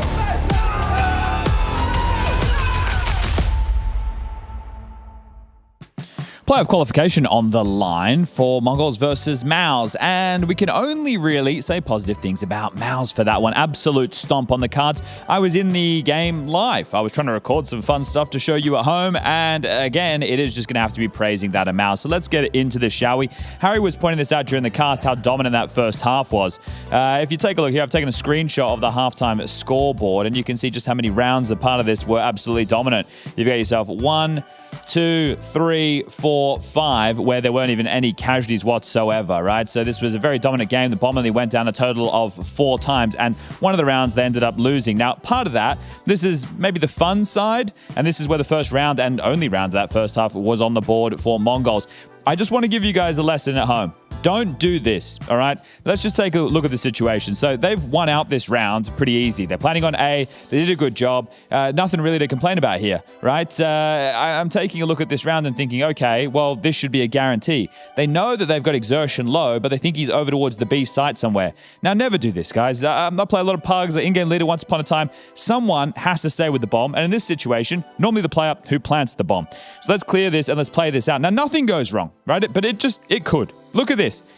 All the way around the world, right, sitting outside A main. They have all left the bomb looking for the hunt. He has a kit.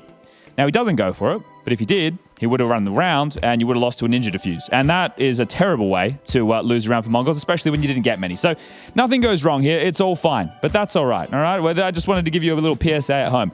But let's get into a round here where I just have to praise MOUZ. They looked absolutely locked in.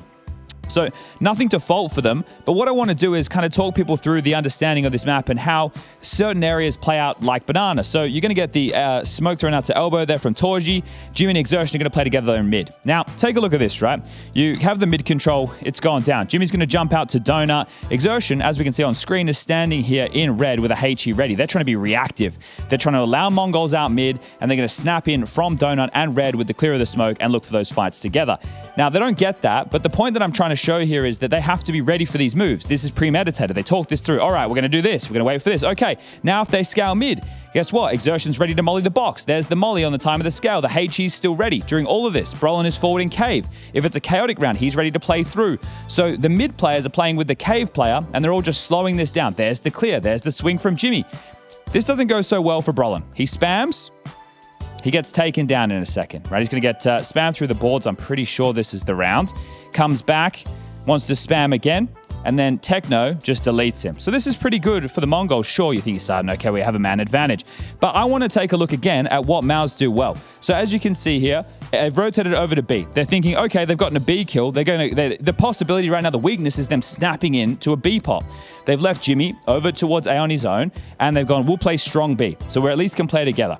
During all of this, and I'm going to try and fast forward this a little bit, can take it forward, forward, forward, forward. So they're playing 3 strong on B, but look at what's going on during all of this. Jimmy's jump spotting mid, they have info down B lane, and they also have a player in cave. So now they know that it's not going to be the B finish. We can keep playing this one out. Try and speed it up for you again. Can try and drill this one. Yep, so now Jimmy's jump spotting. There's util in mid. Jimmy rotates over. Exertion rotates as well because they had all the info on B. There's 40 seconds left, and they know it's not going to be a B play at this point. They block main. Now the round gets super tough for MongolZ. They're completely blocked. Jimmy's in Donut. Donut's blocked as well. Exertion gets in position. They know exactly what's happening. You even have Spinks, who's starting to rotate over. The AWP has stayed on the B site. Play this out. They should own this, right? It gets a little bit close. They come out, Exertion whiffs, not the end of the world. Jimmy's able to rotate and then to spin into one. Spinks is there in time. More teamwork. The rotation's already on the way. Spinks has gotten 2. A flash is going to come in right now from Torji. Here it comes. Bang. He plays off the flash, completely blind. He's going to get traded out.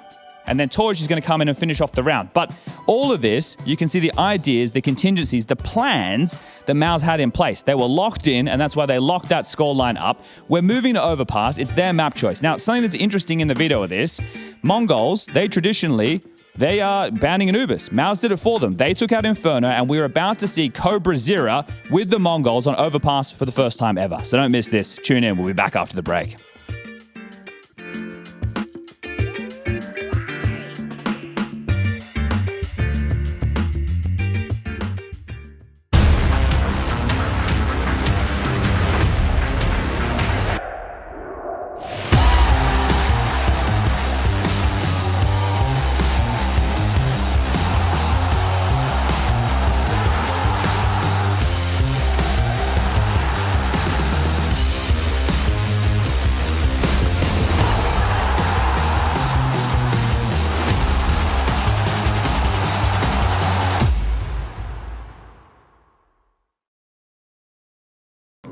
Damn, guys, we almost had this.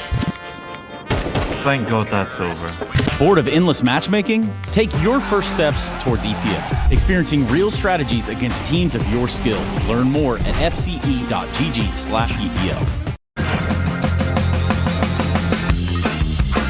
Nice. You can shift. Get in front of him. Keep going, keep going.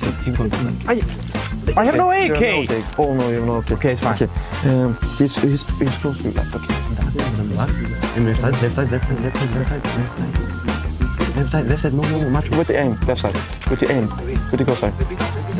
Go back, he's close to you. Go back. A bit right side, shoot. A bit right side.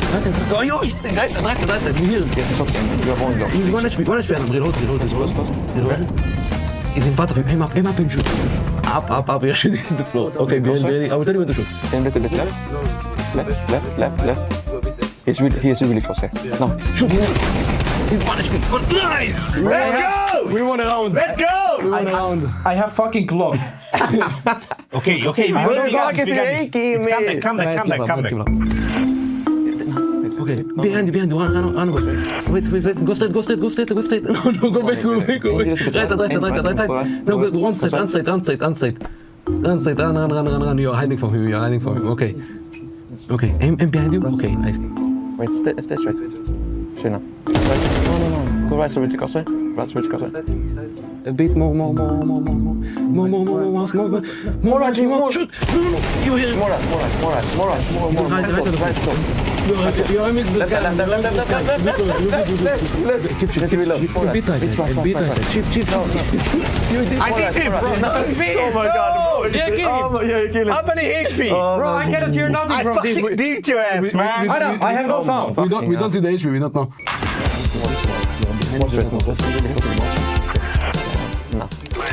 He's planting. Okay, press S. Let's go back. A bit up. A bit left side. Bit more. 180. Bro, I don't know. You're getting clapped now. Full behind him, and we just go in front of it, AK. We got one more. Wait, load it. Oh, bro. I was so different. Huh? How do I buy something funny? I don't know how much money you have. Buy him. Why you buy scout? No, bro, sell it. Buy it, yeah. Fucking scout, you crazy. No, go side. Go straight. Go aim right side a bit. You usually come from right side. Right side. More. Nice. Stop. Aim a bit lower. Nice. Let's keep going. Aim lower to crosshair now. If you come from the left. Okay, left side. Move left. No. Bro, but he's what? He's insane. He's insane. Adam, he's walking like this. He's not good at the communication. He's down you. Bro, he's insane. He's looking. I saw him. He's looking. But he's so good at the comp. Bro, that's why he's Jimmy is insane. What is this map, man?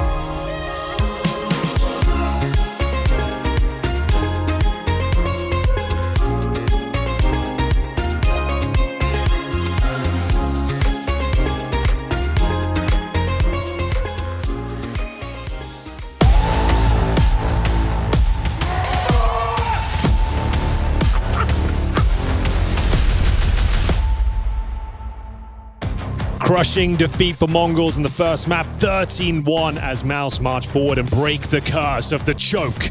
We now move on to Overpass, boys, where they have not got a recorded map of Cobra's era thus far. Do we feel like that's going to be a factor coming into the second map, Hugo? Surely will be, right? Mongols, we've seen good games out of MOUZ so far, them fielding their first loss all season. Oh, sorry, I guess all season of Pro League, that is.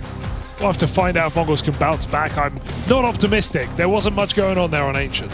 There really was not. Buckethead, what do you make of this? I mean, just based off of MOUZ's performance yesterday on Overpass versus Astralis, 13-3 victory when you're going against a team, Mongols, someone who doesn't have a recorded map with this new roster, and you just lost really bad, 13-1 on Ancient. I don't have much hope, but this is a game where anything can happen. Every moment counts, and the moment's right now. Wow. These MOUZ pushing up long. You would love a pistol here if you're the Mongols, and it's a good start. Team kill and a double with the Julies. That's a done deal. Spinks left. Nobody even looked at that corner. Well, they've equaled the scoreline they picked up in the first map in the first round. They're back. They are so back. CT side Overpass will relieve some tension, I think. Sure. That's a nice, comfortable place to be. Like, this isn't going to be 13-2. No. Safe to say. Mongols kind of expecting some rounds here in this very comfortable half. The best half right now in Counter-Strike. Yeah, surely can only go up from the previous, and as we see right now, it can at least be the same baseline. Bar very low. Yeah. Hey, but it's a bar. It's on the floor. But get up, do some curls. Spinks can get a double. That would help. He'd get himself $600. They're probably not going to buy in the next round, but try and remove some of these players holding the smokes and flashes, the Julies. Anything will do at this point. Nobody's home. Yeah, they're not giving him anything. They're very aware of the possibility of this maneuver. The flank spotted and should be dealt with momentarily, but there is always a chance he gets a couple. Up against these USBs. Oh, love it. Yeah, run away. Run away. Just run away. Why would you lose no time? You give him no money. That's let's all ruin it. Oh, he ran away. Yeah, that's beautiful. Well done. You've absolutely cooked him. Kill him off time. Get him. Get him. Okay. Well, it's fine. So he still gets he'll 750. He'll buy a deagle with the armor. That's his. True, yeah, he's got Kevlar. It's not the end of the world. He should buy a deagle. Just hope he kills one. He's screwed for the first 4 rounds of the game. Unlucky, son. Yeah, you might as well force around that concept. Tech 9 with a flash. It's not too bad with the Kevlar. Do something fast and poppy, but Mongols have kind of shaken MOUZ around to start this game. Very convincing. Just a matter of if they can keep it up. As you said before, I mean, CT side Overpass, definitely the map where if you had a bad start on your first map, this is the type of place that can build confidence, get you really inside of the server. And MOUZ taking pace, although the Tech 9s come out, expected something a little bit quicker. They're taking their time, walking up through connector. Not contested yet, though the door being heard. Vincere spots out one. Good spray, nade opens the smoke, 2 more T's push out. No kills to be found, falling back smartly. Don't want to get overwhelmed by those pistols. Speaking of overwhelmed by the pistols, the monster push comes out late, and now the real connection can start. It should all still be well for the Mongols. Hey. Although, as we say that, plenty of kills and damage coming in, somehow dropping down to just Techno. Oh, man. Okay. I'll say, hey, win this. Let's get chaotic. Mongols shouldn't join them. Bear in mind, Torji's low, Spinks without a helmet.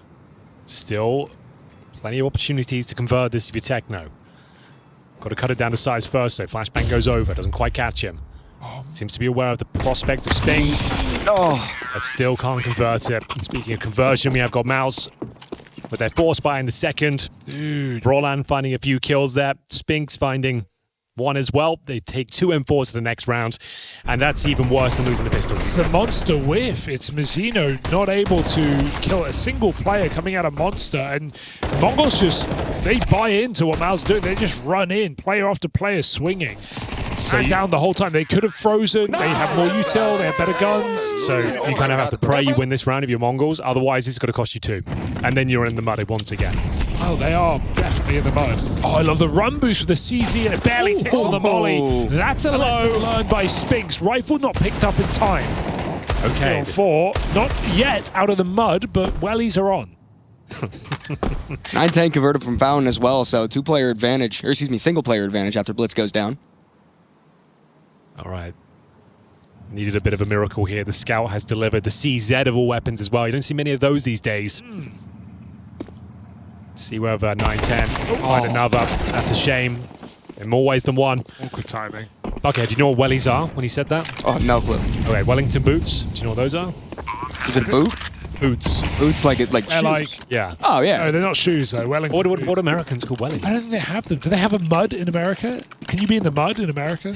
Like dirt? Mud? Like no, wet, not dirt. Not like, dirt. Like wet Mud. dirt? Yeah, mud? wet I mean, dirt. yeah, we got mud. Wellington boots. What would be the... How would you even... It's like tall Got any boots. Americans in the room apart from Buckethead? Is Trace over there?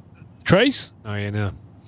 All right, let us know. Like tall boots. They go up to here. They're Rubber like boots. Rubber. They're rubber. Oh, They're you know very what? loose. The fire department used to use that. There we go. The fire there we go. department It all too. comes back to that. I Okay. hate fire.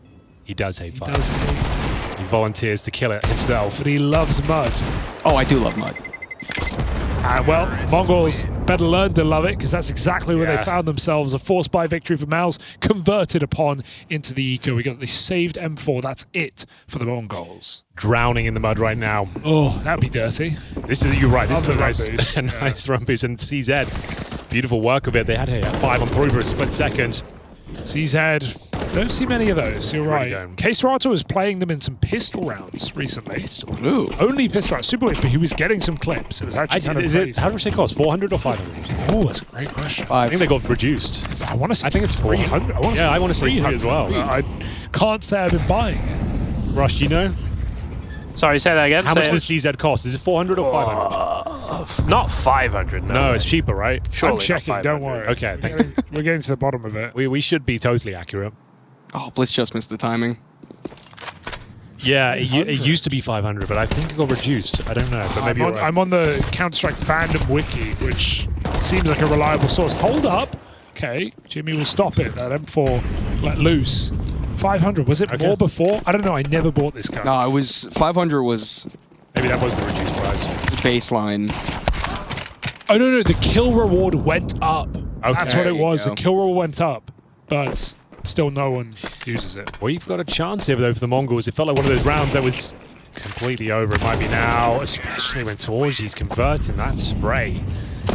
Lovely work from way downtown. Very well handled. 3-1.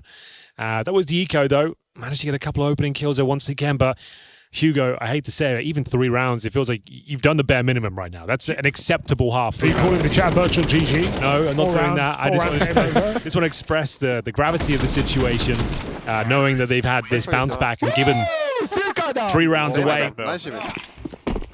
Is not ideal. Now the pressure's on them, and the buy's not good. They don't have the 9-10 AWP. Cobra Zera down to a FAMAS. No one really warmed up yet. They barely got any kills on Ancient. It continues to be woeful here. Opening kill for Jimmy, continuing that very strong form we've seen from him all tournament long.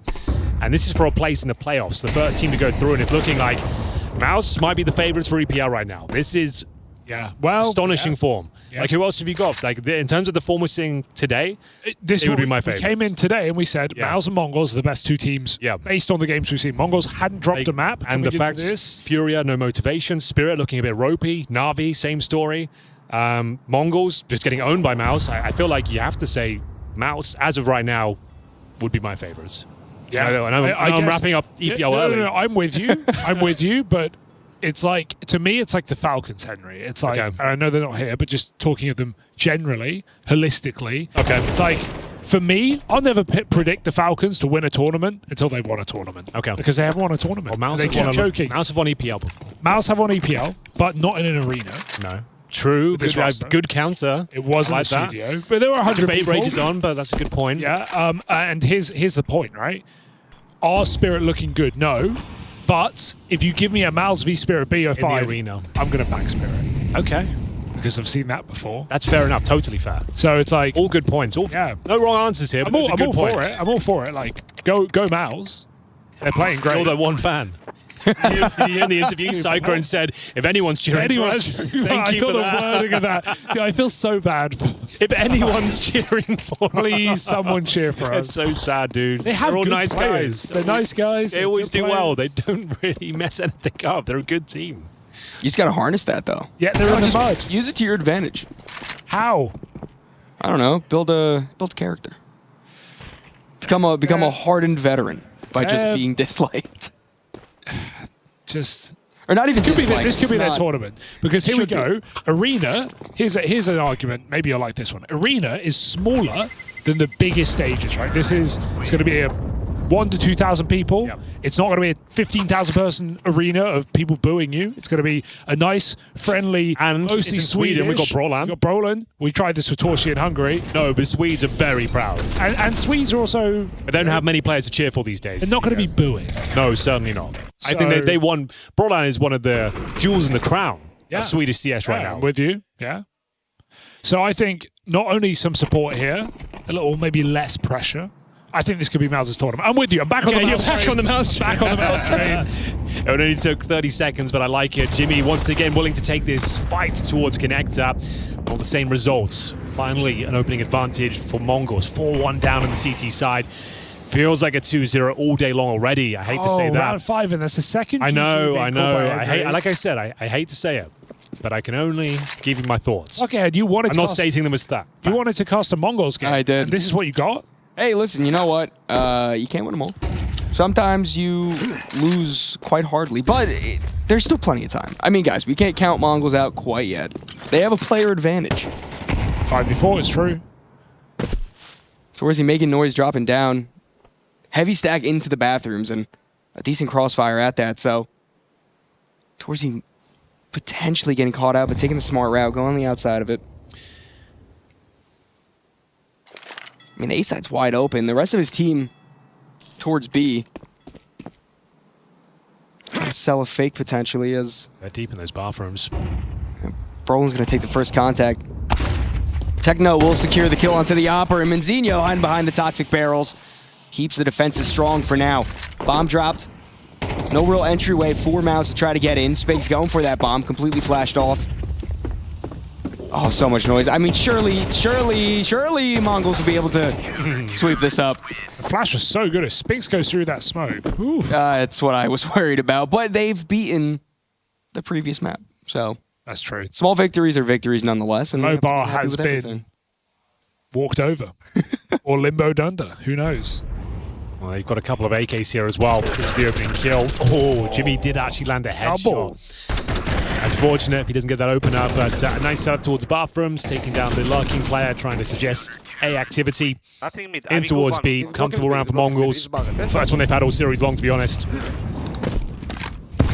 But I mean, your point already came up once more. 4 rounds now for MOUZ on the T side. You're feeling good about this half no matter what happens, and there's still the entirety of the rest of the half to play. So, sure, Mongols get a round win. They have a better position within the economy, at least compared to MOUZ. But it still doesn't feel that great. If you're watching as a Mongols fan, you're still not full of a lot of confidence for how the series is going to go. Yeah, need to start winning out now. This is a very important round. Has to be converted here. It will shatter the economy of MOUZ. You've got all the firepower advantages you could ask for. You have the AWP, 2 AKs on the defense. They have a couple of Galils. It's Spinks, half HP. In terms of utility remaining, 1 smoke and some flashes. You have to convert this if you're Mongols. Otherwise, I don't think there's much hope. 910's on the right spot for the potential hit to come in. Sees the utility being thrown over, falls back. As Exertion pushes forward, flashed off. Not going to be able to find anything. Techno whips a spray, although the Opper's there to back him up. How many more can he find? He needs something else towards long, not able to connect. And with the rotations coming in through the dumpster, Exertion more than ready for the push through the smoke. 4v2. Whatever that was. Turned into a 4-on-1. Cobra's era, the new blood in the team.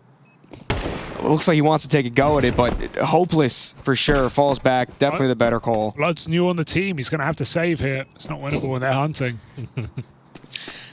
Certainly not winnable, but not savable. This is... Spinks is going to catch him out. Yeah, but he doesn't miss this sort of shot. MOUZ are playing with aura right now. I just want to throw that out there. MOUZ playing like they're the dog in the house. The big dog. This is what they needed.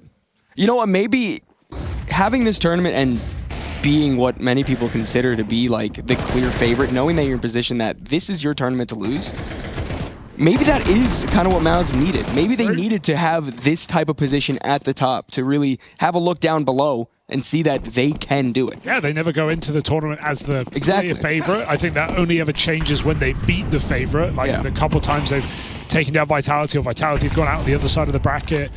You know, and then suddenly it's like, oh shit, we're meant to win this? Oh god. But now it's you're going into Pro League thinking we are the best team here. We are the most proven team. Yeah, okay, Spirit have Donk, always an X factor, but yet to be proven as a 5-man core, as a 5-man unit, our Spirit. Same for MongolZ. And again, yeah, we keep going around in circles like who's take out these two teams. Who's the best team? I can't even tell you.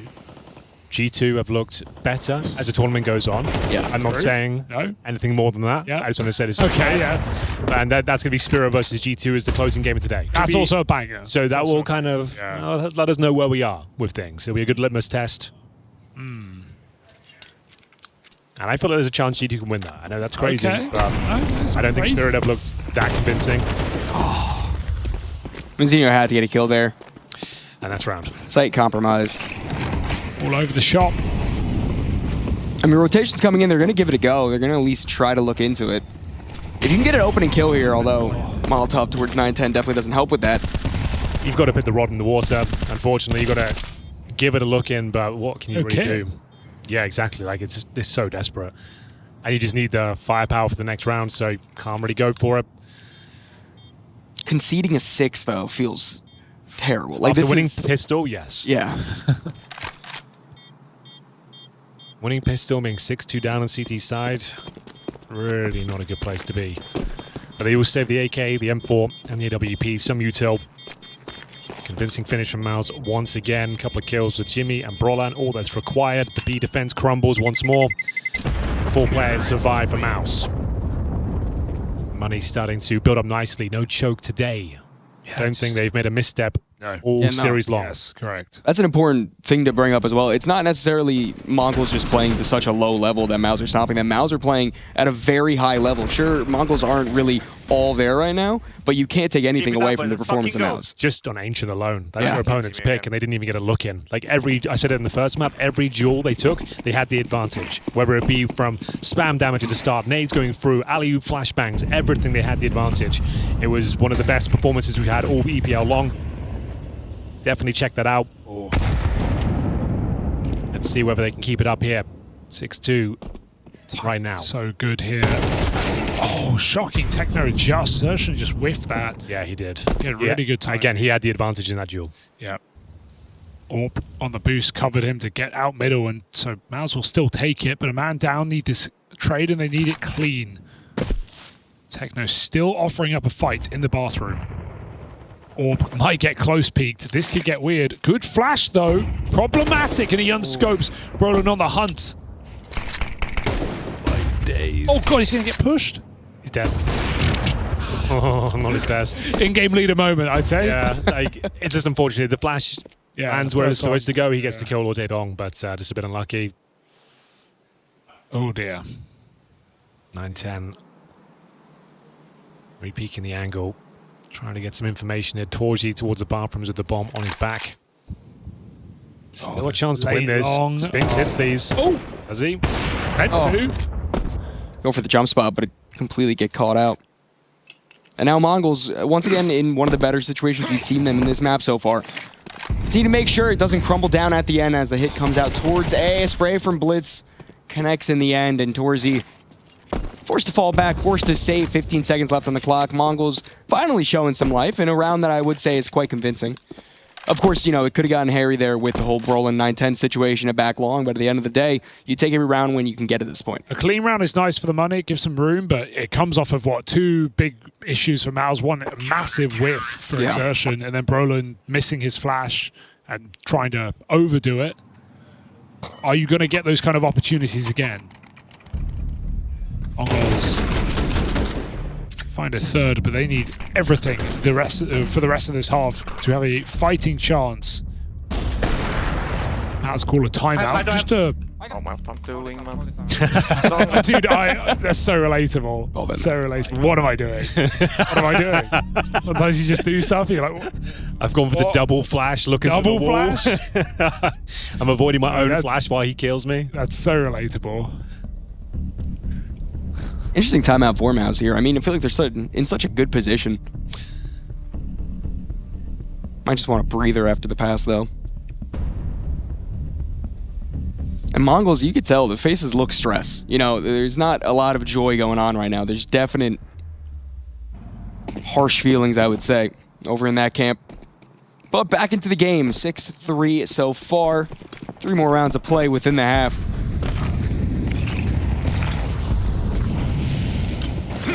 A bit more presence outside of Monster compared to the previous.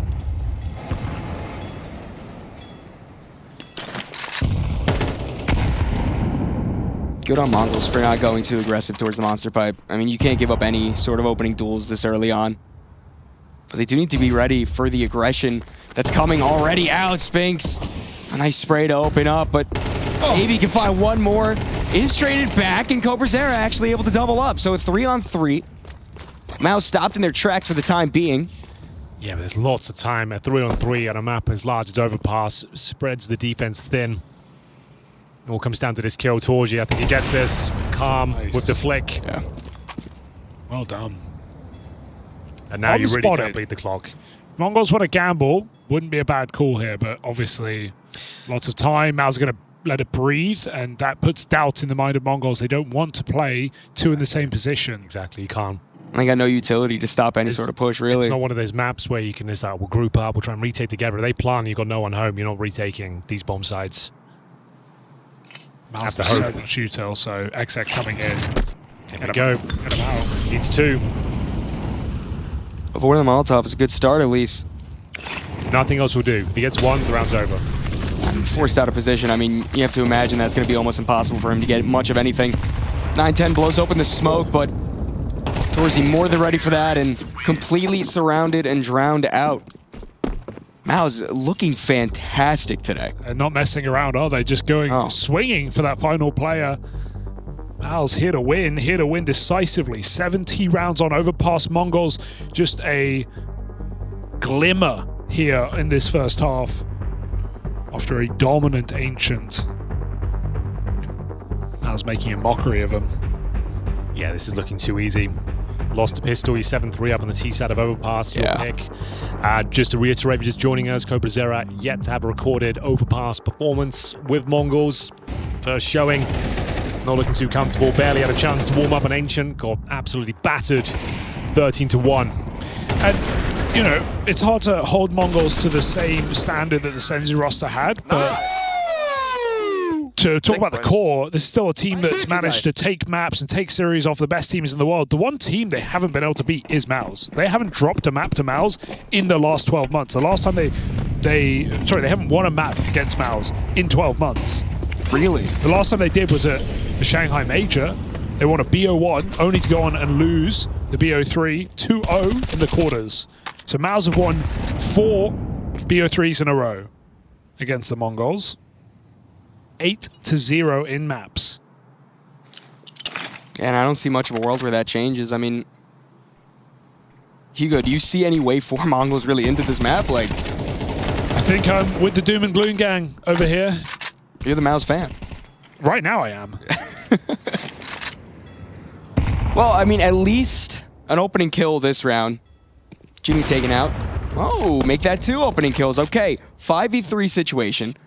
Taking out the 2 heaviest hitters for this map so far. Got a task for you. Okay. Or a taft, depending on which way you look at it. Could you look into the archives and look into when the last time Brolan played in the Swedish arena? I think it would have been like a Malmo or something like that. I don't know. Yeah, let me just get to my... I don't know how you can find that out. I can do it. If you could find that out for me, I'd really appreciate it. What is the last Stockholm Major? Come to mind? Yeah, sure. I will get our stats guy on this. Okay. Getting it. I'm going to see if I can race the stats guy.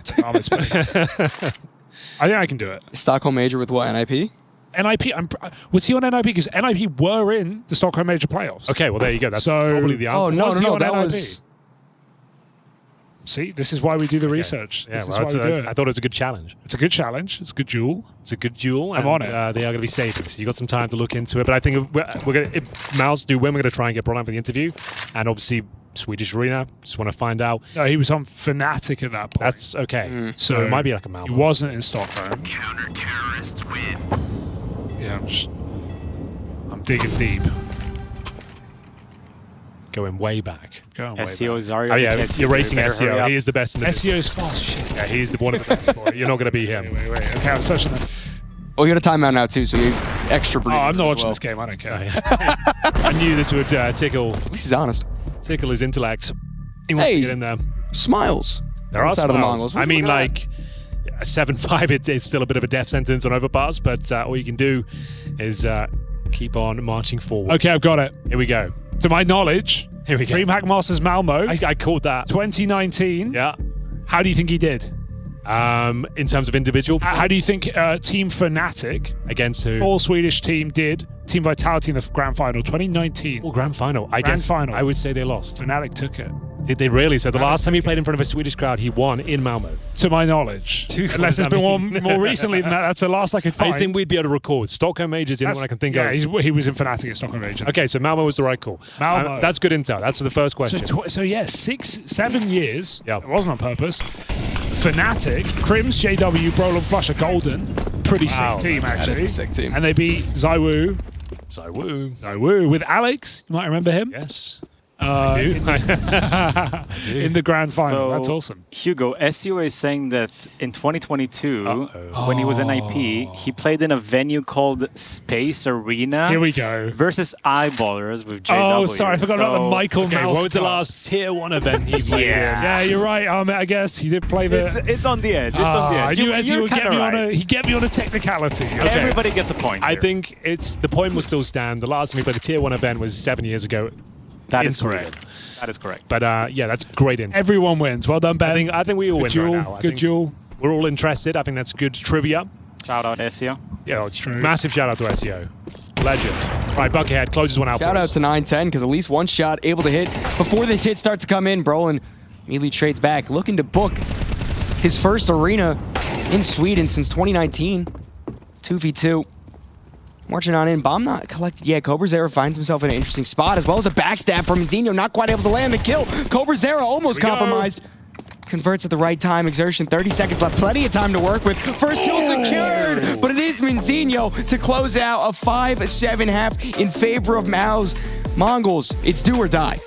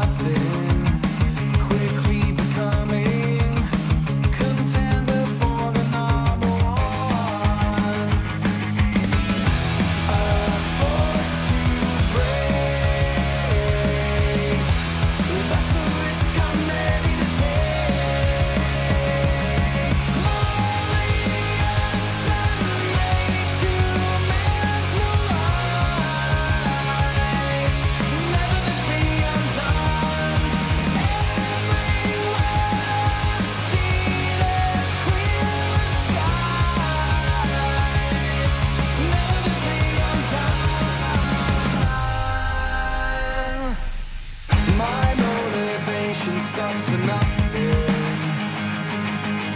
And I know I'll never be a no one. I'm never rising, uncompromising. You're gonna see a smoking gun.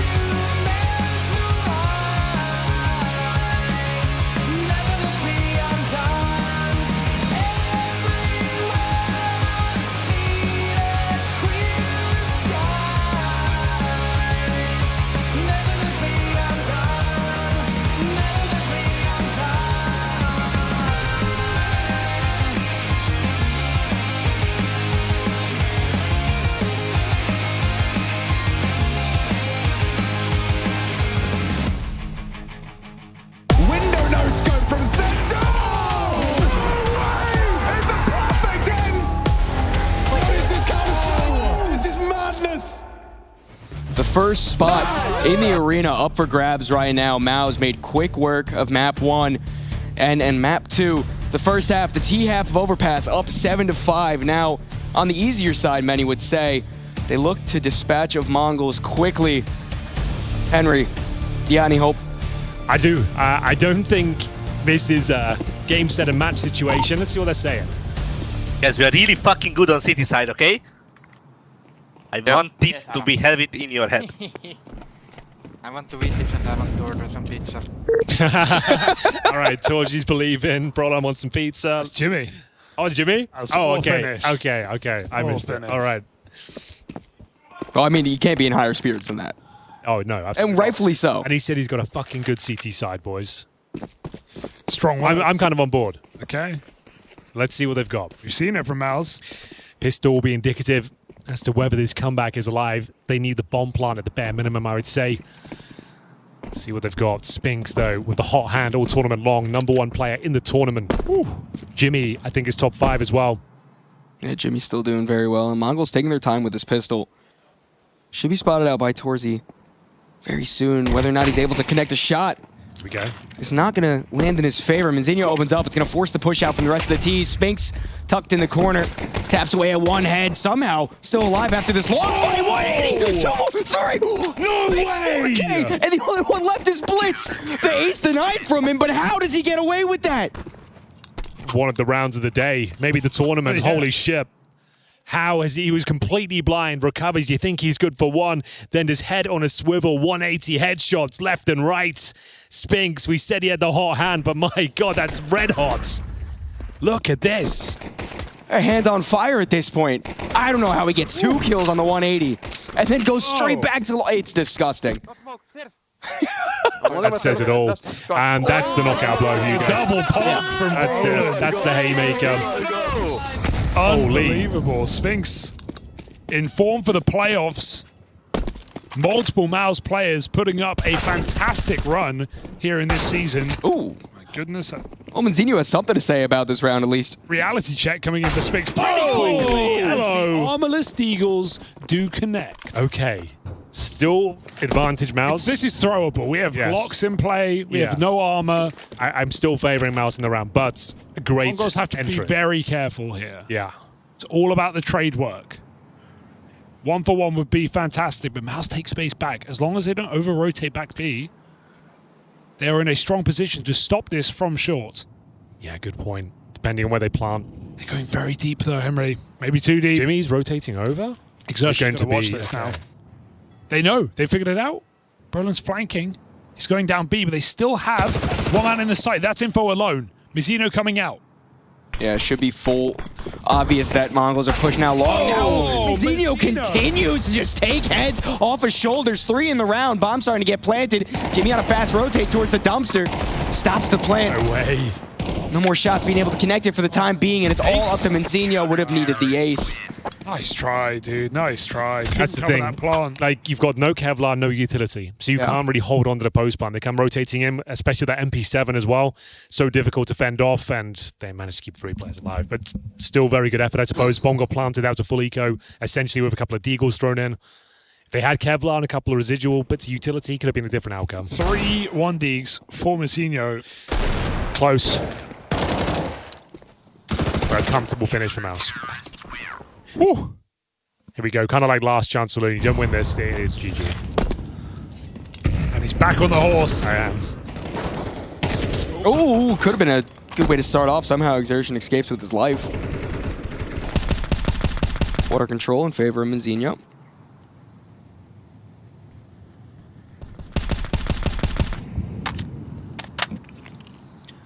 We've had some rounds. The pistol from Spinks, the deagles from Manzinho. The heart rate is still up a little bit.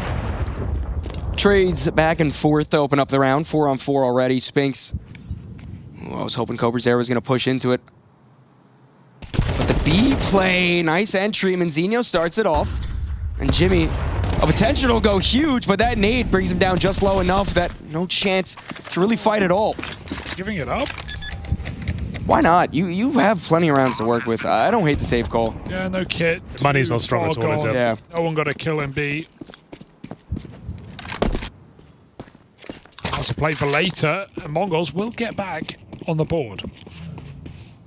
You know, I don't know if it's too early to say this, but Spinks, win or lose the tournament, I feel like it's making a crazy, crazy statement for an MVP. Yeah, if he keeps it up, we're early days. I think we've already gone all over the MOUZ playoff situation. I mean, just it's so. It'd be cool. It'd be really cool. Spinks has been. This edition was really, really nice. You know, when we consider that, despite Vitality's success, he wasn't gelling, they weren't gelling, and then not only the Vitality upgrade, he ends up in the next best place, I think. Yeah.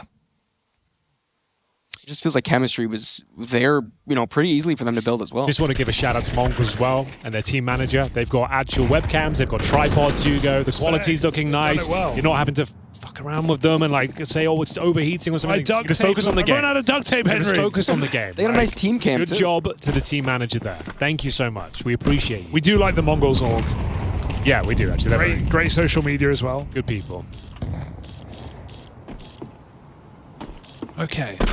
Giving it a go here, the Mongols on the T side of Overpass. It's going to be down to depth. That might be the difficulty. Double nade will seal the fate of Jimpat. One of them fell. One of them fell too short. It went to hit the board. That would have killed him straight up. There's still definitely a chance for MOUZ. Jimmy not going down there is huge. You pull some utility off. You get information of at least a few of the players' positioning. Early days in the round. Still a majority of the Mongols stuck towards that water. Ooh, Exertion, I think, spotted ahead. Drops down. Utility being set up. I feel like MOUZ are going to have such a strong hold on this B-bomb side, though.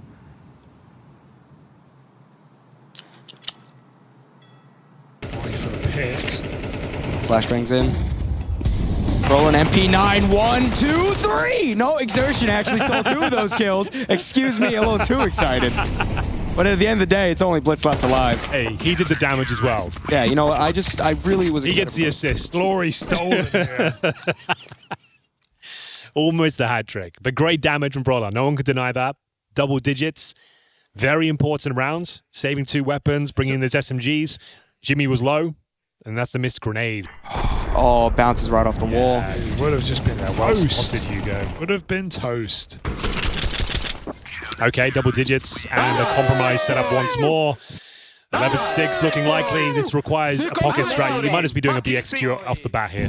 Just really high energy in all these games for MOUZ, right? And all the wins and even in these choked maps, they've always had really good comms, it sounds like, and really good vibe, which is a great sign.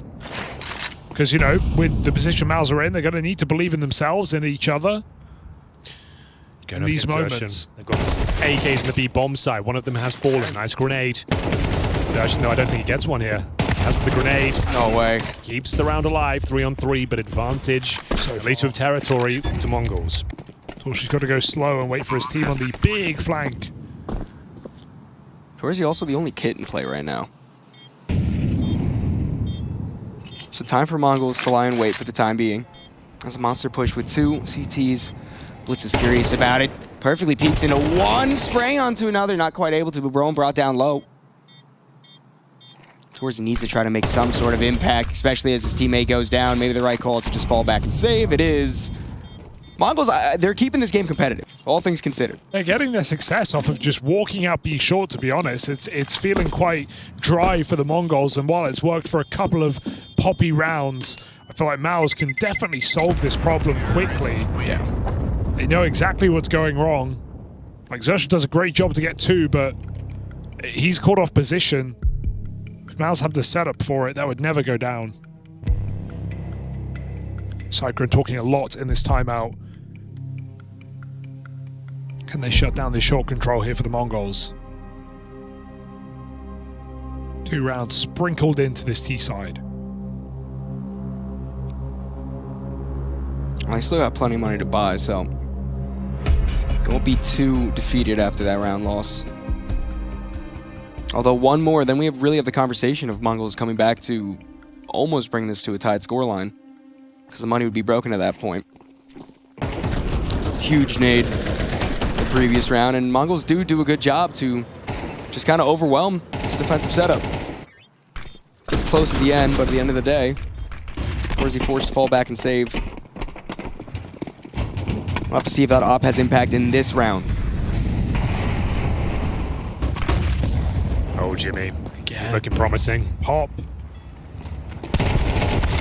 Only one. Cobrazera trades back, and Blitz, great timing with the short push. Rolling, a lot of noise being heard. They know his position in the pit. Just completely surrounded by fire, trying to spray through the smoke. Eventually, Manzinho gets the better of him. 3 rounds for Mongols in this T side. They've all just come off of walking out B on random timing. Like, that's a nice call to send 4 through the smoke. 1 short. Sershan gets a bit cooked. Jimmy only gets 1, but MOUZ again, just not even thinking about this B water control. Need to get util in. Need to be blocking that position because Mongols are completely exploiting it. Spinks and Torchy, standout players, not getting to play right now because their team cannot go even on B. Feels like a very solvable problem here for MOUZ. Sure, great pace for Mongols. That was a lot quicker than the previous rounds, but come on. 3 now on this T side. Same thing. Yeah, at the end of the day, completely avoidable round losses. You have to imagine that MOUZ isn't going to buy around these saved rifles. I mean, I guess you can get away with a bit of an upgrade, but getting to the point where money gets I don't think you can. I don't think you have to stick on the USPs. Everyone's at $2,000. You can't even justify a P250, really. What? They're all there, Lotan. Okay. Didn't see what happened to Brolin there, but I think it was Heaven. Get a couple of smokes. And Torji will have to do the majority of the heavy lifting here. Still has the kip. Spinks with an M4 as well. It's always going to be deadly. He's starting to cool off, though. 2-round game. See, this is a weird call because they know the A players have saved, and now they're going A. So you're giving the rifles a chance to do something.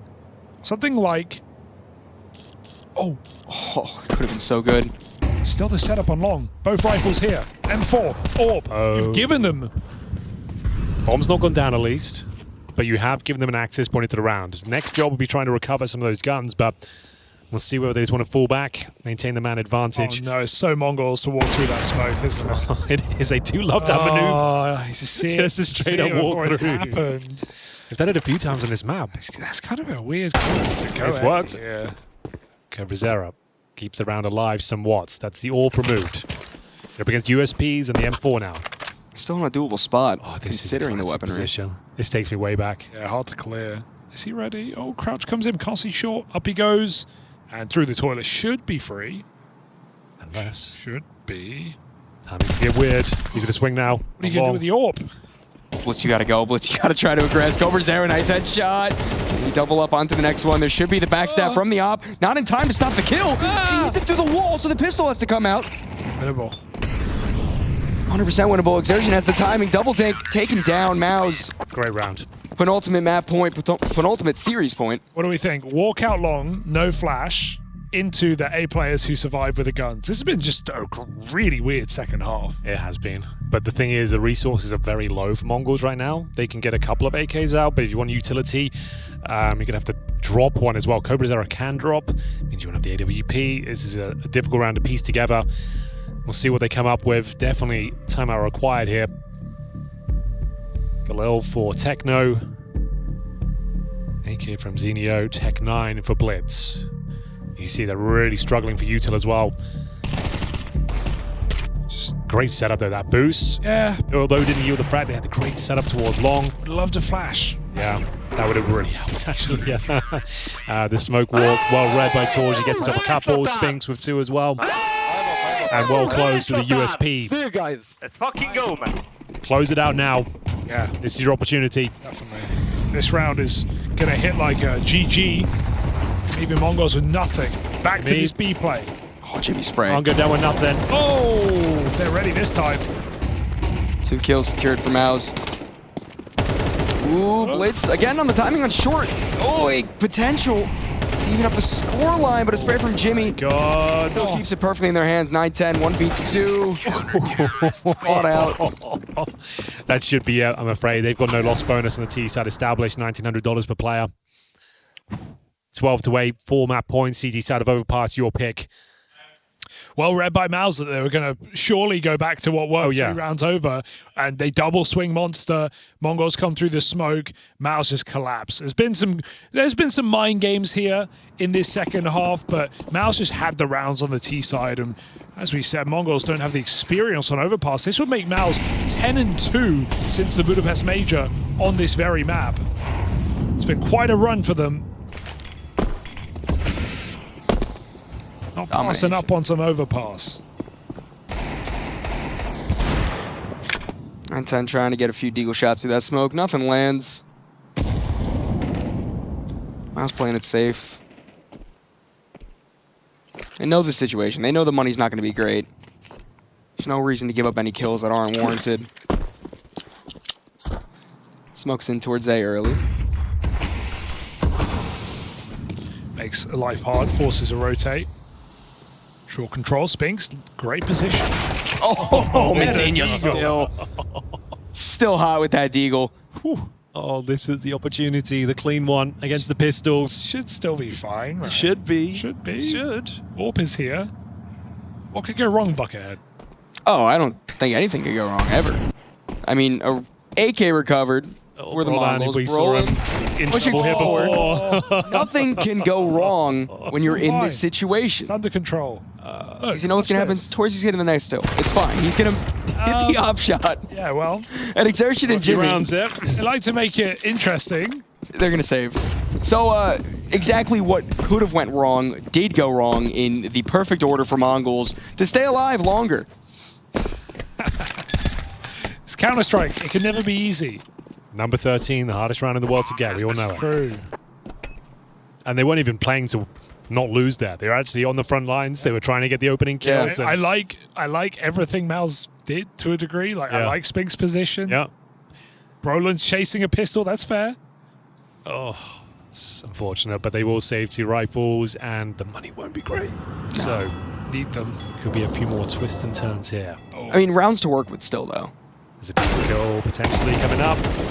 Make it an AK, and it's going to clear the board. 3 rounds required here. Might be tactical timeout territory just to calm everyone down on the MOUZ side, make sure they don't choke this potential lead. Sure. I just bring the coach in now to discuss the options. Henry, this is going 24 rounds. I would. Oh, I don't know about this. Going 24 rounds. Okay. They don't want a timeout. Oh no. Yeah. I'm psycho. I'm sweating right now. Yeah, same. Just maybe it comes. Look at this buy. Maybe it's fine, Hugo. Maybe it's fine. Maybe they'll win it. Maybe there is a small, there's a small chance they win. If they don't, they're in trouble. Well, no one's going to count them out. There's still a world where this happens. There's still a way that MOUZ close it out early. But 9-10, completely unchecked and short once more. Instant kill. Blitz also connects with one. Does get traded back, but complete domination on this B bomb site. Unless Spinks has something to say about it, the highest rated player once more has to go nuclear. 2 kills. Great way to start. 1 HP. Not able to get any magic done after that, but Torzy. Rotation came in. Smoke goes out. Bomb coming through Monster. Made noise dropping down. Player behind the pillar. Plant goes uncontested. Surely they heard Torzy drop. Don't think so. He creeps forward. He's going to have no sideline through these smokes. We can segregate this fight towards short. No matter. Oh, there it is. It's going to be 24 rounds. 24 rounds potentially going to have to eco now. Full eco required. And then you're playing for round number 24. Now the stress starts to creep in. Just force buy. Why not? No. No. Definitely no. My matchmaking team may be like... Gotta have a little bit of chaotic evil inside, you know?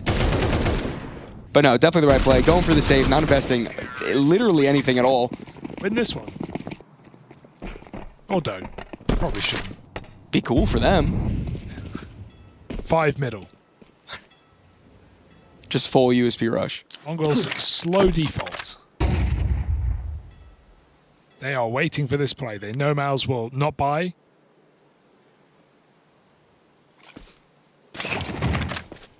Techno taking his time. Has to consider the close angle. Doesn't. But 9-10 there to back him. Push on Fountain. quickly getting cleaned up. 1 kill falls in favor of MOUZ, but it's still nothing to worry about. It's still all good. And Exertion might be able to catch off 910, although he is spotted out by the AK in the back line, and he is not long for the world. We have confirmed full regulation as Mongols try to push it towards overtime. Felt like a done deal. Did. All of a sudden, the door is ajar, Hugo. And as we know, there are more jars than in the world. There are more Famously. jars total. What's up, Harry? Hello. How are you doing? I think this is coming home, as it were. To Brawlan? Overtime or Yeah. to third map? Okay. MOUZ have got this. This round? Yep, this one. All right, well, it's 3 in a row for the Mongols. 5 out of the last 7. 6 out of the last Damage. This is the pick 910 made previously. It was a freebie in a way. Just walked into his crosshair. 8. Oh, very blind. Chaotic start. 910 holding the sideline. 2 players towards Monster. Wants to look towards Pit, not ready, caught off. Immediate trade, however. So 4-on-4. Session goes down. Mongols pull back. Still have that orb, but it's going B. Spinks is committed aggressively. And if he gets nothing done in this audacious position, Mongols can just run it into A. Even 1 isn't really enough here for Spinks. Luckily, he's had a pretty good tournament, this guy. He seems to get 3 kills almost every round. So it should be fine. Time will tell. Oh, shooting ghosts. Oh. Shadow gives it up as they're jiggling, and sure, flank is fast, but the site has been taken. I don't think they were ready for that angle either, but speaking of not being ready, it's the backstab from Brawlan. He wants those playoffs in Sweden. It's going to come down to the 2 versus 1. Low HP for Techno. Does it all come crashing down here? We're looking for our first team in the playoffs. Ace for Brawlan on the cards here. The in-game leader looking to carry them through. He's got an opportunity to find all 5 kills and take MOUZ to the arena. Can he do it? 15 seconds. It looks like a done deal, boys. I'm trying to wrap this one up, and there it is. Ace secured and the playoffs. MOUZ do not choke today. A fabulous performance. Ancient 13-1 and closing things out. Sure, it took the full 24 rounds, but they get it done in regulation. A great showing and our first team through. And MOUZ meet a challenge. They meet a contender, and they still recover in regulation, avoiding extra time, extra maps, extra waste as MOUZ lay waste to the Mongols. 2-0 domination on Ancient, and a hearty effort for the Mongols here on Overpass. The first time played with Cobazera, but they do fall short, and we'll have to try again in this ever so Swiss system for the League of Pros in this online season. Dude, what a game. Brawlan with the ace at the end as well. The icing on the cake. Get him in here. Oh yeah, we're going to talk to him. Brawlan, his first arena in Sweden since 2019. It's been 7 long years, Harry, but finally the king returns. Yeah, and just what a way to get there, man. Like, what a final round. Your whole team's choking. The game's getting away from you. Mongols tying it up right on the verge of overtime, and Brawlan says no. I love it. I love to see it. And you hope that's a sign of things to come for MOUZ, right? I hope so. They're my favorites right now. Choking problem in isolation. Dude, they're my favorites. They're in Sweden, right? Yeah. They're going to have fans in the arena. Yes, they People are. will be cheering. Yes, They're they are. screaming at the top of their lungs for Brawlan, the king of Sweden. This is it. This is the one. They're winning another EPL. The young veteran of Sweden, some call him. Wait, I thought Draken was the king of Sweden. No? Not anymore. There's a new king. Oh, my bad, because I thought... But anyway, yeah, so I'm hoping they turn out for Brawlan, but again, that ever-present Cyclone question. If anybody is out there cheering for us, thank you. That's not even really a question. I'm cheering for MOUZ right now. They played the best They were Counter-Strike of smoking ESL Pro League. Absolutely. No one else is looking as solid as them. Spirit was shaky. Sure, we had those choked maps for MOUZ, but ultimately, today looked the best of all. Might be a crazy take. I feel like G2 are going to beat Spirit today, and I feel like they might be in the conversation to be in that final with MOUZ. Why not? Because remember, against Spirit against Bait yesterday, lost 13-4 on Mirage, and they got absolutely walloped. They didn't seem like they were into it. I feel like their form is not the peak we're looking for right now. It's true. It's true. That's my take. I'm not sure that's a hot take. I like it. Let's just see what we get from G2 later on, because that's the next game. Yeah, they looked really poor in stage 1, but stage 2 it's been really good so far. So 2-0, MOUZ to playoffs. Someone will join them. But someone. But Spinks. Spinks as well. Spinks. Absolutely crushing it. Crazy. Oh yeah, #1 player in the tournament right now. I think that it goes even further after this series. 13-1 was top fragging, and that pistol round on Overpass as well. 180 shots left and right, just head on a swivel. Really impressive series so far. That might be my favorite game we've commentated. It had everything. It had the drama, the tension, including the performance, including Ancient, because I don't feel like it was Mongols not turning up. I feel like MOUZ playing so well, and like I said, I think Brolan might be the best cave player in CS2 right now. I like that. I don't know if that's a hot take. No, I like that. I feel like that's, for me, the way he plays it, the pressure he applies, the timing he has in that position. I feel like he has the best understanding and mechanics for it. So fearless at coming through that smoke. Yeah. We used to call Rain the caveman. I know. And then he lost that position, right? When Elise joined, I'm pretty sure it all changed up, and then he continued to not play it, and now Brolan kind of I think he's taken the title. He's the #1 dude for sure. Every Yeah. time I commentate him on Ancient, like it's always No, just a dude, masterclass. even in some of these like finals that they've gone on to lose, or like these runs that get cut short, if Ancient's in there, I feel like Brolan is like sometimes the one guy trying to save them out towards cave. I actually don't even hate that argument here. Okay, well, I'm going to save that. I'm going to glaze him. Yeah, you're going to glaze him? Let me bring Step that up. 1, bit of glaze. The disarming question. We're going to get it going. We'll open with that. He's going to be our interview here, and that game's got me hyped. I thought that was a really fun series, even with the 13-1. Yeah, and there really was a chance there at the very end. You're thinking like, okay, Mongols down bad even, but there was a world. I mean, just not the one we their lived first in. showing ever with CobraZera on Overpass. We haven't got a recorded game with them there. The fact they got it to round number 24, sure, it's not a win, but it's not the end of the world. Pretty decent showing on the T side. They had some ideas.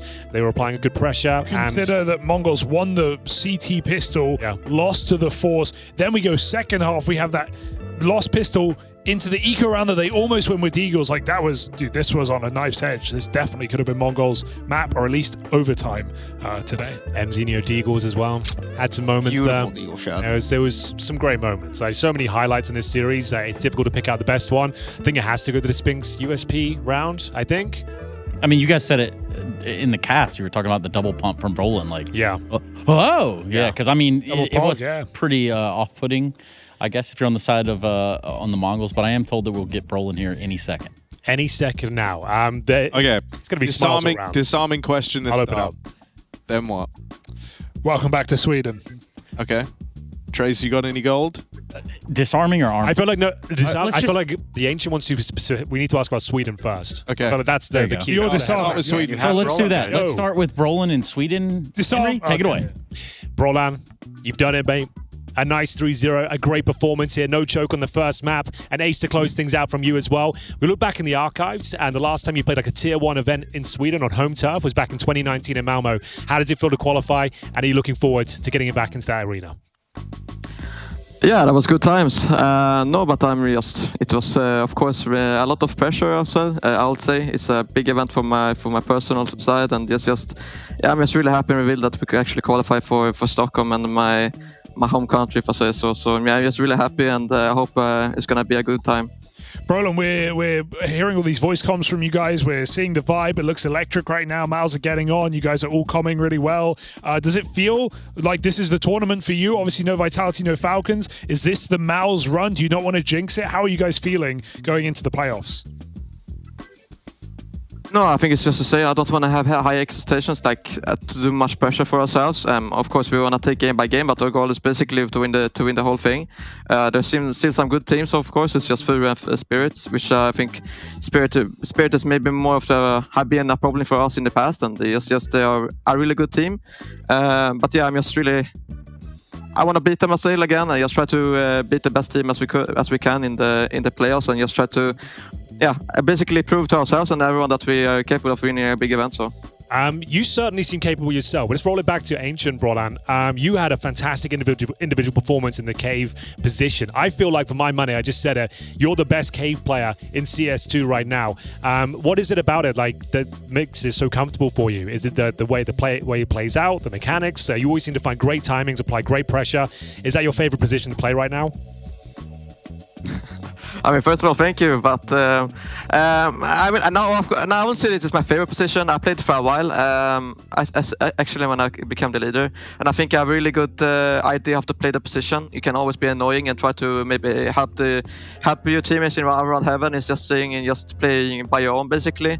But yeah, I think I really know how to do, and I think I get a lot of input from other players as well. Or not input, but try to try to watch how other players are playing, basically, and I try to combine it with how I'm supposed to play. And yeah, I think it's just really fun to spam the wall sometimes. Yeah, dude, you've got those lineups down. I don't know if you knew it, but you were getting like dinks every time you were spamming. It was unreal. Yeah, it's back in the days when I did it a lot as well. So I've done it a lot, if I say so. Yeah, for sure. And one last question about the Ancient. I mean, yesterday you guys had a very close matchup against Astralis, ended up losing that in the first map. Today, bounced back, the complete opposite result, 13-1. What did you guys learn from that last time? I mean, what was going through your head? Did you have the confidence going into that map it was going to be such a strong victory? I mean, of course, we were prepared for it, and we know it's probably gonna come in today's series. But yeah, I think yesterday we had a really good lead, and we kind of throw it, if I say so. We had some good details, some good situations. We should close out in. I think there was many post-pass situations. So when we entered the A site, and we completely we did not trade one guy, for example, and I think it happened like 3 or 4 times, to be honest, and. It's this rounds we need to close it out, and we need to have this rounds in our back, and we did not go that well in especially on the T side yesterday, and it just we comfortable. I mean, sometimes we are playing T side on Nation, we are struggling a little bit, and we try to face more of the details we are not comfortable by doing at the moment, but we're working on it. Roland, one final question for you, mate. Going into this arena, Swedish crowd, anything you want to say to the people here? I feel like this will be one of the rare times you're going to be the heroes entering there. So anything you want to say to the Swedes at home that might be seeing you this weekend? No, of course, I'm really happy that I qualified. I really appreciate the support from the Swedish fans. I'm really looking forward to go there. Especially my family is coming there, and probably my friends as well. So it's just, I'm just really looking forward, and I'm just really thankful for all the support. And hopefully, I will get to support in the arena as well. You never know. You will. This is the one. Sure this is the one. Come on. Yeah. You never know. We'll be cheering for you, bro. But yeah, I'm just really thankful for that, and hopefully we'll see you there. Yeah, I think they'd be saying like coming in new or something like that. Anyway, Berlin, thank you so much. For MOUZ, this is exactly the result they wanted over the Mongols. And for Berlin, thank you so much for joining us. We do have more Counter-Strike to go, so I guess we're just going to go to a damn break, ain't it? We'll go.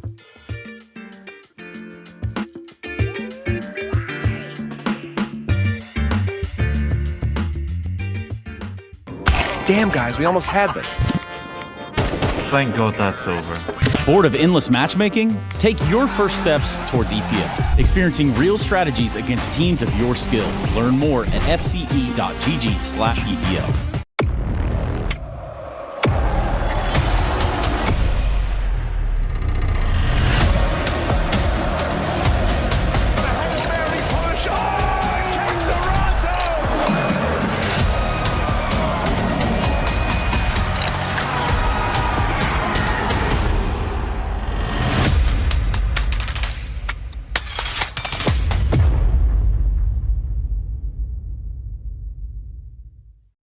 I think that there's been some conversation about your type of demeanor, like the way you carry yourself and your attitude and the express yourself, and being the leader of the team. Are you diffusing tense situations with jokes during the game, or is it sometimes too serious? Because we saw that one clip of Donk where I think Shiro's like, "Oh man, I'm loving this type of game," and Donk's like, "No, like let's finish this."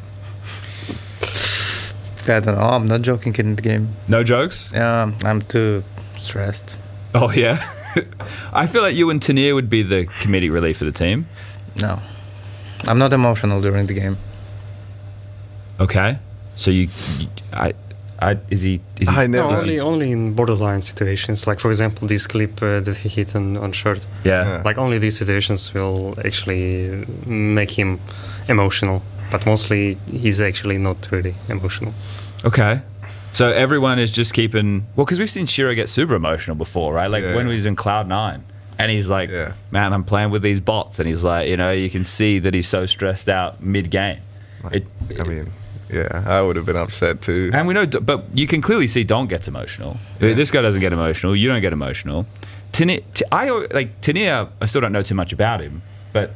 He feels like a... Because he always seemed like he was a bit of like the... like clown kind of vibe, like... Yeah, you say he's hiding it. Hiding what? Emotions. Tanir is? Yeah. You're one of those cold guys, especially in the big games. I'm hiding it a bit as well. Okay. You need to. Do you see like how Zontix is always like stone faced? You know, you can get pumped up too. I've seen that, no doubt about it. But can you relate to his stone faced nature? Yeah, I mean, he's dealing with it differently, I would say. He has a pressure, everybody has pressure and stress during the games, but people are dealing with it differently. Somebody's expressing it more, somebody's hiding it more, somebody feeling it less, let's say that way. So, yeah, but everybody has pressure moments. I just think as someone who's such a... Like, obviously, I'm one of the clowns because I have to be on the camera and do the talking and stuff, right? But I was always an emotional player when I was playing. Like, I loved getting out of the chair and yelling and getting fired up. But it was at my detriment at times because you'd lose a stupid round and then you're not getting fired up and everyone's emo, right? And then it's like it goes the opposite way quite quickly. And when I just see these guys who are locked in and they're not, right? They're not wincing after winning a crazy clutch. I'm like, how could you possibly like Counter-Strike's an emotional game. Like competing is the best emotion. Competing and winning is the best emotion you can feel. Competing and losing is the worst emotion you can feel. Yeah, but right? When I react to something, some clutch, or if I start screaming, I am the guy who doesn't have that much energy. Like I need to control energy. Okay. Because if I use it because of the one clutch at the beginning of the game, it can be hard for me later to reset and get back that energy again.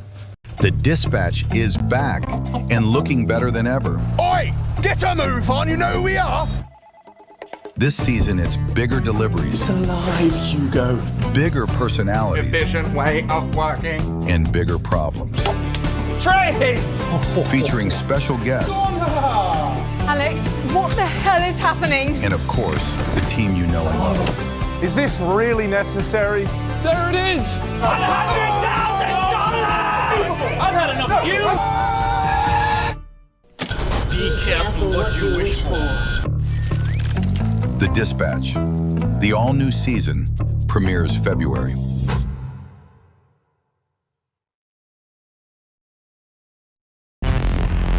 ESL presents the ESL Pro League in partnership with Intel, Acer Predator,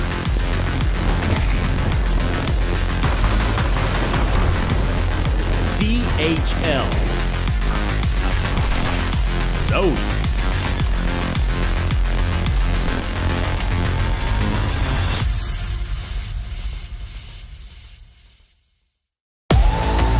And that's what Laser beam!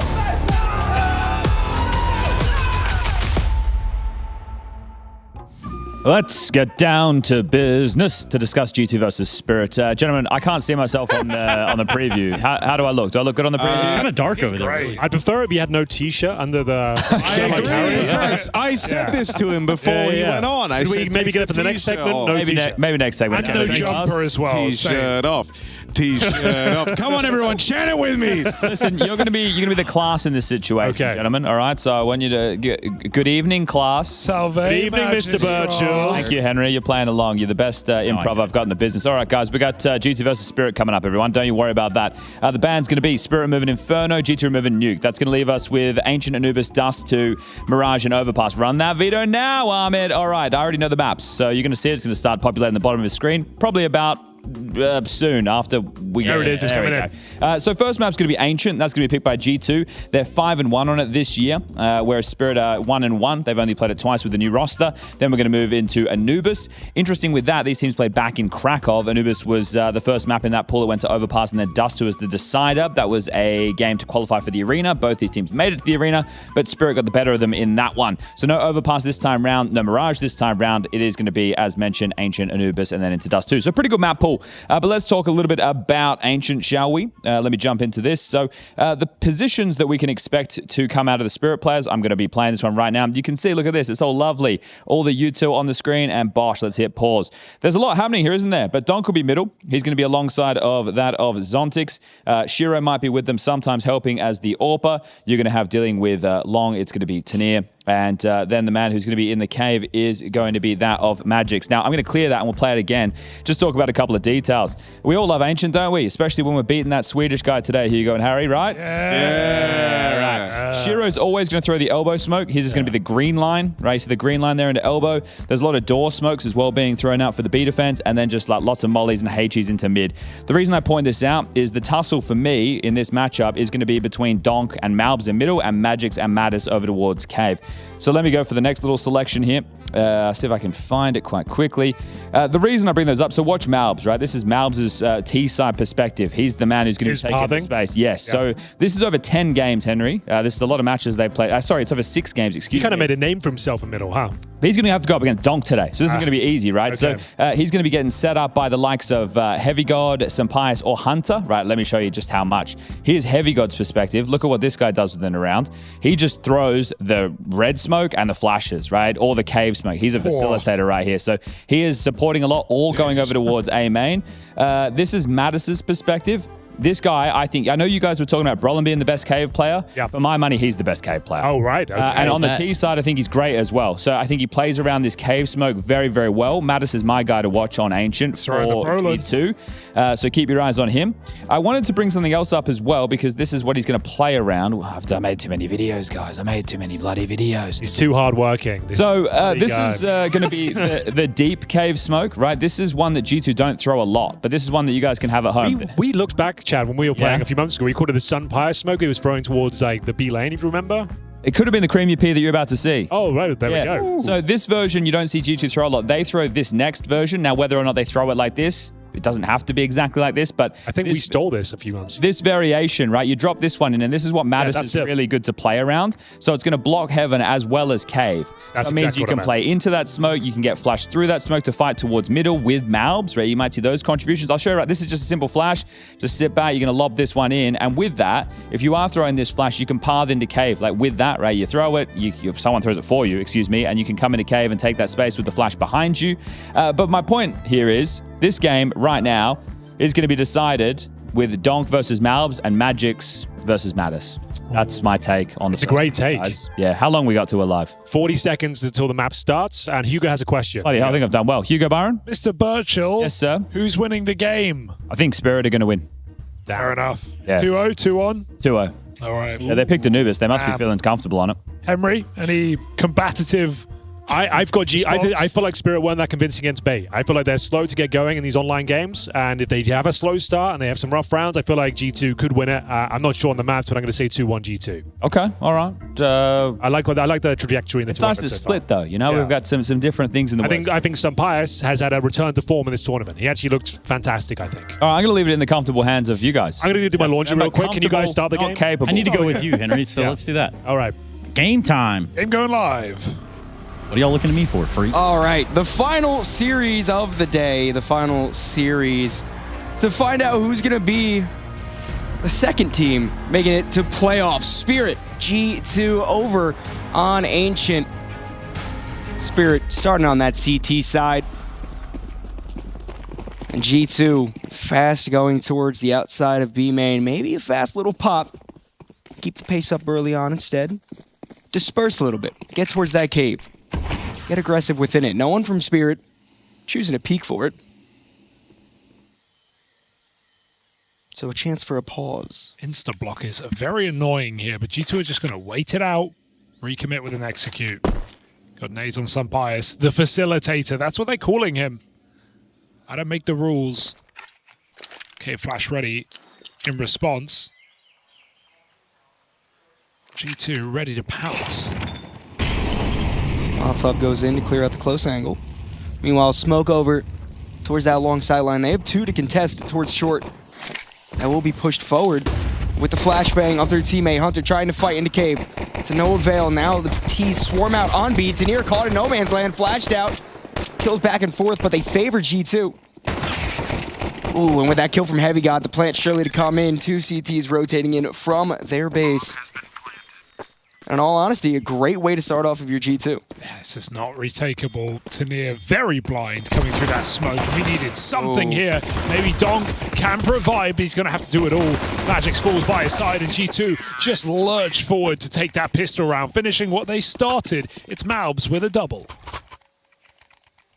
Took Donk a little while to get going yesterday, didn't yes. it? We all remember that Mirage. He finished the first half. We were paranoid. We had the worst Donk game on our hands. He had 2 kills at halftime, but was able to course correct versus Bait. I don't think that's necessarily a type of scoreline that you need to worry about going forward, though, because obviously Donk not appearing at all on the server is something that doesn't happen very often. And for the rest of Spirit, I mean, it really was just kind of no one was awake, you know? So I don't think there's anything to worry about too much. I do feel like they have a good matchup going up against G2. Also, this would be a really good time for Shiro to come out swinging like he did in that series. He loves it online. Bias has also been hitting hard for the side of G2. Someone who, there was a fair bit of conversation around, always kind of has been with him, struggling with some of the easy shots, quote unquote. But been having a pretty good tournament as Pius. Shiro also loves an online game. Remember his come up in Gambit Youngsters and Gambit, right? They were just dominating the online scene during the COVID period, and Shiro was a huge part of that. So has definitely been reliable in these couple of games we've seen from Spirit so far. Another unretakeable round here though for Spirit, 2 on 5, and the bomb down with plenty of players. G2 to watch on. And not even really a chance for an exit kill or anything. I get nothing here. Maybe Tania can spot one out that's exiting towards elbow. Deagle primed. Wants to peek the corner, lines up the shot. Oh, nice little double. Take some guns away, make it 3. Can the 4th fall? Oh my goodness. Ultimately, round still lost, but who cares? Great way to wake up for the game. Thank you for the AK, says Donk. That's one way to earn it. Yeah. Tania Deagle, backs turned. Somebody show Nico that demo. Bruh, and that's going to make you nervous heading into this first rifle round. It becomes really expensive, right? You have to reinvest on everyone. You're suddenly pinching pennies here as Spirit. They decide to come through with another bit of investment here. They want to try and upset early on. Get under the skin of G2. Strip away that early money. Get the lead away from them. And Tania's just made that a huge chance. Beautiful. Dude, that was so nice. That was like CSGO Deagle. Yeah, you got Donk smile. That's Donk. Yeah, Donk rarely sits there beam and smile impressed, especially by Tania. But he's given them one hell of a round, one hell of a chance. You could break G2's money here and now. Yeah, Donk brought him right back, so all worth it. Hunter through the Molotov. He is in the sight with that lurk smoke. Wow, they just spam him. Okay, is it a Tania game? It's a Tania game. He just read that so well. Maybe he heard the tick of the molly, spams him out from behind the smoke. And Donk against MOUZ, not in middle, by the way. It's in a main where they first clash. Wallbang is nice. Tania, nothing comes for free. 4v3. G2 have to solve this riddle. Yeah, definitely really blocked off right now, especially with little in terms of kills falling your way. A nice spam from Senpais to at least get closer to even, but it seems like G2 just wants to do a bit of a pause, do a bit of a reset, get utility lined up for this B bomb site. No one from Spirit on top of the site itself. That's a cave smoke. That's going to block them completely. They can just take the site. Oh, it's a short smoke. I'm lying. Donk got the info as well on the deep A main peak, and so that's allowed Zontix to make his way over. You've got 3 players here. The timing of Tania looking away. The worst possible, trying to spray through 2, not able to find anything, but really good damage as G2 are on the site. Still not incredibly possible that they get away with planting. Bomb eventually does go down a player for the retake. And Senpais, we mentioned, you know, having a better performance recently than maybe some of the past, but a 1v3 in this type of situation, nade landing on top of your head. Headshot to open it. Here's the take, trying to spray through the wall. He gets the spray, and now the one-on-one. Senpais can do this all. A tap on the bomb. Zontix gets off of it. Sampaius isn't biting. Sampaius sees his shoulder. He's playing this perfectly. Zontix forced to run back, forced to fall. Sure, the kill doesn't fall for Sampaius, but it's still the round for G2. Sickening 1v3 from Sampaius. Ace not required. He wins off the bomb. And G2 keeps storming forward to start this map. That is one way to get going for Sampaius. Not just besting Donk in a low health head-to-head, but the wallbang on the defuse. The thing I'm getting a little nervous about, don't get me wrong, it's a sick clutch and we should be singing his praises, is he got no money. There's still that looming threat, right? There's still reason for Spirit to keep going for the buys. There's still reason for them to put money into this. That reset is hanging heavy over the heads of G2. Wow. Especially with the gun saved. Exciting start to the game, though. Like, you might be 3-0 up, but you're no more comfortable than you were right off the top of this game. There is still a world for Spirit to close the distance very, very quickly. Mow down over towards middle for Donk in that head-to-head versus MOUZ. Oh, is that a spray? Continues it for the second headshot, and they just climb up. G2 get walloped. Smothered out. Not a chance for anything. It's so impressive to watch the way that Donk sprays. He'll be 20 bullets into a clip, be able to transfer, and line it up straight on your head. It's insane. He just knows where every bullet is going, doesn't he? G2 have nothing. Sure, there's Sampaius 1v3, but that was at least in a post plant. G2 need to get up the ramp. Heavy God. It's on you, bud. Natus has 3 health. Tanir with a nice off angle in front of default, and Heavy God goes to regroup with his teammate. It's going to have to be all on him. Natus can try to bait out some information, go first, low HP. Heavy God has to be right there for the trade. I mean, you got to walk into Donk's crosshair. Yeah, the timing could be weird, but Smokes will announce it. So Tanir knows what he's looking for. Now double smoke completely gives it away, and Tanir can play back turn to the ramp. G2 walking in. Nice spray. Of course.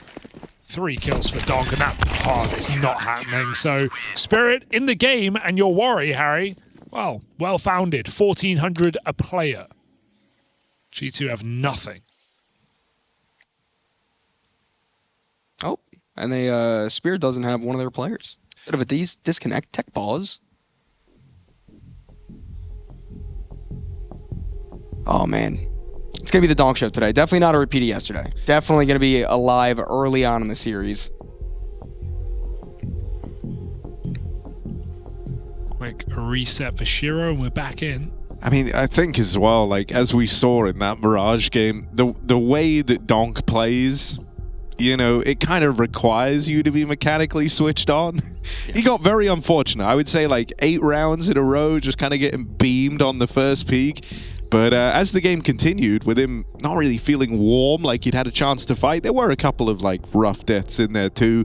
Wide swinging Con into 3 guys. Like, it's stuff that usually he would actually get away with a multi-kill there, you know, like, but with a slow start, doesn't get that ability. Well, here, no such slow starts. You've already had some nice transfers, good signs. And Spirit breaking apart the money is going to let them close the gap on G2 very, very quickly. It's like, what is that was the nerve-wracking nature of this start. The idea that even though, you know, you've got this initial 3-0 lead, you've converted on the pistols, it was always going to come at a cost. It wasn't really a question of if, more so when, and it's arrived very early into the map. Every team has a different, you know, theory on how do you deal with Donk, right? Like, what's the best way to get rid of him? Maybe it's avoid him. Maybe it's face him with everyone. Maybe it's out-AWP him. We'll have to see what G2 want to do. Because I think some of Donk's worst games are ones where he's just running into AWPs, right? I think the Paravision Spirit game at Bounty was a great example. Jane was just besting him round over round. And so pressure on Sampaius, if that is to be the case. He's already picked up a rifle clutch, but as we've established, G2 have nothing here. A bunch of pistols. They got space walking straight through that donut. Right into Donk. That is true. What's he Spray down potential. I'm going to call it probably at least 3. Spraying down 1, make it 2, 3. Doesn't connect with the 4th. Sampaius trades back, but it's all for naught. It's all for Natus. Left alive. Tech9 in red room. Secures an AK. Sprays onto another. I mean, surely this still isn't winnable, but the damage still can be done. It's a bit troll from Spirit there, but they can make up for it by just closing it now. 25 health. And walking through the smoke. Oh, don't. Yeah, okay. Dontek's back in time. And Spirit breathe easy. Still G2 with no money. Full eco coming. Even scoreline, presumably, after what will be this round. 1, 2, 3 for Donk. Good cleanup. Sure, a few kills fall towards red room, back part of B, but at the end of the day, the money isn't terrible. MP9 on Magics, so a little bit to be desired, but with the pistols that they're going against, hopefully a chance to farm up money.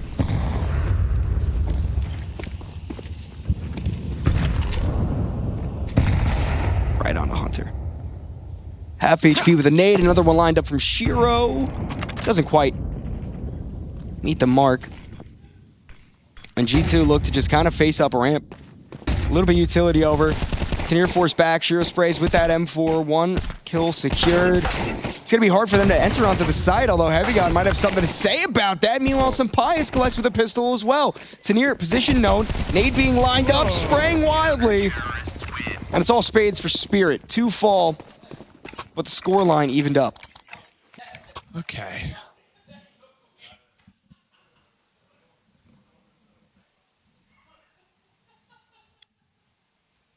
Rushman, could you keep it down over there?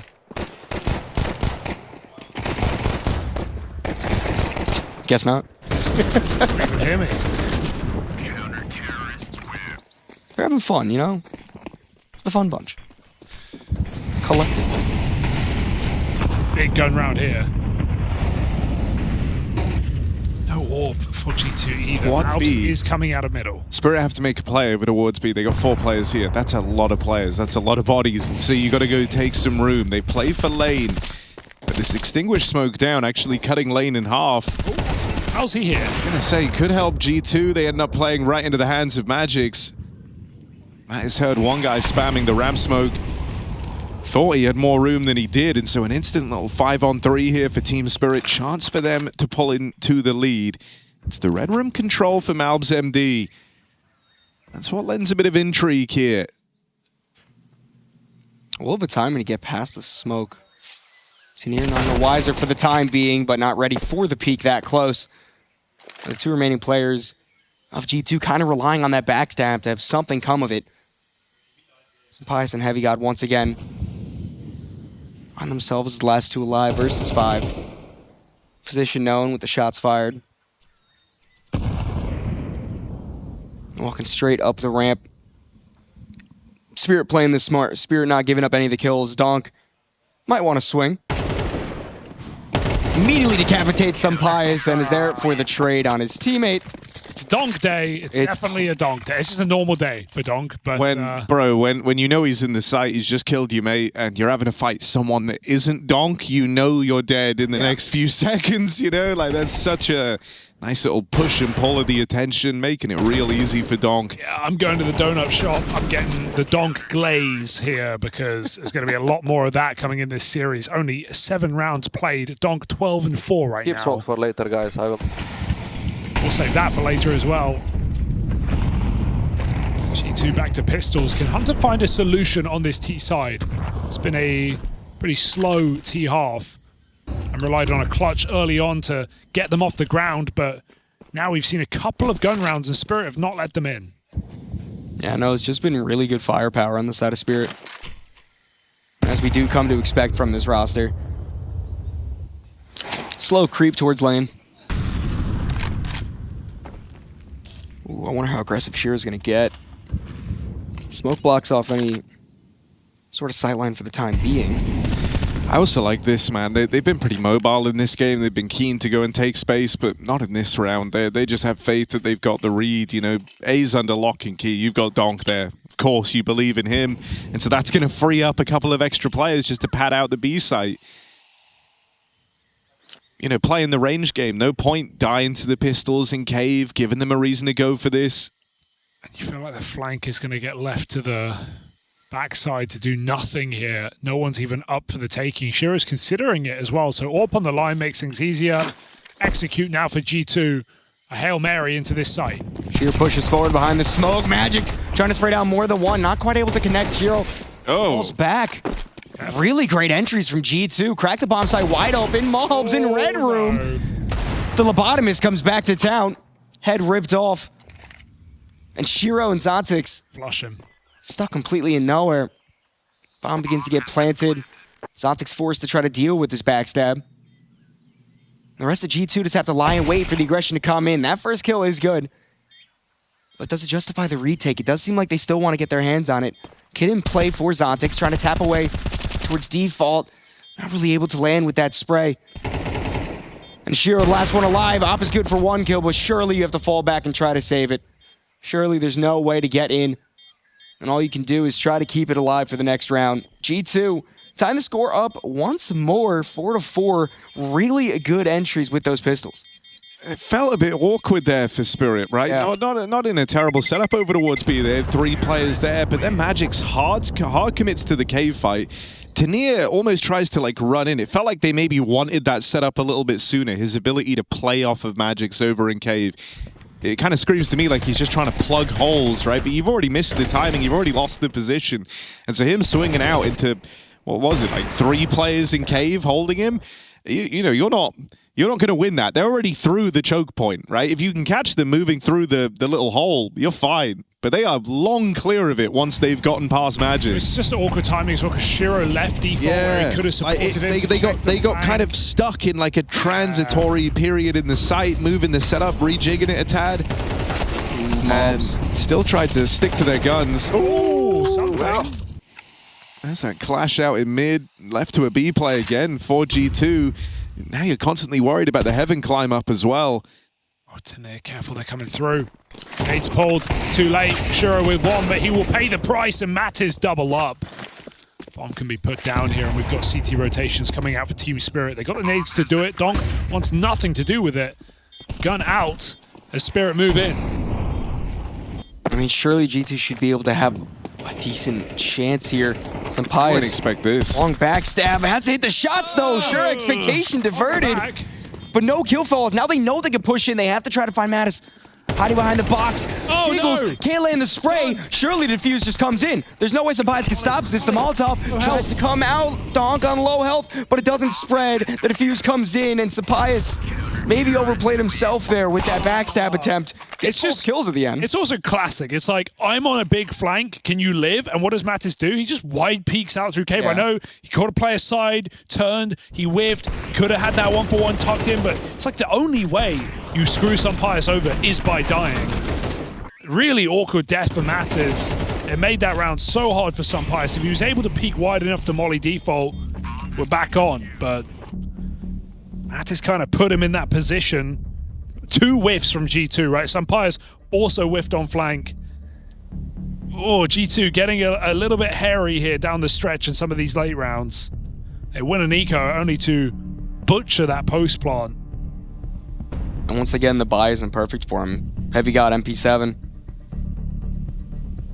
The dying moments of this first half.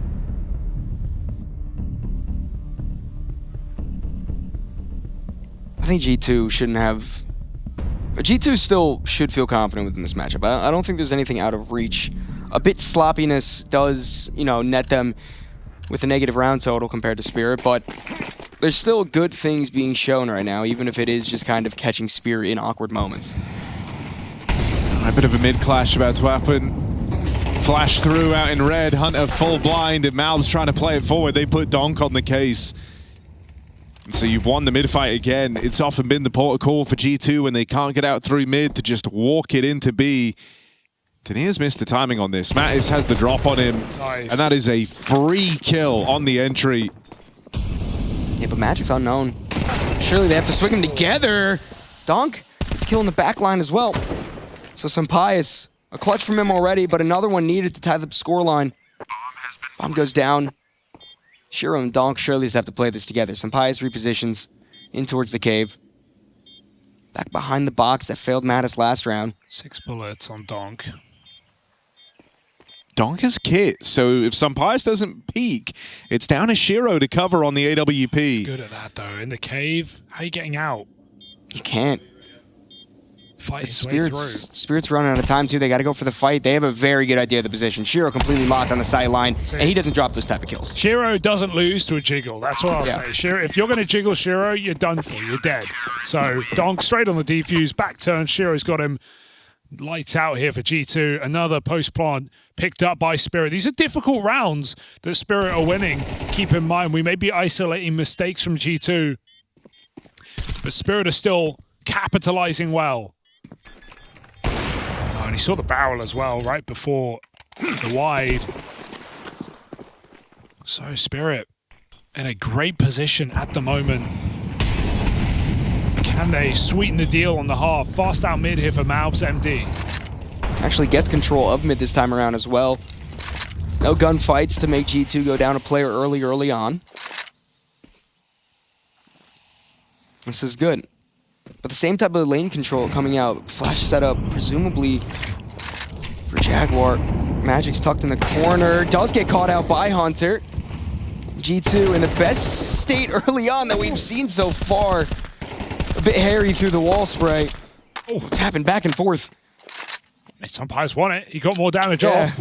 Guess he'll take the trade. He's been efficient there. Donk's just tapped a player out of middle. Of course he has. They're coming up right through this smoke of the ramp. Tania hearing something, deals with Sampaius, and there's no one near to trade. They even block cave. 3 on 4, and the door is shut in your face.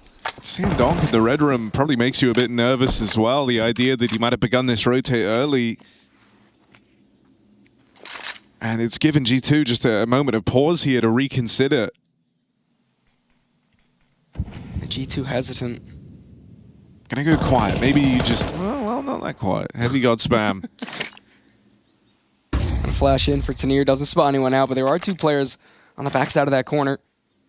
Might peek into him. Tania, information gathered. That's the best thing you could have. Molotov goes down to block out the push. 20 seconds left. Oh, G2 in a world of hurt. They have to come in now. They have to try to deal with 2 players as well before they even think about getting the bomb planted. 1 is good. Shiro there to reply.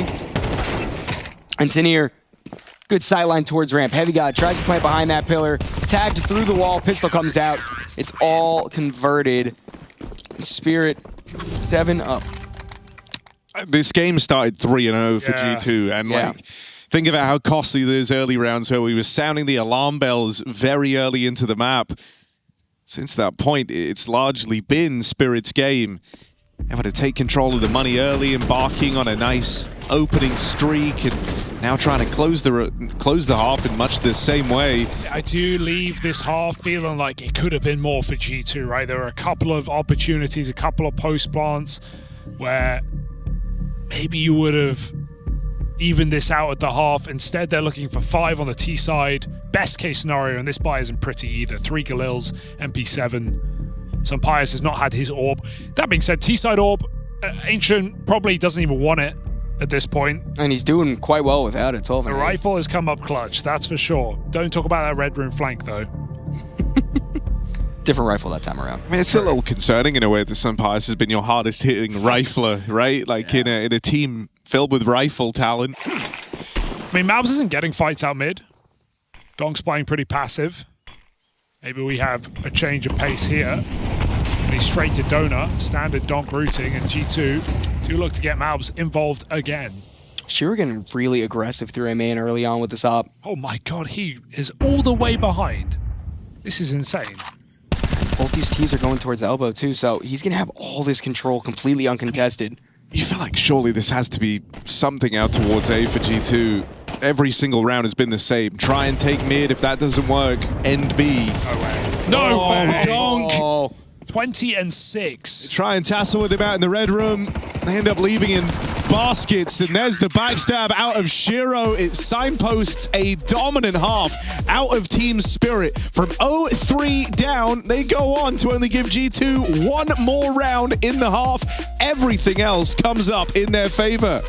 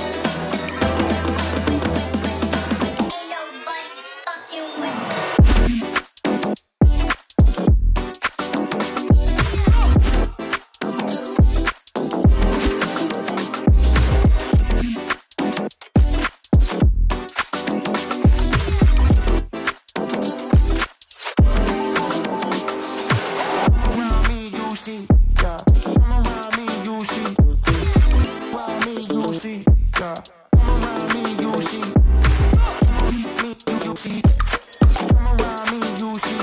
Come around me, you see. Come around me, you see. Come around me, you see.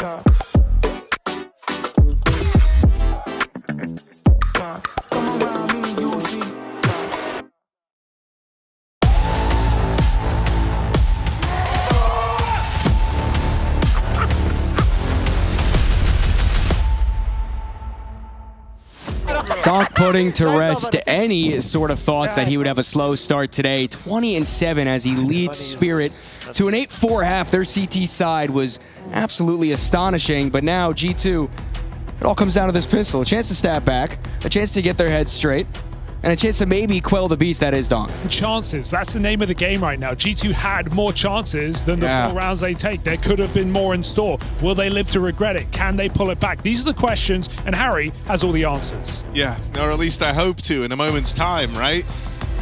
What's the game plan in this pistol? What are you up to, G2? I see a couple of pairs of dual Berettas purchased up. Nothing in the way of blocking util here, and they're about to get dealt a very fast round by Team Spirit. 5 players out towards the B doors. Is this one going to be a little cave push, Hugo? A similar pistol to what we saw in that first half. Spirit walking through the cave. Julie's up close, could get messy. Oh, ooh, straight punch to the face. Natus secures the first. Heavy God, dual Beretta's trying to spray. Does come up eventually. And already 2 players left on the side of Spirit. Sure, site control, but no bomb. And Sampaius makes it just 1. Just Zontix having to try to clutch it up for himself, for his team. And it's not going to happen. It's not. It's not. Someone hit a shot. There we go. It's not going to happen. This round is in the hands of G2 once more. All right, a little drawn out, but yeah, they get it, right? They get it. That's a good start. Step in the right direction for G2. Because, you know, I mean, this is them now with both pistol rounds in the map. Yes. Usually if this one, you know, were to come down to the wire, you can write it off if you don't pick up the pistols. Well, it's Spirit in that position. They're the ones in the lead, however. This is where you've got to start capitalizing on some of these good moments. No plant. Force would be crazy. Expecting the eco here for Spirit. We got a MOUZ issue on Hunter. MOUZ issue. Waiting it out. No admins there to help. He's got to do it all by himself. Yeah, unplug it, plug it back in. Blowing it a little bit. That might work. You never know.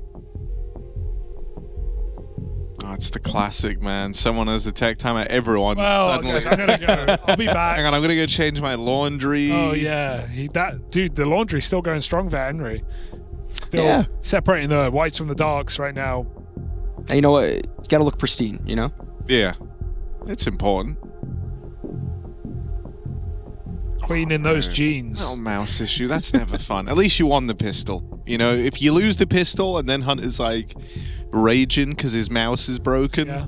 I've actually been corrected. It's actually on Sampaius. Oh, so it's on Sampaius. It's not even Hunter. I was going to say, it didn't look like he was fixing anything. They're just kind of staring off. Yeah, Blood ain't fixing shit. Like, he's just sitting there chilling. That makes sense why Sampaius up and left as well. Yeah, suddenly it all comes together. New mouse. 14-9. It's certainly been a good game from Sampaius. Dude, it's been a really solid tournament for him. Like, I know he had because we've cast a solid chunk of the G2 games, and we've been, you know, you've seen some of the usual Sampaius whiffs, but honestly, they've largely been forgotten about across the last few series. He's looked solid, bro. I've enjoyed watching him. Through stage 2, G2 also have two of the top 5 performing players. Sampaius is number 3, and Natus coming up the rear was number 5. So G2, a squad that's hitting heavy in this second stage. Sure, stage 1 looked a little bit shaky. They did get over the finish line, and you know, now they find themselves in the 2-0 matchup. Yeah, I mean, they're another one of these teams, right, that are definitely eyeing up this trophy, eyeing up this playoff run. They're thinking, hey, you know, if Vitality don't want to be here to try and take it, if Furia don't have their full roster and are looking weak, if, you know, we only have to worry about who? MOUZ? Yeah, we can beat them. Anyone can. Like, they're feeling good right now. I'm jumping on it very early as well, but if you're like Spirit, you've already won Cologne last year. You've got the hardest notch on the Grand Slam. Yes, true. And so Pro League, when it's a little more open, grab a second here. You know, it's baby steps, but it's in the right direction. I say baby steps. Winning a Cologne, like that's the hardest part of the Grand Slam. It's not just the time span you have to do it in. It's winning a Cologne or Krakow. Like that's the hardest part. And prestigious events of all time. Yeah, Spirit have that. So what can't they do? Well, can they beat G2? Time will tell. 8-5 up. Pistol for G2. Eco for Spirit. The Donk Deagle back in action. With armor as well. You never know what can come of that. Someone drop this? Yeah, Magic's setting Donk up. Oh, is he going to get the shot though? Whipping the spray. Doesn't actually hit it while falling. No, why not? No. Apparently. No. And the opening kill, I mean, the HP definitely lower for Spirit, so... Oh! Alarm bells might start ringing, but kills fall swiftly in G2's favor. With just that Deagle Donk left. You shouldn't get any. They didn't let the mid kill like throw the game plan off at all, right? They stuck to their guns. They still went and fought for the lane control. That was the goal right off the rip of the round, and it's worked out for them. I think Hunter will like that. Even another kill would be redonkulous here. Should not be getting any more done. Is this the Mulberry Deagle? It is. It's a crazy hole. It's a bit of honestly, it's kind of an underappreciated gem. I quite like this one. Nice purple. What do you got, Donk? Dunk. Any Dunk? Dunk. Come on, Dunk. Dunk still got it. We have fun. We do have fun. Dunk's Where not possible. He's not having any fun. This is not happening. Look at the perfect setup. Perfect setup. In the open. Not ready for that. G2. Deal with the eco. Mattis 3K. Chad set up the Mattis cave play. He said he was the best cave player on Ancient. So let's put it to the test on the CT side. Put your money where your mouth is. I mean, if indeed Mattis is the greatest cave player in the current landscape, that's definitely going to put G2 in a position to strike back early. The buy isn't perfect for Spirit, lacking a little bit of utility. Still 2 Galils in play as well. And mid control, fast and heavy out for G2, not contested by Spirit instead. The entirety of this team, for the most part, focused towards A, where Sampai's lying wait with his trusty M4. They're trying to fake this mid control. It looked like for a second. Going for the long game play, and honestly, this could work out for him because you've heard them go for the mid fight. You've heard, you've seen all the util. You heard them charging in. You even have Donko in the smoke. Now you have a rotate over towards A. If you commit to this and you're getting fought by Hunter, I wouldn't have minded like one of these guys in Donut, but it makes sense that they're a little paranoid about B. So, just electing to go for a 2-3 split once they've cleared out middle. If Hunter can pull the attention away, Sampai's could have done big damage, but they've moved out of position. They've shuffled the setup. Still got some blocking nades. He's going to get them in. He's so focused on mid right now. They're getting drawn in to the wrong position. Sampai is taking Donut. This is what Spirit wanted. The late mid take has opened up the A-bomb site. So grueling, but util raining in. Sampai's definitely knows. Try to call the troops over. Mob's fast rotation. Still no actual sight hit for Spirit. They're waiting for the Donut players to connect. Donk low HP, gets caught off. Sampai's not quite able to double up, but now it's Mob's time to shine. One and done for him as well. Oh, cheeky. There's no way they expect Hunter. There's no way. Clinical shooting for the first.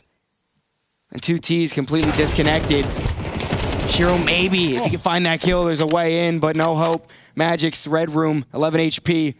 Galil in hand, 14 seconds, it's all done. I like the idea for Spirit. I just feel like they never pounced on that A play when they could have, right? Yeah. 3 players in main, really taking their time to get involved.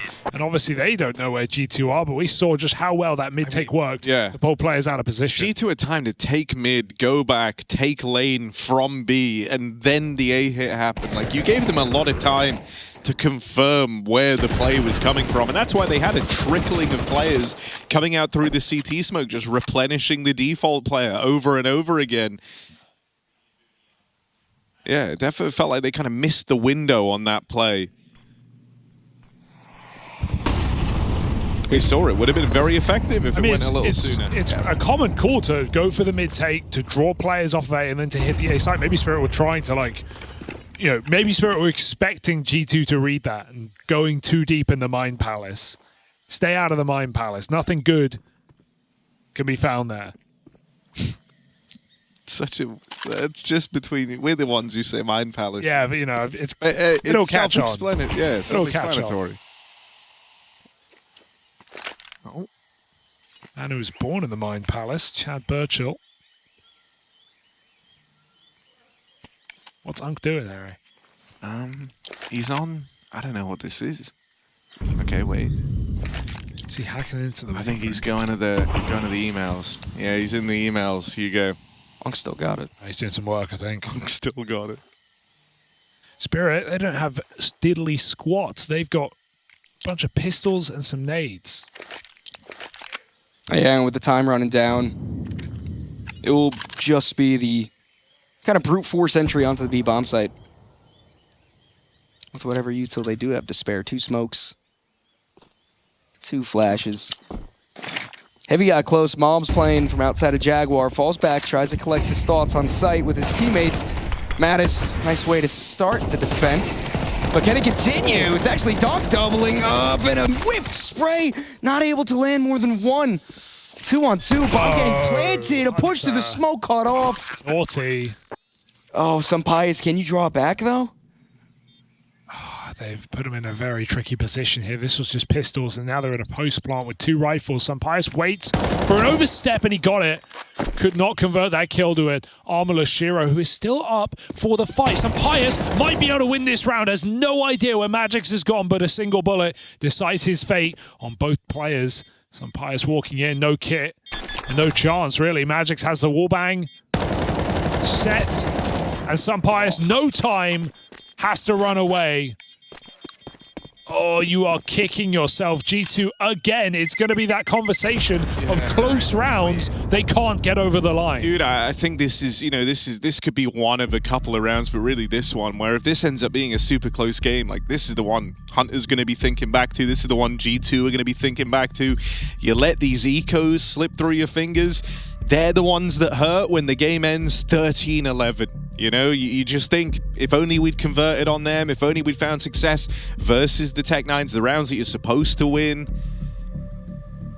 That is a very stressful round to have given away, and it could have big implications. G2 still have money, right? It's not end of the line yet, but now they're on the rocks. If they fall down in this one, suddenly Spirit are making a break for the finish line.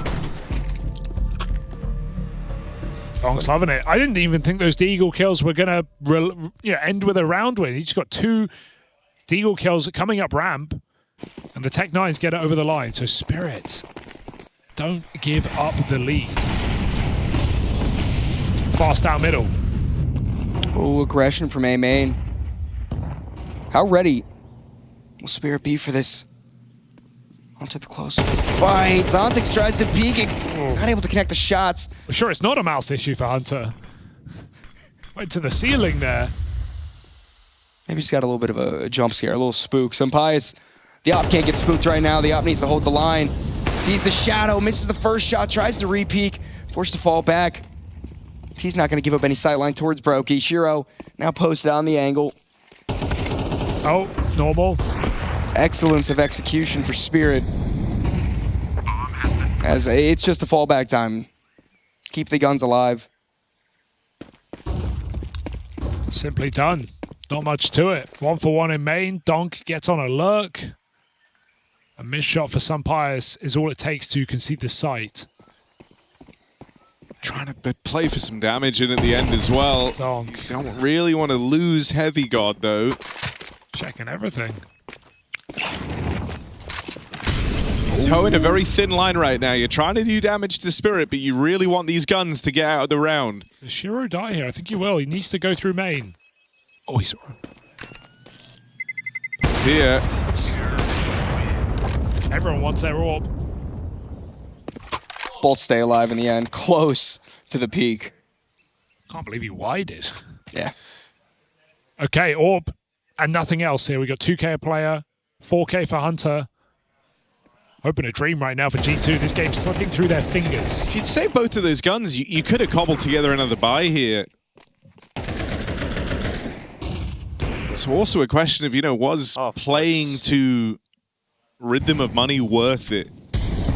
Because, if they go on now to have a 5 alive round, it doesn't really matter the damage you just did. Gonna get one more rifle round left in this game if things keep up. Could have been 2, like you say.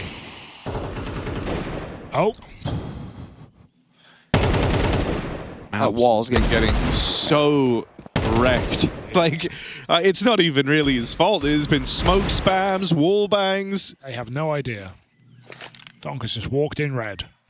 That's how you find out. Magix also does more to Natus. Pack it up. It's just upsetting. And they're going straight onto the A-bomb site. Hunter, he's got an MP9. He's playing a donut. Might be able to get a kill. Should be more than aware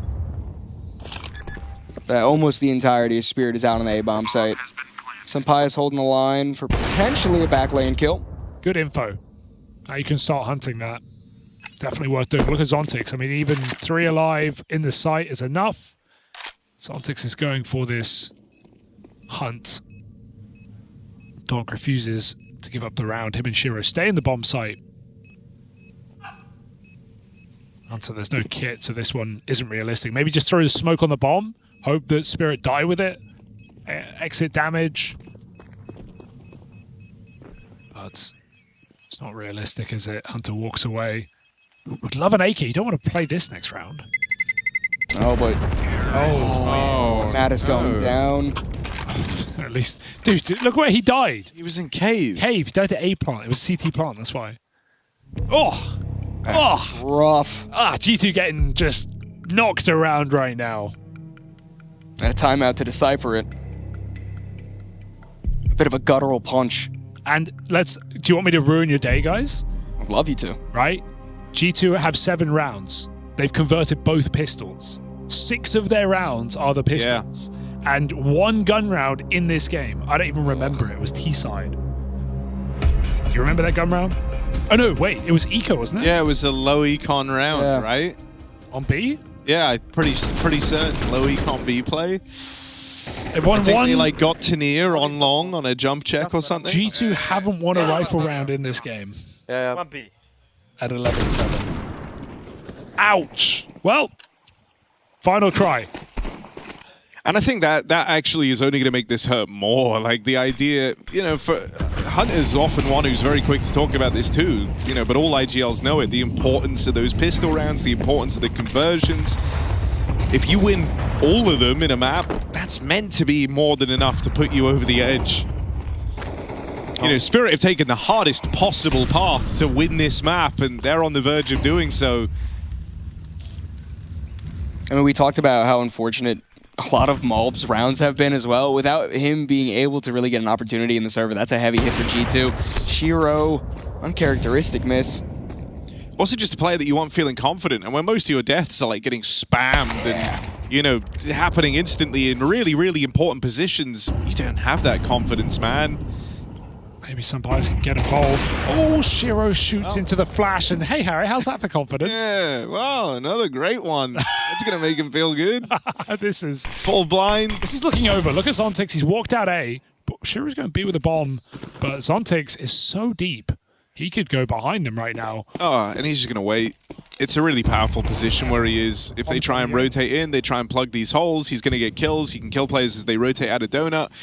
Sumpai's probably dead crossing. Not ready for this. Poor Sumpai's. Got to give it to him. He's given it all he can in this game, and still not enough. 3-on-3. They're in B as well, by the way. We've got a backup plan. Magix might be left out of the picture for now. Shiro hands that bomb over the AWP to cover. Hunter coming in. Final try for G2, looking for their first gun round. All right, well, a good way to start. Natus collects a headshot. Hunter and Heavy got both coming in through donuts. Zontix needs a spray, not quite able to find it. Magix all the way out towards CT, left in the 1v3. I mean, surely he doesn't really try to attempt to go for this. Just let the defuse come in. You're too far out of position. Although he knows the defuse isn't being stuck. Making noise now, flash towards CT. It's all said and done. G2, so a second gun round. Or a second non-conversion round, we should say. We'll take it. And you know what? To their credit, because of the gun rounds, because of the pistol rounds, because of the conversions after that, the scoreline still isn't too terribly offset. It's crazy how close it is when you consider the lack of rifle rounds. Yeah. And a timeout for Spirit. Magic's lurk goes nowhere. And Shura does get another AWP at least. Big round for Natus, finding those retake kills. Donk was, what, 20 and 6? He's 25 and 13. And final timeout here from Hallie.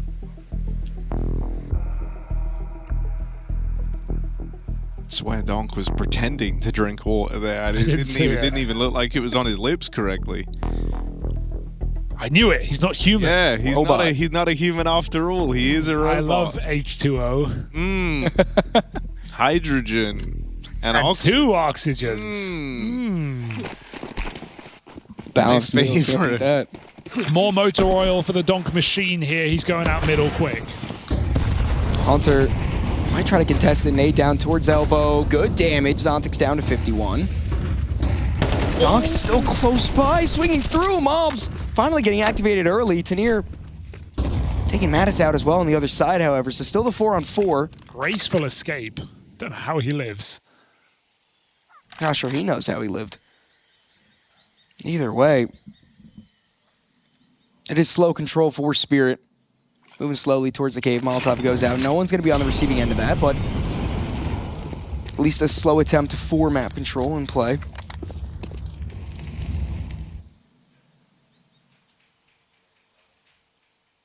Sopas and Pius could be the round, depending on how aggressive Spirit want to get. Heavy God getting in that close off angle.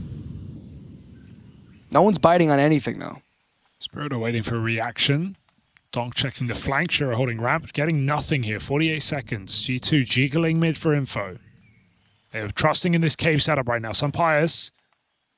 Could be some shots here required. But going ramp. Going to be a big problem here for G2. How ready is Donk going to be? Oh, he's ready for the Hopper. Close range fight. Not as much so. Immediately traded back by Tanir. And the B-bomb side wide open. A fast flank coming in for the retake, but with bomb being planted and Tanir in a powerful enough position, it looks like pretty good scenes for Spirit. Some Pius, more like stun Pius. G2 calling it off? No, just switching out the rifle. Oh, it's rough though. I mean, it's not the wrong play to call it off. Save it will be. Spirit map point. G2's pick. Disappearing before their very eyes.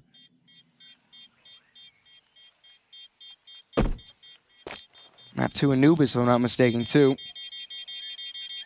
You are correct. A little bit of an unknown entity. But yeah, I do like Spirit looked really good on it yesterday, but like in that same vein, Bait kind of crumbled. Felt like they weren't fully comfortable on the map, which makes some sense. Haven't really seen them take to it. But I'm certainly a little bit nervous. Also just the fashion in which you've lost this game. I think that's the thing that's going to stick with you. On the upside, I guess you could say, you know, when you go back to the drawing board at the end of this one, when you're having a little chat in between the games, it's like, look, we ended up in a lot of good positions in this first map. We had to just keep our heads on in the post plants, in the retakes, in those man advantage rounds. Like, you just let so many good spots get away from you, G2. Finally, MOUZ winning his head-to-head. Took a nade to Donk's face. Oh, Tanir's position completely not ready for. Natus falls with utility in his hand. 4-on-4. And the Red Room fight. Hunter collecting 2. I'm not sure how we even found the player at elbow. But now G2 with some real headway into the round. Until that trade back. 3v2. It's a bit of an overheat there from Thirsty. the captain. Yeah, right? Thirsty. He gets 2 clean taps in the mid-fight, feeling himself, goes back for a third. Oh. Well, doesn't cost them. Shiro missed shot, bomb dropped. All is fine, right? Tanir's had a decent game.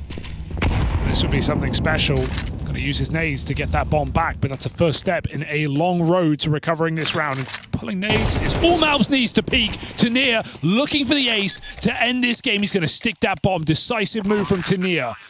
Moving inside of the smoke. G2 have no idea he'll play the fade. Heavy God refuses to reveal position, holds this smoke. Looking to re-peek off the fade. This should favor Heavy God. Tania is hitting his shots right now. He's going to go through the smoke, but back turn not ready. Heavy God keeps the game alive. Calm, cool, and collected. Waited for Senpais to make his way closer to Donut before going for any peek in that fading smoke. I mean, heads up for Tania for getting that first kill on the mobs, trying his hardest to get into that round, but at the end of the day, G2 is in powerful enough positions to make sure this Esther doesn't strike. Make sure they could stay alive a little bit longer. Nice. Good job. Look at the money for Spirit. I mean, they got pistols. A few Galils. Okay, it's actually a bit better of a buy than they led us to believe in the beginning, but still. Shiro with nothing? Shiro with a Tech 9. I wonder if you get a main aggression. I had some pious over there with the orb, so certainly not. He's just going to be posted on it. Oh, dude, their flashes mid have been sick. Like, even rounds where Donk has lived, the way that G2 have managed to blind him is really impressive. They just can't always finish the job. MOUZ swung the elbow, the donut smoke. Donk disappeared. But G2 know what they're up against. That much is clear. Trying to get rid of this little nuisance in middle. It's a low econ round, and the AWP is what they're going to be running into if they commit to the A play. But they've abandoned main. Not going to go back to mid. Honestly, G2, they've been going for the early mid fight and then largely relinquishing mid and focusing on the other avenues, right? The kind of stems off from this mid area. Missed red smoke. Forced to clear it. Stay on high alert the whole time you're moving in through middle. Just to jiggle on this angle. But yeah, missed that first timing. Lets him get a little bit closer. Senpais can't afford to fall getting nothing done, but that's exactly what's happened. Gun given over, all picked up, and now bomb down. It's up for a retake here. A man down for G2. Heavy got low HP as well. It feels that Spirit are destined to be able to take this one away. Nade through the smoke, flash set up. Natus pushes out first. Shots into Donut, kills fall in favor of Spirit, a 2-on-2. Late into it, Shiro. Now the op makes it just onto Natus, pushing into Donut. Running out of time, has to try to convert this kill. Magic's playing a ring around the Rosie. Oh, see ya. Oh, it's just perfect. It's just what Spirit needed. They swipe away the map pick of G2. And now, as we head into Anubis, look to close it out quick. Magic's running rings around him.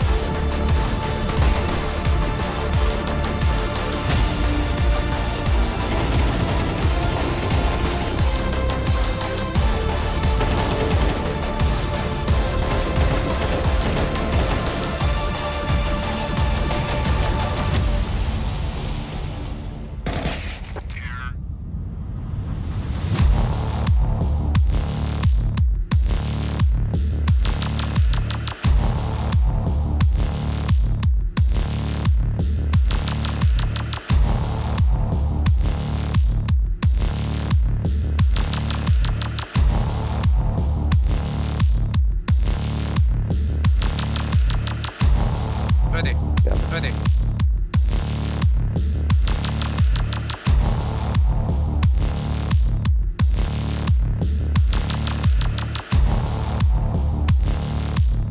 Ready. Yeah. That's 3, 2, 1. Mesh. Cave close that. One must close pillar. Pillar. Another guy coming soon. Two city. Long one. Spams. One city, guys. Towards you. It is fighting. You can play cannot plant if you want. Cannot They plant cannot yet. fight with you. One is unknown, guys. One is backlines. It's upper. He was probably done, I guess, or some shit. Okay, behind me, okay? Nikita have short, yeah? Shot, yes. But I need to check heaven first. That's the back of lines, the guys. Second guy still unknown. Upper. Can we double pick short, Alvaro? Soon. Alvaro? Yep. Go closer. 3, 2, 1. You already pick short one. Second guy still unknown. No info. Long. Short. He's still short. I'm hiding. He's gonna leave. Maybe. Good round, good kills. Thanks, guys. Nice, good Mario, good mid. Shit. Thank you, bro. Good Mikol. Nice Mario, good work. Nice, good. Please. I'm holding a go for Nikita first. B smoke. B molly. Picking that beyond one. I'll pick. Need to pick Nikita. Running 2 to 2. Let's go, Mario. 2 more big guys. 2 with utility guy on banana. One banana, second guy unknown. One cave still behind you, Nikita. Chill. One cave, Nikita, you said. Side. Both from both. Which side? Side. Close pillar. Close cave. Both or what? Close cave. Yeah, he was there 100%. No Kevlar most likely. Okay, only one alive. He's close. Close, Nikita, close. Holding together, Nikita, like this. I reload. That's cool, tight, Nikita. Oh, good. We are good. Nice boys. Nice, Alvaro. Window no scope from Senzo! It's a perfect end! What is this come? This is madness! I've tweeted This the might IP, be- but we're still not super full yet, man. Where are all the people? Tell me where they are, Trace. Check the Sponge Twitter. They're also scared of Scout's knives. I would be too. Low gravity. All the windows are blocked. I don't know if you guys know this about me, but I'm actually the best Scouts Knife player in the world, so. Okay, so we've put you on your home turf field. We want to see some big stuff coming out. Yeah, no, I got this. Oh, God. Can't fight everybody. It's true. I'm dead. All right, Trace, this is our round. Easy. This is our round. We're going to dig deep here, Trace. We're going to dig deep here. Need a coach quote.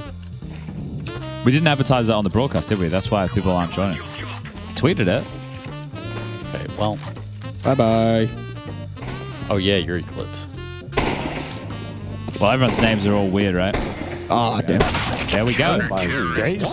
Okay. Whale. You did. Dart.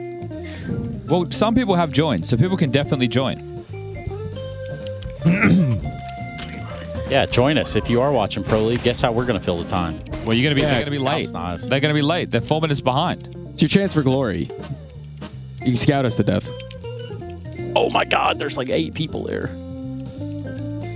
You get through this wall. Coming for All right, you. so we do need the broadcast advertising to get people in. It can't just be me tweeting. It's not good enough. It's not strong enough.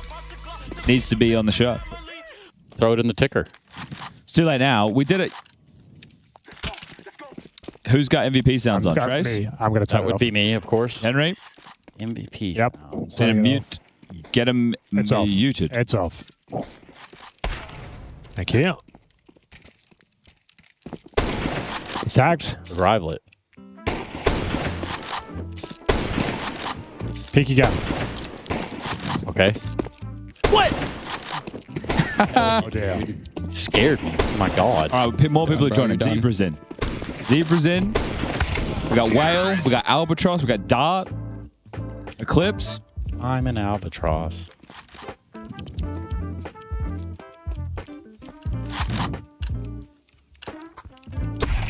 Oh, bad, dog. That's a tough spawn for Whale. I knew it. My bad, I dog. knew it. I felt it. I sensed it. He's near our spawn. I heard him. No. Where? Yeah, Oh, she shit. is. Dude, where? Oh. Tagged him. Get him, Spud. Spud Flanagan now in the flash. The Oh. no-scope hit. Henry G on the top rope. He's been tagged. Next Joking, one I'm now. joking. I know. It doesn't It's the Albatross. He's been hit as well. Jumping away. The Albatross in the air. Can't handle it. It's Spud with the clutch. Hate to see that. Thank you. I was feeling like PTR right there for a minute. Well done. Dude, maybe the best in the world. At Scout's Knives. No, just in general, man. Come on. Oh, no. I'm out. Oh, man, I suck.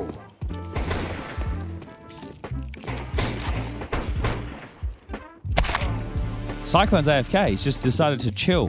Kick him. What's he got in his gun? A PGL souvenir. Oh, get off me! He's been knifed again. Dart is out here swinging. Zebra left. Zebra had enough. Dart with some cool... Ooh! Yeah, how's he getting all that in? The grab it. It's the grav, man. I know, but... There could be XL on the map as well. I don't know. Oh. Greer hiding. I don't think Magic's repeating itself, man. What's that guy's name? Yikes. Jewel. Oh, there he is. El Jacko joins us. Good Jewel, good Jewel. Good Jewel. Duel. 4v6. No auto team bounce, not necessary. Hey, some of these windows that aren't broken, really getting up my goat. Yeah. Henry's been hit. Oh, dude. Where the hell did you go? Oh, I'm screwed. I'm dead. Oh my god. He's low. This is so cool. Beyond cooked even, I think is... Was that burnt? There. Nautilus, good man, Nautilus there. Oh, wait, there's filling up now. Oh, it's filling up. There we I reckon go. 4 minutes have passed since we started this segment. Don't ask me how I know. Now it's filled up. None of the windows opened. Rush is watching intently. I can see him. He's locked in. Where, Manatee, where did you come from? You're so bad. Some of the names are so funny. Pretty good. Just animal. Banjo. They've gone, all right, could we Diamond, Lamb, Bell, Rose, Delta, Pyramid, Nautilus, Seal, Canary. Stay away from me. Wagon. Now we're cooking. It took too long, but we're underway now. One guy left. Is Stunner hiding? No, it's Delta. No, it's not. He's hiding in spawn. Well, I don't know if he's hiding. I feel a bit bad for ghosting. Oh, Pelican. Oh, I found him. Bingo. There we go. All right, now we're cooking. Oh wow. So many people in the server now. Here we go. This is going to be wild. It's going to be stressful. Shark, first death. Oh, I just got wallbang. Oh my god. I messed up so bad. Don't go that way.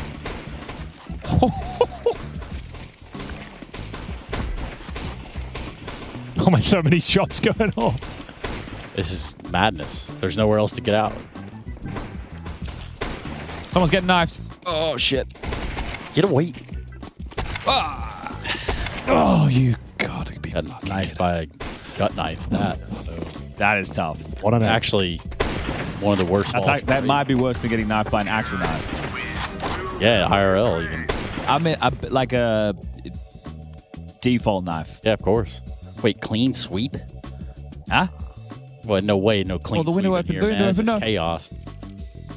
Ooh.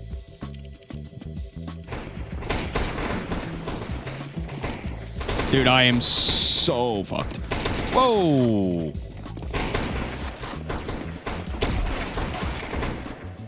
My god.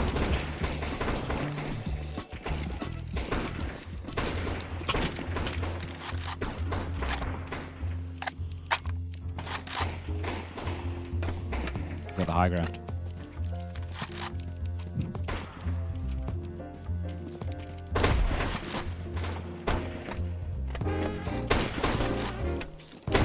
Oh, we've got one more round before we get booted off. One more round. Make it a good one. It'll be the best round we played so far. It's gonna be the best round of my life.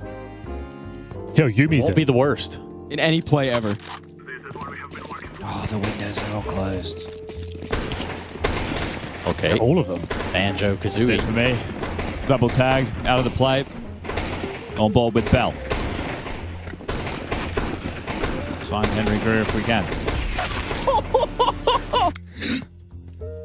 I hear the knives are swinging. Dude, whoever Cyclone is, I apologize. We're on board with Henry Greer, yet to be tagged, making a move. On his way over. Plenty of them still in spawn. Low HP. A swarm. Oh! Henry Greer's taken one. In through the window. Next one up to the bat. Scope down from Greer. Can he get himself a third? Trace, no! There. Gave it a good go, though, didn't he? And that'll be that. Is that it? Stun of the goat? this piece of shit? No English. Why do you think it would be really good for you guys?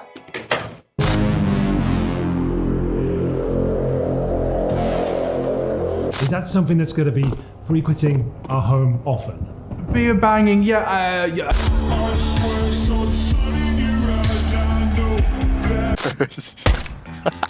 If Just Exists survives, he's going to win the round. There's no time. Oh my God, Freiburg, are you kidding me?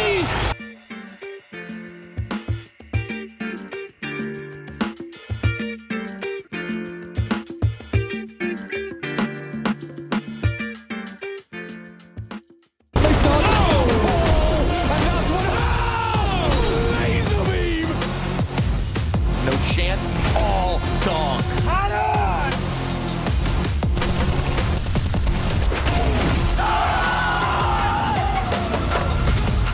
Opening fight here and no utility to do it. Brokey going for more. Brokey wants it all.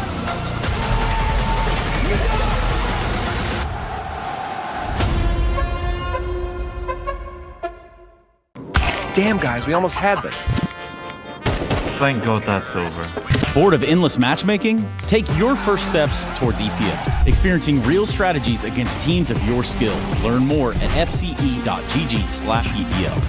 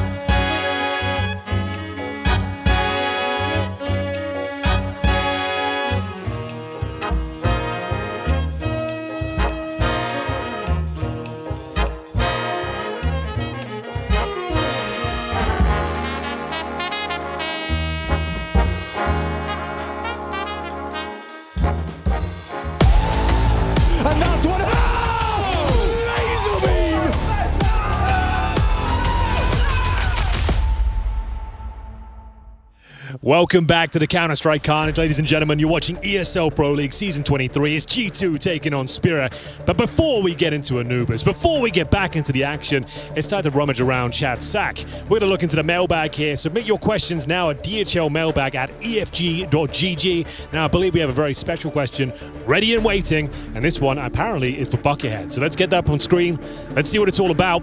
And Buckethead, I haven't got my glasses on. You're going to have to read it yourself. I can read it. Okay. I can read it. What is the theoretical bucket limit you think you could place on your head? Will your record ever be topped? That's from Ethan. Oof. Will the record ever be topped? If it is going to be topped, it's going to be topped by me. I don't take that lightly. I'm proud of my accomplishments. I think that's maybe a topic of discussion for another day. I feel like Guinness that's World Records weigh in on your exploits in New York at all? You know, they didn't. There was no official documentation. And that's fair because they're just an overpaid service. The Guinness World Records, you have to pay to get a world record. It's kind of ridiculous. They'll come, they'll send out the jurisdiction. It's a scam. It is a scam. Henry, it used to be so good when I was growing up, getting that book every Christmas. Yep. Yeah. That was a lot of fun. Now it does feel a bit scammy. It does. So, look, we just need some trustworthy people out there to measure the most buckets ever worn on a head. I would say, though... Does that have to be a popcorn bucket, specifically? I think, yes, we'll go with that specific bucket. Now, you need to do Formula 1 neck training, I think. So that's the only way you're going to get more buckets on that head. But all right. Wow. Spirit versus MOUZ grand final. It's only a few days away. Major final. And this formality... Good. I actually thought anti-grav was on for a second there. I was expecting I was spinning around like that. It's broken my brain. Okay. It's interesting right now they're playing smoke blocks on either side, right? B main as well as A main. They're highlighted by our lovely Obs team, Rushley Ranger and MC. You can see there's Zontic's going to block A. You can see Magic's going to block B. And that means a cluster of USPs were ready to fight in middle. Oh, dear. Uh-oh. Is he observing? This can't go well. Is no one supervising it? Russia, you were really allowing this to happen right now. Yeah, just hey, around. be nice. How about that? Trace, observing is a really important job. I know. Don't mess this up. Can't be worse than Rush, surely. Whoa! Come on now. MC throwing hands. Woohoo! Rush ain't that bad. They've sauntered across middle silently, and it looks like they're going to split A. Sure, thinking about peeking at MOUZ. Does push him off the angle, though. Space conceded. Temple Molly, surely. Smoke even, not Molly. That's exactly what happens. No other util to be named of. Sampai's opening kill, trying to push out onto the site. Trades back and forth, does leave us with a player advantage for G2. Bomb to be planted shortly, and 2 CTs rotating in, both through their spawn. Very challenging retake here, boys. You got no util. You have got a donk, though. I would take that any day. Not every team has one of those. The dual Berettas for Magix might not be able to really shine in the type of gunfights he's going to have to take, however. Slowly creeping on. No kit in the hands of the 2 remaining players. They have made headway into the site. But need to find these gunfights fast. Okay, they played it so well. Yeah, it's hopeless.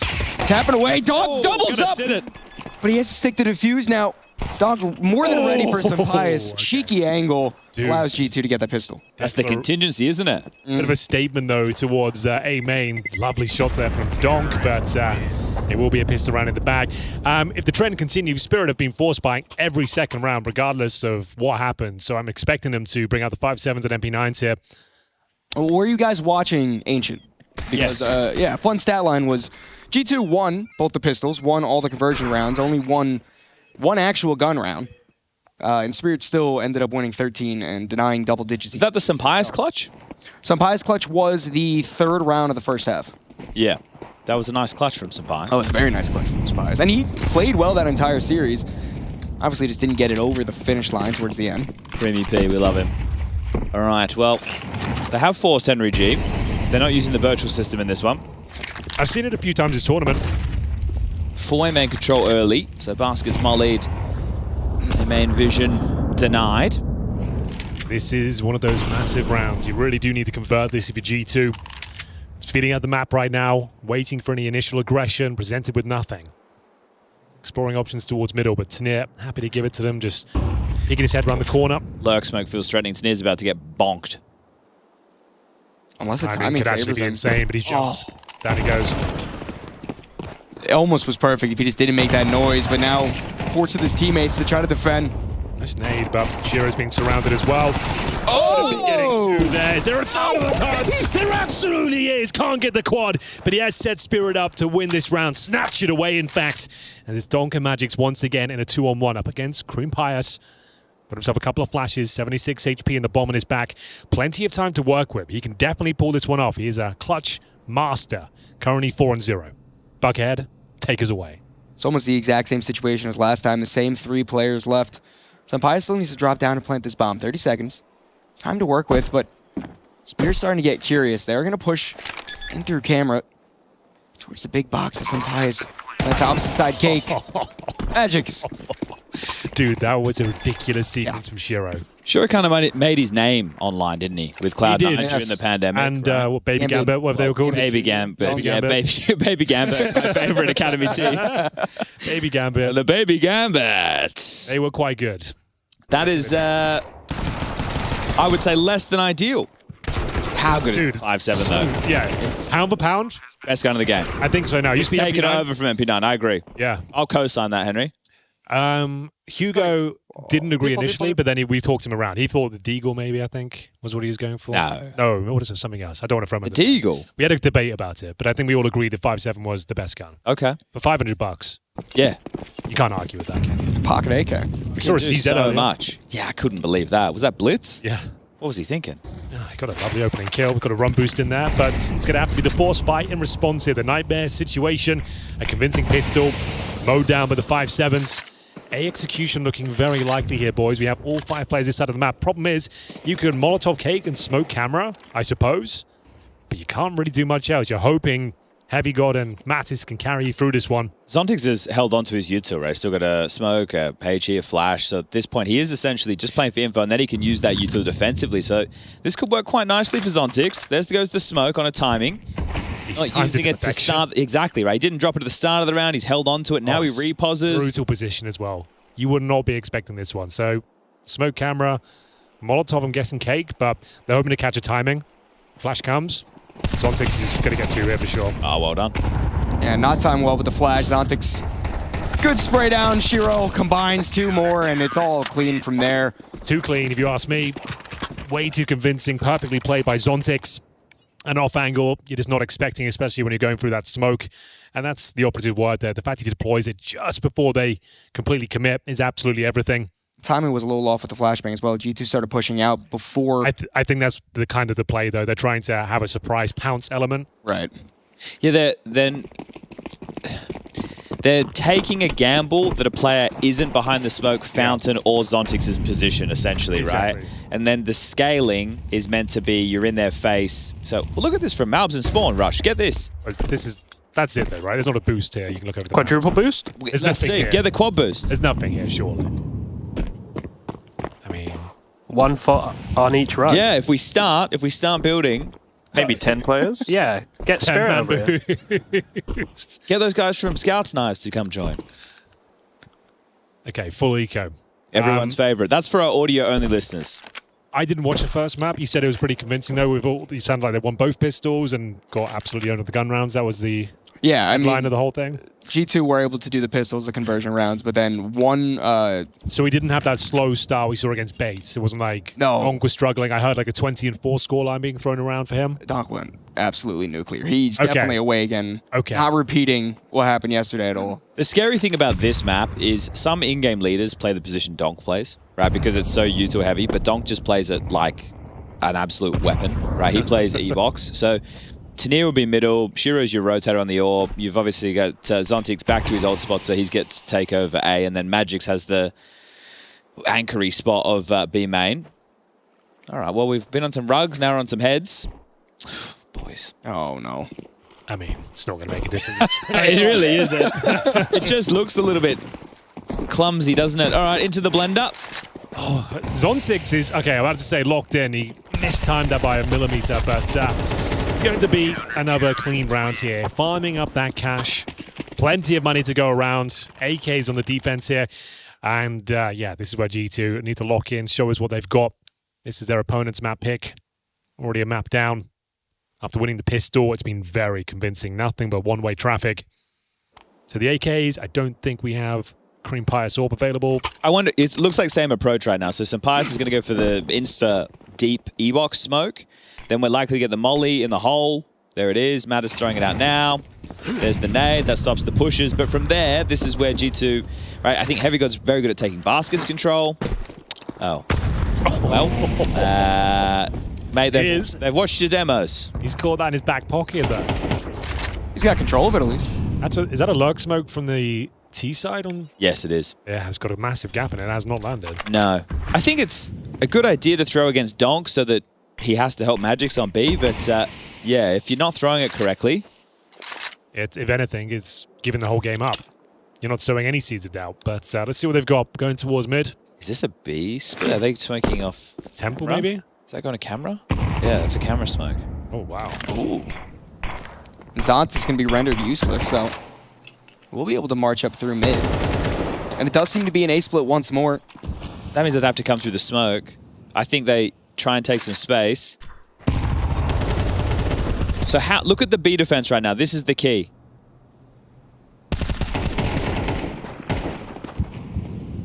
Trying to push through the temple. Tanir, good spray, the transfer. Wow, dude. Can't beat it. Well, hasn't he? And now the last 3 Ts, they're stuck in E-box. Molotov. A grenade on top the nade's of them. Gonna do a lot less damage than we thought. And actually, Doc goes down. Heavy hitter out of the round. Oh, kills. What just all happened? for the favor of the Ts. 3v2 with the post plant. Although look at the HP on all of them. Heavy God only on 11 HP himself. Everyone is low. Certainly possible here. Kit available for Zontix. He'll be joined by Shiro as well. Only a couple of flashbangs between the two of them. Yeah, it really is down to Zontix, and I don't think he's checking jail. Even if he does, Natus confirms the round. Shiro just too far away. No kits, trying to lock them in here. But I don't think he can justify going for it. Not at this point. That's a tough round to lose. Tania stops what was meant to be the exciting part of the round for G2.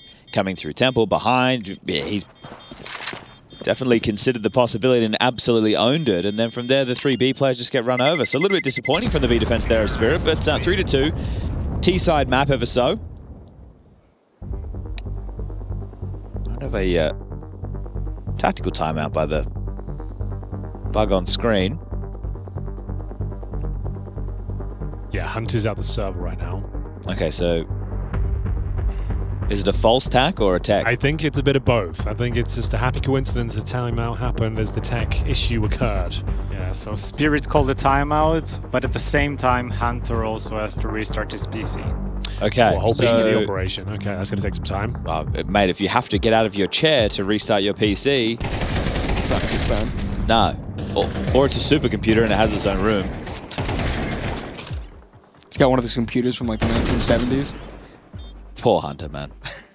We'll get him up to date with something new. Well, if you're just joining us, last game of the evening. Could be one of the games of the day. He's back! And he's already back. That computer's on. He looks much banged right now. Screen is bright too. Yeah, that's the Windows login screen right there. MOUZ. How did MOUZ play in the first map? I mean, basically got shut out. You know, a lot of the times that he was dying. Duel, MOUZ versus Donk. It wasn't even MOUZ's fault per se most of the time. He was getting sprayed through smokes, getting sprayed through the wall. They were spamming perfectly towards Bucket onto the B bomb site. MOUZ died to that 4 or 5 times, I want to say. Wow. It was just really unfortunate.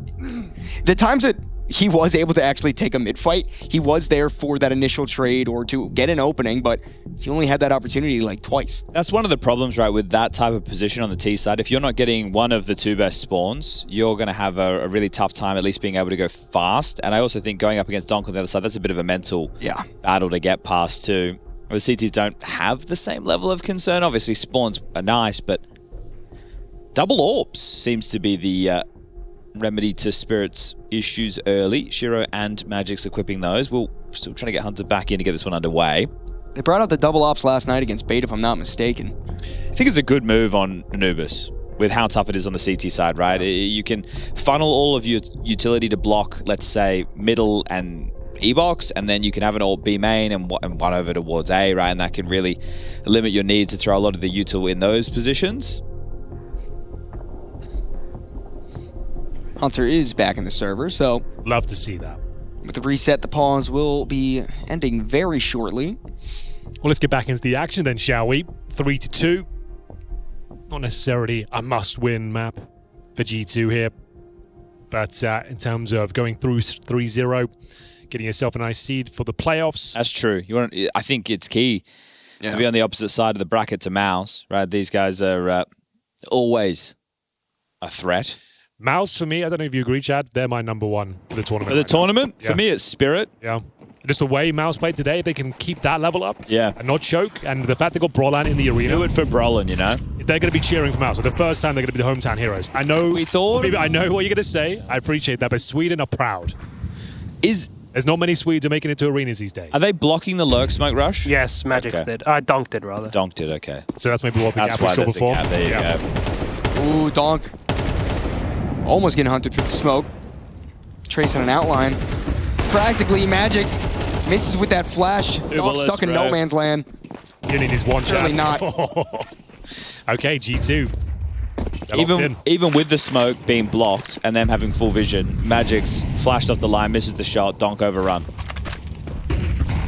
That's why having that deep E-box smoke, I think, is great. If you're throwing that from spawn every time and you're able to scale up water, you can apply so much pressure, right? If you're not being pushed back, it's just too cruisy for the T side. So 3-3, as they should be saving. They are going fishing right now. Okay, we're starting to get... Guys, maybe save, huh? Maybe just hold on to your guns, boys. Boys. Come on now. Get heavy gun. There we go. That's the right choice. It's the less exciting choice, but it's the right choice. And sometimes we have to make those in life. It's true. You never want to. You might not want to, but you have to eventually. You can put it off as long as you want. Procrastinate, but you're eventually going to have to make that decision. Make that move, send that email. It's going to have to happen one day. Should we, for tomorrow, Henry, yes, should we request that one of these two in-game PCs becomes PGM? Because I feel like we miss the context cams a lot because we're looking at these and they're in-game. So Harry needs that one, usually. Yeah, but should we put that on PGM? The cup chair? Yeah. We could put this one on PGM. Okay. I don't mind. Either. Either or. I just really want to... Yeah, we can work something out. I'll write it down. There we go. It's on it. So, we're all tied up, ladies and gentlemen. All tied up. Ops out for both these teams. Double nade. Both these teams, excuse me. That tells me they're expecting aggression. Which is not to come. No. Shiro fires off. Orb now noted. Sapire's holding the line. Donk's got company. Historically, one of my favorite maps to watch Sampires on, especially back in the end days. Yeah. Always put on such a great show. Clutch master on this map. See if he can find his form today. Been a rough 6 months, I would say, for him, but like this tournament, he has looked exceptional. It's gonna be Donk. Fades straight back, lands at Donk's feet. MongolZ clears him out. Slowly but surely trying to force these CTs to feel a little bit uncomfortable. Is it fake, or are they going to try and go through middle? That's a temple smoke that's just been thrown out. It's got to be Natus is meeting up with MOUZ. Meanwhile, Sampires watching the flank. Okay, so A split on the table right now. Shiro and Zontix. And Sandry to block. Shiro with the AWP, worrying about main. Some decent momentum so far. Good map control. 3 players through. Zontix is playing for the block. Incendiary in hand. 4 players. And he's, again, timed it very well. Allowing Shiro to take the angle. Donk's rotating to near as well. Magic's push B main. Still in trouble. Heavy got flashes in. Zontix not able to come up with anything. Shiro still back sight. Lines up 1 kill. Almost a collect. Can he double? Not quite. Tanir trying to save his team, but instead it's Donk, the reliable one. Always there for his kills, and Heavy got a non-factor in the round. Yeah. Forced to save, forced to fall. Might not even be able to keep this AK alive, considering Magic is right behind him. That is such a great word for just reliable. Like, so many players would only get 1 kill in that situation, but he's perfectly positioned. Swings to perfection, and then, of course, the follow-up headshots. Essentially, the key of all this, though, right, is the B main push that gives them the info and then the rotation. So while the chaos is going on and they're still dealing with, are they A main, where are they on the site, Donk's able to come through on a great timing and get a multi-kill from heaven. Right, so the information is what facilitated that rotation. So that's why G2 have gone into such a heavy fortified bomb site. Well, there we have it. Running out of resources, though. We've got some Galils out of the mix. Oh, they missed the lurk completely. Ooh. Doesn't stop Natus from trying to fight. Yeah, did they ever? But that's fair. If they're going to keep blocking it, you can try and catch them off guard. You actually speed up, you take the fight. So you can see the ideas for both teams flowing now. This time the AWP over towards B. On Shiro's back, looking to pipe in. Zontix left on a bit of an island over towards A main. Yeah, playing a little bit more aggressive this time. Got a call over to Tanir. Maybe an aggressive maneuver about to be deployed. Tanir could drop in some util. Just going to join him in towards A main right now. We've mentioned Heavy God enjoys the baskets. Biding his time, hunts up. Close to E-box, trying to apply some pressure here. Definitely seems like a keen interest. Comes up in spades. A double up from Sampires. Allows Shiro to miss a close-range shot. And Tanir's all by his lonesome, push through A main, but with no real way to get into the round. Bomb being planted. No chance in hell he goes for it, so a decently clean round for G2. It looks like the plan for Spirit was there on a timing to start going for water control together collectively through baskets and E-box, right? So the unfortunate timing there. As Donk starts to make that move, the nade comes in, he gets caught by the bullets. The A-main players are able to activate and trade out, but all in all, we're all tied up. So you can see exactly what the decision-making process for both these teams throughout is. I am surprised to see Spirit picking Anubis. Right, I thought they may have taken this somewhere else. I've always, whenever Donk talks about Anubis as well. He said he hates it. Said he hates it. He uses that word. This was pre-update, obviously. True. And it is much better with the changes. It's like one of those rare updates where actually, okay, you've kind of nailed this one. It can be more dynamic for sure, but it's still, for him in the position he plays, unless they're actually going to use the aggression, which is tough to do when it's being mollied and double naded every round. Yeah. The donk frustrations will start to brew. Okay, let's fucking go. But you have 4 rounds on the CT side already. So I think that is probably one of the key factors for Spirit, right? 4 at this moment. You get 1 more before the halftime break. You're feeling pretty damn comfy. Yeah, that's very true. Still one of the more T-sided maps we have. And this will be a challenging round. We have got the donk AK-47 though. Definitely doesn't want to challenge down towards water. He's got some Pius holding the line. Allowing Hunter to get close once again. Flash themselves. It's all good. No, the idea was there. And we've got Hunter once again. Causes some chaos. Pushes donk back. Trying to get this control. Classic E-box molly. No real aggression with it, though. Just keeping donk on his toes. Snare waiting for a boost. Oh, this could be problematic. The nade going to blow it open, but not spotted. Yes, he is. MOUZ operating towards middle. Will be finding that first kill. Taking down one of the rifles here. MOUZ, once again, a little bit of a slow start. Just not the series that he's really been able to fully get involved with yet. Plenty of time for that storyline to change, but just keeping in mind, a heavy hitter definitely out of the hands of G2 for the time being, as they appear to want to group up towards B. The smoke temple again. Donk's here in time, and Shiro's on a bit of a rope right now. Yeah, okay. Donk is cheating. They are gambling B. Oh, am I? Am I not? Zonti's clearing mid. 35, really playing this one down, but you're right, Buckethead. It will be the B finish. Magic's with the God Flash. It is the God Flash. Here we go. Has to come in a moment. He's just alley-ooping for donk right now. He's got the AK in hand. Buckethead, this could be a masterclass. Yeah, it's going to be so hard Get yourself for G2 ready for this to one. try to combat against this. Util reigns in. Magic's holding that flash, lying in wait, comes over. Donk swings, first spray. That's all he's going to find. Some Pius, able to get a kill with that op as well. Magic somehow long-range MP9. But matters not. G2 cracked that site. Zontic's fast rotation in towards CT, trying to spray onto default. With no player there. Okay. Surely you fall back. Yeah, he is. To me, it looks like they didn't really have info on B, right? Backside was donk, kind of on the occasional spot. They've thrown it out, assuming they've scoured further. You're not throwing that flash if you think they're still completely in B main, right? Yeah. You're hoping to catch them as they're coming through B let's main. be honest, it's donk calling for it. He's calling for that flash, right? He'd be the one saying flash now. Yeah. So he's probably miscalled it. Like, you're just hoping for your teammate to call for it.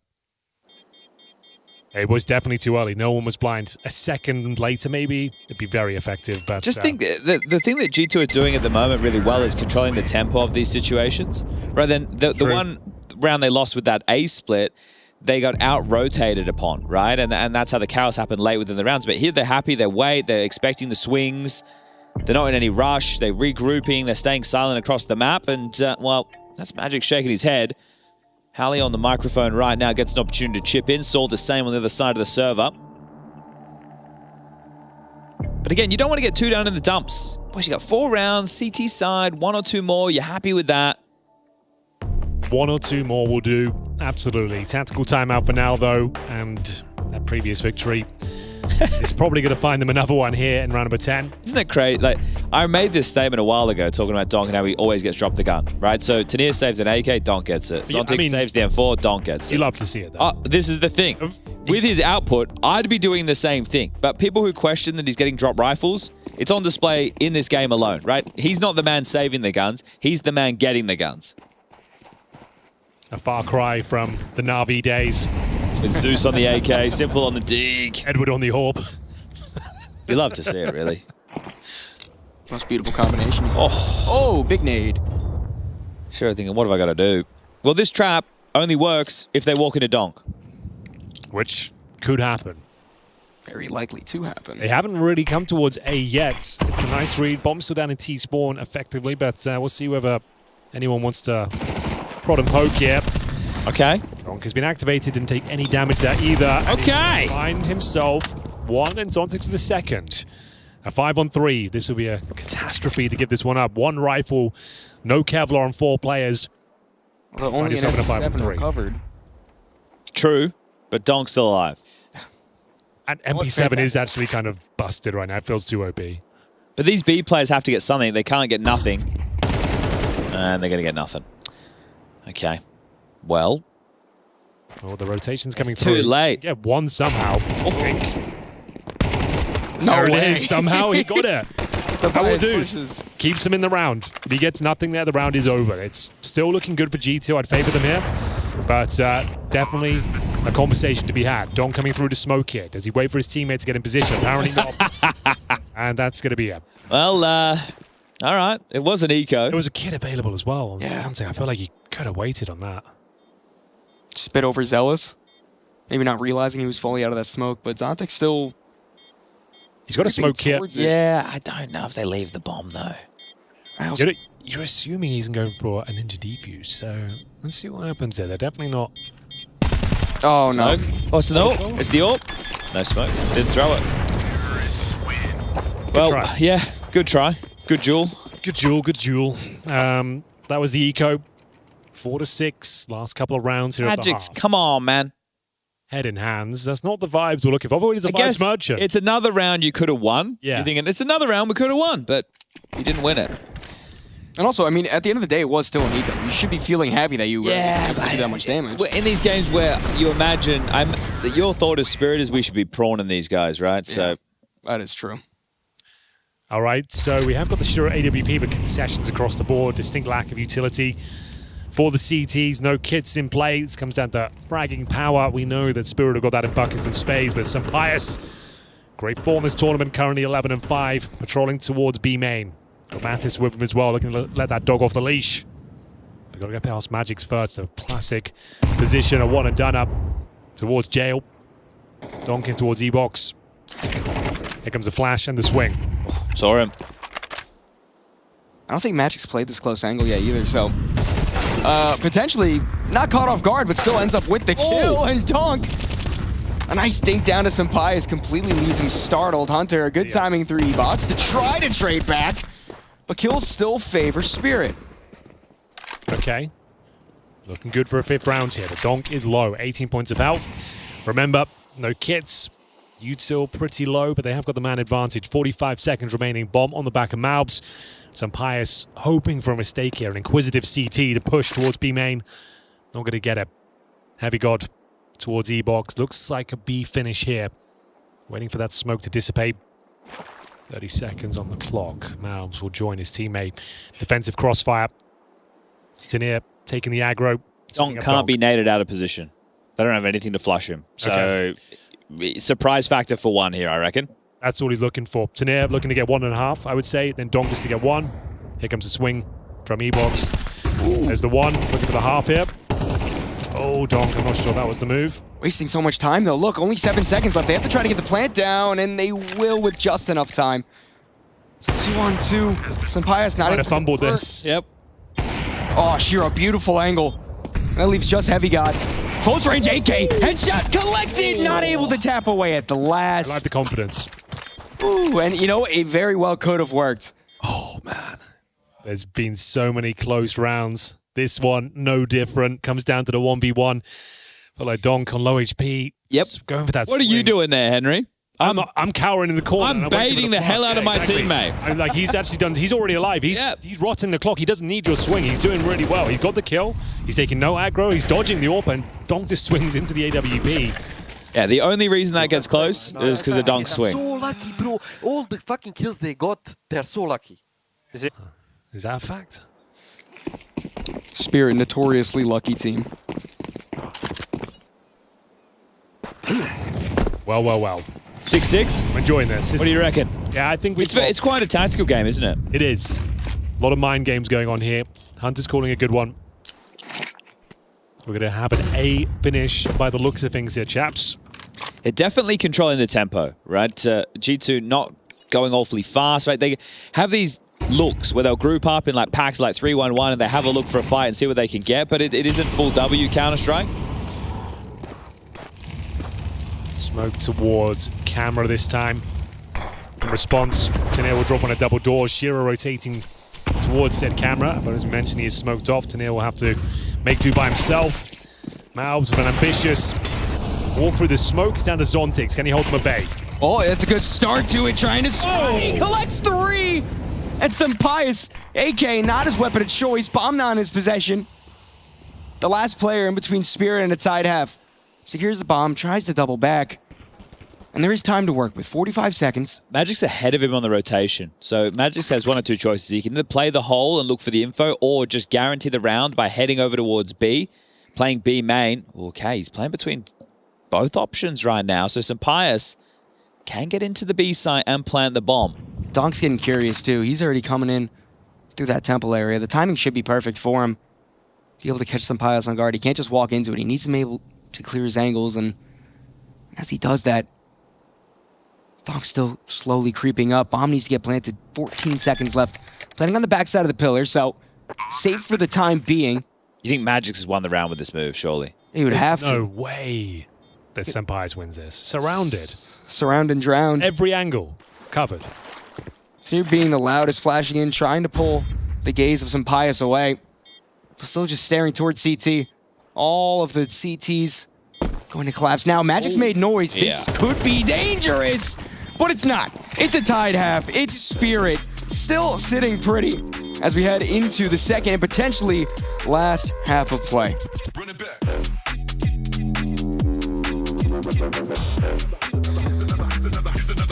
Here's another hot one.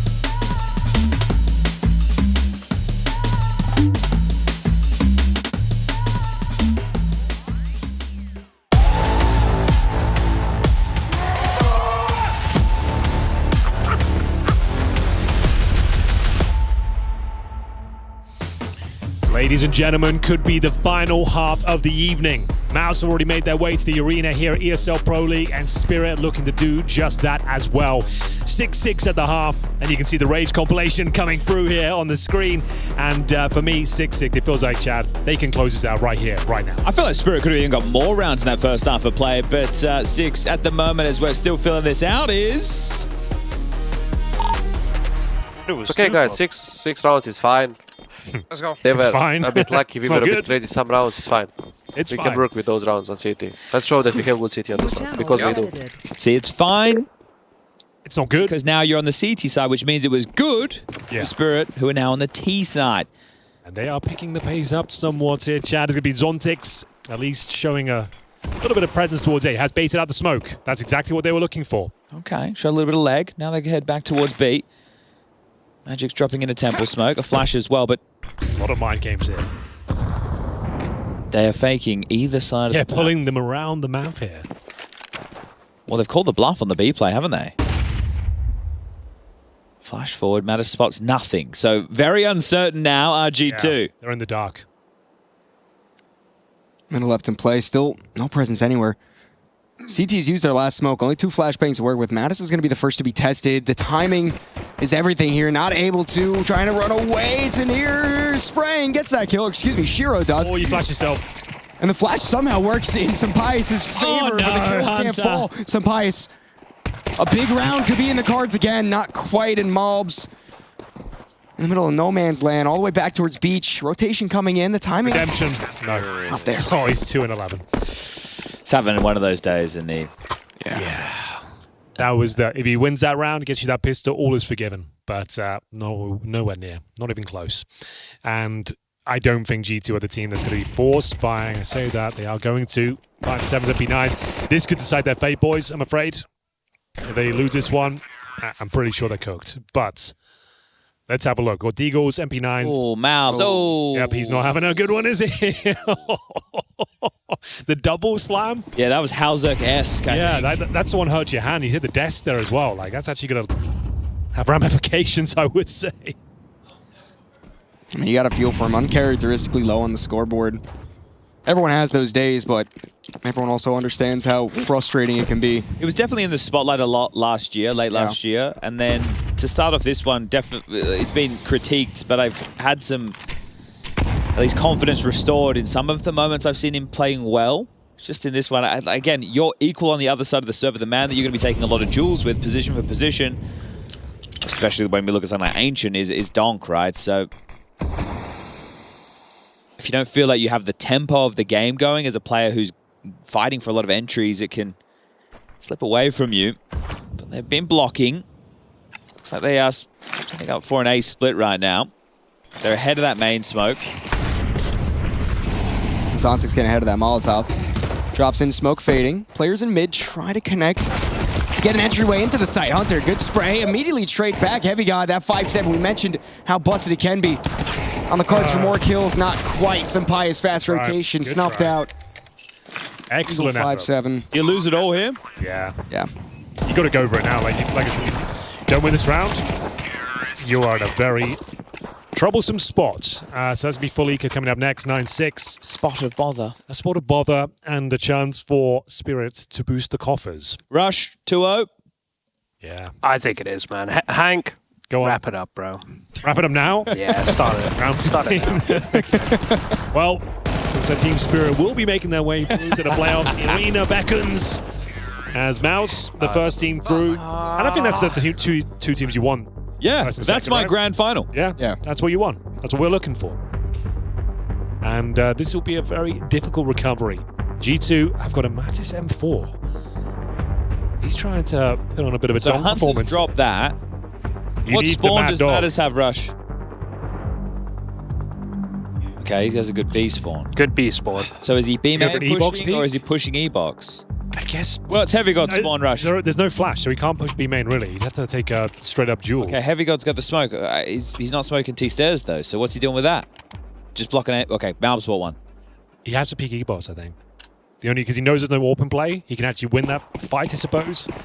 I don't see a world where he's swinging B main. It'd be upsetting me if they just boosted him. Here we go, he's swinging B main. Ooh, almost catches Tanir off, actually does. MOUZ, unfortunately, short for the world, though. Sticking around. That nade's going to push him back. Might have to give that to Heavy God if possible. He's on the other side of the map.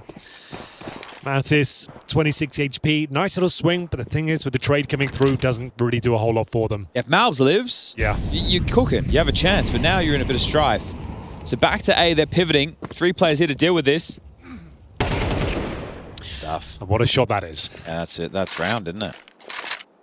It's got to be. I mean, it was a good idea going for the proactivity, but Shiro just so happened to be straight back at the staircase. Again, it just feels like you've lost everything, right? I understand this isn't a rifle round, but with even your little gimmick right there, you're still chasing the ghost that is Spirit in this one.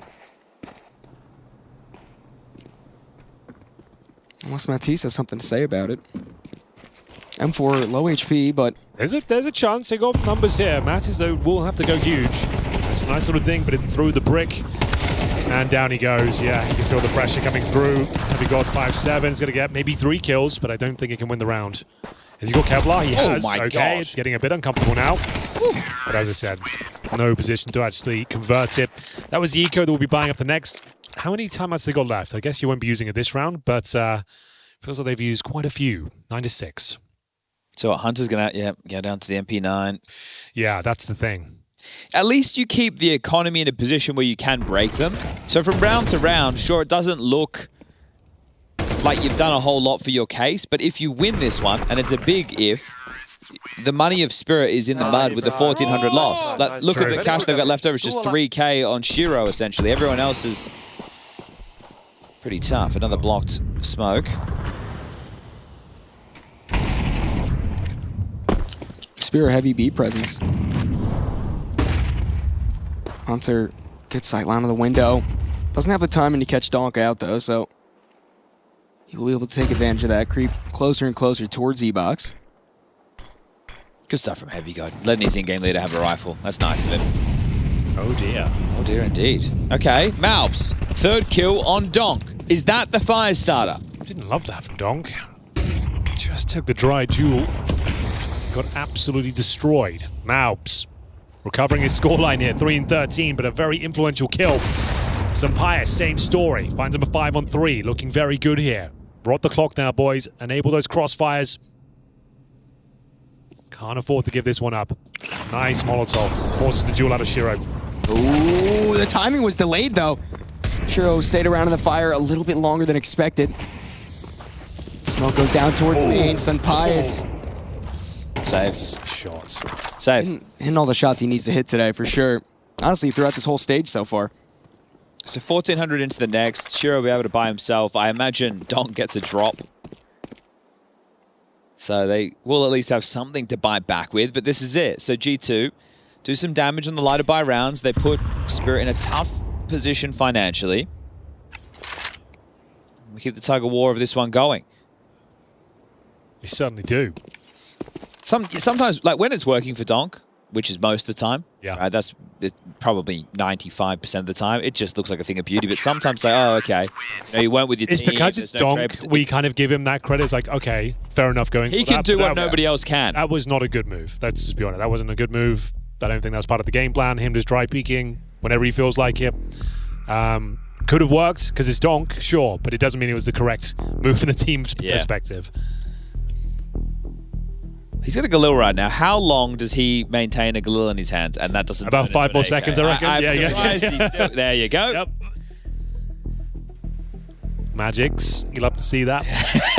Like, why not? It makes a lot of sense, but Donk, be part of the pack. Give it to Shiro, mate. He's hitting hard. He's actually looking super good on the rifles right now. Shiro is the one that was also the man to get the party started on that first half with the multi-kill on the 5-7 on A. True. And they came that split. He had like triple kill on the 5-7.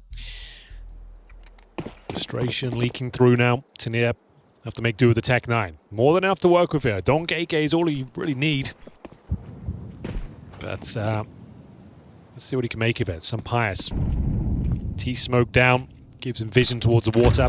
Looking comfortable right now. And we are going to be finishing up towards B by the looks of things here. Coordinating players over. Three Magics patrolling middle. Some presence shown towards the A bomb site, courtesy of Zontic. Going to be smoking off A main. and they haven't got information past that smoke. So, Heavy got just Heavy got through. pushed there. Yeah. Okay, take that back. He's actually got all the intel. That's a brave play, but a very important one. It puts G2 in a good spot, considering how the rest of the map is falling right now. Hunter mauling out Magix. No chance to push there. Spirit aren't too committed towards this B lane yet, so there is a chance that with a minute left they do rethink, recalibrate the game plan, but it doesn't seem to be that's what's going on. You haven't won out the mid control. You've actually been stalled, so I understand they're going into the less fortified site. Trying to take advantage of mobs. Jiggling. Oh, not clearing the right spot. Timing works in his favor. Oh, no. They're in. They're going to... Oh! Loud, though. There's a chance for the CTs to try to strike back. Some pious op shots. Good for a one. Make that two. Oh, my God. Oh, and Madge is getting a little too aggressive. Picks up the op with a low HP. Sees two of the CTs rotating in. And a stack up towards E-Box will allow Spirit to single-handedly dismantle any attempt that G2 could have. That nade does no damage, just a little too hard. Jumping at P7. Hunter can win this for sure. There's no kit in his hands. But he can't push up. Behind the pillar, Magix just has to lie in wait. Zontix will have any real contact to deal with. Hunter running out of time. First kill up, but again, no kit. No way. Trying to get the kill baited out. So at least the economy damaged for Spirit, but double digits now secured. Yeah, that's the next problem, is you're running out of rounds to work with. You can get buys on everybody, and MOUZ can get dropped in M4 from He took Hunter. all 5 members down, though. They're not going to have AKs across the board here. It's just the margin for error is getting smaller. True, but like at least like getting all 5 down, him surviving has given them the advantage following things up. But Is this a MOUZ death slam moment again? Yeah. Right, he's just postured. It's the worst timing. All right, and then they've just walked out for free. No util, nothing. He's having a stinker. Everything he does is the wrong move. It's so unfortunate. It's the opposite of the flow state. Yeah. 3 and 15, dude. I feel his pain sometimes. We've all been there. Sometimes she goes, sometimes she doesn't. This time she didn't go. So do you gear shift with pace if you're Spirit now to keep it simple?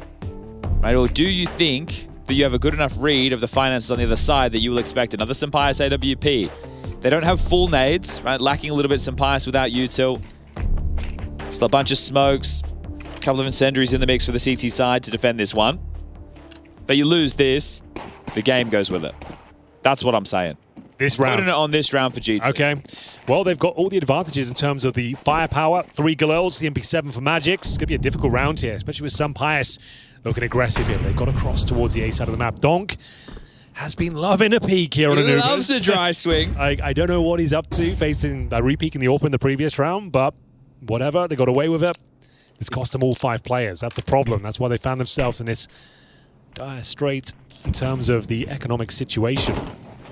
So, once again, filling the map out. Oh, Sampaius missing a fast peek, and that allows water control to fall towards Spirit. Creeping up, Donk. First one in. Not with the AK this round. Come on, MOUZ. We're cheering for you, mate. I think Sampaius has got this. He's going to get the opener all day long. Donk give him a nice dry peek. There's not a dry peek this time. Okay, that's more like it. And they're just going to let's go. Try to explode out on the site. Molotov blocks the E-Box players for the time being, but utility thrown in through the new window. Gonna reload now, MOUZ. Oh, MOUZ spraying through the smoke. Gets a kill Sampaius as well with the up. It's getting ugly. It's getting hectic. Trying to tap away at CT. Nothing's going right for Spirit. G2, a flawless round. That's a sick round. That is a great round. All 5 staying alive. Now the loss bonus economic shoe is on the other foot. Stage 0 loss bonus. $1,400. You got to force buy. You got to bring out the Tech 9s. This could take us to 10-10 quite comfortably. It looked dicey for a moment, didn't it, right? The timing there on the incendiary down towards E-Box. I was worried when MOUZ was spamming the smoke. I thought they were going to pounce through that, but he managed to catch one and just like completely discombobulated them then. So what have we got? Not much, I'm afraid. One smoke, which is deployed, a couple of flashes. Tech 9's no helmets.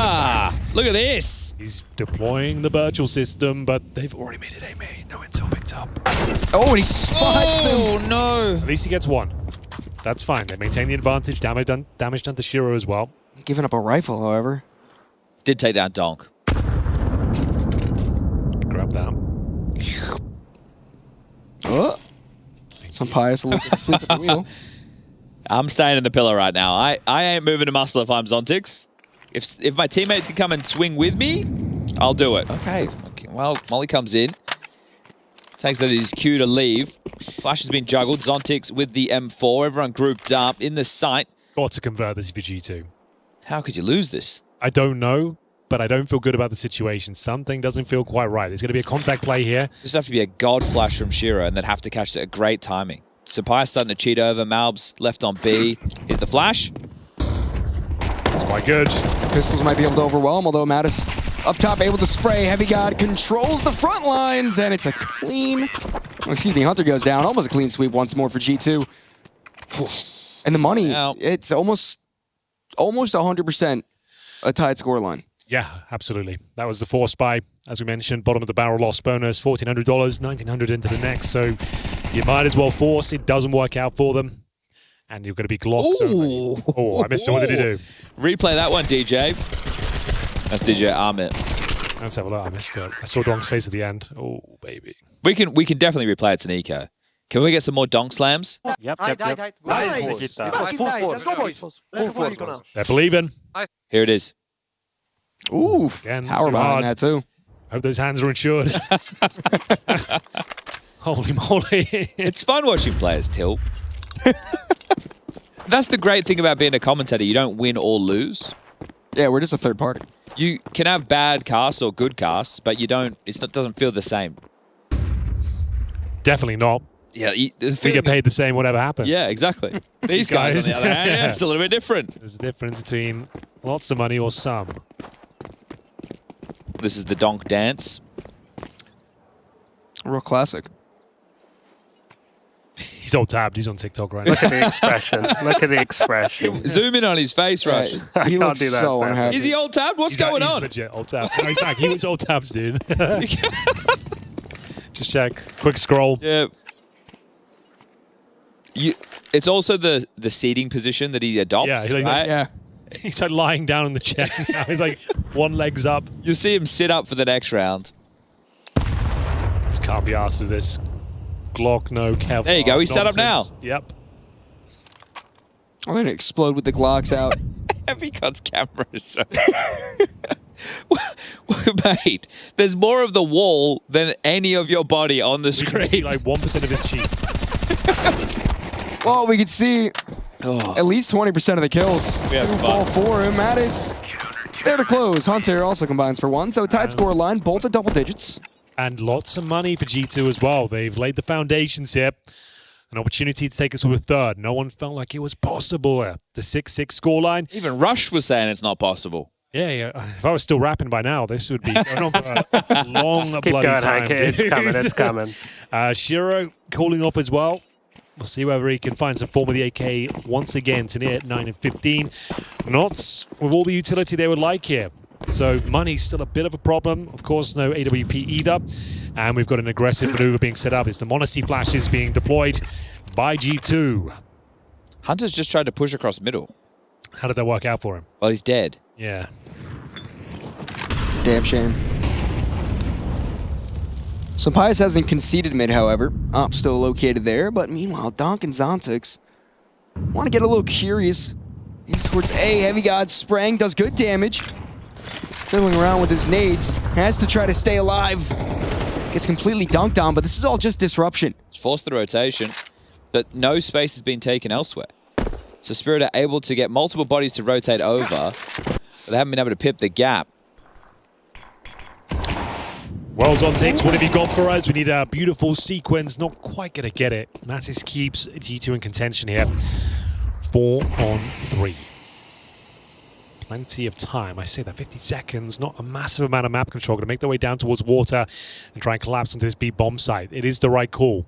MOUZ, 4 and 15, having one of his worst recorded games on record.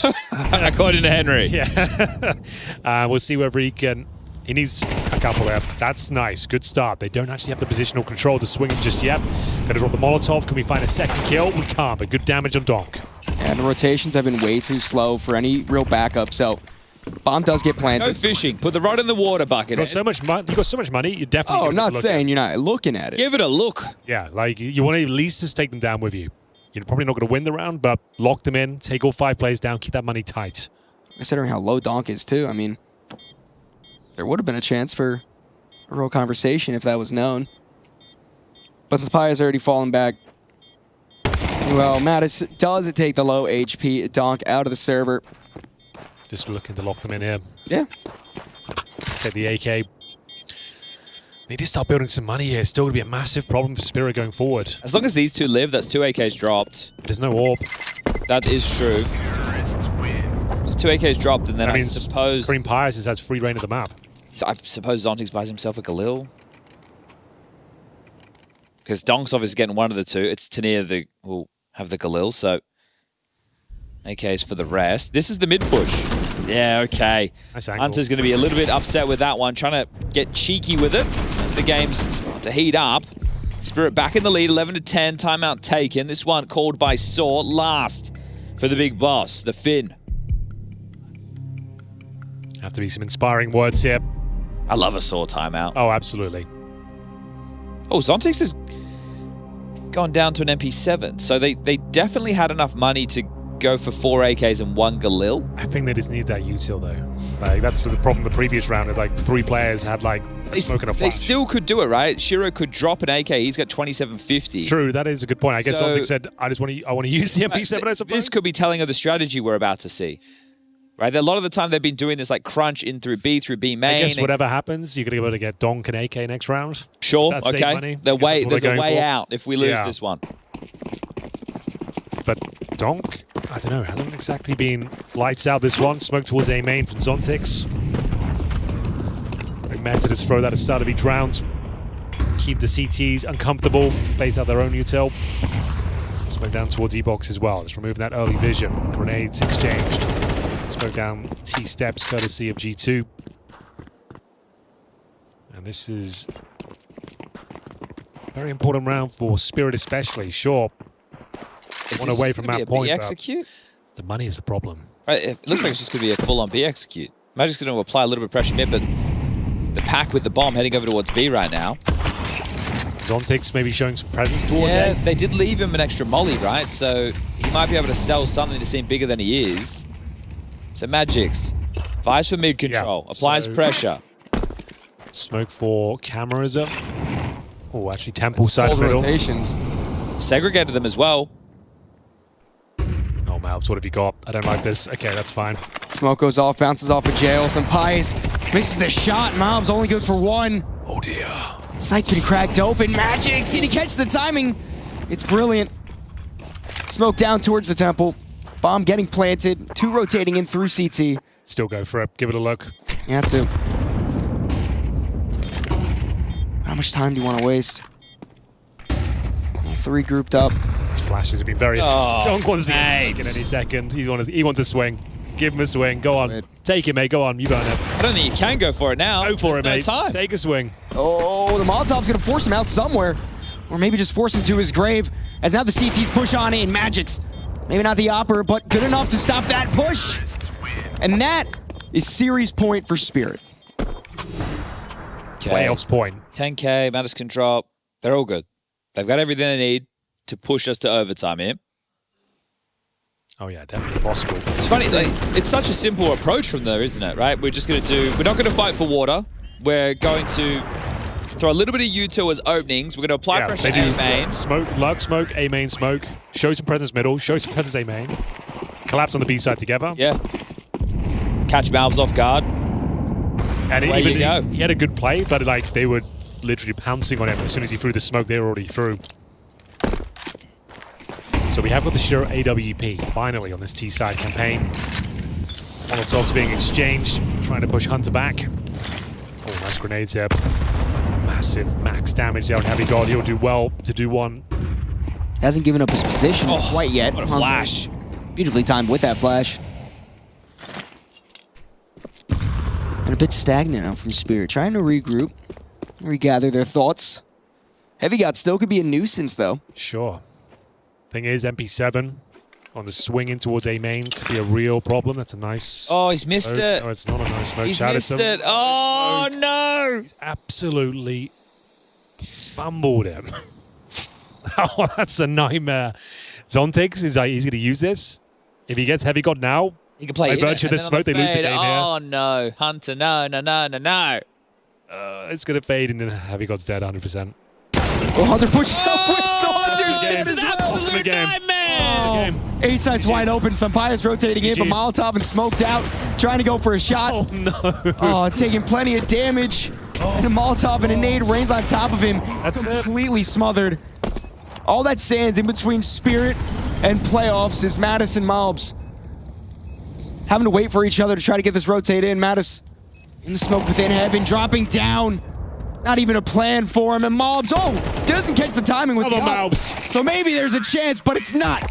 It's written in destiny. Spirit are going to be the second team advancing to the playoffs here at ESL Pro League Season 23. And those are some bright lights. Hunter is... I cost him the game. He's not sleeping tonight, is he? I cost him the game. Jeez. If they win that round, they bust the money again. All of a sudden, we're going to overtime. It all comes down to not even a technical smoke. He just rushed it, I guess. Yeah, completely fumbled it. And it's a double kill on the MP7. And it was just GG at that moment. Sampaio had to jump in the flames and hope for the best. It doesn't happen, but I think this is the best possible outcome from stage 2 here. We've got MOUZ, we've got Spirit going through to the playoffs. I don't think you could have asked for a better draw than this. And it sets us up nicely for tomorrow. I think G2 still make it as we relive. Oh, you hate to see it. Isn't it? Yeah. I think G2's... Yeah. Oh, yeah, he knows. That's the bit, you're hot under the collar after that, man. Red-faced. Yeah. Sampaio, he put in a shift here as well. Fades into the darkness just like that. Yeah, it's over. But they have 2 more opportunities. I still think they're going to make it. I think MongolZ are going to make it as well. Boris didn't look like he had a good day at the office, did he? He didn't look like he had a good day at all. But there you go. They're locked in. There's their road. They beat 3D Max. They beat Bait. They beat G2. And we'll see him in a couple days' time. I don't think they're looking as sharp as MOUZ right now. I'll say that much. I feel like MOUZ are still my favorites. The 2 performances I've seen against Bait and against G2 today, I think they still look a bit shaky. I think Donk, his discipline isn't quite there. I think there's too many wide peaks, too much frustration going in. It doesn't look like it's a well-oiled machine. I'm going to ask you this, Henry. Yeah. Next stage, we'll have to pick the DHL MVP again. Yeah. Does that mean you pick a MOUZ player over Donk? Yeah, I'm picking Spinks. I'm picking Spinks. Well, hold on. I already got him once. Yeah, I want him again. I want him again. I want him twice. A quick question. I didn't actually see. Did we do the draft for that already? Yeah. You picked Savage in the first round. Stage 1. Pretty good choice, though. 0-3. Unlucky. I did what? Yeah, you picked Savage. Well, That's interesting. You were saying how much you love Ben the Legend. Yeah, I think, Who did you get for this one? Yeah. I Ben don't know. the Legend. I don't know if we have the graphic, but... I wish we did, because I don't think I wrote Savage down on there. I think I wrote Taz down there. I don't think you wrote anyone down because you weren't here. Yeah, that's true. No, I did. I sent it in. Remote. Remote? Actually, yeah. For stage 1 or stage 2? 2. Well, stage 2, you don't have Savage. You couldn't. He was not even in the That's what I'm saying. That's why I'm all confused. That's like, okay. Stage I don't know. Savage. Don't know about stage. Don't know about stage. You got someone. We'll work it out. I think you got... No, I don't know. No idea. Look at us. The whole crew's here. Yeah. Fun crew. Whole squad's there. Fun bunch. This is nice. Back. 6 people. 6-man desk. But Mr. Donnie, this is your last day with us. Yeah, it's bittersweet, you know. I do want to take a second to thank ESCA, thank ESL, thank all of you guys for just having me out here with this opportunity. It's been an absolute honor to be able to cast these games and, you know, live out a dream that a lot of people don't get to. So, everyone watching, support your Tier 2 Counter-Strike, support people like us, support the players down there, and thank you very much. I thought you crushed it, dude. Thank you. I think it means the world that you guys Yeah. have given me such good advice. And I always get those weird kind of, I don't want to say flashbacks, but just going back to the Buckethead times and how long ago that was. When I watched it, I'm thinking, freaky, right? How were we there? Right? It felt like we're watching us from a different universe. I have zero also memories like from that. that's pre-COVID Counter-Strike. So the landscape changed so much after the online era, and what was that? It was 7 years ago. yes, Okay. at the end of 2019. That's a long time, isn't it, boys? That's a lot's happened in What's 7 next years. for you, Buckethead? Ooh, what is next for me? Where can we find you? Where can we see you? Oh, you can see me Philadelphia, York. Hell yeah. Got some good teams there. Semperfi is going to be there. They were a team that was in stage 1. M80, the NRG, the normal NA team. What about socials? What's your @s on Twitter? Buckethead_CS. You could type !casters. Nice. Look at that little chat plugin. Yeah. Follow me, please. It'll. Please. One final desperate swing. Please. I could use it. Please. That's kind of like Cyclone. Like, if any of you are cheering for us, there's a singular fan out there. Please cheer There's for just us. but one fan. So we have the B stream ongoing, so we can't bring you the schedule. There's not really much. We don't to know break down. tomorrow's matches. Yeah, we don't have all that figured out yet. It takes a little bit of mathematics and rhythm. Well, the games have to end. Yeah. And Henry will now explain to everybody the Swiss system. No, we're not doing that anymore. That one's been done to death. We've all had a fun with the Swiss system. Well, we We're have not wrapping fun. it up. We'll let Buckethead wrap it up. Yeah, let's do it. Buckethead, send us home. Well, it's been an absolute joy. Thank you all for watching tonight. It's going to be the end of the A stream, but as we said, B stream action is still going on, so stick around, watch that. And again, thank you for your time. Round of applause, guys. Let's go. Nice, let's go, Bucket! Woo!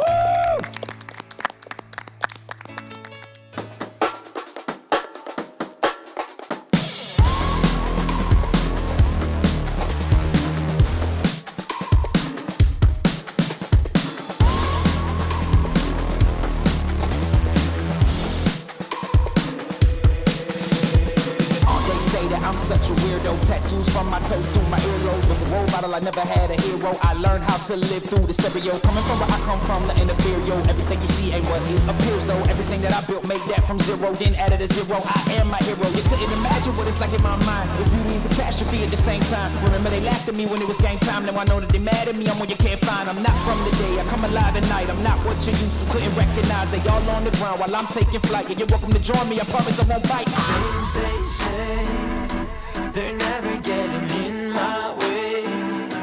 And even if I make mistakes, I will always see them through. Cause I don't wanna play your game. I had enough, I'm burning up so hot I just break your chain. You can never stop what's building up inside of me.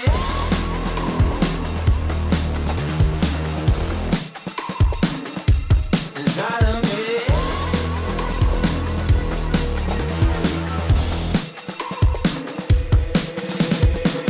They call me a monster. I guess I don't fit in with the imposters. I'm taking the mask off. Prepare your conscience. Prepare for honest. Cut off all the nonsense. I'm all in your chakra. Wonder who shot you. Go call the doctor. Boom like the chopper. Don't you get chopped up. I'm here to stop you. Whoever wants smoke like a roster, break you off proper. Things they say, they're never getting in my way.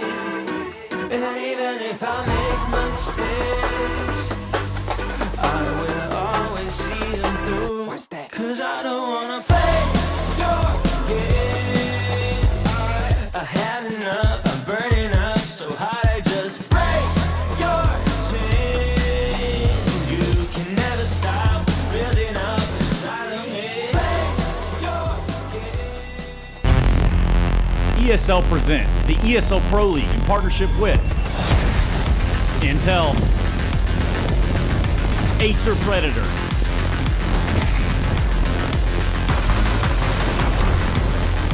DHL, Zoe,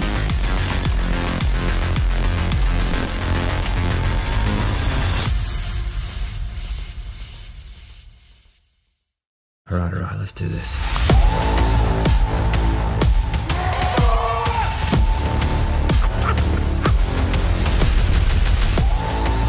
And that's what laser beam! Window no scope from Senzo! No way! It's a perfect end! This is California! This is madness!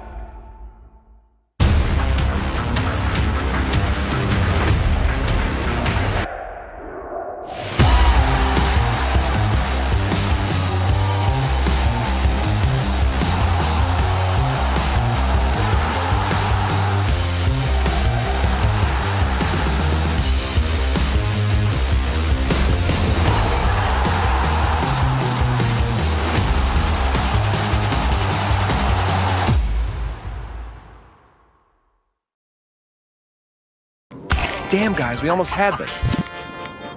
Thank God that's over. Bored of endless matchmaking? Take your first steps towards EPL, experiencing real strategies against teams of your skill. Learn more at fce.gg/EPL. That's all you got to do, really. Around like that, just make it painful. And don't know if I could rock pink headphones. I don't know if it's really my look.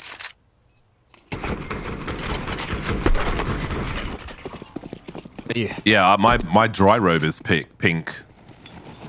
I've got a massive dry robe I wear to shotgun competitions. And the inside is the brightest pink wool you could possibly have. Nice. Yeah, I own pink, no problem. I've got a custom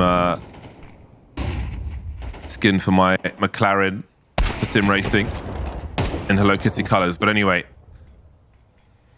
Heroic can opening the A-bomb site, and Furia will have to scramble. We've seen many around in this half where they've gone down to 3 out of position and had to save.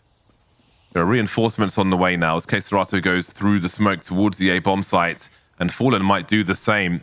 Suspect's been holding an off angle towards long, and this has allowed them to come through. Kindar alone towards B, offering a smoke. Will they be expecting so many defenses here now? Queserato and Yuri putting in work. Fallen and Yakindar remain, both on long. 2 on 2. Heroic need to survive. No more Utah except an incendiary from Yakindar. Where will he throw that one? It could be keen. Or is he going to gun out? They're waiting for the peaks, and Xcloud just delivers death to both of them. Good shooting there for him. That's a very important round to pick up, and yeah, I think you're right as well. There's like a world where Furia also just decide to save too. So now Furia are in more of a tricky scenario because suddenly this game is looking like it's. I mean, 3 rounds. That's not too many. You know, we're kind of getting there, especially given that this is just 5-7s. But sometimes the way it works out is that it's this round that the CT side would win. So see what they can marshal.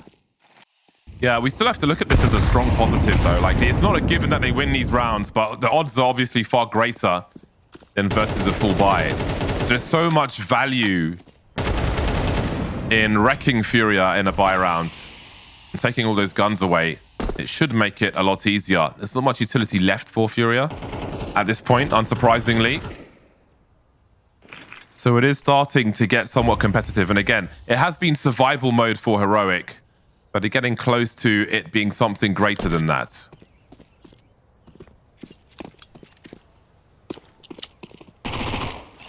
Already quite a bit of damage on 3 players too. That does make a difference in these rounds.